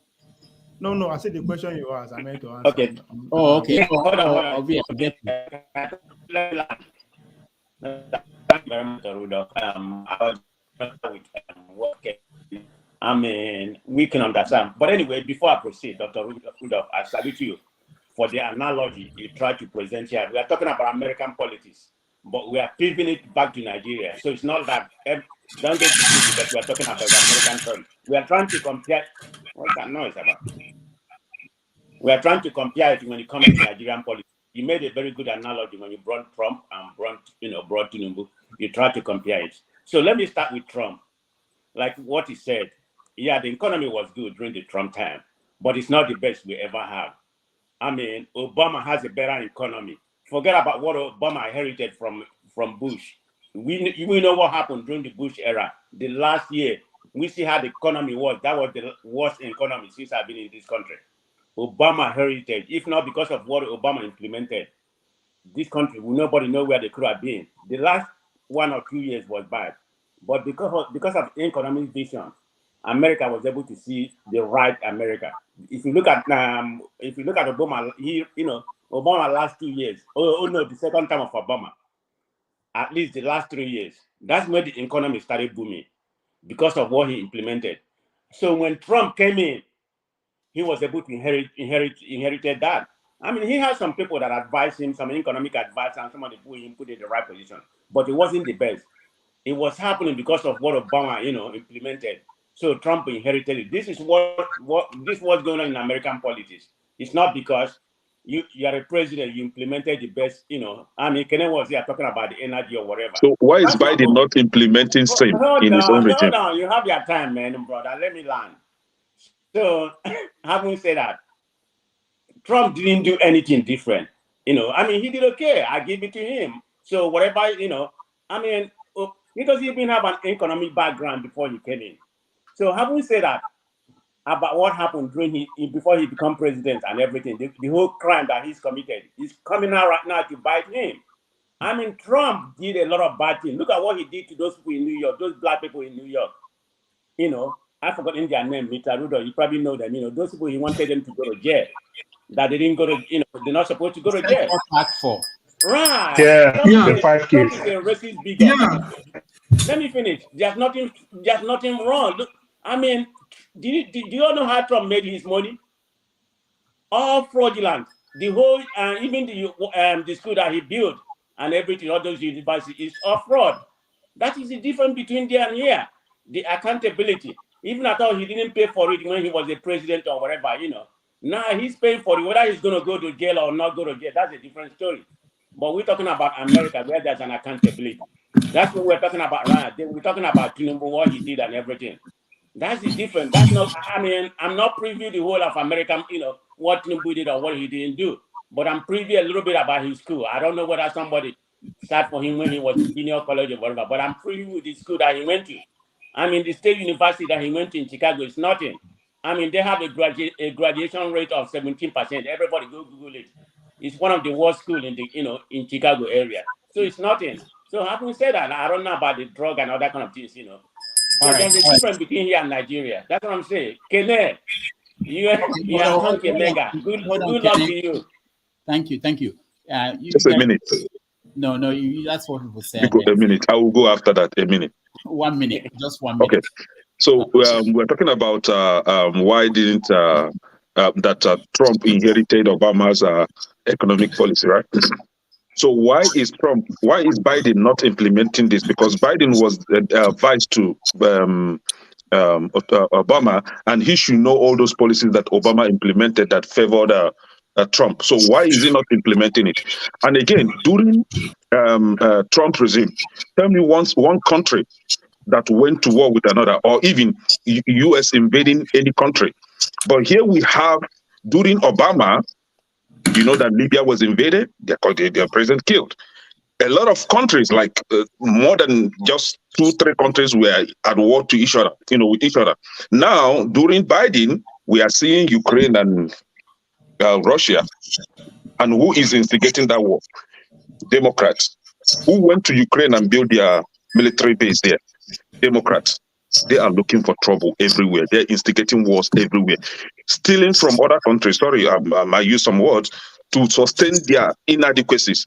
They don't have anything to offer the country. All they do is to invade other countries and steal their resources to, champion their economic, deficiencies. Let them face the United States. During Trump says that he is the president of the United States, and he has no business with any other country. So he faced the economy of this country, and he fixed it. It has nothing to do with Democrat. What are you talking about? So foreign policy is to invade and steal. All right. Let's see. Is that a good policy? Can I thank you? Let's see that you ask questions. Let me give room for another to come. Okay, thank you. Can you ask for 1 minute? You spend 1 minute, 40 minutes. 40 seconds. You see the photo. My is timing people now. let me just say this. I like what's going on in the sense that people are not mad the way they get mad when we talk about Nigeria. So maybe this is not personal to a lot of people, but when we talk about Nigeria, it's personal. You asked a couple of questions. Oh, I thought. I skipped Jude. Okay, let's see over there. You asked, I think even Jude has responded to that question already regarding integrity and people that work with Trump and what they are saying. And yes, people that work with Trump. And that takes me back again to the earlier question you asked. I wasn't on screen. You asked a question, a very important question, which is Tinubu cabinet. And I don't know, maybe people are not interested. People don't know what you're asking or what they're talking about. That give me concern. But that is the most important aspect of any governor. People who you are going to appoint to work. No president, they sit down, they say, okay, now so then they do it. No. It's people around him. And that's the question you are asking. I don't know. We are not so and that should be a thing of concern. But CM actually said something that I think explained it. He said that he doesn't want to think about that because by thinking about that, it means that he's accepting that. Somebody accept or accept. What will be. So that's what he said. Now talking about the people around the Trump integrity and all that. Yeah, Trump, now everything now power. You know what goes on around that point. Forget integrity or this one has stand up right because no. All the people that resign today now talking about the likes of Biba, the Attorney General, right? Who wrote a book, one damn thing after another. Go listen to what he said about Donald Trump indictment, right? But those are the people. No, that one is different.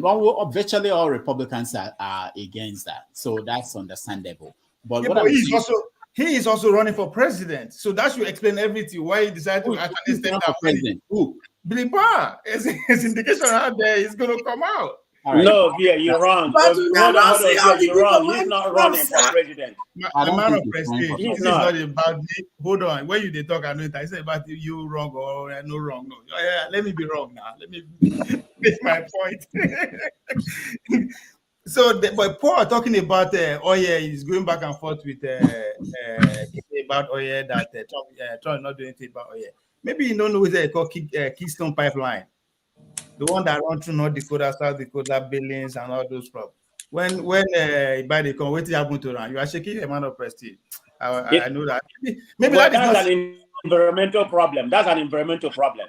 Yeah, of course, now there's a reason behind everything, right? But maybe that does not have any impact on the pump price. Again, you are also talking about the economy. What Obama did was to come and bail his friend's house. And that's exactly what is happening today with the Silicon Valley Bank. Banks are crashing again. By the time the next president comes now, this share those trillions of dollars bigger the Frank Bank. We're going to say, yeah, he saved the economy. No, he didn't do anything special. You understand? So now talking about Tinubu, I think it's I don't know why we now draw that parallel between Trump and Tinubu. We should learn one thing at this point. That whether all these people go their personal life no really matter to people who really want to put their billions behind these people to make sure they lead the ticket. They don't care. They know. They grow up together. They are friends. Why do we always make it as an issue? Somebody's speaking Trump saying no, the right example for that. Who cares? This man don't win president is going for the second time. That's not important. That's why I say all the antics with Trump, people are pointing at the ban Trump. No, that's not how that want to affect our daily life. Trump they lie, Trump they do that. Like, pay attention to the signals. Politics are being executed every day, but we are paying attention to the man and the same thing will happen with Tinubu administration. That's why I'm so particular about this. Right? Everybody go to say, we know they see Tinubu know they do anything. So what? They break. Things are moving. People are working under his administration, whether we like it or not. And that's what we should pay attention at this time. The election is over, whether we like it or not. It's over. All right. Thank you. Life is moving on. So we should pay attention to things that matters now. Who is going to play a role? Just like Rudolph is calling out the Bayo thing. That's a great call. Because if we let it slide, those are the men that will pretty much play a very vital role in that administration in terms of how communication is being dished out from Asu Rock. Thank you, Obi. Let me we'll go to Jude and Adewale, then I'll go to Uzo and AB and Victor. So that part, that's it. So good. Yeah, you see, this issue, this parallel we're trying to draw between Donald Trump and Tinubu, and some of us here who have been decrying about what is going on in Nigeria and the kind of person that if care is not taken will end up being our leader. To me, it's very, very worrisome that people who have condemned or don't see Tinubu as fit enough to be a president in Nigeria, same people are also saying that Donald Trump, from all we have known him to be, if I continue to narrate, everything that this man has, not just me that says it, even members of his family, people that know him so much, even his cabinet. In fact, Donald Trump have changed cabinet within 4 years, more than any president of America within 8 years. That is a fact. Why is his cabinet, members of his cabinet running out of him? Because they have found him to be a danger, not only to America, but to the world. Many of them will come out and speak. Now, this is a man who had 6 bankruptcies. And each of them, he smiles to the bank, while the contractors that work for him during those periods go home high and dry. He defrauds them. A man who has built his so-called economic or financial empire on 100% fraudulent practices, who even cooked up how much. This man, the man, he even says he's a multi-billionaire. It's not even that much. It's not even worth $1 billion. It's not even worth $1 billion. Look at the hotel in Washington that he bought. I'm sure most of us knew how many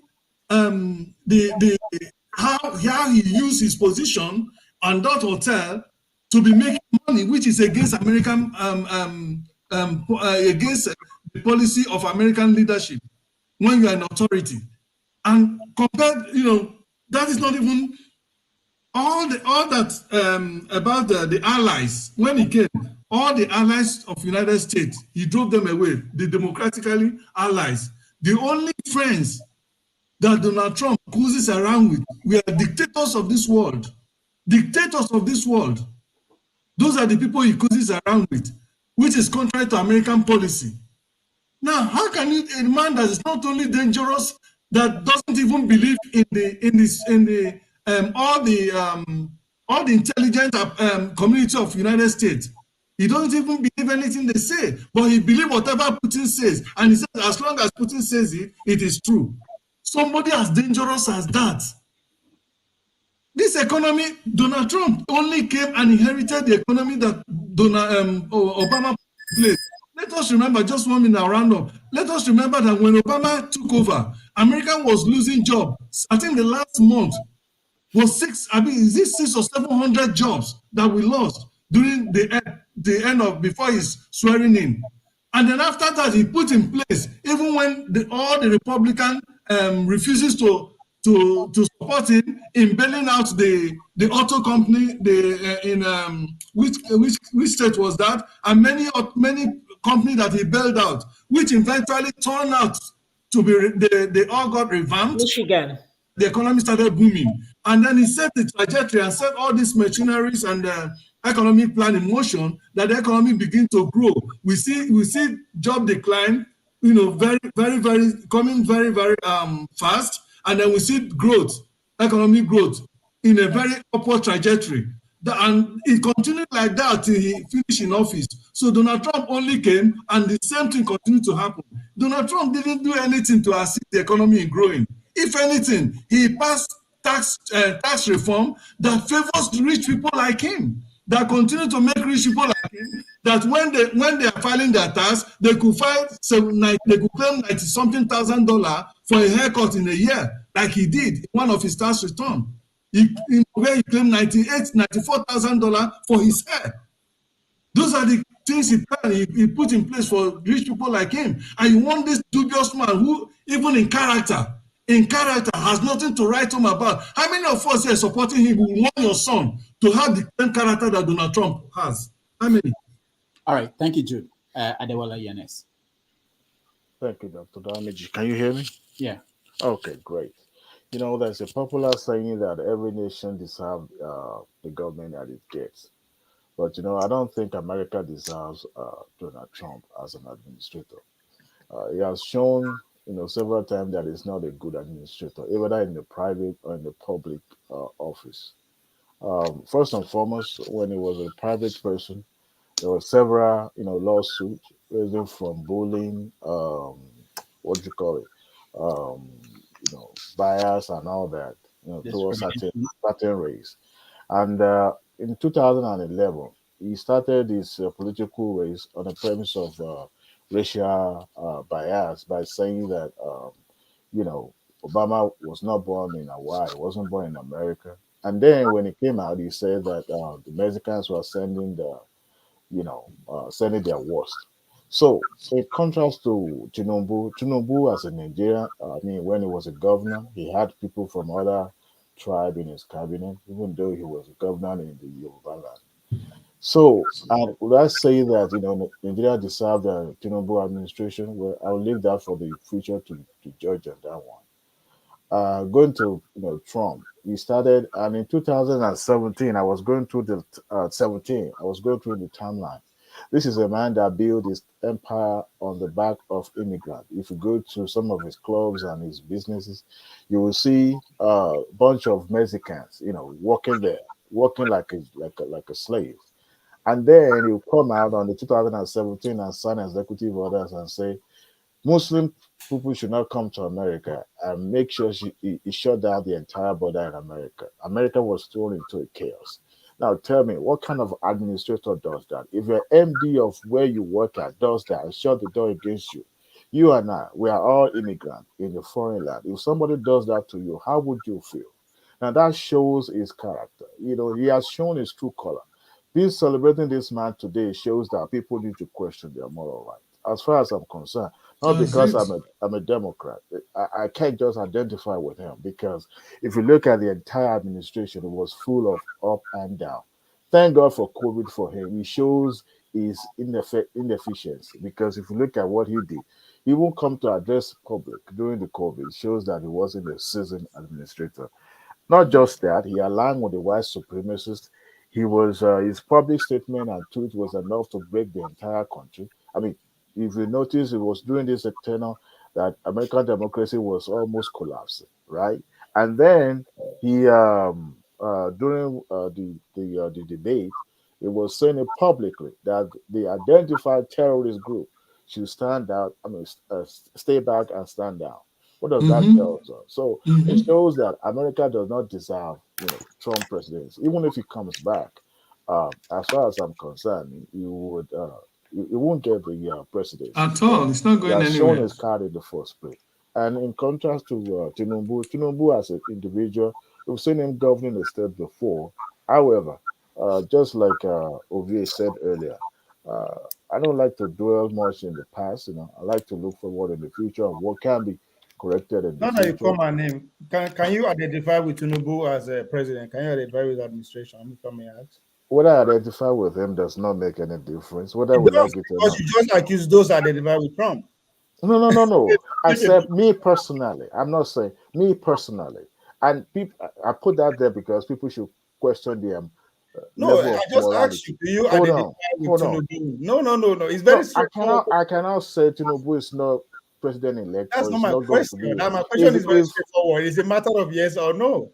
No, I'm Okay, not. Look, that's fine. Tinubu is not my hold on. I'm not in Nigeria, right? If he gets sworn in today, he will become That's the not president the of point. Nigeria. That's not the question. I mean, none of us know these What two is the people question? personally. What is the question? Don't You know these said, people would I personally. You don't identify know with them as a Tinubu? public officer. Can you Right. identify with Tinubu? That's the question I'm asking. What That's do you it. mean identifying with Tinubu administration? The same question you throw towards Trump and Trump identifiers. That's what I just threw to you. I'm Like, in come on, America, man. OVA. I'm in America. I'm a Democrat. I'm a carry member, right? So Oh why should no, I you just identify? okay. That's okay. You answered the question because you said your opinion is not based on the fact that you are a Democrat. That's what you started with. Yeah, but how do you expect me to identify with You Trump? make a very categorical statement that anybody that identifies with Trump should question their morals, which is fine. You're entitled to that. I'm just asking you. Hold on. Let me get your question. Let me get your question right. Are you It's very saying straight. I It should is very hold straight. on. You identify with Tinubu. Ovie, hold on. What do you mean identify with Tinubu? What do you mean by that? What do you mean identify with Trump?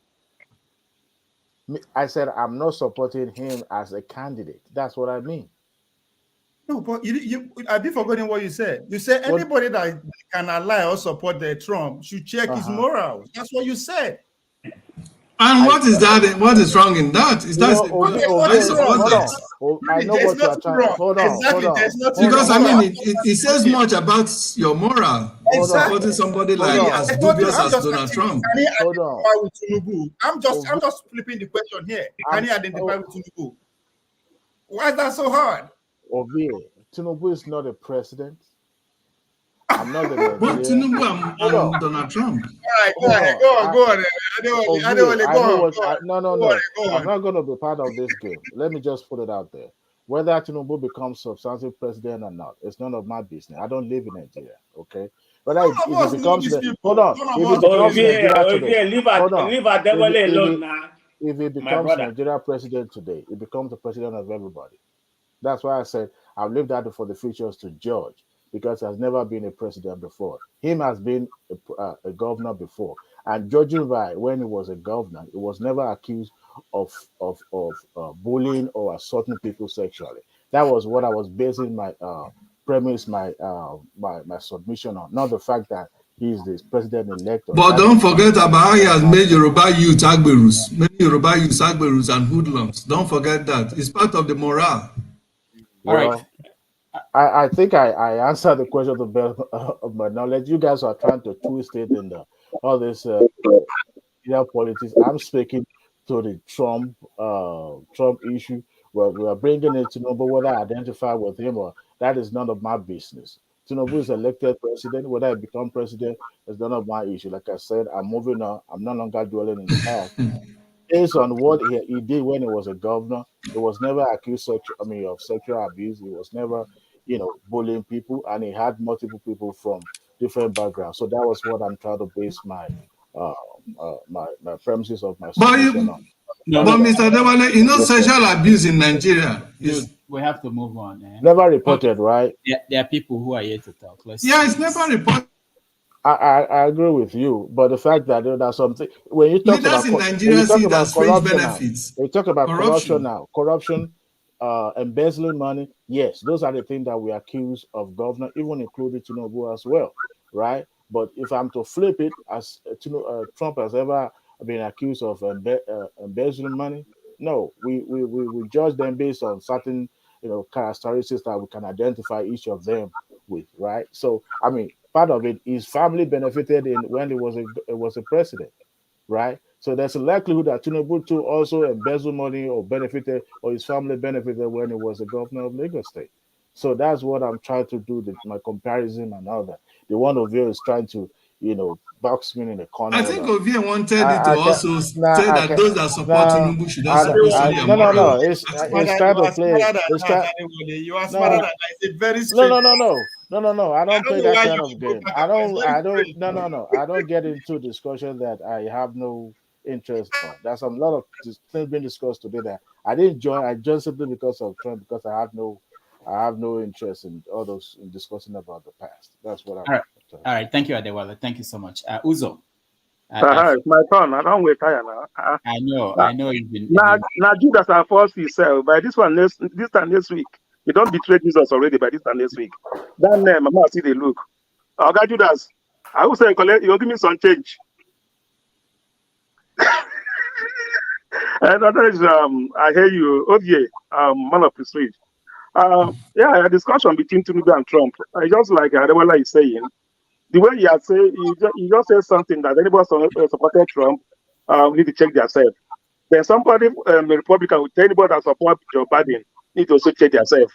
That's it too. Yeah, either you're white or you're blue, either you're white or you're black. So it's their moral. That's morality to check. It's not moral. It's not like he's a human being.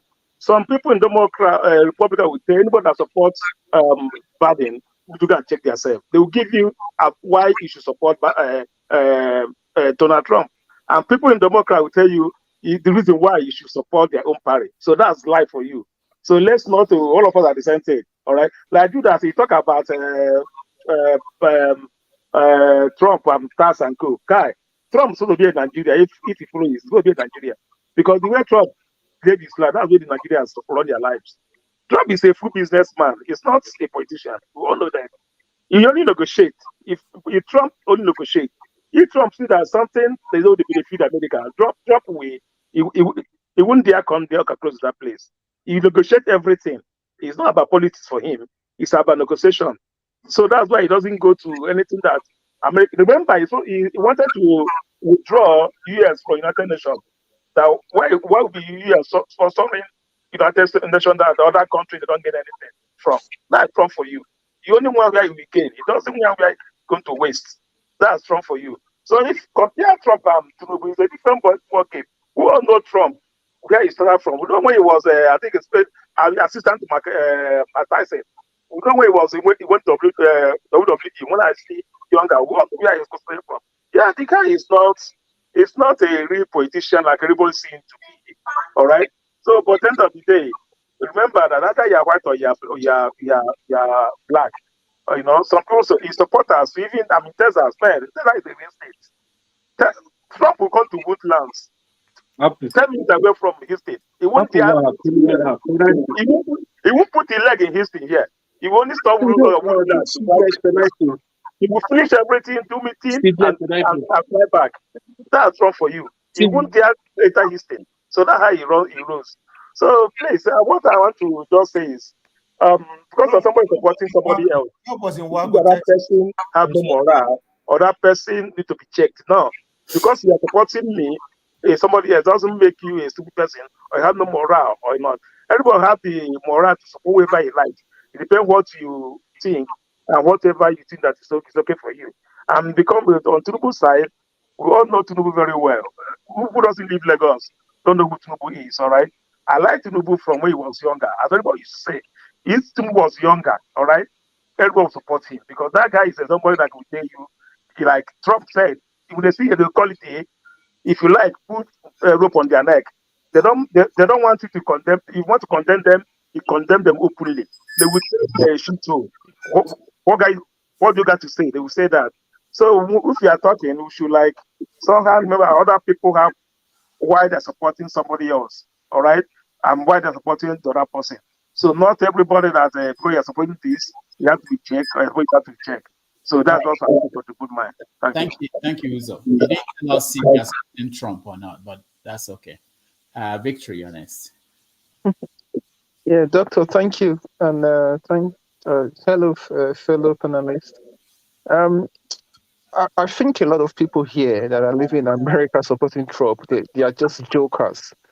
You would have seen what would have happened to you when your democracy would have been toppled. Most of you eating burgers in America will find yourself in Nigeria.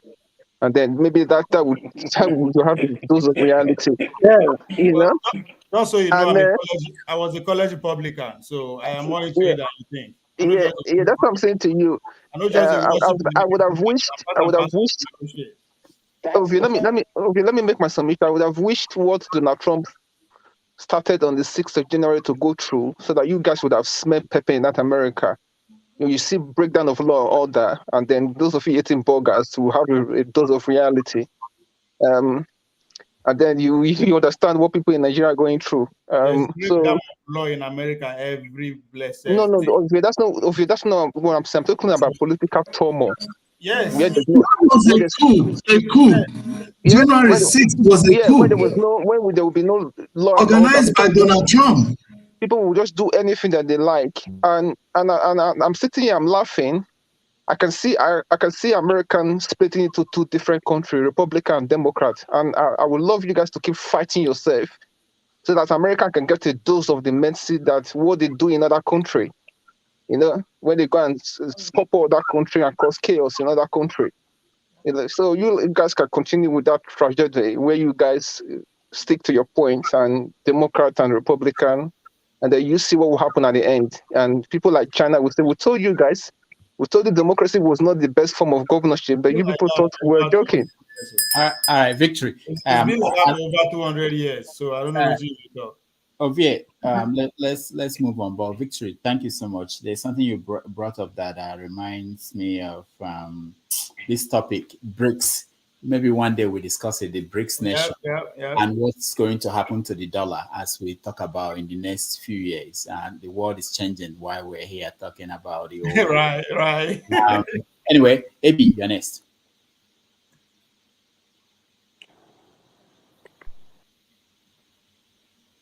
Hey, hello? Yeah, go ahead. Yeah, what about you?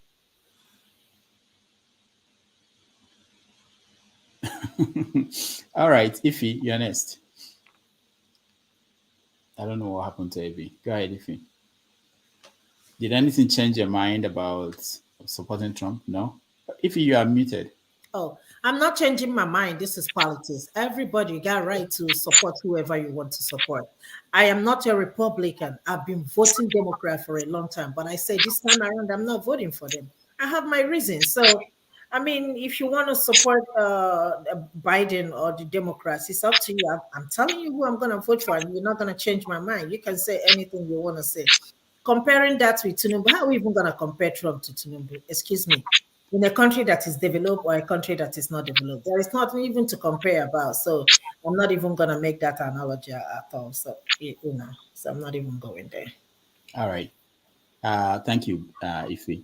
Let's go to RBL.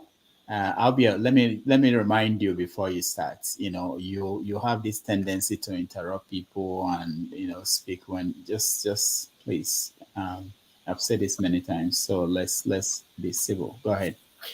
I'm not the only one that interrupts people. Your mama there. We can hear you very well. Speak up. I'm not the only one that interrupts people. But anyway, let me get straight to my point. There was something you said last week.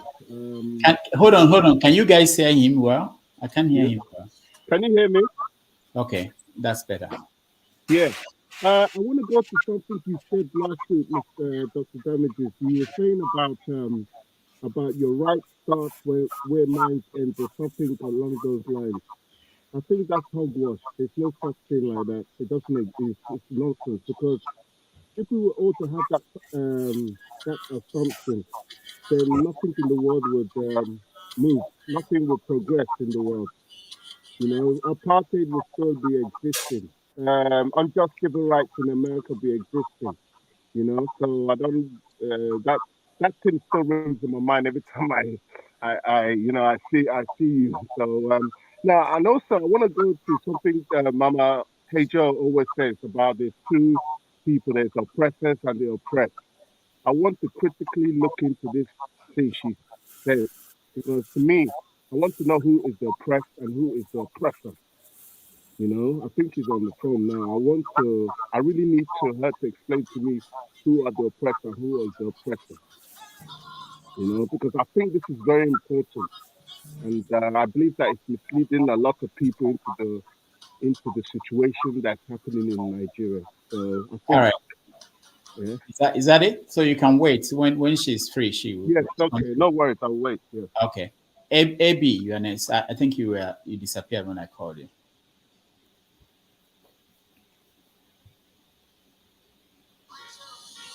Yeah.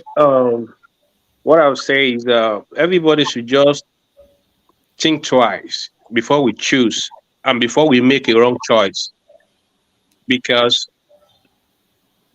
the choice we make today and the first generation coming tomorrow. That's all I would say. Because me not supporting Donald Trump or not supporting Biden, I can't say I support and I don't support them without going through what they have done. All these things in paper. You can go and read. This is not Democrat or Republican. Everybody has an history. Biden has his own when he was in senator. You can go through everything and read all the biography and everything. Likewise, Donald Trump. So for someone to say, okay, I know two of them, and I'm making my choice, voting for Donald Trump. I mean, it's your choice too, but just think about the choice you make today, which can have effects on someone else tomorrow. Thank you. All right, thank you so much. Richard, welcome to the show. Richard? Richard is in the hospital. Richard, can you speak or you want me to go to someone else? Okay, we are rounding up now. So what we're going to do is find out what's keeping what's Richard, are you saying? Okay, go ahead, Richard. All right. We'll wait for him to get to somewhere where he could speak. I think he's passing the oncology, he's passing the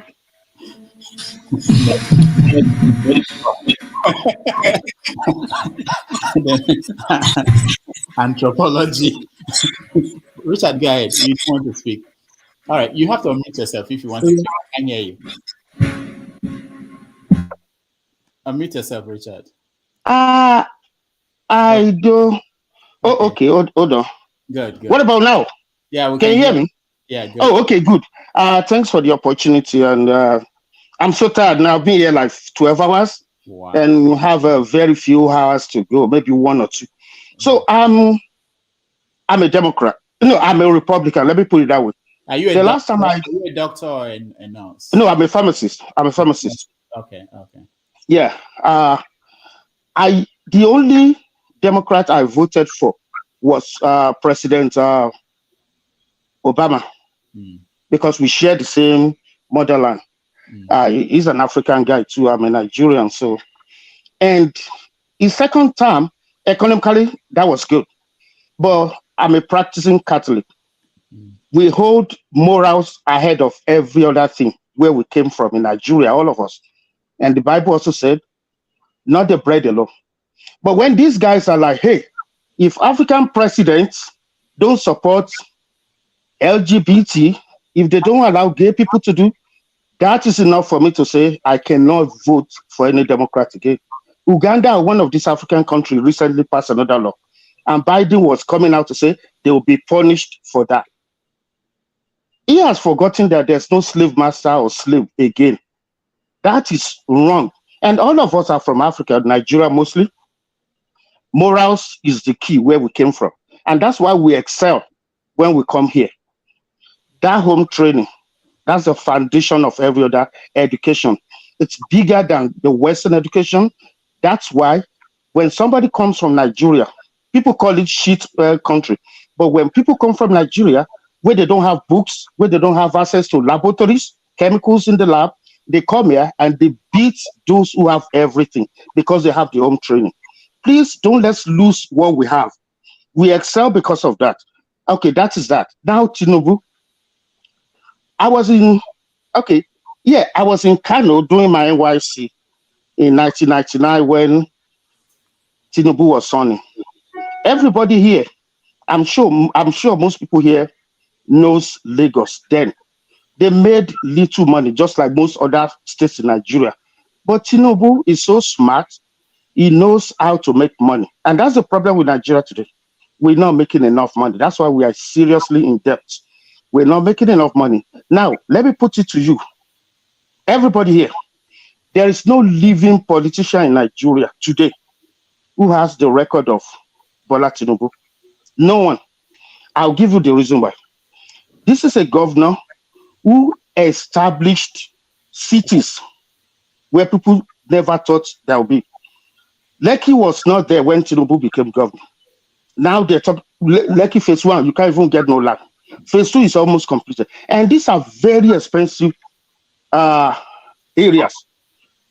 In 2000, 2001, 2003, when they started selling lands there, ask people who bought the land that time and the value, how much they bought it, and the value of their properties today, it's more than 5 times increased. So people are smiling that their properties are appreciating. At the same time, Lagos State government is making a hell of money. Magodo was a refuse dump when Tinubu became governor. It's a GRA today. All now, right? what people they smile? Is it poor people that are smiling? Madam Echo, let me tell you. Madam Echo, listen, let me tell you. They talk of smile, make una tell me the category of people that are smiling. Madam Echo, are suffering, and you are telling me that hold on. Hold on. Progress? Excuse me, can I talk? Can I talk? Can I talk? See people when they die. People that cannot. Do you know how many people who went to bed in the hospital? So hold on. Can I? Okay. Thank you for that. Let me respond. Let me talk. Thank you for that, Madam Echo. Madam Echo, let me tell you, poverty and poor people have been in existence, even in the Bible.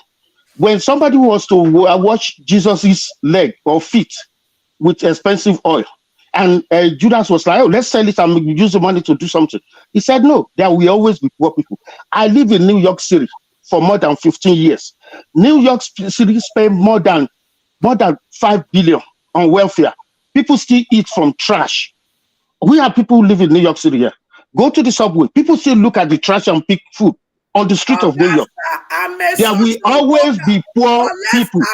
Let me tell you, there will always be poor people all over the world. There's nothing we can do. Let me tell you, some people will remain poor because of their choices. That are suffering. How many percentage of Nigeria that are benefiting from this? We are not there yet. We are not there. Madam Echo, we are not there yet. There will be poor in our midst. Did the Bible tell you that 99.9% of Nigeria should be poor? Poor that is orchestrated by greedy, wicked, and evil men and women. So Tinubu caused the poverty in Nigeria? He caused the poverty in Nigeria? The innocent and the spirit of the innocent that has been spilled as a result of this wickedness will answer you and your generation. Amen. I will say that. But remember, you sit down there and you are casting people into hell and heaven. How good are you? That's the question. We only complain when we're the victim. Ogasa, I no carry gele for head. I don't wear no cap too. I'm not wearing no cap. Did you? What about me? What about me? And I can post my chest for it. I know listen. I've been watching Dr. Rudolph for long, but unfortunately, I work on Saturdays. That's why I never joined. Ghana must go and do boy for Tinubu. Rachel, let's listen to Richard. Listen, that's what she doesn't know. You don't know me, and you are telling who I was born and raised on the campus of OAU. So I never lived in Lagos in my life. I never lived in Lagos. I was born and raised on OAU. From Ife, OAU Ife, I came to America, all right?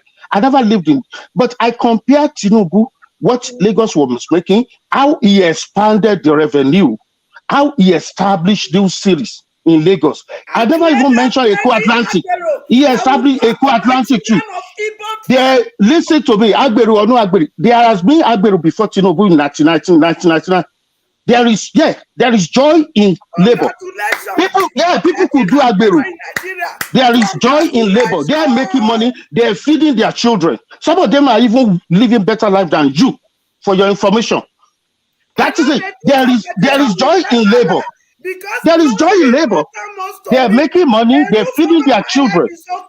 A cloth over my body is okay. How can you say so? Because he was a governor, for 8 years, he made people Agberu.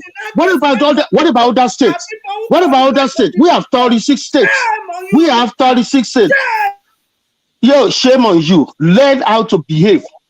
You are not raised well. That's why you are interrupting people. Learn how to behave. Learn how to behave. They raise your daughter well. Senior I said. Thank you very much. Step in. Thank you. I came to this country in less than 10 years. I became a doctor of pharmacy. Think about that. I'm a senior Agberu. I'm proud of what I do. I mean, she doesn't have manners. She's not raised well. She doesn't have, and this would be a mother to raise other children. I was talking. We have more than 5 people here. Nobody is saying nothing. Why should you? I mean, she doesn't know how to behave. And you call yourself a mother, you have to raise other children. Is this how you're going to raise them? We have 36 states. If there are jobless people, if there are poverty, poor people, we don't have the institutions. Yes, you're looking at America, you're looking at Great Britain and other Western world. They had smooth elections. You have forgotten that when they started, their election was not the way it is today. In those days, if you are not a retired general or whatever, look at those who drafted the American whatever, the Constitution. Most of these people are retired generals. It's not thrown to everybody. Women were not even allowed to vote. And then before, you got to be like 21 and above. Now they lessen it to 18 because they have the institution. We don't have the institution. That's why election is not functioning. But with time, we will be there. We'll be there. You will never be there. All right. I'm not a pessimist. All right. I believe we'll be there. Mr. Richard, in Nigeria, we used to have all these things. So what happened? Why the integration? We used to have all these things. We used to have everything working perfectly. Not maybe perfect, but at least to a greater extent, right? So what happened? What happened? Why the integration? Thank you. So the main reason why is we kept having military coup. So mostly Ibrahim Babangida, he was the one that instituted corruption. That should be enough time to restructure. No, yeah, it was getting better until 7.5 years ago when Muhammadu Buhari became the president. So the economy was better. The economy was better until he became the president. I don't know the kind of people that work for him. Took over from PDP. Yeah, but trust me, the party has problem with him too. They said they went to him, they asked him, what about everything we complain about? He said he never promised anything. That's the party, not me. So they have problem with him too, but they needed him because he has the power to galvanize votes in the north. So that's why they couldn't fight him. But Tinubu said that he will continue from where Buhari started. Yeah, I mean, as a politician, what is he going to say? As a politician. He will continue to suffer Nigerians, right? Sir? Yeah, he will continue to rule the economy. Well, everybody has their own agenda. Everybody, trust me. But because Buhari is still there, he has to dance to his song. That's just it. But I believe in Nigerians and I believe in Nigeria because when we're there, things don't work for us. But as soon as we step out to even more advanced nations, you can go to the UK, go to Canada and see how Nigerians are doing very well, or children of Nigerians are doing very well. Richard, can I ask you a quick question? Yes, sir. Go ahead.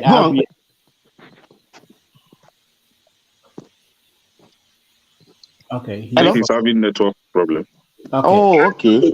Can you go ahead? I think you have a question for it. Yeah, not a question for say. Mr. Richard, with due respect, I feel so sad about most of the things you're saying, honestly, because you are in America. Oh, I hope you can still hear me. I guess your network. Yeah, yes. You are I'm in with you. America and then enjoying the good things here and everything, and you are telling us now here and now that Tinubu did all these heavenly things in Lagos, abused cities and everything.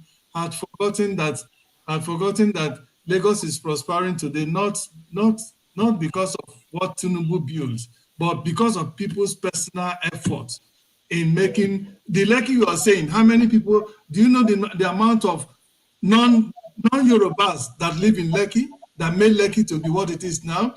That's number one. Number two, when the Bible says there will always be poor among you, it didn't say a whole nation will turn to poverty. Only less than 1% will be rich. That's not what the Bible is saying. I feel so sad because people like you, I mean, it shows the kind of heartlessness to tell me that what is the poverty that Nigerians has been thrown into, that majority over 130 million Nigerians thrown into today, not because they are lazy. According to you, he said because people don't want to work, they are lazy. Not because they are lazy, but because of the wicked politicians Wicked, selfish politicians like your Ashiwaju, your Bola that you are talking now. Okay, Bola Tinubu is one of the people that impoverish not only Nigerian but even the Yorubas. And you're telling me that it's okay for people to be agberus, for people's parents, people's children to turn to agberu and be serving their politicians. That is okay. That they are feeling because they are feeling well from extorting money every day from hardworking Nigerians, hardworking people. The other day, this week, people went to taxi drivers, danfo drivers went on strike. They protested. Why? Many of them, they said they pay about 13,000 plus or how much? 1,000 naira every day to agberus, and this money is not given to government. It goes into the pocket of people like Oluomo and his cohorts and all these agberus. And you're telling me that's a good job. First of all, why don't you send one of the child to go to Nigeria, to go to Lagos and become agberu? Since it's a good job and it feels very well. I am ashamed of you, honestly. I feel so ashamed that you are in America here and you are saying that people's children in Lagos, it's okay they should be agberu because they are feeding well. Come on now. No, let me come. Hold on, let me come. Thank you for the question, but that's not what I said, and that's not my position. What I said is this. Hello, can you hear me? Yeah. Hello? Oh, okay, good. I mean, that's not my position. What I said is this, that no, I'm not a wicked person. I also went through the same. I was born and raised, as I said, on OAU campus. And at a time, I lost my dad, and things became so hard and very harsh for the four of us while we were still in OAU. And I've gone through it. But it's like if people persist, things can change better. I'm not saying it's good that things were like that in Nigeria. When you look back to maybe Obasanjo era and Goodluck Jonathan era, the poverty level was not as high as it is today. Buhari administration got it real wrong. So they were the one that got it real wrong, and the economy goes down. And people are so. Tinubu is one part of the administration too. Okay. I don't think he has an office in the OE. I don't think he has a portfolio in that. He's one of the chieftains of the party. He does. Okay, for instance, President Biden is the president of America. You're not going to see President Obama telling him what to do. No, it's your administration. They will hang off. So when they can campaign for him. Meetings indoors, you are there to know that is if it's trust me. Most people, when they say that, oh, this guy is now the head of state, because people, when you tell them what to do, some people might take offense. Are you telling me that I don't know my job? So that's why most people will stay away. That, okay, it's your administration. If you ask me for advice, I will give you. And as I said, things just got really bad in the last 7.5 years, economically in Nigeria. And then security, that's part of it, because people can't go to their farms again. Fine. People are Can I ask you a question, Mr. Richard? If you can't tell Buhari what to do, how many times have your Tinubu came out and speak out vehemently and condemn the killings in Nigeria perpetrated by by the administration of his own party? How many times? Can you answer me that? Yeah. Here you can do it, but in Nigeria, when you become a member of the party in Nigeria, Nigerians, because we think it's loyalism, which is not. People they're not gonna. Have you ever seen people will not speak out against their party, especially when your president, your principal is still in office. They won't speak against the person. And just look at a very good example is what happened in the last 2-3 months in Nigeria. Every country wants to expand their economy, their GDP. Look at what the CBN governor did. That's not done in any part of the world, that you just want to shrink the economy. Nobody does that. I know people who who bake akara. These are very struggling women. They go to the market, they buy the beans, they buy the firewood and the palm oil on daily basis. Now, MFLA withdrew the money on their hands. They don't have the money again. So if someone there had to go back to work, they have to borrow money to start all over. So you can see that the type of people Buhari has around. And I don't know why he doesn't question them. So those are the economic activities that really destroy Nigeria's economy. Mr. Richard, can I help you here? Hold on. Can I help you here? Can I hold on? Just few seconds, please. It's very important. No, can I hold on? I'll go to CM first, and then I can come to you and Ify. I think Ify has a question. CM, go ahead. Okay. So I can go back, right? No. Let me just. Thank you. Okay. Sorry. Okay. You are the star now. You are the star of the show. We've listened, Mr. Richard. CM, go ahead. Mr. Richard, welcome to the show. Yes, sir. Thanks a lot. You see, thank God you said you're a pharmacist, so you are not a lawyer. But with all the advocacy you've put in for Tinubu, I have to be honest. Chief Justice with of Federation. That is enough. That is enough to earn you a senior advocate of Nigeria in a court, in a Yoruba court, superintended by the Agberos. No, listen. When you say you are going personal, you're talking about my tribe. Yeah. That is racist. Listen. No, I'm old enough to know. I'm not being racist. Listen. You are. Listen, I'm coming. You are with what you just said. Why in Yoruba land? Why not? Why don't you say in Nigeria? That is why we aim you. Let me tell you. It's just like I call you if a Caucasian is asking you, do you have a library or do you have libraries in Nigeria? Don't you know that one is talking down on you? I said senior advocate of Nigeria in a court in which the Agberos in Yoruba are in charge. That's what I'm saying. But let me. I'm coming. I'm coming. You see, for you to say that no politician in Nigeria has.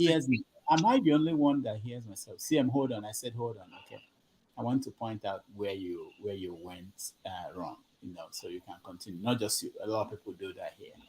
You could have said if you have issues with the Tinubu group or whatever group, but you say Yoruba generalize, and I've said it several times. It's not all Yoruba support Tinubu. It's not, so we have to try to moderate how we expand whatever we are saying, So you can say in Agbo court, whatever, but you don't say Yoruba as if all Yoruba back in Tinubu.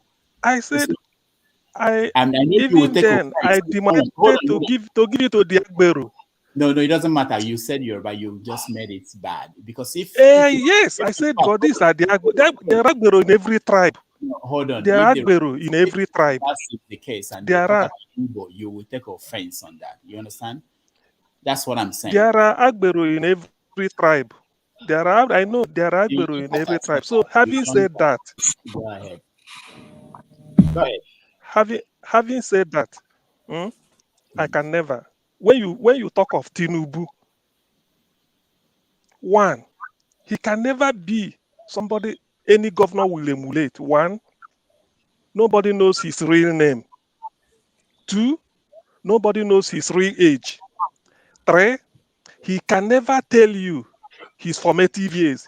Anything about him is forgery up to today. Today, I was at Newcastle to buy something in UK. A Kenyan, a Kikuyu, and then a Kalenjin, the people that produce Ruto, was telling me what is happening in Nigeria. Why are they delaying this victory? Who is Tinubu, a known drug addict all over the world, to come and be president in Nigeria? Is that what we want? That is a shame. In an African store where they're selling, other Africans are there, Congo, they were looking at me. Tinubu, apart from his personality, the so-called Lagos people are attributing to Tinubu. Igbos will move their business. You see that Lekki? Because I know the number of Igbos that have houses in Lekki. It's not Tinubu. It's not Tinubu's initiative. They are moving their their businesses down to the east. The value of properties in Lekki and Lagos will crumble. You can take it to the bank. That is one. So when you take Lagos and then arrogate it to Tinubu, Tinubu is even a thief for forming Alpha Beta, and you are proud of him. Which governor, 36 states, you are giving an example with 36 states, which former governor has ever formed Alpha Beta to be collecting money from the people, collecting money from a state government and then remitting? Where is he done? What is the purpose of the Ministry of Finance? Jakonde was governor of Lagos State, never did it. Bola Hamudashiru, Micah Higbe, Raji Rasaki. Michael Otedola, so many of them before him. Who did it? Even in the whole Western region, Awolowo will never form the company to do that. Awolowo gave Yorubas free education since 1952. Tinubu organized Agbero for them. Is that progress? Is that the person I will look forward to? All right. Is that Tim, progress? It is not. No, I'm coming because I like to speak with facts. Each one I mention, he can then dispute me later. Is that the type of person? Till today, I'm coming. Look at Tinubu. There's a video clip. There's a video this thing show. Tinubu was insulting Igbo after being President Select. That Igbo came to Lagos when they were 12 years old with polythene bag. That we will clothe them, give them food. When they grow up, they turn against us. If you doubt, I fish the video and then send it to Rudolph. He will send it to you. What manner of man is that? Even Awolowo, as hated as he is, when he helped to starve 1 million Biafran children, he hasn't said this type of thing. He was even apologetic when confronted in 1979 at Yaba. He said it. He said no. He was a making for. He was denying it. He never insulted. Tinubu was busy talking in Yoruba language. Somebody who will be a president in the country I am. That Igbo will come to Lagos with when they were 12 years old. Then they feed on them, help them, feed them. When they grow up, they turn against them. That man is an epitome of evil. And the idea, I'm really disappointed that somebody as exposed as you. I'm a Catholic too. I've been to the Vatican, St. Peter's Basilica. These two legs of mine have stepped there. I'm a Catholic, strong one. I'm disappointed that you'd even be marketing Tinubu as even somebody should come and be selling. Do you know his age? 1998, he said he's 52. There's a Guardian newspaper. Is it not 1998? Add it up now. It should be around 77, 78. Yet he's celebrating 71 years. Her first daughter, Shade, is 61 or 60. And Tinubu is celebrating 71. What really are we talking about? What are we talking about here? In US, your identity, your age, the age you claim in US can never change. You know that. Why is Tinubu own changing? Tinubu dealt on drugs. Do you know what is called drugs? Do you know what it is in America? Can you touch drug and be the same again? And you are projecting somebody like that to be president? People like you should be telling Tinubu, look, don't disgrace us. Withdraw. Tinubu can never be the president of Yoruba people. If Yoruba is their country, you people cannot bring him out. Then why project him to Nigeria? How can you say Tinubu is the best? No governor has had sort of his pedigree that he built this. What is building? We in the Igbo help to build Lagos. The Igbo investment in Lagos is running into trillions of naira, multi-billions of dollars. I can tell you where they are. Remove them from Lagos and the tax we pay. I will refer you to a letter, open letter written by retired Adeyinka Robert Adebayo, former governor of Western State. He told Tinubu 70% of Lagos IGR comes from the tax in the Igbo pay. If you don't know, I'm not making it up. It's a Yoruba man that said it. 70%. So the moment, because we have to relocate our business, let me now see the value of that house in Lekki you are talking about. How this is an insult, a collective insult on the intelligence of civilized people. You are mentioning Tinubu. Tinubu of all places, a thief, a drug addict. Where is he running about? He can never be president of Nigeria. Take my word to the bank. Or else. Let me stop it like this. So let me just add something here. There's something that I learned. Hold on. Richard, are you leaving? Yeah. Oh, okay. Yeah. No. Let me just respond. It's really frustrating that we're not getting. Maybe, can I say one another or each other very well? The Yorubas and the Igbos. We have a very long history, and it's unfortunate that politics came and divided us. But I'm not going to say it started today. It's something that started before we were born. But unfortunately, politicians will exploit, take advantage of it because of where they want to get to. Now, let me start from the age. There are so many people in Nigeria who don't know their accurate ages. One of them is Adam Oshiomhole. He said his parents are not educated. When he was born, I think in Kaduna or somewhere there. Today he said he's 70, but he said he might be older than that. And Tinubu, I don't know his parents. But when you look at him, how he looks like in 1999, 2000, when he became governor, that was the first picture I can say I have of him. When you calculate that to today, I don't think it's more than what he's calling himself.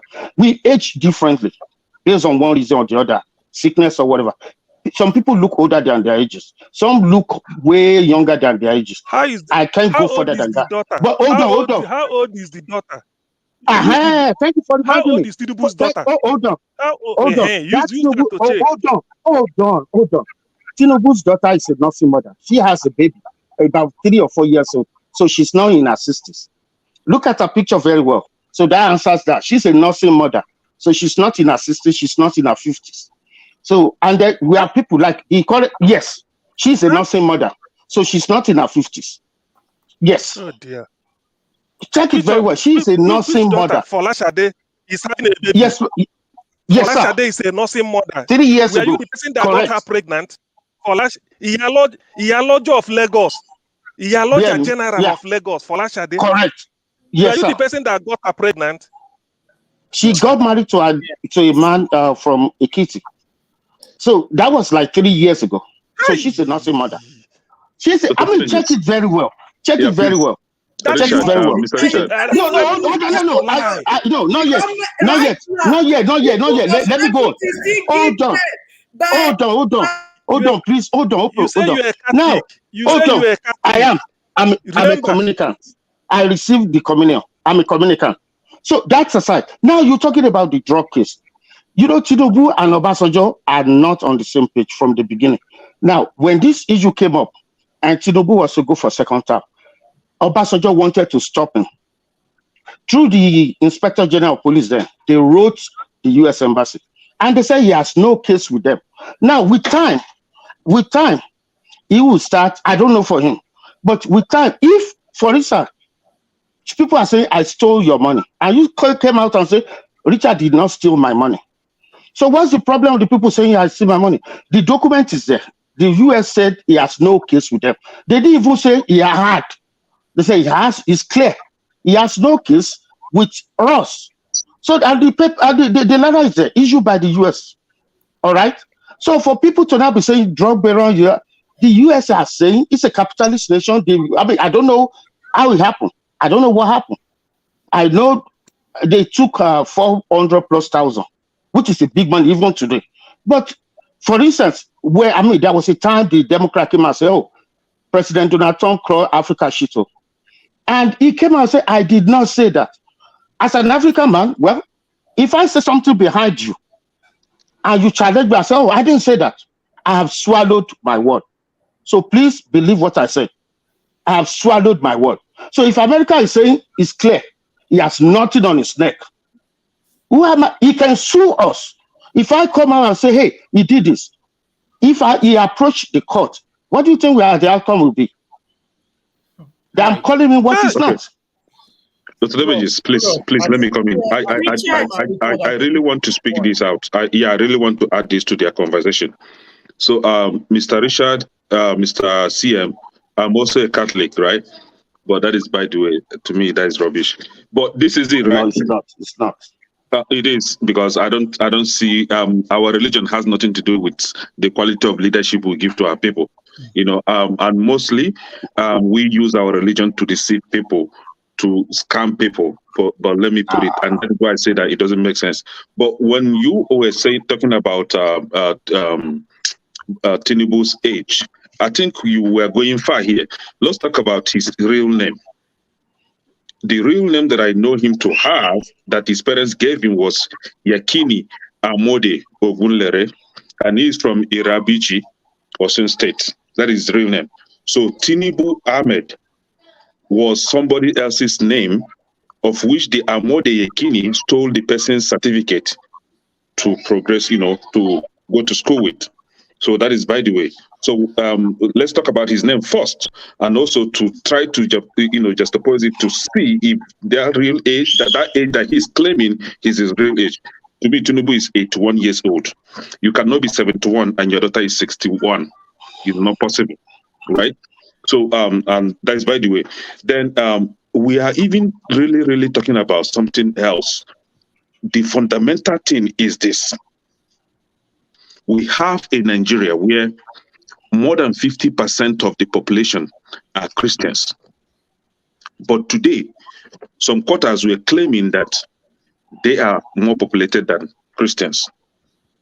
Now, we're talking about, if possible, which I know it is highly impossible that Tinubu becomes the president. If Tinubu becomes the president, God forbid, you have Tinubu, the president, Muslim. He was a drug dealer. And you have the vice president, Muslim, Boko Haram founder. He supports Boko Haram. And we have the possible Senate president. If it is Femi is a Muslim. He has criminal case in Georgia. And if it is Ojus Okalo, who's Christian, ex-convict. And if it and then we now go to speaker. I don't know whom they are projecting for speaker. Then, if Fashola come into the system, came into the equation, Fashola Muslim, if he has this hatred, this innate hatred for the Igbos. So this is what you will have, Mr. Richard. This goes to you. But for my brother CM, there's something that I've learned on this platform. The effect of generality. You don't generalize people based on what your experience you had with a single or just few people. You don't generalize. So I've learned that, and I try to, like work with that in order not to generalize people, especially when I'm talking, because I always talk about Hausa Fulani, but here I think CM, you generalize, you kind of say something against the Yorubas. Please apologize. It's very simple. No problem. No problem. I understand. We the Igbos, we know that we work well with the Yorubas. Yorubas are like our cousins. Yeah. I said Yoruba Agberu. I said what he said will earn him a senior advocate of Nigeria in a court superintended by Yoruba Agberu. That's what I said. Maybe Mr. Richard will understand it. Maybe understand it in a different angle, but it doesn't really cost anything to say, okay, I'm sorry, I withdraw. Just to like make peace. But this is it, right? All Yorubas are not Agberu. Calm down. Yeah, don't try. Hold on now. No be me. They go they put that dark distance for. See, all right, let me just. Thank you.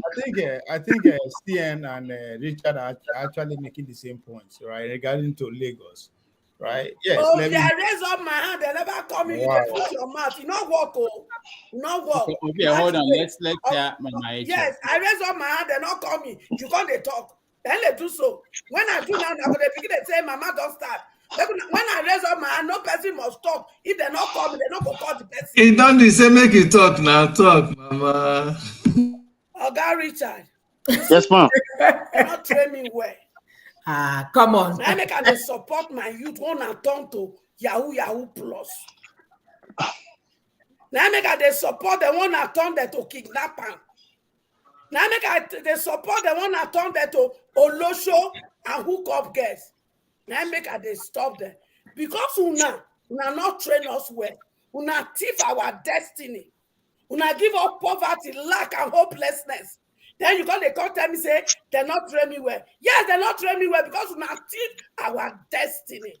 I mean, at the verse and at the para for all of them when he thief my destiny and the destiny of my children.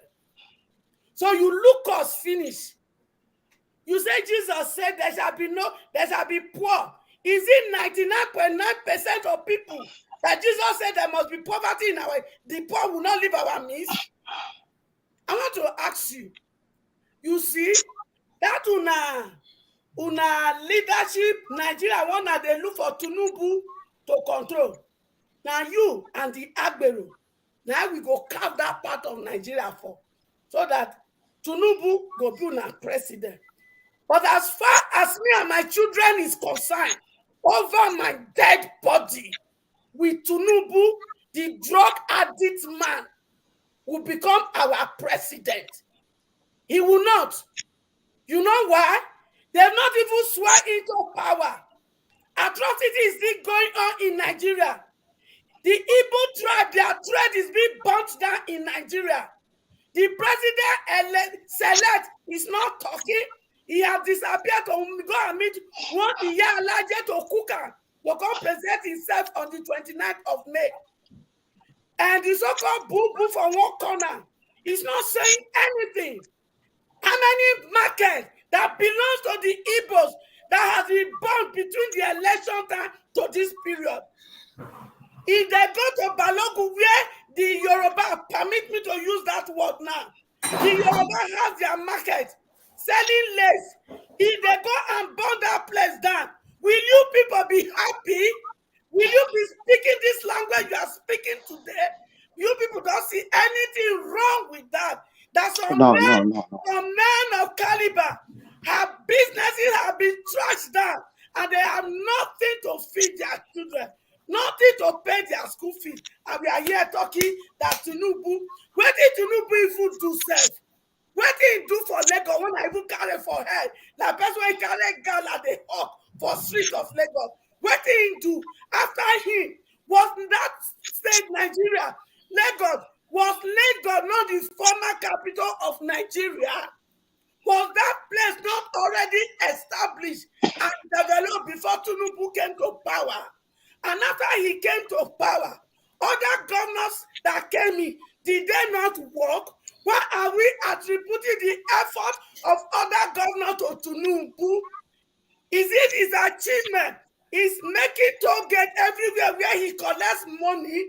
I mean, his achievement is turning Lagos children to Agberos so that they can begin to become stars and get money for them.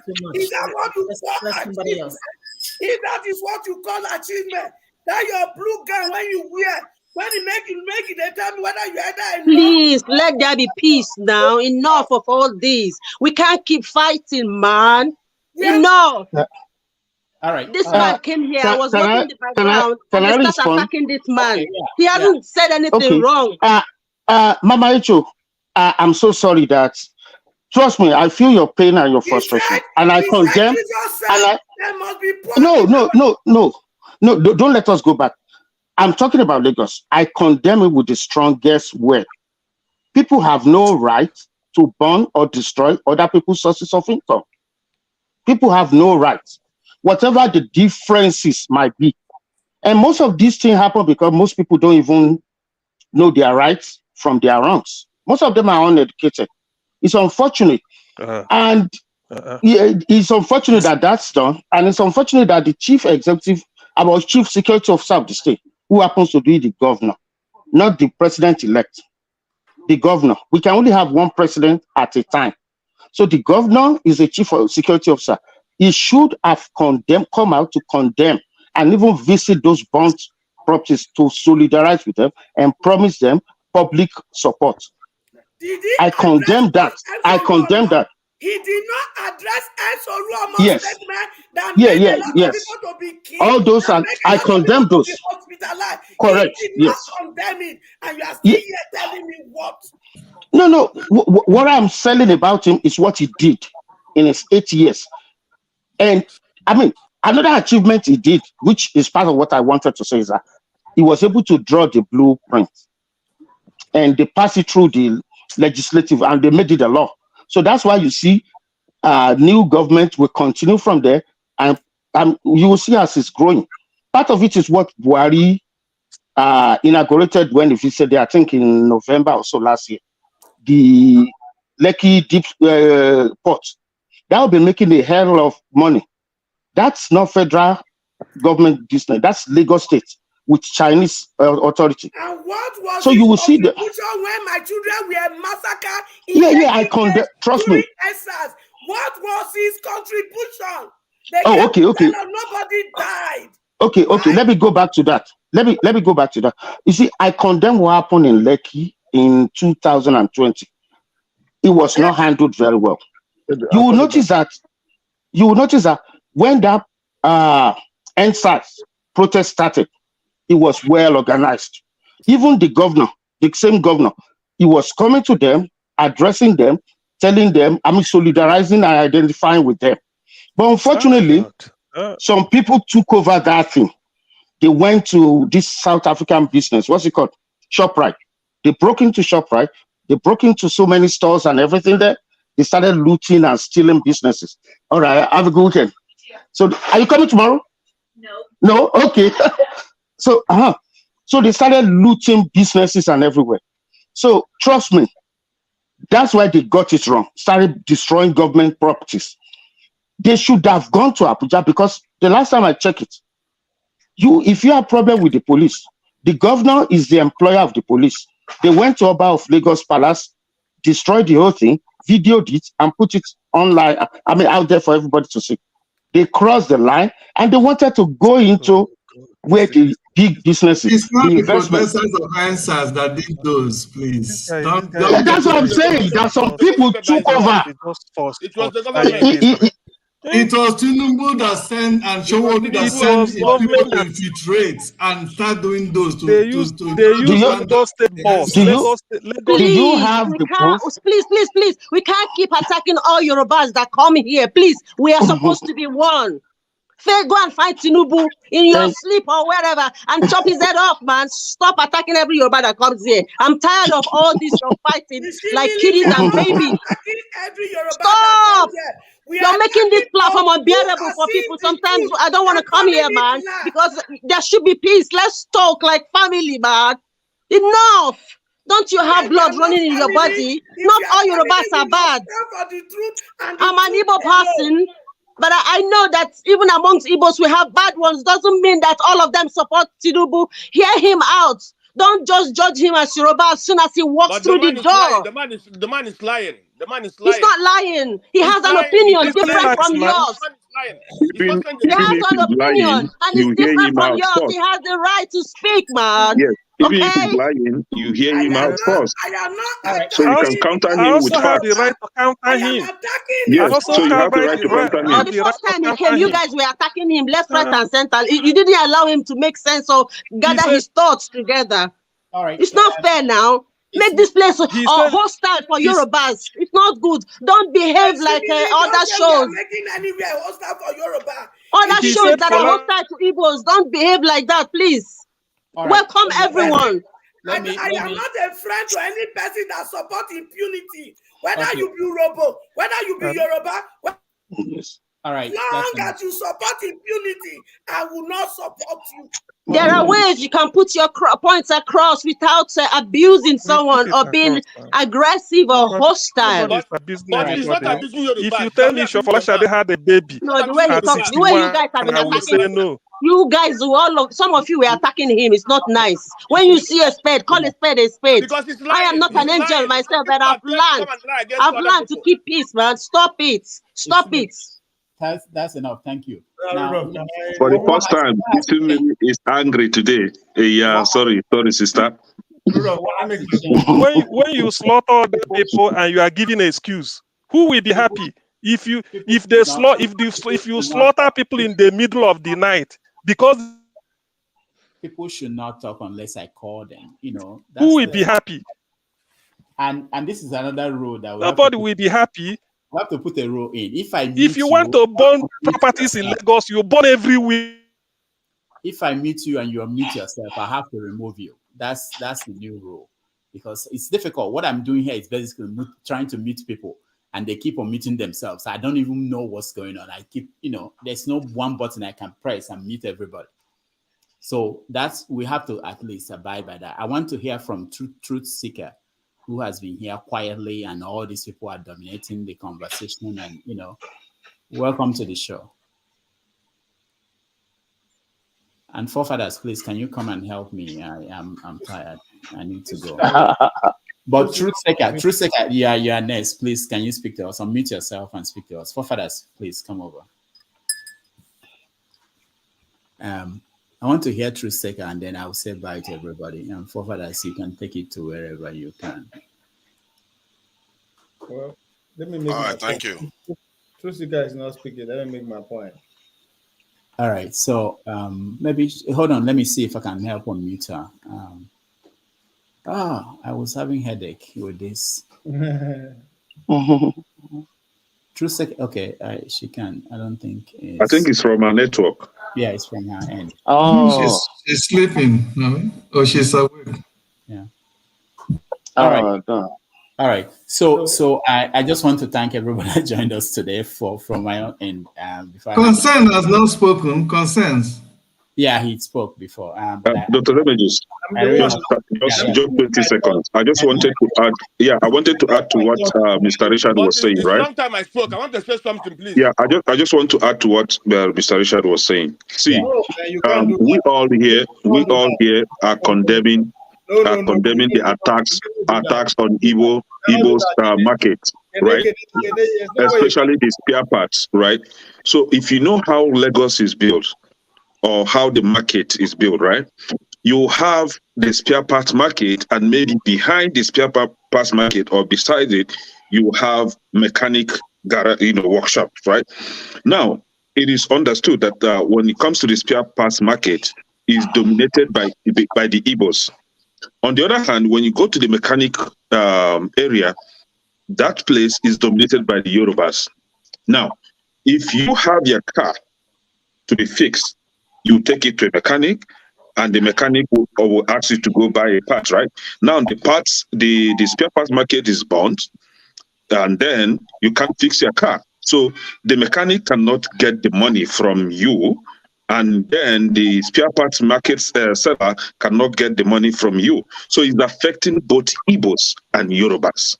So that is why I personally encourage us, both Igbos and Yorubas, to condemn this act. It's not going to favor anybody.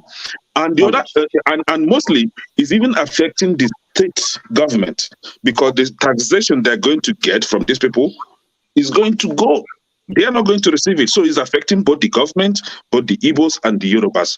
And that is why I encourage us to all come together and condemn this killing. It is not going to favor anybody. Believe me, it's not going to favor anybody. All right, thank you. Let me. Can I say something? No, hold on, Constance. You said something later. I've not said anything for a long time. Only what I said. You will. And your audio is not good even, but you will say something.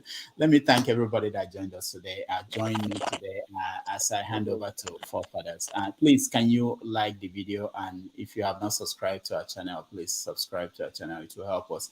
I appreciate all your time, and it's almost 10 hours on live here. I need to take some break, and then I'll see you guys tomorrow with Rufai Oseni. TV. Our Rufai, that's great. All right, thank you, and be nice to forefathers. Thank you. Let me say something and go. Forefather is the military guy. Nobody chance. I want to. Let me say something. Let me say something and go. Hold on. Bye, Mr. Richard. Have a lovely evening. No, hold on. I'm still here, but I don't know. I pressed something wrongly. I can see you, but you can't see me. I don't know what happened. Who is speaking? Richard. Okay. Yeah, I'm not. I don't know why. Rudolph, give us one reason why we should be nice to forefathers. Why what? Give us one reason why we should be nice to forefathers. I'm just saying, I don't care what you do to him when I leave, but I just said it in public. Be nice to him. All right, thank you, everybody. Forefathers, take it from here. So you're pleading for us to be nice to him. People come off your belly. So, hey! let me drop this and go, because I've been here since afternoon for more than 6 hours or so. All right, see, thank you, guys. What I'm saying is this. There's so many businesses to be burned down in Lagos. Let it not be selective. Whoever wants to start burning businesses down, please do it indiscriminately. That way I will be happy. But when you do it selectively, you are making some people to be poor. Somebody cannot be controlling 40 million naira business, 20 million naira all of overnight. You become a pauper. You have family, you have expenses to make. So I don't care who is doing the burning. But as long as you want to burn it, you burn spare parts, you burn bags of beans, you burn a cow somewhere there, you burn timber, you burn lace material. There are many markets in Lagos. If you want to burn, be indiscriminate, burn everywhere. But if you don't want to burn, don't burn at all. The idea of selecting is targeting some people to make them poor, to increase, to just to cripple their business is what I'm against. I don't care if you want to burn, you burn everywhere. Don't be selective. But when you become selective, that is when it angers me. You cannot invest 100 million on a shop and pay tax. Overnight, you become a slave. You become a pauper as a result of no fault of yours. So that is the Nigeria we want. If you don't want to be fair to everybody, don't be unfair to anybody. There's no justification, no amount of sorry. Apart from the killing, people being slaughtered, apart from that mini genocide, it should stop. That's what we are saying. If you want to burn, you burn everywhere. There are so many places to be burnt in Lagos. So many places to be burnt. So for you now to start to select where to burn, that is what is causing the problem. If you burn with indiscriminately, nobody will complain. We all mourn together. And not that we all gather here and be preaching peace, preaching unity. Why some people will go home, nowhere to go, no money, no credit, where some people will be happy. Please, that is just what I'm saying. As long as the burning down businesses is being selective, no, it shouldn't work. It is either we be together or we don't be together. I don't see why somebody should suffer at the expense of the other people. It's never done before. You can't be selective. And then you come here and justify it under whatever guise. It's because of politics is why they are doing this here.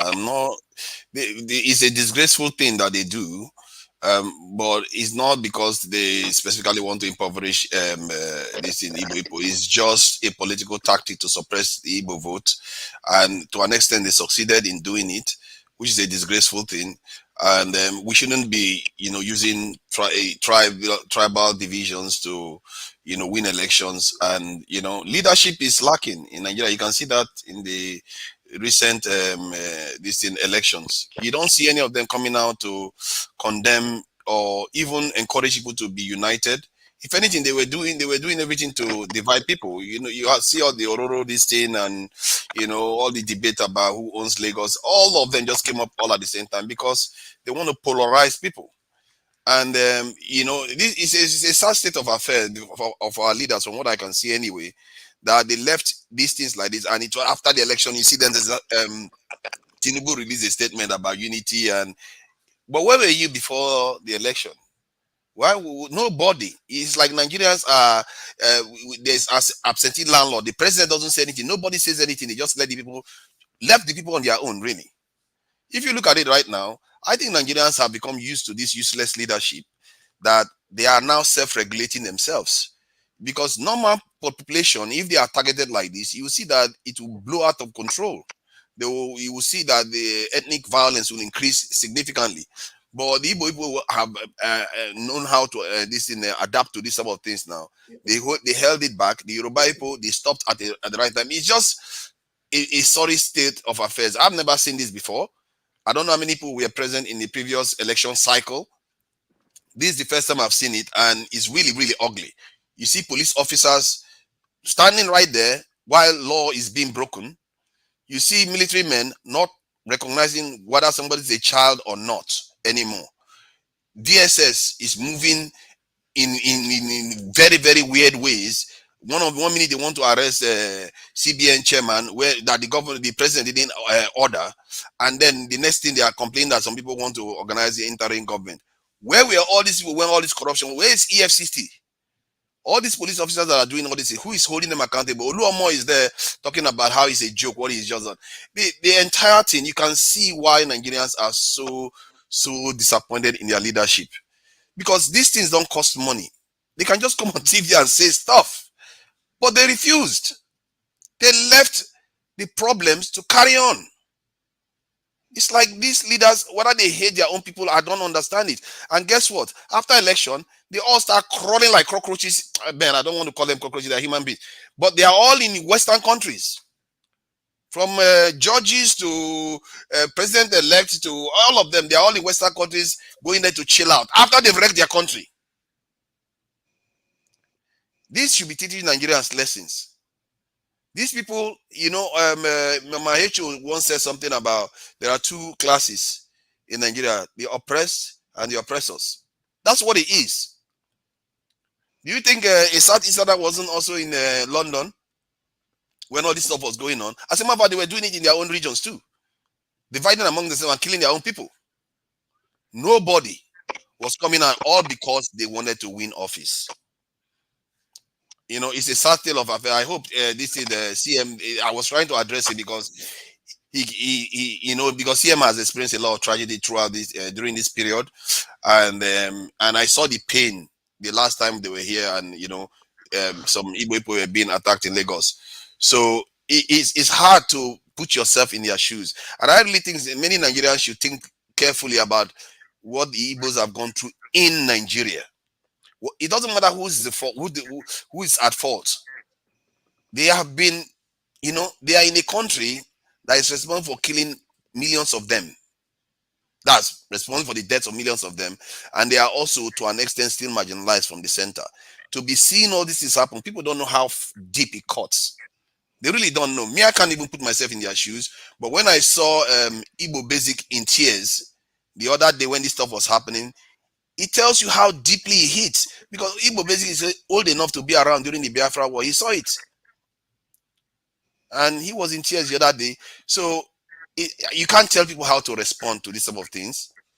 Our leadership is where our problem is, and maybe we should be demanding more from them.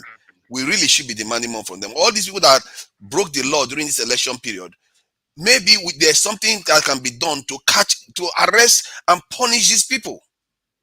They have to be held accountable. You can't. Next time they're gonna think, okay, we got away with it the last time. Let's try it again. Let's keep trying it until the day we run out of luck. The stuff spin out of control.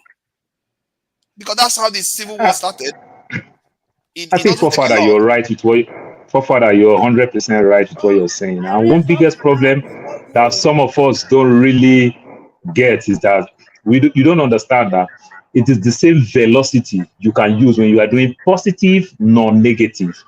Now, when you use negative to create a precedent, that precedent will still last almost about the test of time till a positive time can be able to raise it or take it off. So it's going to be a long thing, because if somebody uses it to achieve, then what do you think? So many other people want to use this same way to do things, and it's just so painful. Like one thing that happened today in Nigeria, I really feel bad. Arresting that Eze should have been something that they would have arrested. That's the right thing to do. And let that man go in another 1 hour. Just play politics with him. But when you shut the door, warn him, talk to him the right way, then come in public and say, it's a joke. He's talking to Papa Emeka like FC Oluomo talk to Mama Chukudi. Just end the whole thing. Because now people will be asking questions. What are they doing with Ononuga? What are they doing with MC Oluomo? What are they doing with Fani Kayode? What are they doing with Kiyamu? You know, so we should stop this thing. You should have just let that Eze go, not because of he did the right thing, but when you shut the door, you talk to him, then when you open the door, they play a little bit politics. Because now you are making the Igbo people feel like a fool. I was talking to my distant uncle that I've lost contact with for the past 10, 12 years. He told me, he said, man, this problem they didn't even know before they started it. He's a Yoruba man. He's my grandfather's fourth wife's son. He said they can't sell land again in their houses. They can't sell no land. The Igbo people now refuse to buy land.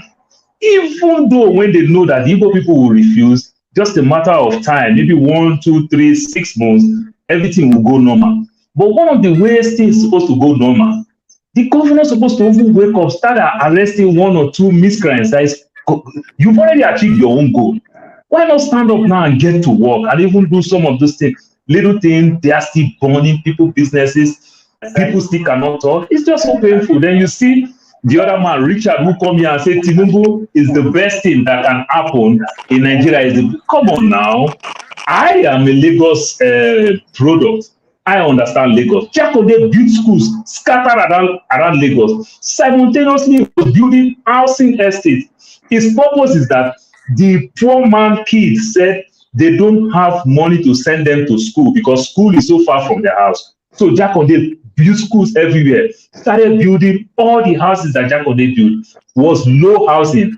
Scattered around Lagos, every corner of Lagos. These are the things Jakode did. But if I want to counter Tinubu, Tinubu ruled Lagos for 8 years, no new hospital, no university annex, like the new Lagos that the man is talking about. Did he even put a new satellite campus in that place? The answer is no. These are all the things. The Lagos that he's talking about, Tinubu built only 15 schools when Tinubu was governor. It's called Millennium Schools. Just 15. And Tinubu made the local government from 20 local government in our laws to 57 local government, but it can build only 15 schools. Just 15. That is a slap in our face. Lagos is making so much when people talk. When a state makes surplus, I don't understand how you guys operate in the UK, but in America, we feel the effect. We get surplus, we enjoy our state. When Lagos makes surplus, did they create anything like social services to give to the downtrodden, the poor people? Because it looks like you are taking from the 1%, you are taking from the rich, you are taking from the middle class. How do you give back to the vulnerable, to the poor? We don't see all this type of thing. So I don't see the thing that Tinubu do that he take Lagos from this place to the other place. So sometimes when people say stuff like that, it's just so painful and everything. They don't really get it. But we live in the West. We understand how when they say a state make money, we understand. You will see it on ground. In real time, we don't see nothing. You understand? Is it that in the new Lagos that he's talking about, is it that there's a pipe on water that you open your tap, you see water? Everybody build a house and put their own borehole there. They don't have 24 hours electricity. They don't have nothing there. Then you talk about this man did well, who school in Chicago that have been traveling to the West, went in exile when he was in exile in the West and everything. Let him, they are the one that call Lagos mega city. Let him also tell us any mega city that have had. Yeah, thank you. Let him tell us. This is my take.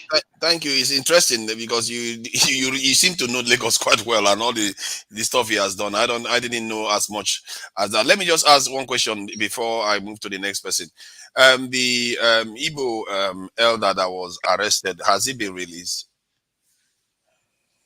No, up to now, no. Up to now, because he was arrested today's morning. Up to now, no. And you call a Oluomo for question, you should have just done the same thing. Exactly. Oluomo is walking around. Nobody arrested him. Exactly. You would have just done the same thing. That's why everybody is answering the same question. What about Oluomo? What about Ononuga? What about this? What about Fanikayode? What about Kiamu? That's why they're asking all this question. The man did completely wrong thing. I was the first person that condemned him. Well, you should have closed the door, blame him very squarely, then come outside and play a little bit politics. You understand? So that's tension. Yeah, because he was reacting out of desperation. So who is next? I think let me just start from. Okay, my HO, please go ahead. Let's keep it. Is it 3? Okay, sure. Just say whatever you want to say. I treat you like a special guest. I'm biased, but try not to let the others rebel against me. No, you don't leave and flow. Leave and flow like this. When everybody don't talk, finish. You go do your 2 minutes, 1 minute. But since you don't start out like this, leave and now be equity. Okay, all right. Thank you. Go ahead. You see, Millie, no person in this platform in rightful senses pick up Yoruba when they come here and target them and address them and be hostile to them because they are Yoruba. No. But when most of these Yoruba come here, they protect and defend impunity with every blood that flows through their vein. And that is unacceptable. We're already bleeding. People are in pains and in tears. Suffering has become number one of the people We have been wearing the safety. We have been the professor of #1 poor capita of the year for how many years now? If there's anything more than #1 when it comes to the poverty line, they would have given it to us. But there's nothing more than that. In the midst of all this, Oluomo came out and targeted the tribe that they shouldn't vote. They shouldn't come out if they are not going to vote for their principal. Nobody condemned it. Oluomo is not arrested. And one yaya policeman with the Buga uniform came out and tell us it is a joke. And after that statement, people were massacred because they resemble the tribe they are after. Some Urobo, when resemble Igbo, they massacre them. Same thing with other tribes. And nothing was done. Then, the same tribe, they targeted what put food on their table. One happened, two happened. It's just a dance with her. Then when the people now say, oh, we can't continue like this, it is obvious we are hated in this country, Nigeria. It is obvious we are hated in Lagos. If we don't do something, every one of us will become poor people overnight. And one person in that tribe now make a statement that since we are not getting protection, we are going to bring our people to come and protect our goods, our market. The next minute, DSS wake up and say, yes, we have a culprit. And they went to drag that man. I beg. If we believe in fairness and justice, is this fair? Are we not beating the drum of war? And yet this tribe, they be agitating. And a lot of them get kelebe for hand. If we don't address this, make una ready for the civil war because it go happen. In the game where you dey beat pikin rich, pikin go look you say, Papa, if you try am again, I go whistle you slap. And that is why the Bible said to us, do not provoke your children to anger. We are provoking the evil race to anger. And if we don't stop it, war is going to break out of Nigeria. And none of us, when they here now, when they gaba with this impunity, when we they support, none of us will be spared. And Richard, walk here. Richard, I want to ask you, as una intelligent rich for the Yoruba tribe now, and you people are well read, and you are smart and intelligent. So the only person that you people can see that can become the president of Nigeria is this drug baron. And you there, they thought say not be true. And yet in the court, the paper dead there. For US court, this paper that talks about this drug issue is there. And you see they come here say, they thought say no case. And with your cloth when you wear, is either you are a nurse or you are a medical doctor. So upon all the book when you read, the only person who will physically qualify, if I want to tribe issue, now that drug barrel that was 52 in 1998.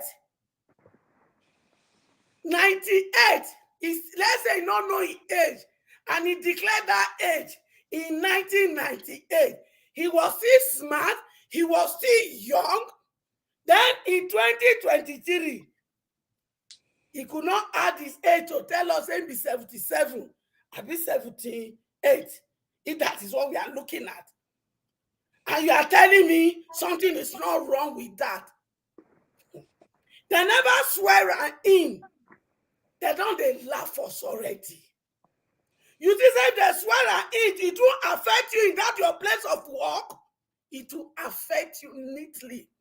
Now that time, the whitey go they torchlight everything when you they do. And if any of that by mistake hate you, they go plant drug for your office. And Kelebe go come baskele you. They go say you the traffic drug. H.O., can I ask a question? I think this is something that's very interesting because while you were talking, I was thinking about this because I know, you know, while Buhari is in office, you know, there was a time when Fulani was all the rage. And while you were saying it, I was like, is it the same thing that is about to happen to the Yorubas? And Kolata just made a statement, he kind of highlighting that. And what I would say is that, I will let you carry on now. What I would say is that these things don't start from nowhere. They could have really, you know, what Oluomo did was clear. Instead of them to set an example to end this, they didn't do that. Tinubu did not win the election. Tinubu thief my children's mandate. So stop using that language. You see, now people like Kolata and they cause this wahala. He knew that election was rigged and he's using the word win. What does it mean to win? Is it rigging? Is it how we want to really end Nigeria? Those who fought for democracy in Nigeria that are already in the grave, when they look at us today, what are they going? They will weep. They will regret ever fighting for democracy. And it's so sad that people like Kolata, with all your intelligence and smartness, so you are going to be telling us that what brought you to where you are, it is rigging. What brought you to where you are is fraudulent and shame on you, Collateral. Shame on you. Is it what you are passing on to your children? Is it what you are passing on to your generation? So sad.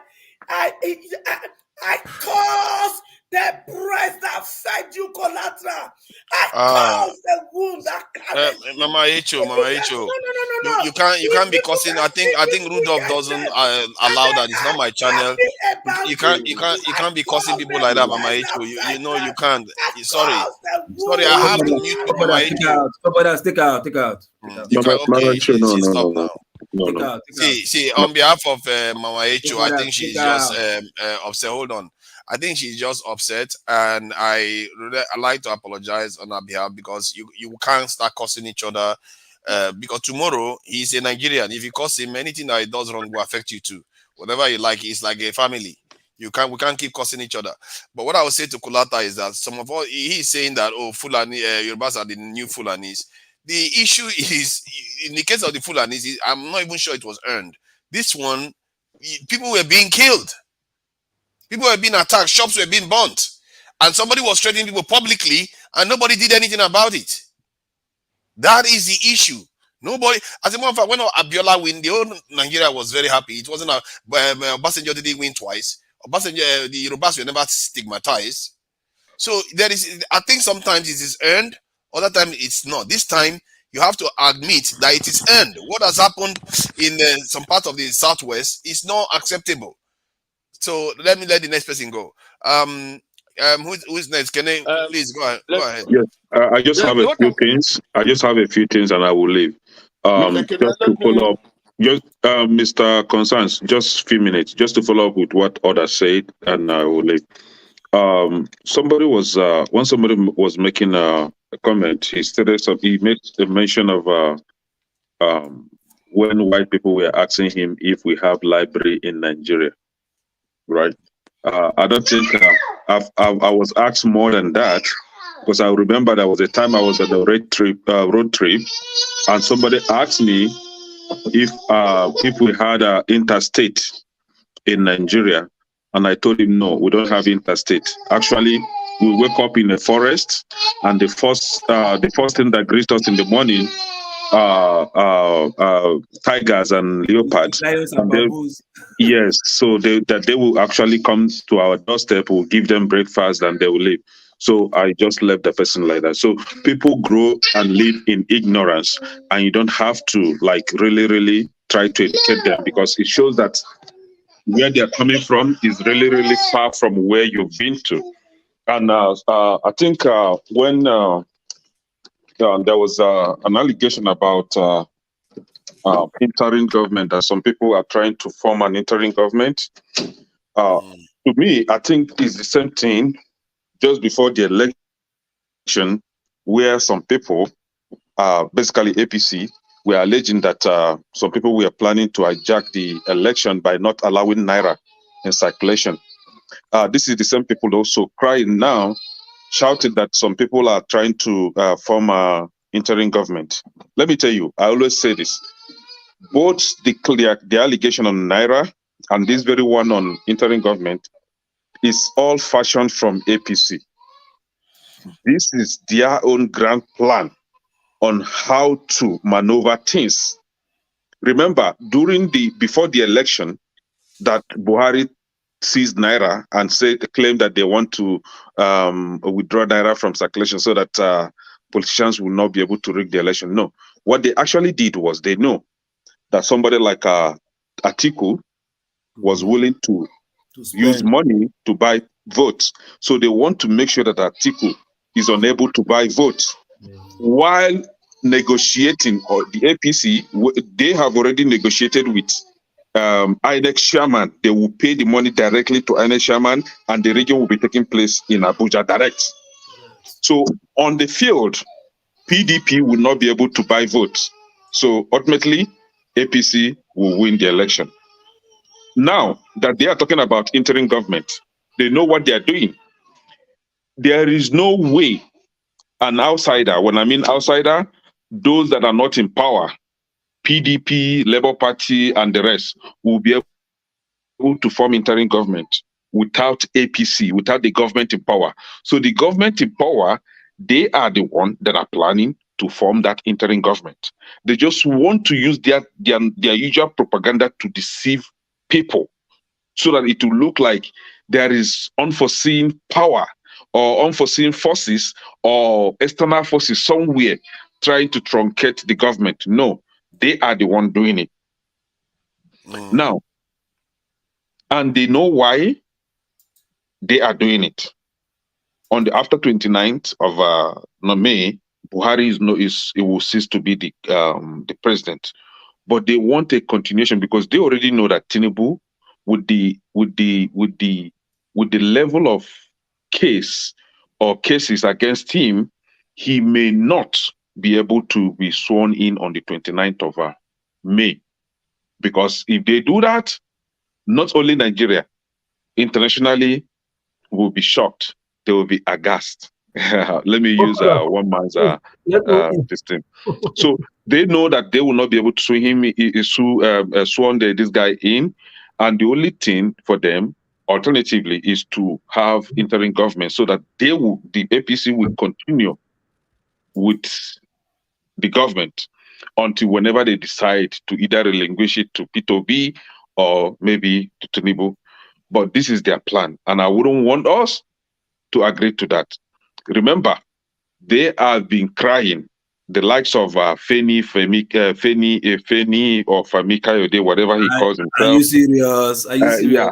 Yeah, I don't know how to pronounce that guy's name, because I know there's one of us that goes by Femi.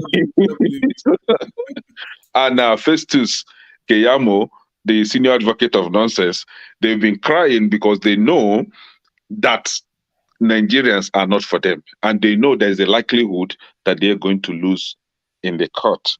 So now what they want to do is to propagate false propaganda, so that it will look like some people are against the party.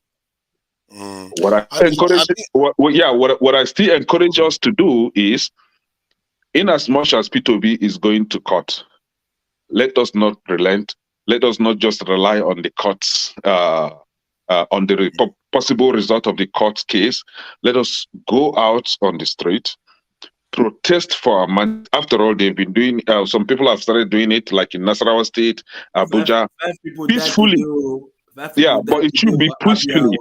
Yeah, it should be peacefully. They should protest peacefully. Those If they guys in see some Abia, they were element, peaceful. They were peaceful in Abia. 5 yes, did that. yes. But, so if they see some element trying to cause civil unrest, they should hold them and hand them over to the security. It is now left for the security to handle it if they wish to. So this is my submission. Thank you. This in Kenny. Okay, Father, can I Shego, you just want to jump say in something? Yeah, so I'll just say something shortly because I need to go to bed now. It's 1:30 a.m. Okay. I think just what I wanted to say, Mama. Forefathers, I'm supposed to say something. Yeah, just I'll say something 1 minute and I'll something. go. Can I Sorry. say it? I say, okay, fine. 1 minute and I'll go. 1 minute. 1 Sorry, minute. I'll keep it. I'll keep it below 1 minute. Concerns, hold on. Concerns, just hold on. 1 minute. I'll go. Concerns. I will let you go as long as you want. I just want to take him. Then, yeah. Please just do your 1 minute.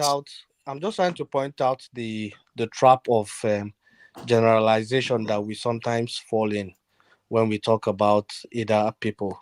And Mama Echo, I think you're falling into the trap of generalization when you use the word "you people" Adona. I mean, I know you're referring to a certain group, but it will be good to address this improperly so that it won't be like because of the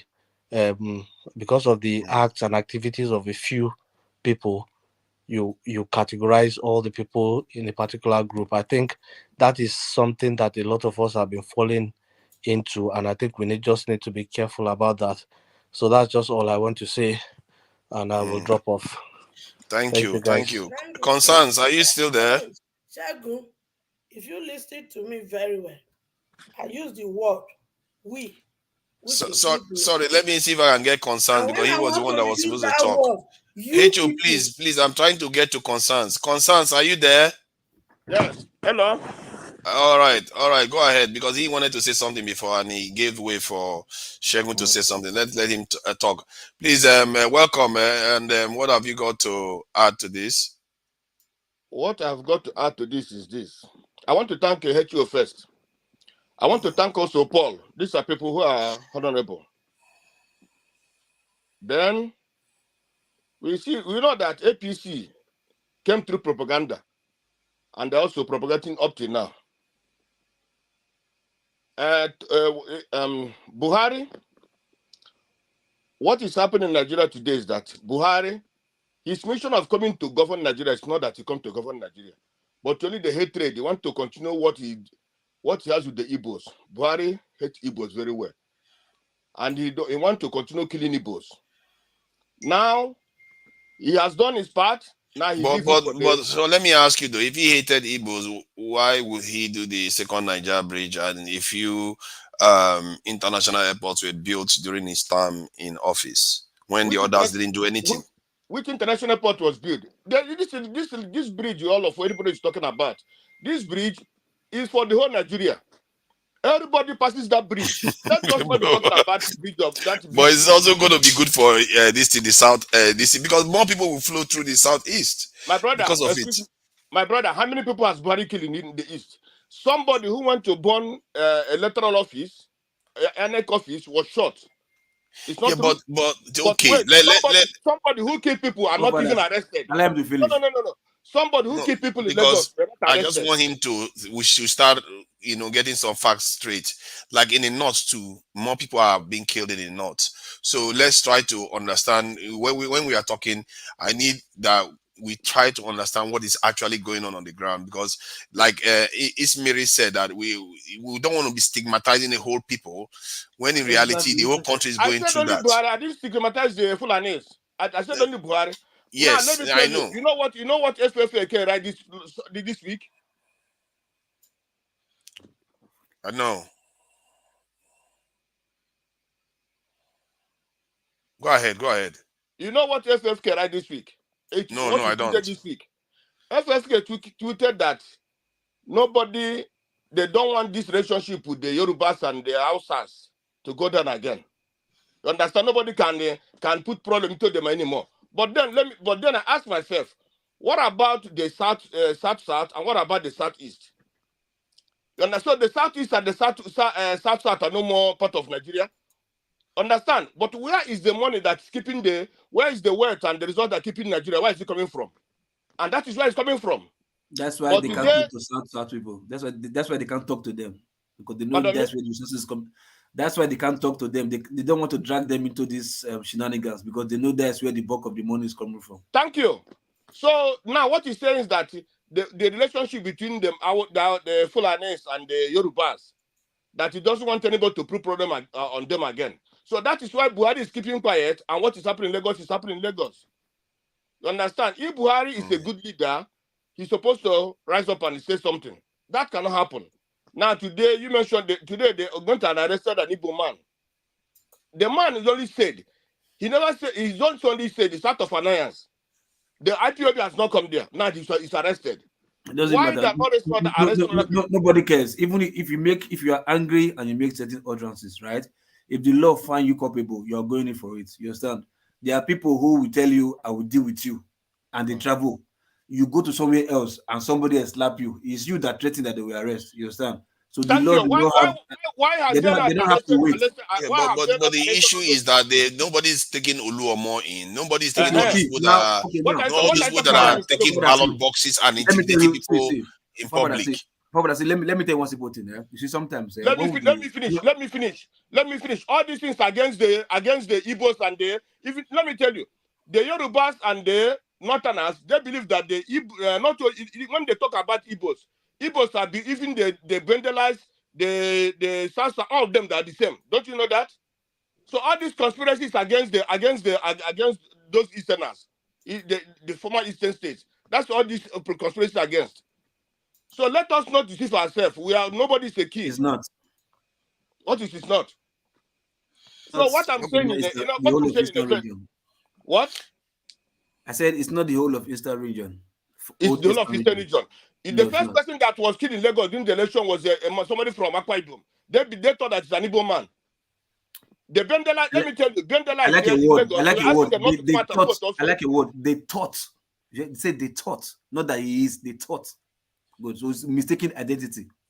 Thank you. But let me tell you, even Bendelites, they are even those living in Lagos within the election, they are telling them not to come out and vote. Do you know that?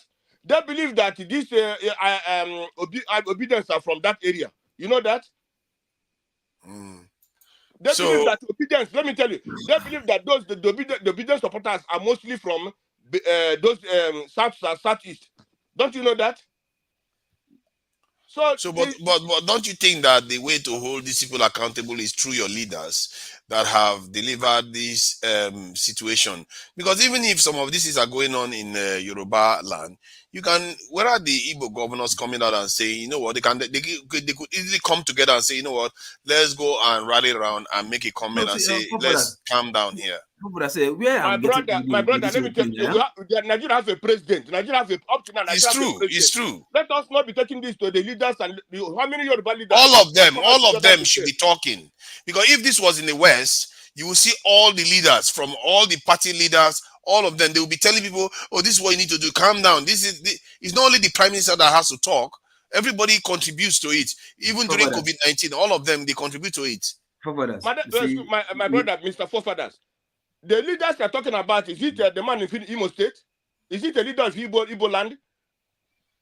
Yeah, I think that anybody that is there to unite Nigerians and calm the nerves down, people will remember that leader because he was there at the time of need. But instead, our leaders were absent.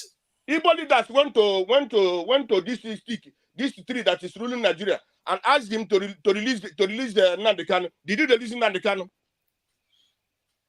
Kanu did some things now. They are not going to just release him. Mr. Forefathers, let me tell you. Forefathers, what did Nnamdi Kanu do?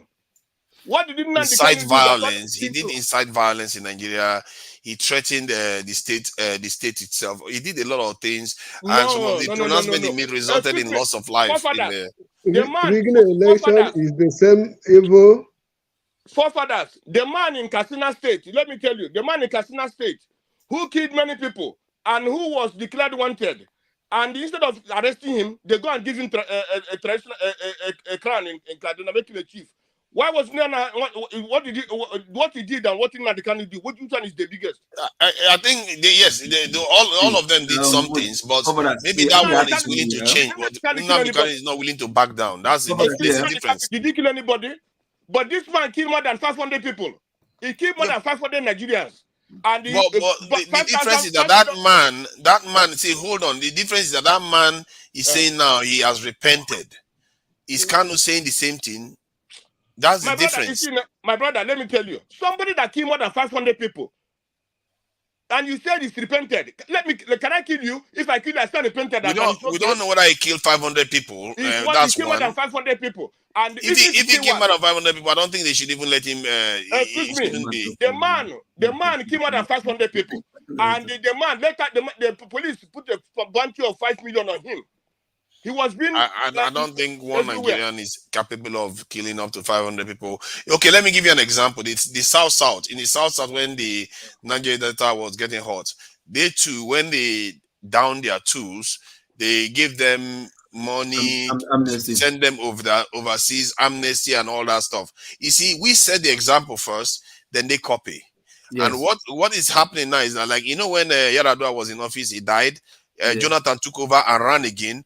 Guess what? This may repeat itself again, where maybe someone like, God forbid, I'm not saying Tinubu will pass, but he's not well. He might become so unwell that he may not become incapacitated, and then Shetima needs to take over. The same game. They will play the same game we played on them. So sometimes we have to remember that we are also part of it. We shouldn't make it always about tribal stuff. It's about people that are oppressing us, that are not allowing our nation to come together and build. These people, just look at what they did to us in this election. The leaders were absent. All of them. Who was ordering those police officers not to obey the law? Somebody did. Your president did. It's the president of Nigeria that did. Okay, see, let me come here. See, let me come here. It's the president that did. Let me tell you. Sometimes, let me tell you. If that what is happening, if that, for example, in the East today, during the election, Easterners were killing Yorubas. Do you think that those Easterners will not be in jail by now? See, we don't know that. No, answer me. If it was the Easterners killing the Yorubas in Igbo land, you think they will not be in jail by now? With the hatred this government had Igbos, you think that those Igbos will not be in jail now? Even they could have used everything to kill many people. See, you have to understand. It was there was an Igbo senator for Labour Party that died in Anambra. The person that caught it, God, I don't know whether it's Igbo man, but they happened there, and nobody still knows. So there's a lot of things that happen in the South East that nobody knows who did. Leave that side. You're going. Let me tell you. Nnamdi Kanu you're talking about. Nnamdi Kanu is today is a leader of the Biafrans. He's the leader of Igbos. Whether you like it or not, he's the leader of Igbos. I beg to differ. I think today, as we speak, Peter Obi is the leader of the Igbo, the Southeast. If you ask me, if he walks the street and Kanu walks the street, you will see the way they will treat Peter Obi. Let me tell you, Igbos have no choice for now, because let me tell you, Igbos love love Nnamdi Kanu. But because they are saying Igbos don't want to contest, Igbos don't want to do Igbos, that's why Igbos okay. Let us support Obi. And now that's supporting Obi. What is happening? Okay, let me ask you. I know this is your own opinion. Yeah. Do you think Peter, should we go? No, don't worry. I just saw it. Don't worry. You're going to talk. Don't worry. I will let you go at him soon. I just wanted to ask him, between Peter Obi and Kanu, who do you think is better? Not that you like more. Who do you think is actually better for Igbo people? For me, the person that I believe that is better for Igbo people is Nnamdi Kanu. Let me tell you, Obi is coming as a second choice, and Obi is coming to help Nigeria. I'm not against helping Nigeria, but then, if Obi goes there, everybody will benefit, okay? But then, this also cabal, these people will never allow Obi to rule Nigeria very well, the way he wants. That's what you have to understand. And for example, if Obi goes, the same suffering will be suffering it. That's what you understand. So okay, can you? Okay, I think we are going too long now. So after this question, I'll just give you because Uzo needs to say something. Okay. I'll just give you 30 seconds to finish. What about me? I can't speak, right? No, you know what? I'm not going to ask again. Okay, take 30 seconds to just finish so that they can speak. Let me say this one. Let me tell you. Man, no need now. You know why? Don't worry. You will speak soon. Mr. Forefather, let me tell you. Initial time, when Obi came out. 30 seconds. Don't give me time. When Obi came out, it's a many majority of Yorubas. We are keen to Obi. Almost all Nigerians were keen to Obi, but mostly Yorubas. Because if that Yorubas supported Obi very well, it will be good. But then, you know what happened? When that rumor came that Obi is going to build seaport in rivers, in delta, and so on and so forth, develop those seaports, and then Igbos will start going. That was when majority of the Yorubas decided to give their back on Obi. Do you know that? That's a lie. It's a truth, my friend. It's a truth. That's a lie. Don't worry. I don't want to argue. I don't want to argue. No, not for arguing. Concerns. Good Yorubas today want a change. Good Yorubas. Not people like the one that Richard and so on and so forth. Good Yorubas want a change. I used to listen to the interviews. Concerns. I think you've gone over your time. Sorry. You've gone over your time. Who is next? I think Uzo. Yeah. Were you next to Uzo? Who is first? Look at this. Loco is first. I think Loco was here first. Let's just let Loco go. Uzo, you go after Loco. Okay, Loco. Welcome, Loco. Sorry, it took a while to get to you. Oh, wow. Yeah, you see the title now and everything. No, not even that. That title, you guys have gone past that title. Come back. That's true. I don't want to follow that title anymore. Go ahead. Regardless, first, I think few things I have to say anyway. For the Igbo guy, is a guy in Lagos. I think it was just being stupid anyway. Probably the way they say body scratch, where we go over scratch and here. You want to build security. You understand? If I'm fighting war with you one-on-one, will you open your mouth and tell me your tactics? You won't do that now. You understand? So, and you want to look for security. You did not think of anybody from the east to call, or your brothers to call from the east, or even within your group in Lagos to arrange your personal security or protect yourself. You are calling a name that, to the law, whether you agree or don't agree, to the law, to the Nigerian government, to the police, to the army, federal government have already prescribed them to be terrorist group. No, whether you agree or not, it's your business. But to the law and to the eyes of the law, they are seen as terrorist group. You are not going to call them and say they want to come and use them to protect yourself. It's just like somebody like you now. Even what's called Fulani headers that the federal government has refused to even prescribe as terrorists. If the Hausa quarters in Igbo land or any part of the east or south, they open a broad statement, say they want to go and bring Fulani headsmen to come and guard them in your state. You also frown at it. You understand? You also so sometimes when we argue stupidity out of emotions, we don't think, okay, let me remove myself from this place and put myself from another angle. You understand? And see it. The guy is wrong 100%. Of course he's wrong. I think everybody condemns him for saying that. And hold on, let me finish. I'm saying, what about MC Oluomo? What about the look? If I ask you one question for fathers, is this the first time you are seeing this type of thing repeat itself when somebody will do something, they will arrest person, somebody else will do something, they will not arrest person? Is this the first time you are seeing it? No, it's not the first time. You understand? This has been happening way back. You understand? Anybody that's against the state, you understand? They arrest them. If you are for the state, they leave you. Oshomole said it. Come to APC and your sins will be forgiven. Are you happy with that? So are we supposed to settle for that? Listen to me. See, instead of whether you're happy. Hold on. See, you're happy that somebody is speaking there that people will die. Nobody arrested him. Just listen. See. Arrested. Constance, please let him finish. Just listen. It's not about justifying evil, all right? I'm not saying what they're doing is wrong or what they're doing. I'm telling you, this is a system that you know is not good. And it's good for you. That system is good for you. Against one tribe.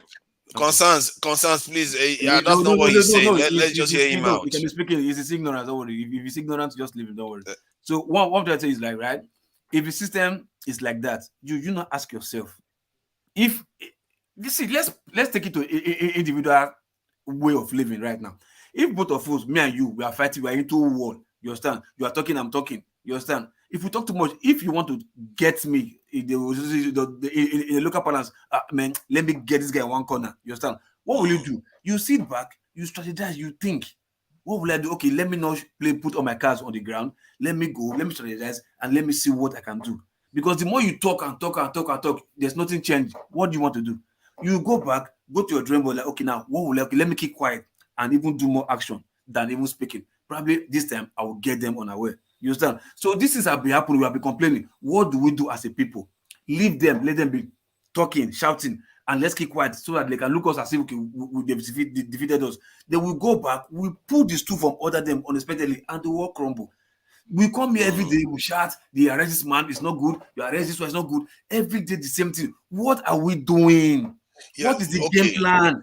What is the test game? How do we fuck these guys up? You get the same thing. I hear what you are doing. I hear what you are saying, but in the context of enforcing the rule of law, we can't necessarily. I'm not sure it's a good thing to strategize in such a way like as if it's a conflict between both sides. It's a conflict. It's a game plan. It's a conflict. It's a game plan. You understand? But if the game plan, let's say he didn't say anything and he brought IPOB, that is a massive issue. You see what I mean? No. See, all of us, we agree that what he did was wrong, right? We're talking about, what about MC Oluomo? What about this? What about this?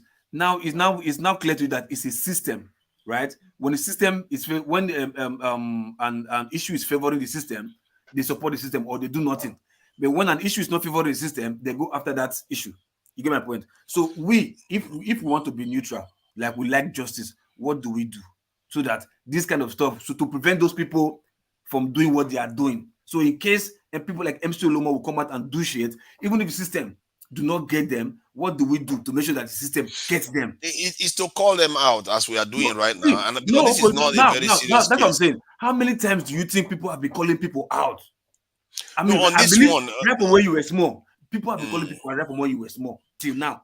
Anything changed? Even in America, they are calling people out today. I get what you're saying, but their system is different from ours. Is peculiar because you know why? We don't even have love for each other first. We don't even have trust for each other first. We don't even have the same religion, the same belief, the same tribe. You understand? So we should purge ourselves of those things first. See ourselves as many Americans believe in different things too. And see, not as deep as spiritual as personal as we do here. I think you are ascribing these traits to our peculiarities. Of course, there's going to be peculiarity, but in the end, people are fighting for justice. We don't have love for each other. I think there are certain things. There are certain things. It's not about, like, let's say when it comes to taking power from APC. Yeah, you can strategize the way you are discussing. Let's taking power from all these corrupt politicians. That you can strategize for those things. But in terms of when somebody was just arrested unfairly, you can call it out. And you can make a lot of noise and say, no, he was arrested fairly. Okay, yeah, he was. Let's say he was arrested fairly, but he should also be released fairly because they also understand the context he was speaking in. These are people that were under attack in Lagos. They've called for this. No. There's clear evidence, public evidence, not even secret evidence, that they asked for help. Nobody came to help them, and they keep getting attacked. So the context is there. And normally, if you want to deal with these sort of things, you can.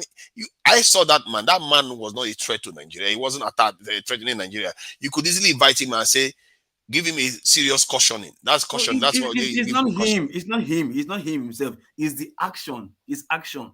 You understand? The gravity of what his intention is.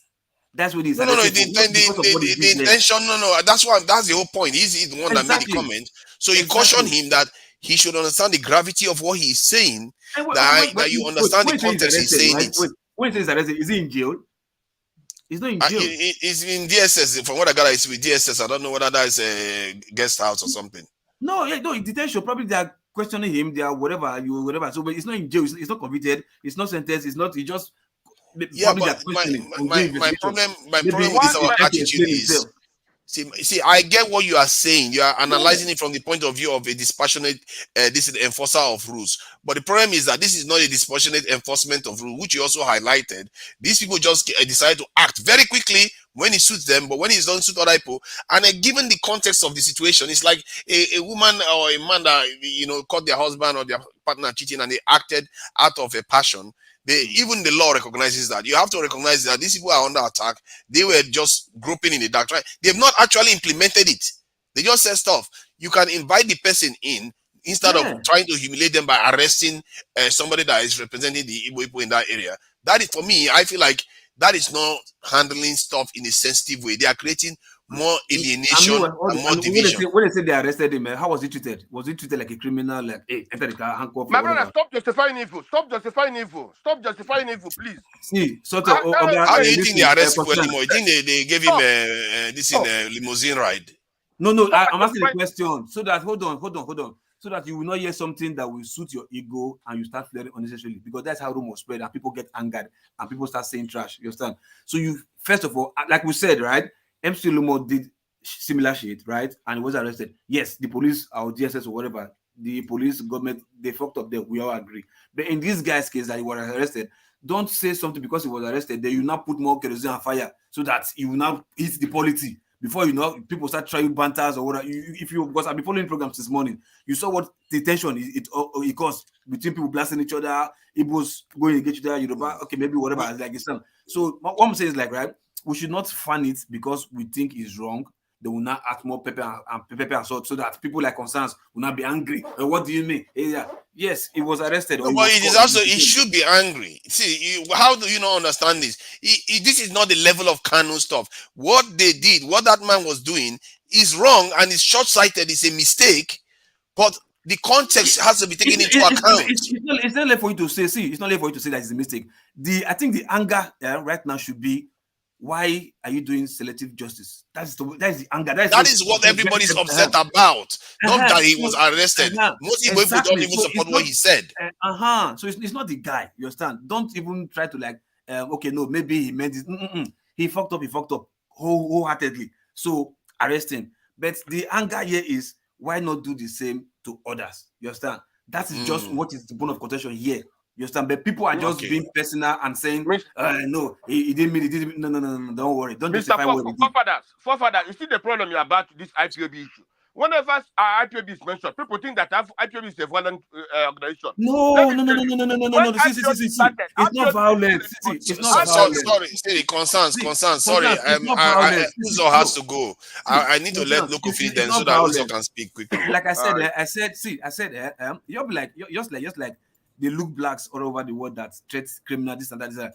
We are trying to do good, right? But what they see you as is one. So the government let me speak. Government now carry knife, now carry yam. You understand? So this is how he's seeing you. You understand? This is how, even in court, judges, police, executive, whatever, enforcers of the law, they see you like that because it has been pronounced. You understand? So what you should not do, okay, now they are looking at me with this kind of eye or whatever. Okay, what should I do so that to change that narrative to people, to public audience? You understand? So you now using that same name that the government has already tarnished. They've tarnished that name. Look at it to be like, what do you mean by calling them now? Okay, please, okay. Thank you, Loco P, and I'm sure you have more to add. LG Uzo, please go ahead. Thank you for your patience. Before you talk, Ross, make I ask for one permission. ADG Sport Academy are currently collecting CV from players. So I'm going to be putting the phone number to reach my manager in Nigeria. So if you have any person that is talented, that plays football, we are currently collecting CV to prepare them for Thailand. Okay, thank you. So those of you, when they call me name, if you not like, you not call nonsense. As far as I'm concerned, my children will become the Elon Musk of Africa. Mama Issue, I beg, do more favor, I beg. Sometimes, your tension, I think God beg you, share your tension. My tension, see, wait, Now you made the fifth one. I know say yes, it Wait depends. now. There are two parts of me. Loco. Uzo Can needs to you speak. listen to me? Let's There treat are Uzo two with a bit parts. of this thing. He There wants to are say two something. parts of me. No, Mama Hecho, Let me finish let's now, let Godfather. Uzo speak now. Uzo is waiting. He's Wait, also and now the like loco you. put mouth now. See, there are two Don't parts mind of me. Loco. He just finished speaking and he started going There this are thing. two parts Uzo of needs to me. speak. One part. Let's Wait, allow now, Uzo speak. for me, round up. One part of me is warrior. And that part, he hates injustice. He hates impunity. He hates fairness. So there are buttons when you go press. I mean, they talk to you with bedroom voice. If you press that button, that my warrior will just come. So even though you marry me today, the day when you enter injustice and impunity, you go see different me. So, look at that. So on a serious note, ADG Sport Academy is currently collecting CV from people. We have a list from Thailand, and by the grace of God, they will be there in May.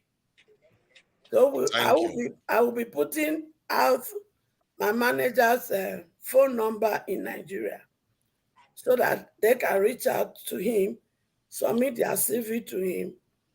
Our motto is a child of nobody becoming somebody without knowing somebody. So they don't need to know me. Let their talent make a way for them. Instead of becoming Yahoo boys and girls, let them go and use their talent to fulfill destiny and leave criminality. So that's what we worked for. Thank you. Thank you. Yeah, Uzo, you have been patient. I think you are muted. You can go ahead. Oh, no, you're not muted. You're fine. Okay, thank you all for letting me speak. Most especially, I want to thank Dr. Damages for making the program available. For everything you guys are saying, make a lot of sense in one way or another. But the Igbos primarily are killing themselves. If you go to some villages now, people are running out of the villages. They don't live there anymore. If our enemy is inducing us to kill ourselves, we should know better that maybe Buhari's administration, when, like in Imo State, when he gave us Opus Adema, we should know better that we should not be killing ourselves. If Buhari wants us to kill ourselves. Thank you, what of Rochas Okrocha, Emeka Ihedioha, when they are fighting against each other, using politics to kill their brothers and sisters because maybe they are supporting Buhari, I don't think it's wise for the Igbo people.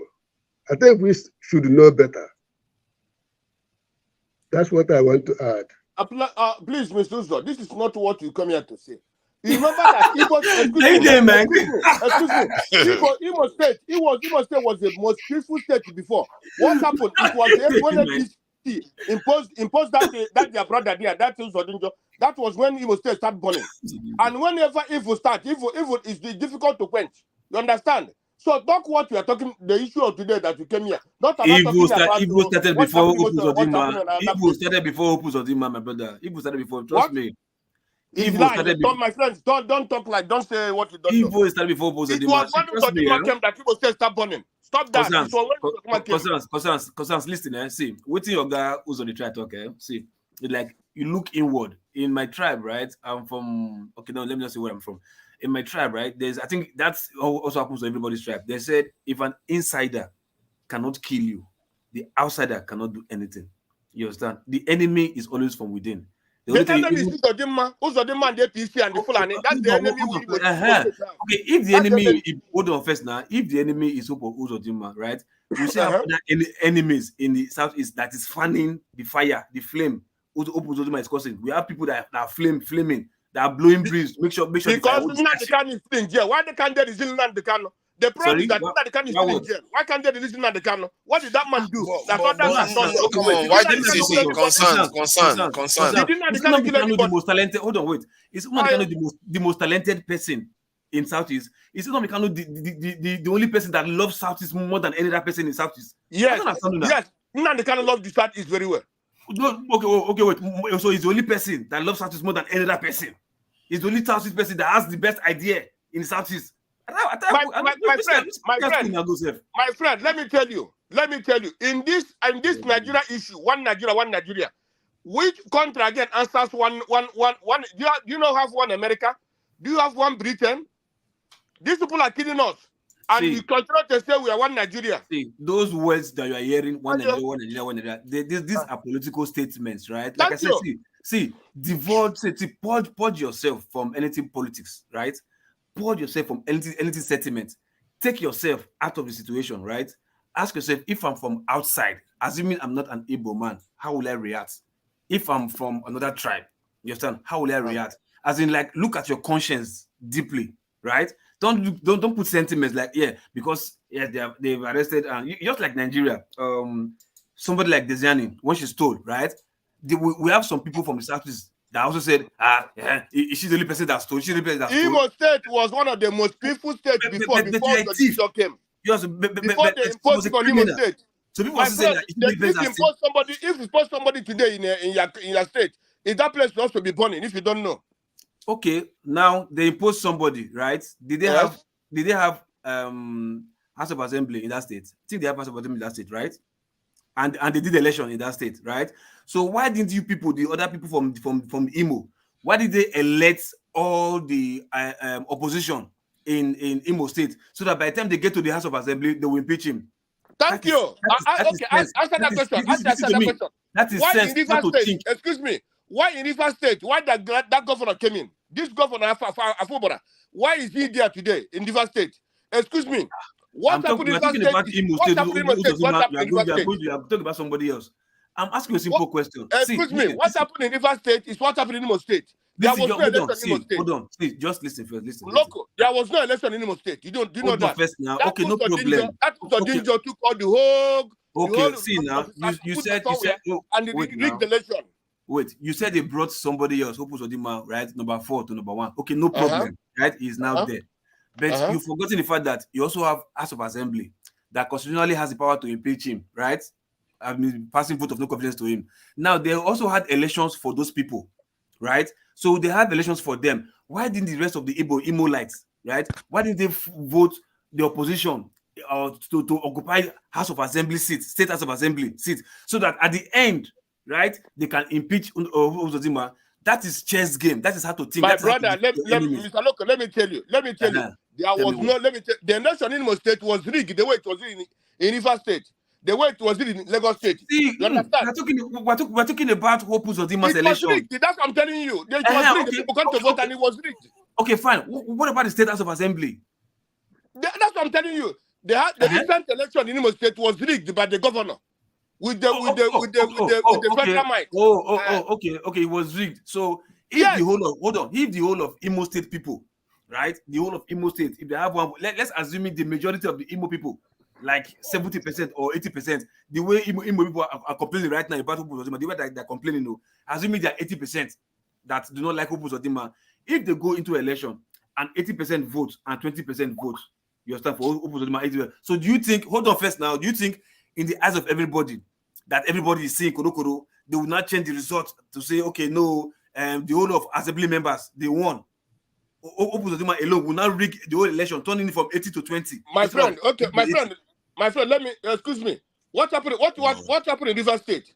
What happened in the governorship election in Rivers State? What happened in Rivers State? Let's talk about Opus-Odinma. No, let's not keep hopping from one state to another. In short, I don't think this point even has this thing. He's not going to accept. He's going to say all of them are rigged. The point is that hold on. Let me just say this. Let me say something. Like, you've been going to and fro with this guy. He's not going to get anywhere. I want to finish with him. Can I say something? Can I just say something? I think this. Hold on. Somebody has to moderate now because you have been going to and fro. It's not oppressed. You have been going to and fro. I want to finish my thought with him. The point is that it's not about oppression. Okay, I'll give you 15 seconds. Finish. Okay, even less safe. So what I'm trying to say, right? When I said concerns, what I'm saying, like, if you want to take these people out, right, it's easy. It's not about of rigging or no rigging. You understand? Because if they want to rig, they use people like you who is against them to rig. You understand? But if people like you refuse to, they will not have this power. You understand? So one thing is like, you have a plan, master plan, a game plan that you always have is there. So this chat we are chatting, it will not take us anywhere. Let's keep quiet and think more. We can take these people out. Clear, as in within the frame of the law. Not as within, that's what I'm saying. You know. So the question I asked for people in Southeast, that especially the ones that support Nnamdi Kanu, why is it that they didn't like create a party that would have, if the Nnamdi Kanu, to test its popularity, a party that supports Nnamdi Kanu and says this is our agenda is for whatever Nnamdi Kanu stands for, and run for election. No, why not all of them go to Lagos? Let me finish my point now. Let me just get the point through. Because you could say, okay, form a party for that agenda, and if the agenda is really popular, you're going to win all this in governorships. You're going to win all the this in the House of Assembly, because the people on the ground actually believe in it. You can't rig them out. They believe in it. That's what I'm saying. You see what I mean? Excuse me. You people are talking as if people don't know what is Nigeria. You don't know what is Nigeria. That's the problem. What is going to stop it? You can rig what is close. You can't rig what is even in Delta State, the elections were rigged. Even in Lagos State, the elections were rigged. What can you do? Rig what is close. Hold on. Now let me. I want to take him on this time. See, concern. We are not talking about. It's like, can anybody have rigged against Peter Obi in the presidential election? Thank you.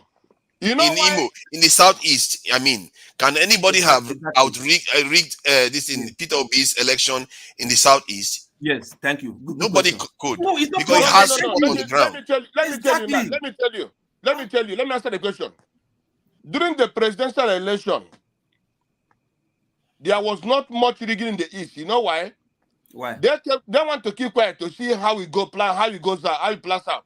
Then after the INEC did what they did, many people don't want to vote again. They lose interest in that election because they know whatever, even if they vote. Yeah, but you're moving to another point.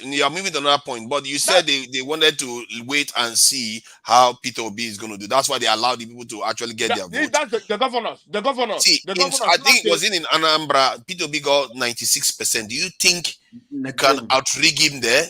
You can't, because the people that you need to rig against him want to vote for Peter Obi. You can't even change your mind. So if Nnamdi Kanu is so popular, why does he not go on the street and run for election? Because if everybody believes in him, he will get the votes. There is no way. Is there any force greater than? Hold on. Is there any force greater than Nnamdi Kanu in the Southeast in terms of his support? If you believe so, what force is that? See, concerns. Let me tell you, if I have 10% of Nnamdi Kanu followers, wait. Buhari will come and look for me in the Southeast. If I have 10% of Nnamdi Kanu followers, Buhari will come and look for me in the Southeast. I beg you. It's not by shout. Sit down, think, play chess game, beat them in their own game. Simple as ABC. And people don't ask themselves this critical question. Why wasn't Nnamdi Kanu, even if there was something the federal government did to him, he could have used all that righteous anger to win. By now, if I was Kanu, I would have won all the governorship elections. Exactly, by now. Since that time, I would have taken over everything. By now. And then the government will come to me and discuss with me. Yeah, but that's how you acquire power. Politics is a game of numbers, okay? Take over the infrastructure. Let me tell you one thing. Nnamdi Kanu, for all I know, Nnamdi Kanu don't want to be in Nigeria, don't want Biafrans to be in Nigeria, don't want the Igbos to be in Nigeria. So whatever you're talking about, Nnamdi Kanu needs to. How do you the best way to achieve that? Let us have referendum. When you have, if you want to know whether Nnamdi Kanu is popular or not, let's have referendum. That's when you know that Nnamdi Kanu is popular. You see, complaining like this, look at Nigel Farage in the UK. I don't know whether you're in the UK. Nigel Farage in the UK didn't want UK to be in the European Parliament, European Union. But he ran to be elected into the European Parliament to go there and wreck it, and he succeeded. Exactly. You go inside there. He succeeded in doing it. So you can't just be complaining and complaining where there is a peaceful path for you to do these things. There is a peaceful path and be the mode. It's not only a violent path that you can use to achieve this thing. You can go to. It's not the kind of violence. It's not the kind of violence. Oh, you know now. You know what happened in the southeast. Come on, let's not pretend. Let me tell you. Let me tell you one thing, Mr. Forefather. One day, one morning, I was listening to you. You call Flip Television when they were making that, when they are in the morning discussing. You know what he said? That Nnamdi Kanu is not good to come out from the jail. He's supposed to keep there and rotting. Let me tell you, that's a bad. I didn't say that. I never said anything about rotting. I know I never said that. Because I've never described anybody to rot in jail like that. I said he deserves to be locked in jail. You see how you interpret what people said? Because I heard him actually incite violence in Nigeria. I heard him not with my own ears online. He was inciting violence in the country. Okay, concerns. In case you don't know, let me tell you. They started killing Igbos. Are you going to be happy if you are the leader of the Biafra that time? We have seen many of his supporters and he himself stating this. How are you? Even Twitter had to take his comments down. If Twitter had to take a comment down, you have crossed a line. His videos, everything has to be taken down. I know you are passionate, right? I know, right? Forget about being passionate. Let me tell you. If you allow emotions cloud your judgment. To justify, let me tell you, it is very bad to justify evil. No, started this IPOB movement. They were not killing people. They were not doing anything evil. But the IGSS started killing Igbos. Started killing the IPOB members. That was where this one started. See, let me tell you the propaganda, right? You see, that time, I think the nobody have a right to say somebody must be in jail. Nobody have a right. Wait, somebody first now, kill anybody. But those what do you mean nobody has a right to say somebody is in jail? Do you know that Julian Assange is still in jail? Oh, concerns, you're not being reasonable now. I don't think you are having a discussion that needs to be elevated. Julian Assange did far less than Nnamdi Kanu actually did. And he's still in jail till today. He has not been released. He's not going anywhere. This is in the Western countries. I wanted to tell him, sometimes ignorance, right? That's what we ignorance is not an excuse because of law.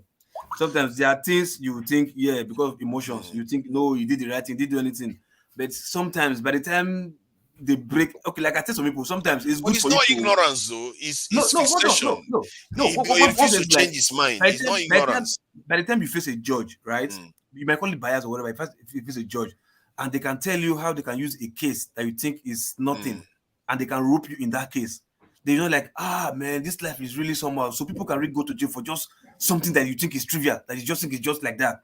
You understand? Because I've been in that situation several times. So that's why sometimes if I'm doing something, I just want to be careful, because by the time you face a judge and they start interpreting some certain things for you that you think you are aware of, that meanwhile you're not aware of these things, you're not like, you say it's injustice, but they will interpret it for you, whether they want to twist or whatever, but you'll be shocked because you're not a lawyer.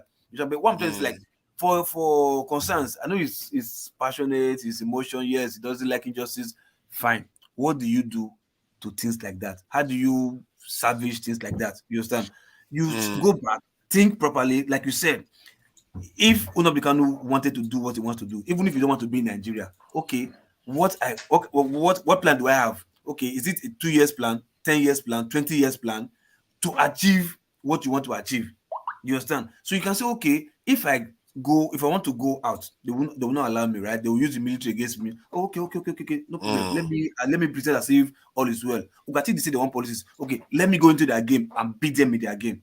Then before you know, you have ABGA already. You can say, okay, ABGA, take one of your members that have the same ideology with you, buy for him, ask him to go into ABGA and contest. Then everybody in that state, whatever they do election, vote for that ABGA person that has the same ideology with Nnamdi Kanu. Then the person becomes the governor. Then Nnamdi Kanu has one governor that have the same idea with him under the party of ABGA. No problem. Go to the next state. Do the same thing. Buy another form with somebody that has your ideology. You have the numbers already. They vote for that person. The person becomes the next governor. You don't have 2 governors under ABGA. Before you know, you have 5 governors under ABGA. If at all, let's assume federal government is denying you of registering your own party. Assuming, no problem. You already have one in the southeast. Let's go into ABGA. Let's use ABGA. and fight these people. So what do we do now? So let me ask Uzo and Igbo Basic and yeah, including yourself, in terms of when this type of things start occurring, should we have? How do we get our leaders to actually come out and make pronouncements about this on national television? Why is it that they are all silent most of the time? Because they can walk to now. Is there any way to get them to do that, or we should just work to get them out of the way so that people that are going to do these things get in there? Because to stop this type of things, or to reduce the tension in the air and the polarization, you have to have leaders that are conciliatory, talking to each other. Is it that Peter Obi said you can only perform excellently if the process with which you got into office is excellent? You understand?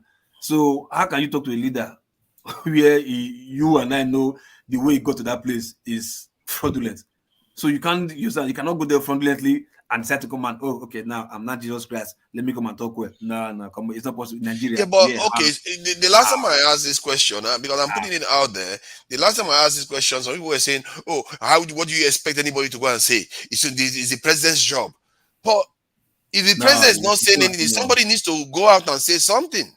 Everybody is the government. That's why I say government. Exactly. Traditional elders. Where are the traditional the chiefs? Where the OBs and all of them? Where are they? Why are they not coming out on telling and say, you know what? The things I see in this our land is ugly. We need to stop it. And if they stop, people will listen. But instead, the Lagos one was trying to even rile the tension up even higher. They are also they are also paid now. Don't you know that they have this what's called the Traditional Council of Nigeria? What they call it that? So by Nigerian Constitution, the least executive office in the country, which is the office of a councillor, right?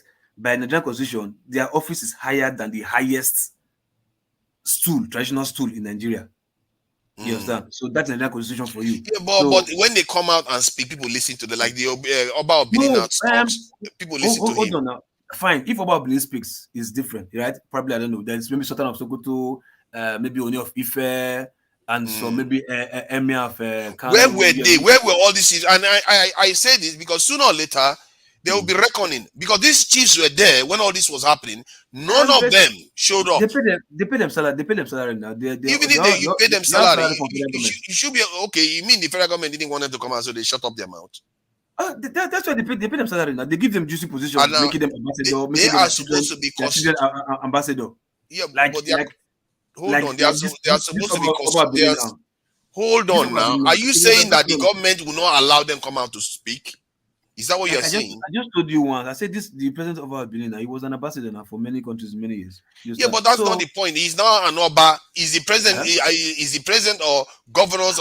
Are they going to discourage him from speaking? A government that you benefited from. So you just enter, become Oba, and you just turn Jesus Christ overnight. No, it doesn't work that way. The position is meant to be a custodian of our heritage. They are supposed to be custodians of our heritage. They shouldn't just sit there and watch people rip themselves to pieces. Not one of them came out. They just kept quiet. Like for me, I always say people say sometimes no, it's a taboo. You understand? Because from Edo State, because I'm a Benin man, you don't say things against the Oba. You know it's a taboo. But in my own conscience, I was like, okay, this guy, okay, he's a father. The Oba, the king, is a father of everybody. How can a father sit and keep quiet for the Psalms when the children are suffering? The children are suffering, they are dying, they are migrating, they are dying in the sea. This the king. Exactly. They remain quiet.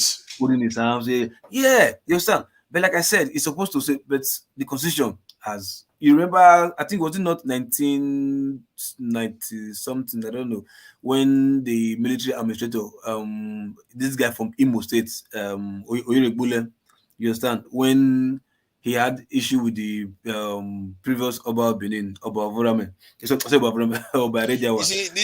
me respond to this statement. When he suspended the Oba Benin.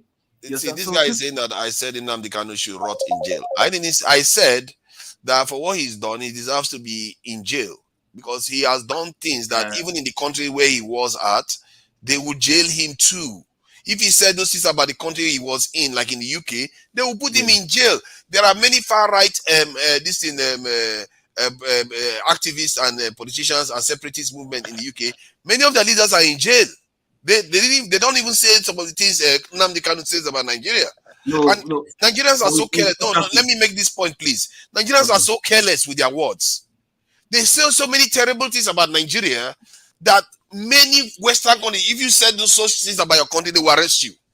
That you get visit from FBI, you get visit from MI5. If you said some of the things that we say every day about our country, the freedoms we enjoy, some of the Nigerians don't even recognize it. Yes, our leaders are hopeless in so many other ways, but my God, we Nigerians, we can say things. We can say some of the most horrible things. We curse our leaders, we call them satanic leaders, all kinds of stuff.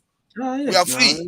But you don't do that in the West like that. If you do that in the West, sooner or later you are going to start getting visits, and just because you call them certain names, they'll start suspecting that you are a right winger or some kind of person that might go blow a bomb somewhere. They'll come and question you just because of that.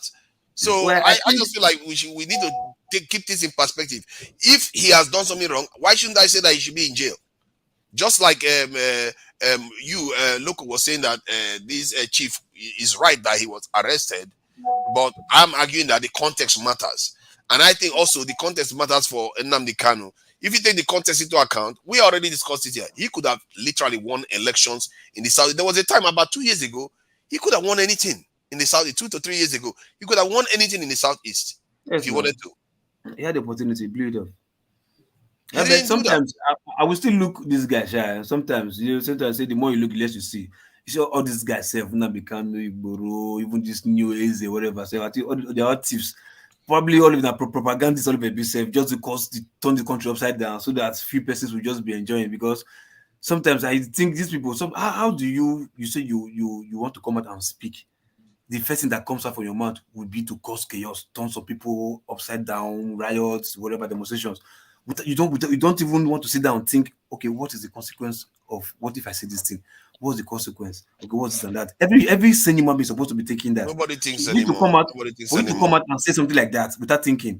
Sometimes I go look at you where that's why when Ngozika much earlier when she was saying that sometimes look at all this propaganda like these people say they are even being paid by our leaders to cause commotion so that to keep every youth keep them. Mark Okunsanya, what do you mean politics is occultic? I think I would like to hear more about that. Sorry, Uzo, is there anything you have to add to this? What do we do with our elders when the people are in despair and there is a lot of polarization? Why are they so silent? My brother, I think Nigeria is pregnant with meanings. The problem with Nigeria is everybody seems to be corrupt.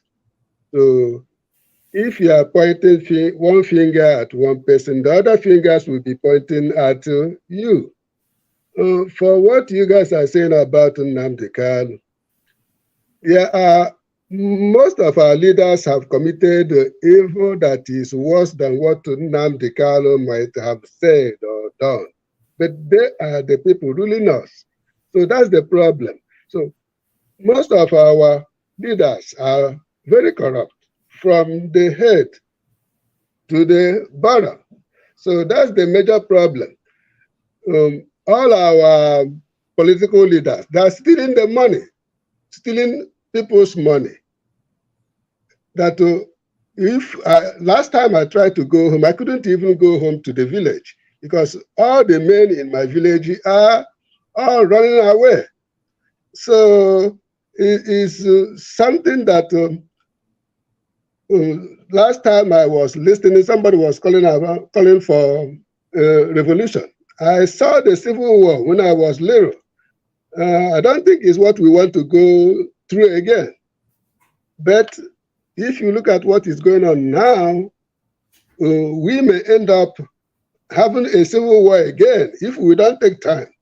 So saying it out like this, if the leaders will listen, if they will listen, maybe we will get some of the problems solved. But I don't think they want to listen.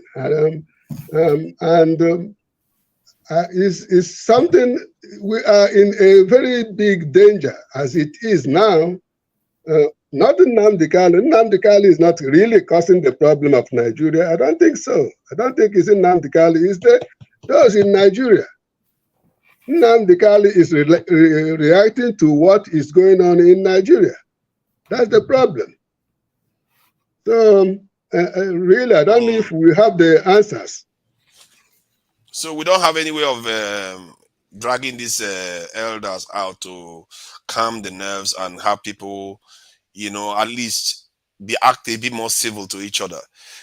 Because there is failing. It's one thing to say the federal government that is democratically elected is failing, but how about these lifetime chieftaincy titles that these will have? So they don't have any real bias. They could easily come together and knock heads together and bring people together, but they don't. They remain quiet. They can be arrested anyway for saying that people should come together. I know the word inciting violence. No, but they are not there to incite violence. They are there to say we should not fight each other. We are all one people.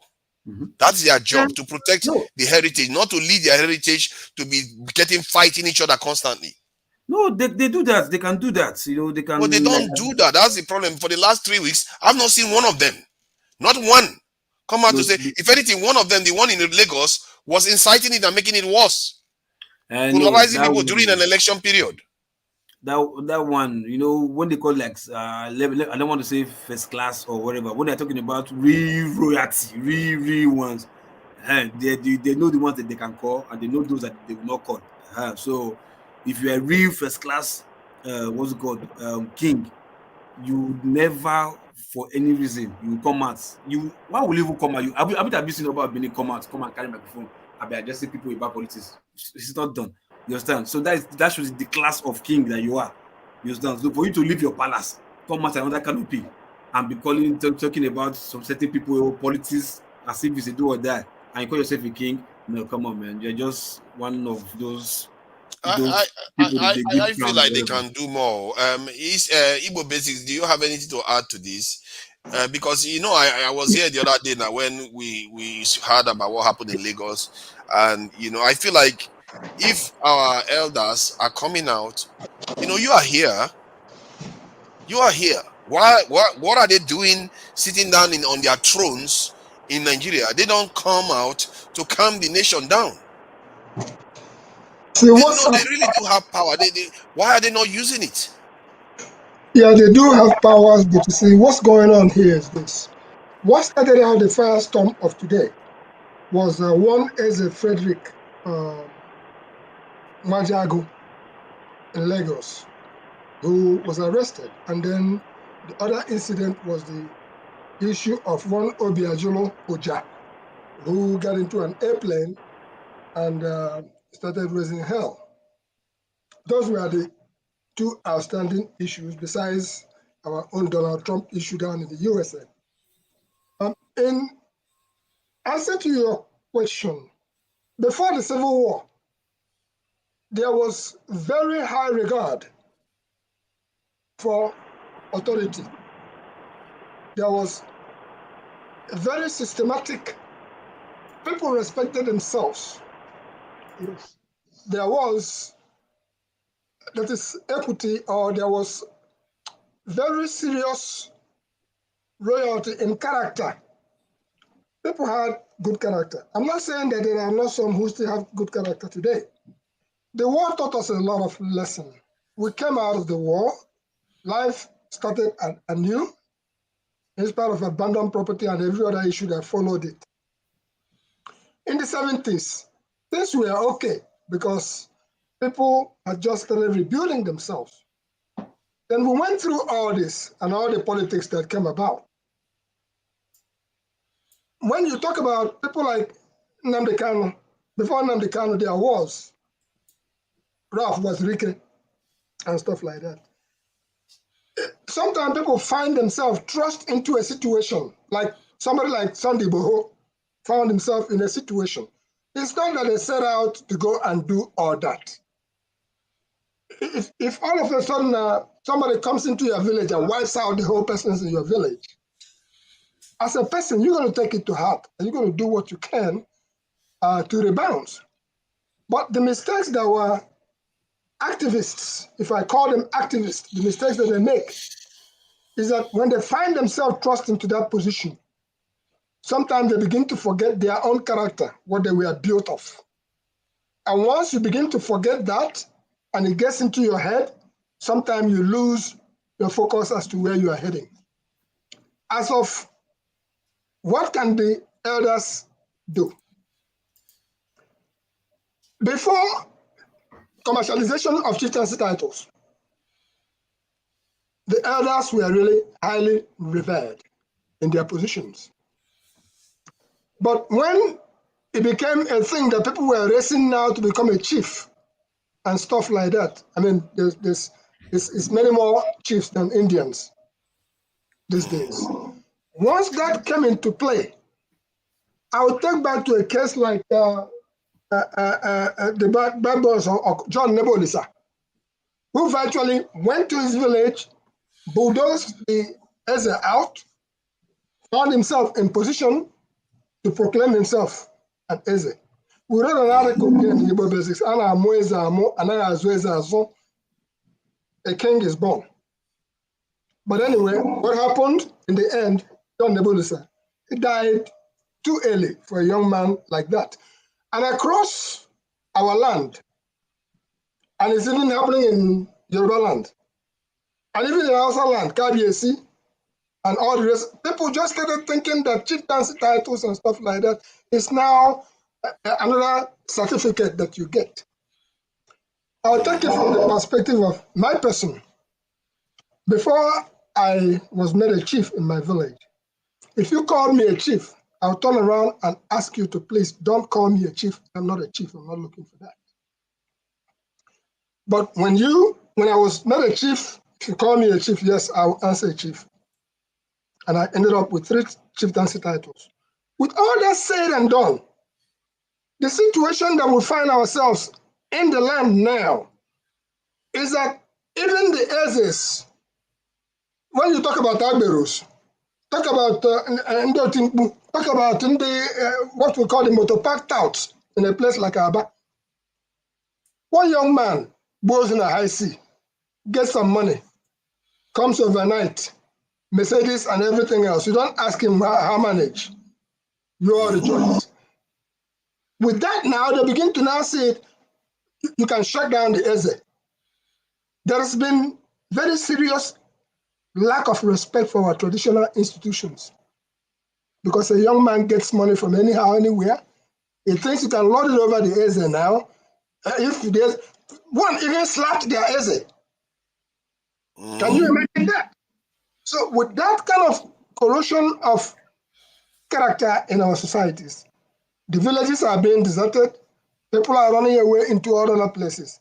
And when you check about what has happened to us in the eastern part of Nigeria, southeast, you will take it back to realize that the guy was talking about Imo State. Before Hopeless Uzodinma, there have been other governors that ruled the place.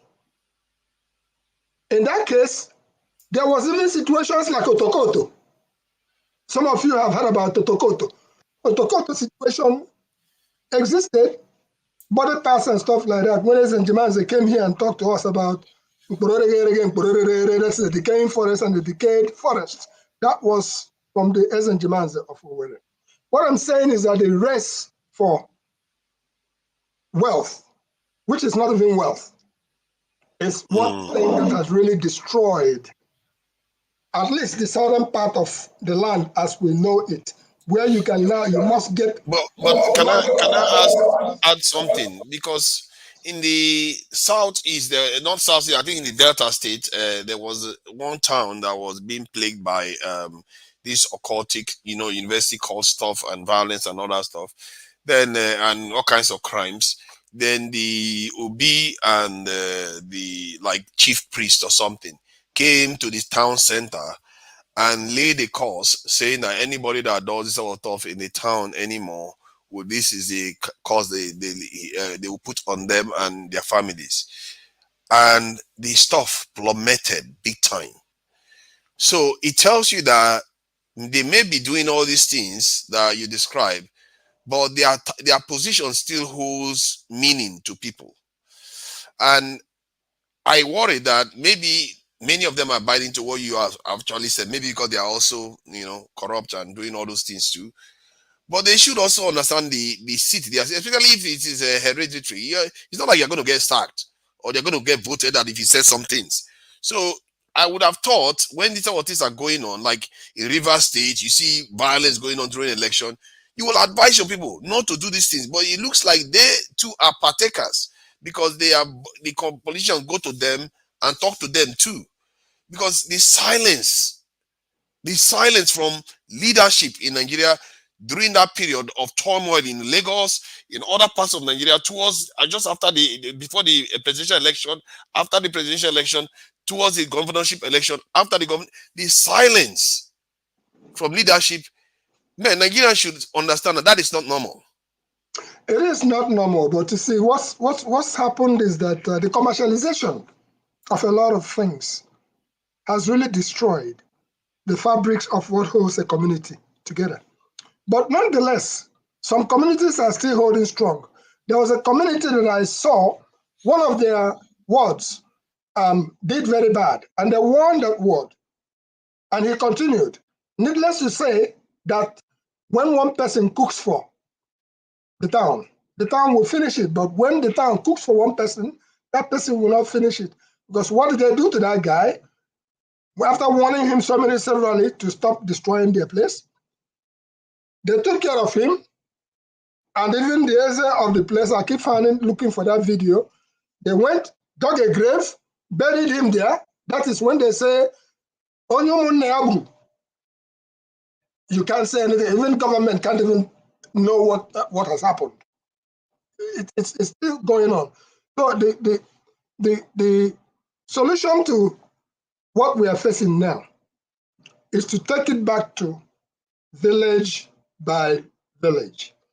Take it back to rebuilding the character of each village by going back into our basics. That is the basic characteristics of what makes a town.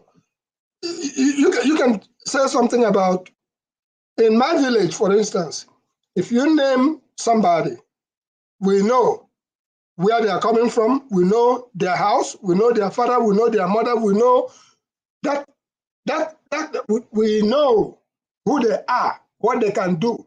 If you say that somebody stole, if somebody will scratch his head, yeah, that's a possibility that that person can steal. That is the character that we are going to have to rebuild. If you say that somebody did something bad, you look at the family, and that is why before you go get married, it used to be that they go and research that family. Do they kill? Do they steal? All those things are researched. And then when it comes back that, yes, it's a good family to go to, yeah, you are given the green light. You go ahead. And things were going good. But these days, things have so changed that it's no longer funny. A young man will just bring somebody from somewhere and say, that's my wife. So the fabrics of what is brewing is what we should really look at, get back to it, do the best we can, and rebuild the family. Family foundation. So there's no way to get the traditional leaders to at least help heal the divides in the country. Are they just going to remain in their palaces and nothing from them? No, there's a way. There's a way. Each and every community know their Eze or their king. The good meaning people in the particular town should rally around such a king or Eze to make sure that he's not wanting. By wanting, I mean when an Eze is not being taken care of by his wards, that's where the opening comes in, that one thief comes into town spoils the Eze with all kinds of goodies and all whatnot, and the Eze falls for it. I don't know if you get what. So I'm saying that the good meaning people of any particular town to rally around their Eze to make sure they reassure him. We are not saying you fly an airplane now, but what we are saying is that you should be good. Yeah, I think there is some truth there, because if you start from local, you can translate it to state and national, because the local is where most of all these things start. I agree with that. David has been there. I don't know whether you are still there. Do you have anything to add to this in terms of what our leaders how we can get our leaders to come out a bit more during times of serious national crisis or tension? Because I really find it peculiar that they don't show up. They think all of them, they are all absentee landlords.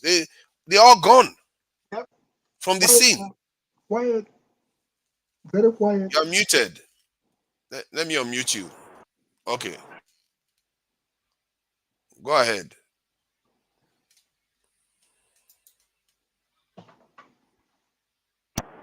Can you hear me? I can hear you loud and clear. Oh, thank you. Sorry, and thank you, guys. Thanks for having me. I'm sorry, I've literally just finished from work. I was following the program quite early in the day before I went into work. So I've literally just finished. As you can see, I'm driving home. Okay. So I think I've missed most of the topic that was discussed today. But when I joined in was when you were talking about MNK. And that was the bits I caught, and also the questions that you just asked now regarding how we can, or do I say make or encourage our rulers to come out and say something when things are going wrong. Yeah. I think because I think it's a part that we all have to play, to be very honest. Speaking from a personal point of view, we all need to play a part right from the local village where we all came from our communities. Yes, a lot of people has woken up now, but as Igbos, I'm an Igbo man anyway. We believe that some of those Ezes, there's some certain things that you can't tell them because they are Ezes. But things have moved far from where it used to be before. I think we all have to play a part by encouraging and also educating those that are still living in the village. If there's any way that we can inform or make our voice heard through those people that live in the village and persuade those Ezes to say something, because we all can't keep quiet. Yes, we are doing our part here. Like all you guys has been awake for how many hours? I followed this program when it started since today, and to my surprise, you guys are still awake up till now. Obviously, what's going on in Nigeria is bothering, and it's affecting every single one of us. So I think it's a responsibility that is done on every single one of us. Yes, some of our family members that are back home, that are very close to those Ezes in the village or the Obas or the whatever you want to call them, that we need to start speaking out. We need to letting them know that those days are gone. Our people say that sometimes it's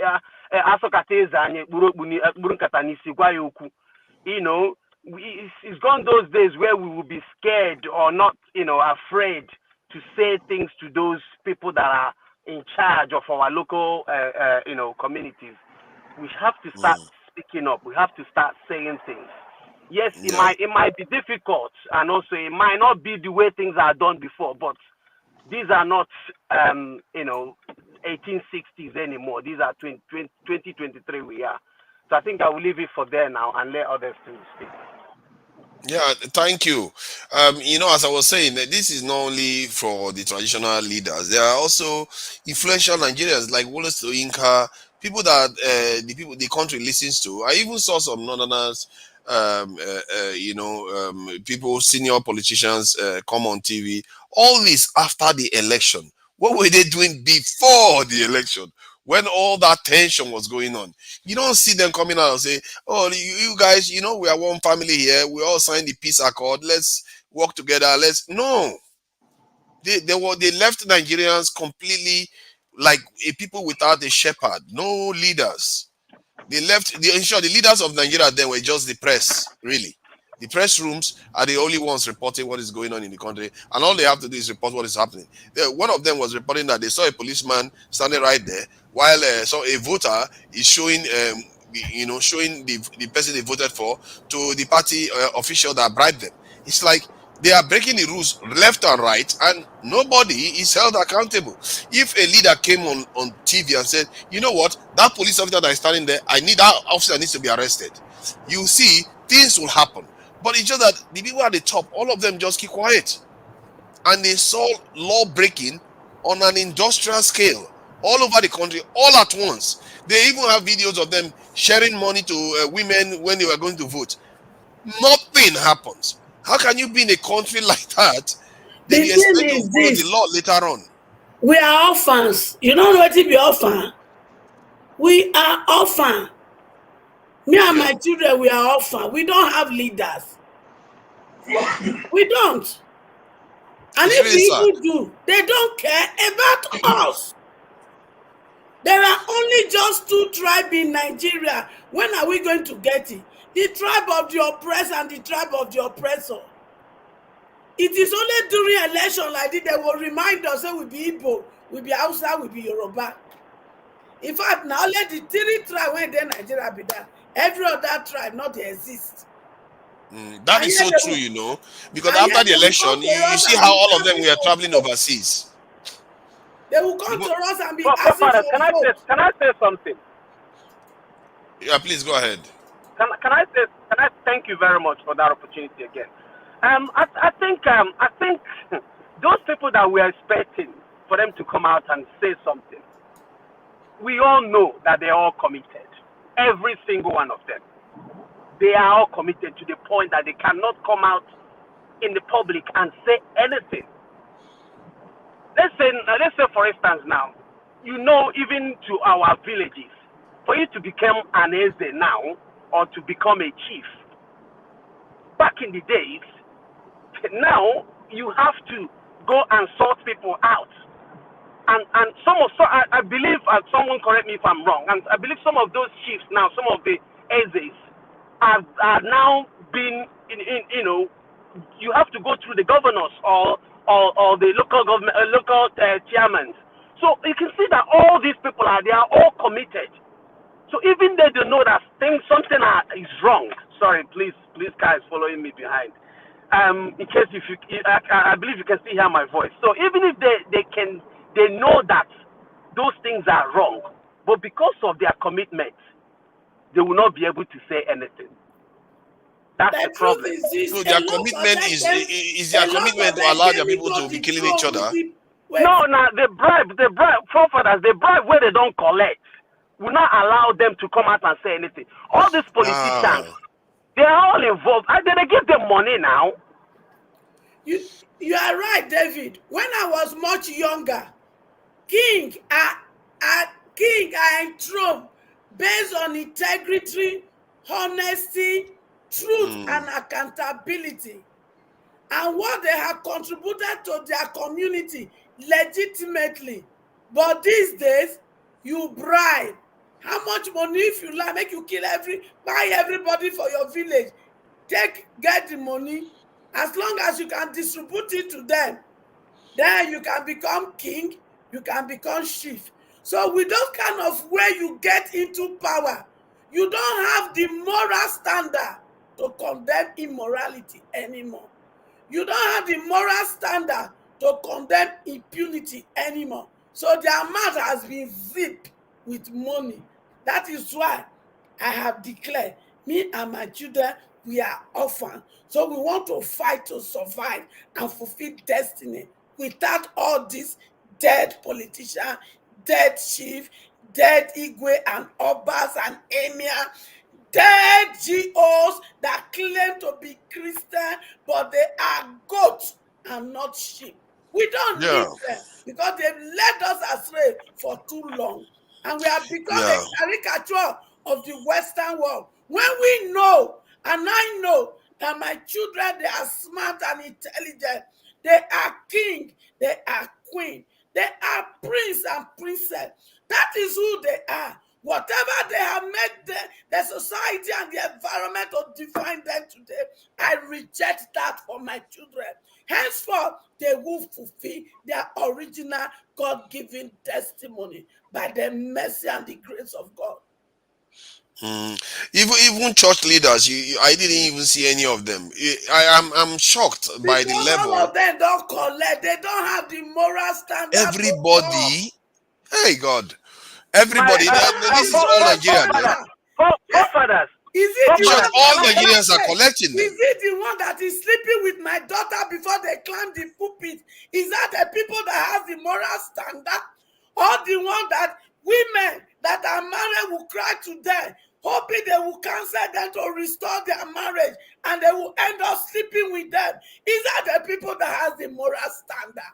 These people are just there. They are nothing but a disgrace to the Jehovah God. They claim to be Mama Hecho, from what you are submitting, from what everybody seems to be submitting here. So okay, now let's just look at it. Church leaders compromised. Traditional leaders compromised. Even intellectual leaders like we're saying all of them compromised. Police compromised. Military compromised. The election, officials, election officials compromised. Voters compromised. Is it a Nigerian illness? We are decay. My brother, forefather. Everybody part of the problem. Got to be number one poor capital of the world. In the midst of our intellectual, intelligence, and smartness, and all the resources that God has bestowed upon us, we become a laughing stock. So, if everybody is compromised, then where are the good ones then? Where are the good ones? Everybody is not compromised. Okay, then how do you tell the difference then? Because from what I can see, the only ones that maybe voted cleanly are the ones that love Peter Obi and maybe some of the ones that traditionally vote the other candidate. But while the rest, they take money to vote. There are still see them on TV. They take on the social media. You can see them. Nigerians are taking money to go and vote. So who is cleaning this anymore? When you make poverty the garment of people, when you make poverty, they are sleeping mates. When you make poverty, they are next door neighbor. What do you expect? That is what has happened, forefather. It's not that these people that collected this money, they want to, but they are in hunger. I know some of them still are able to resist the hunger and say we are not taking. But how many of us, at least all of us that are in Western world here, if you not get money and you not get shame, you go food bank, you go see food carry come house come cook. But do we have such? But India is poor too, though. India is poor. We don't see this level of decay. Because they don't expose what is happening there. We don't know how to cover up anymore. This issue is a lot. I'm a little bit surprised. I asked a simple question, but it is dragging on to almost every other group, from traditional chiefs, religious leaders, all of them. They are police officers, all of them, even from DPO to Olokpa. They are all doing the similar stuff. Even where the religious leader becomes so painful is that they will come to the pulpit and use the name of God to still collect the small one when they these poor people pocket. Exactly. And they will preach fear in them. They will lie to them that so person sow a seed and the person get envelope that contain $1 million. Or is just garbage. They will arrange people to make money transfer to people's account, and they will But call it. Hecho, let me ask though. This No, we have to hold our own people accountable. I know I've seen a lot of adverts on Nigerian That is TVs why I use the advertising. word we sometimes. That is Yeah, why I use the word we. That all of us are the problem of Nigeria, and it is all of us that will solve it. yeah. Because I've seen those adverts on TV saying you should not sell your vote, you should not do all those things. But yet people still go and sell their vote. Knowing full well, yeah, you are poor, but they give you reasons why you shouldn't sell your vote. They don't care. They still sell their vote. And I feel like there is a culture, and it's a cultural thing. I think this is a cultural problem. That's why it's Because so we hard to made get rid it of. a culture, it is not culture. Anything you made a culture become culture. Yes, Look that's at what I'm trying to say. Esoluomo made that statement, nothing was done, and now the Exactly. trend has started. That's the culture. That's how it carries on. That is how Because it starts. nobody's breaking it And when they are it happens. saying, and when they want to react right now, they say, our lonely Ijoba, we are the owner of Ijoba. Because they knew they rigged this election for this man. So our lonely Ijoba. How can you come into becoming a president with impunity? And you want to be celebrated? That means if you reign with this kind of level of impunity, and he is the person that even said, go and do it and get me the vote. And they did it. If they bribed all these religious leaders, all of them, and traditional leaders, this is why then it's like everybody is part of the problem. That is just the truth. And all of us is going to be part of the solution. Wow. This is bad. We have a long way to go. Yeah, it's really bad. And Nigerians, and yeah, where does it start from then? Where do we break the chain? Where does it begin? Is it from the media or from the official government sources or through the security forces? We will break the chain starting from our living room. Starting from our kitchen. Starting from our bedroom. When you as a parent will be lying in front of your children on the phone, what are you training that child to become? We are invariably telling them lie is the way out of everything. Let us, all of us, including me, let us go inward and check ourselves. What do we do with our phone these days in presence of children? All those things we do, they are learning. Because children learn from what they see the adult do. Yeah. And they grow out to become the people we vote into power. I was having a conversation the other day with somebody about, how a boss will give money for the staff to go and do something, or ask the staff to go and sell some goods for something, and then they will increase the price to get more money out of it. And for the person, the person felt like, oh, there's nothing wrong with it. You can just increase the price as long as the guy doesn't know about it and the guy is not losing money there, is fine. Then I also asked about the one where the Oga gives them to go and buy something, and they always increase the price for the Oga in Nigeria. She said, "Oh yeah, they do that often because they sometimes they don't have enough money." But I said, "But the Oga is paying them enough at least to earn a living in the context of Nigeria." But the point I'm trying to make is that she was making excuses for things that involves. Like, to her, there's no moral conflict in it. There's no moral issue. Even if clearly that is a corrosive behavior that could destroy that business, whereby the next person that will be employed will not be there anymore. I've seen so many Nigerians that go to from overseas, go to Nigeria, and they return after some years that they just got tired. Many of them, as a matter of fact, talk about that the fact that the Nigerians destroy their business. One of them, that when instead of the money to come to him, the staff was siphoning the money to themselves. So you are 100% correct. With what I am currently doing in Nigeria, it takes somebody with a strong will and a strong conviction to be able to do anything in Nigeria. You see? No matter how you try to even support them after what you have agreed to give to them, you still try to carry their personal this thing, because one of the things I believe is this: when you deprive a child for eating rice and giving gari, when you are not there, the person will steal. So sometimes their personal need, you try to do it. But the painful thing is that they will go out and cook figure for you. So I think we what you said have a there is very serious interesting. issue. We really have a serious issue to drive home. It's Can not going to be an I easy suggest a journey, possible but it source is of solution? possible journey.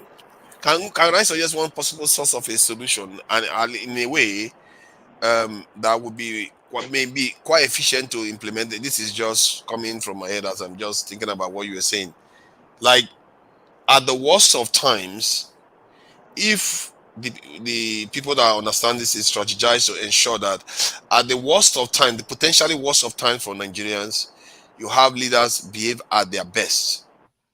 Chances are that it's going to reinforce a better culture where people behave better even at times that are not worse. Like, an example is like during an election period. Let's say we're going towards another election. The people that want things to get better put themselves in position to ensure that that election goes without any problem. Law enforcement does their job, because that's almost at the worst of times for Nigerians, where you see the most ugly behavior from You Nigerians. see, leadership has a role to play here. Why did I say so? If we look at the atmosphere of Nigeria right now, because of leader, there are changes a little bit. Why did I say so?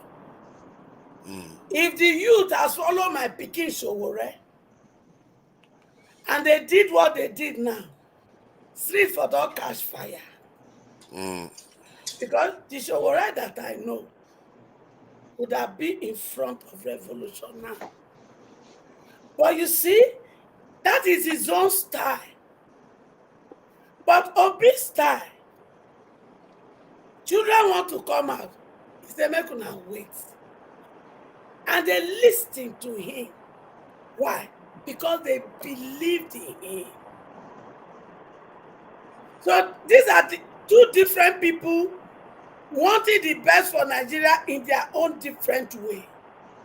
So if today, by the mercy of God, Obi get back the mandate, some of this morality will begin to drive home. Because why? People will begin to want to emulate him, if not everybody. But I can guarantee you that 80% of the people who want to begin to follow his footsteps. The same thing will happen if Agbado hold this mandate. Nigeria will become the drug hub of the whole world. So these are what is glaring. So leadership. What differentiates Dubai from us is leadership, nothing more. 30 or 30 something years ago, Dubai was a desert. But with good leadership, they built it to a paradise. And right now, they even have projection for 100 years to come. Nigeria, we celebrate them when they pass road for us. We celebrate them when in this Obodo Ibo when we did. Have you ever seen anyone in leadership position going to commission road, going to commission water? No, I don't you think that at the core of this problem is that our people from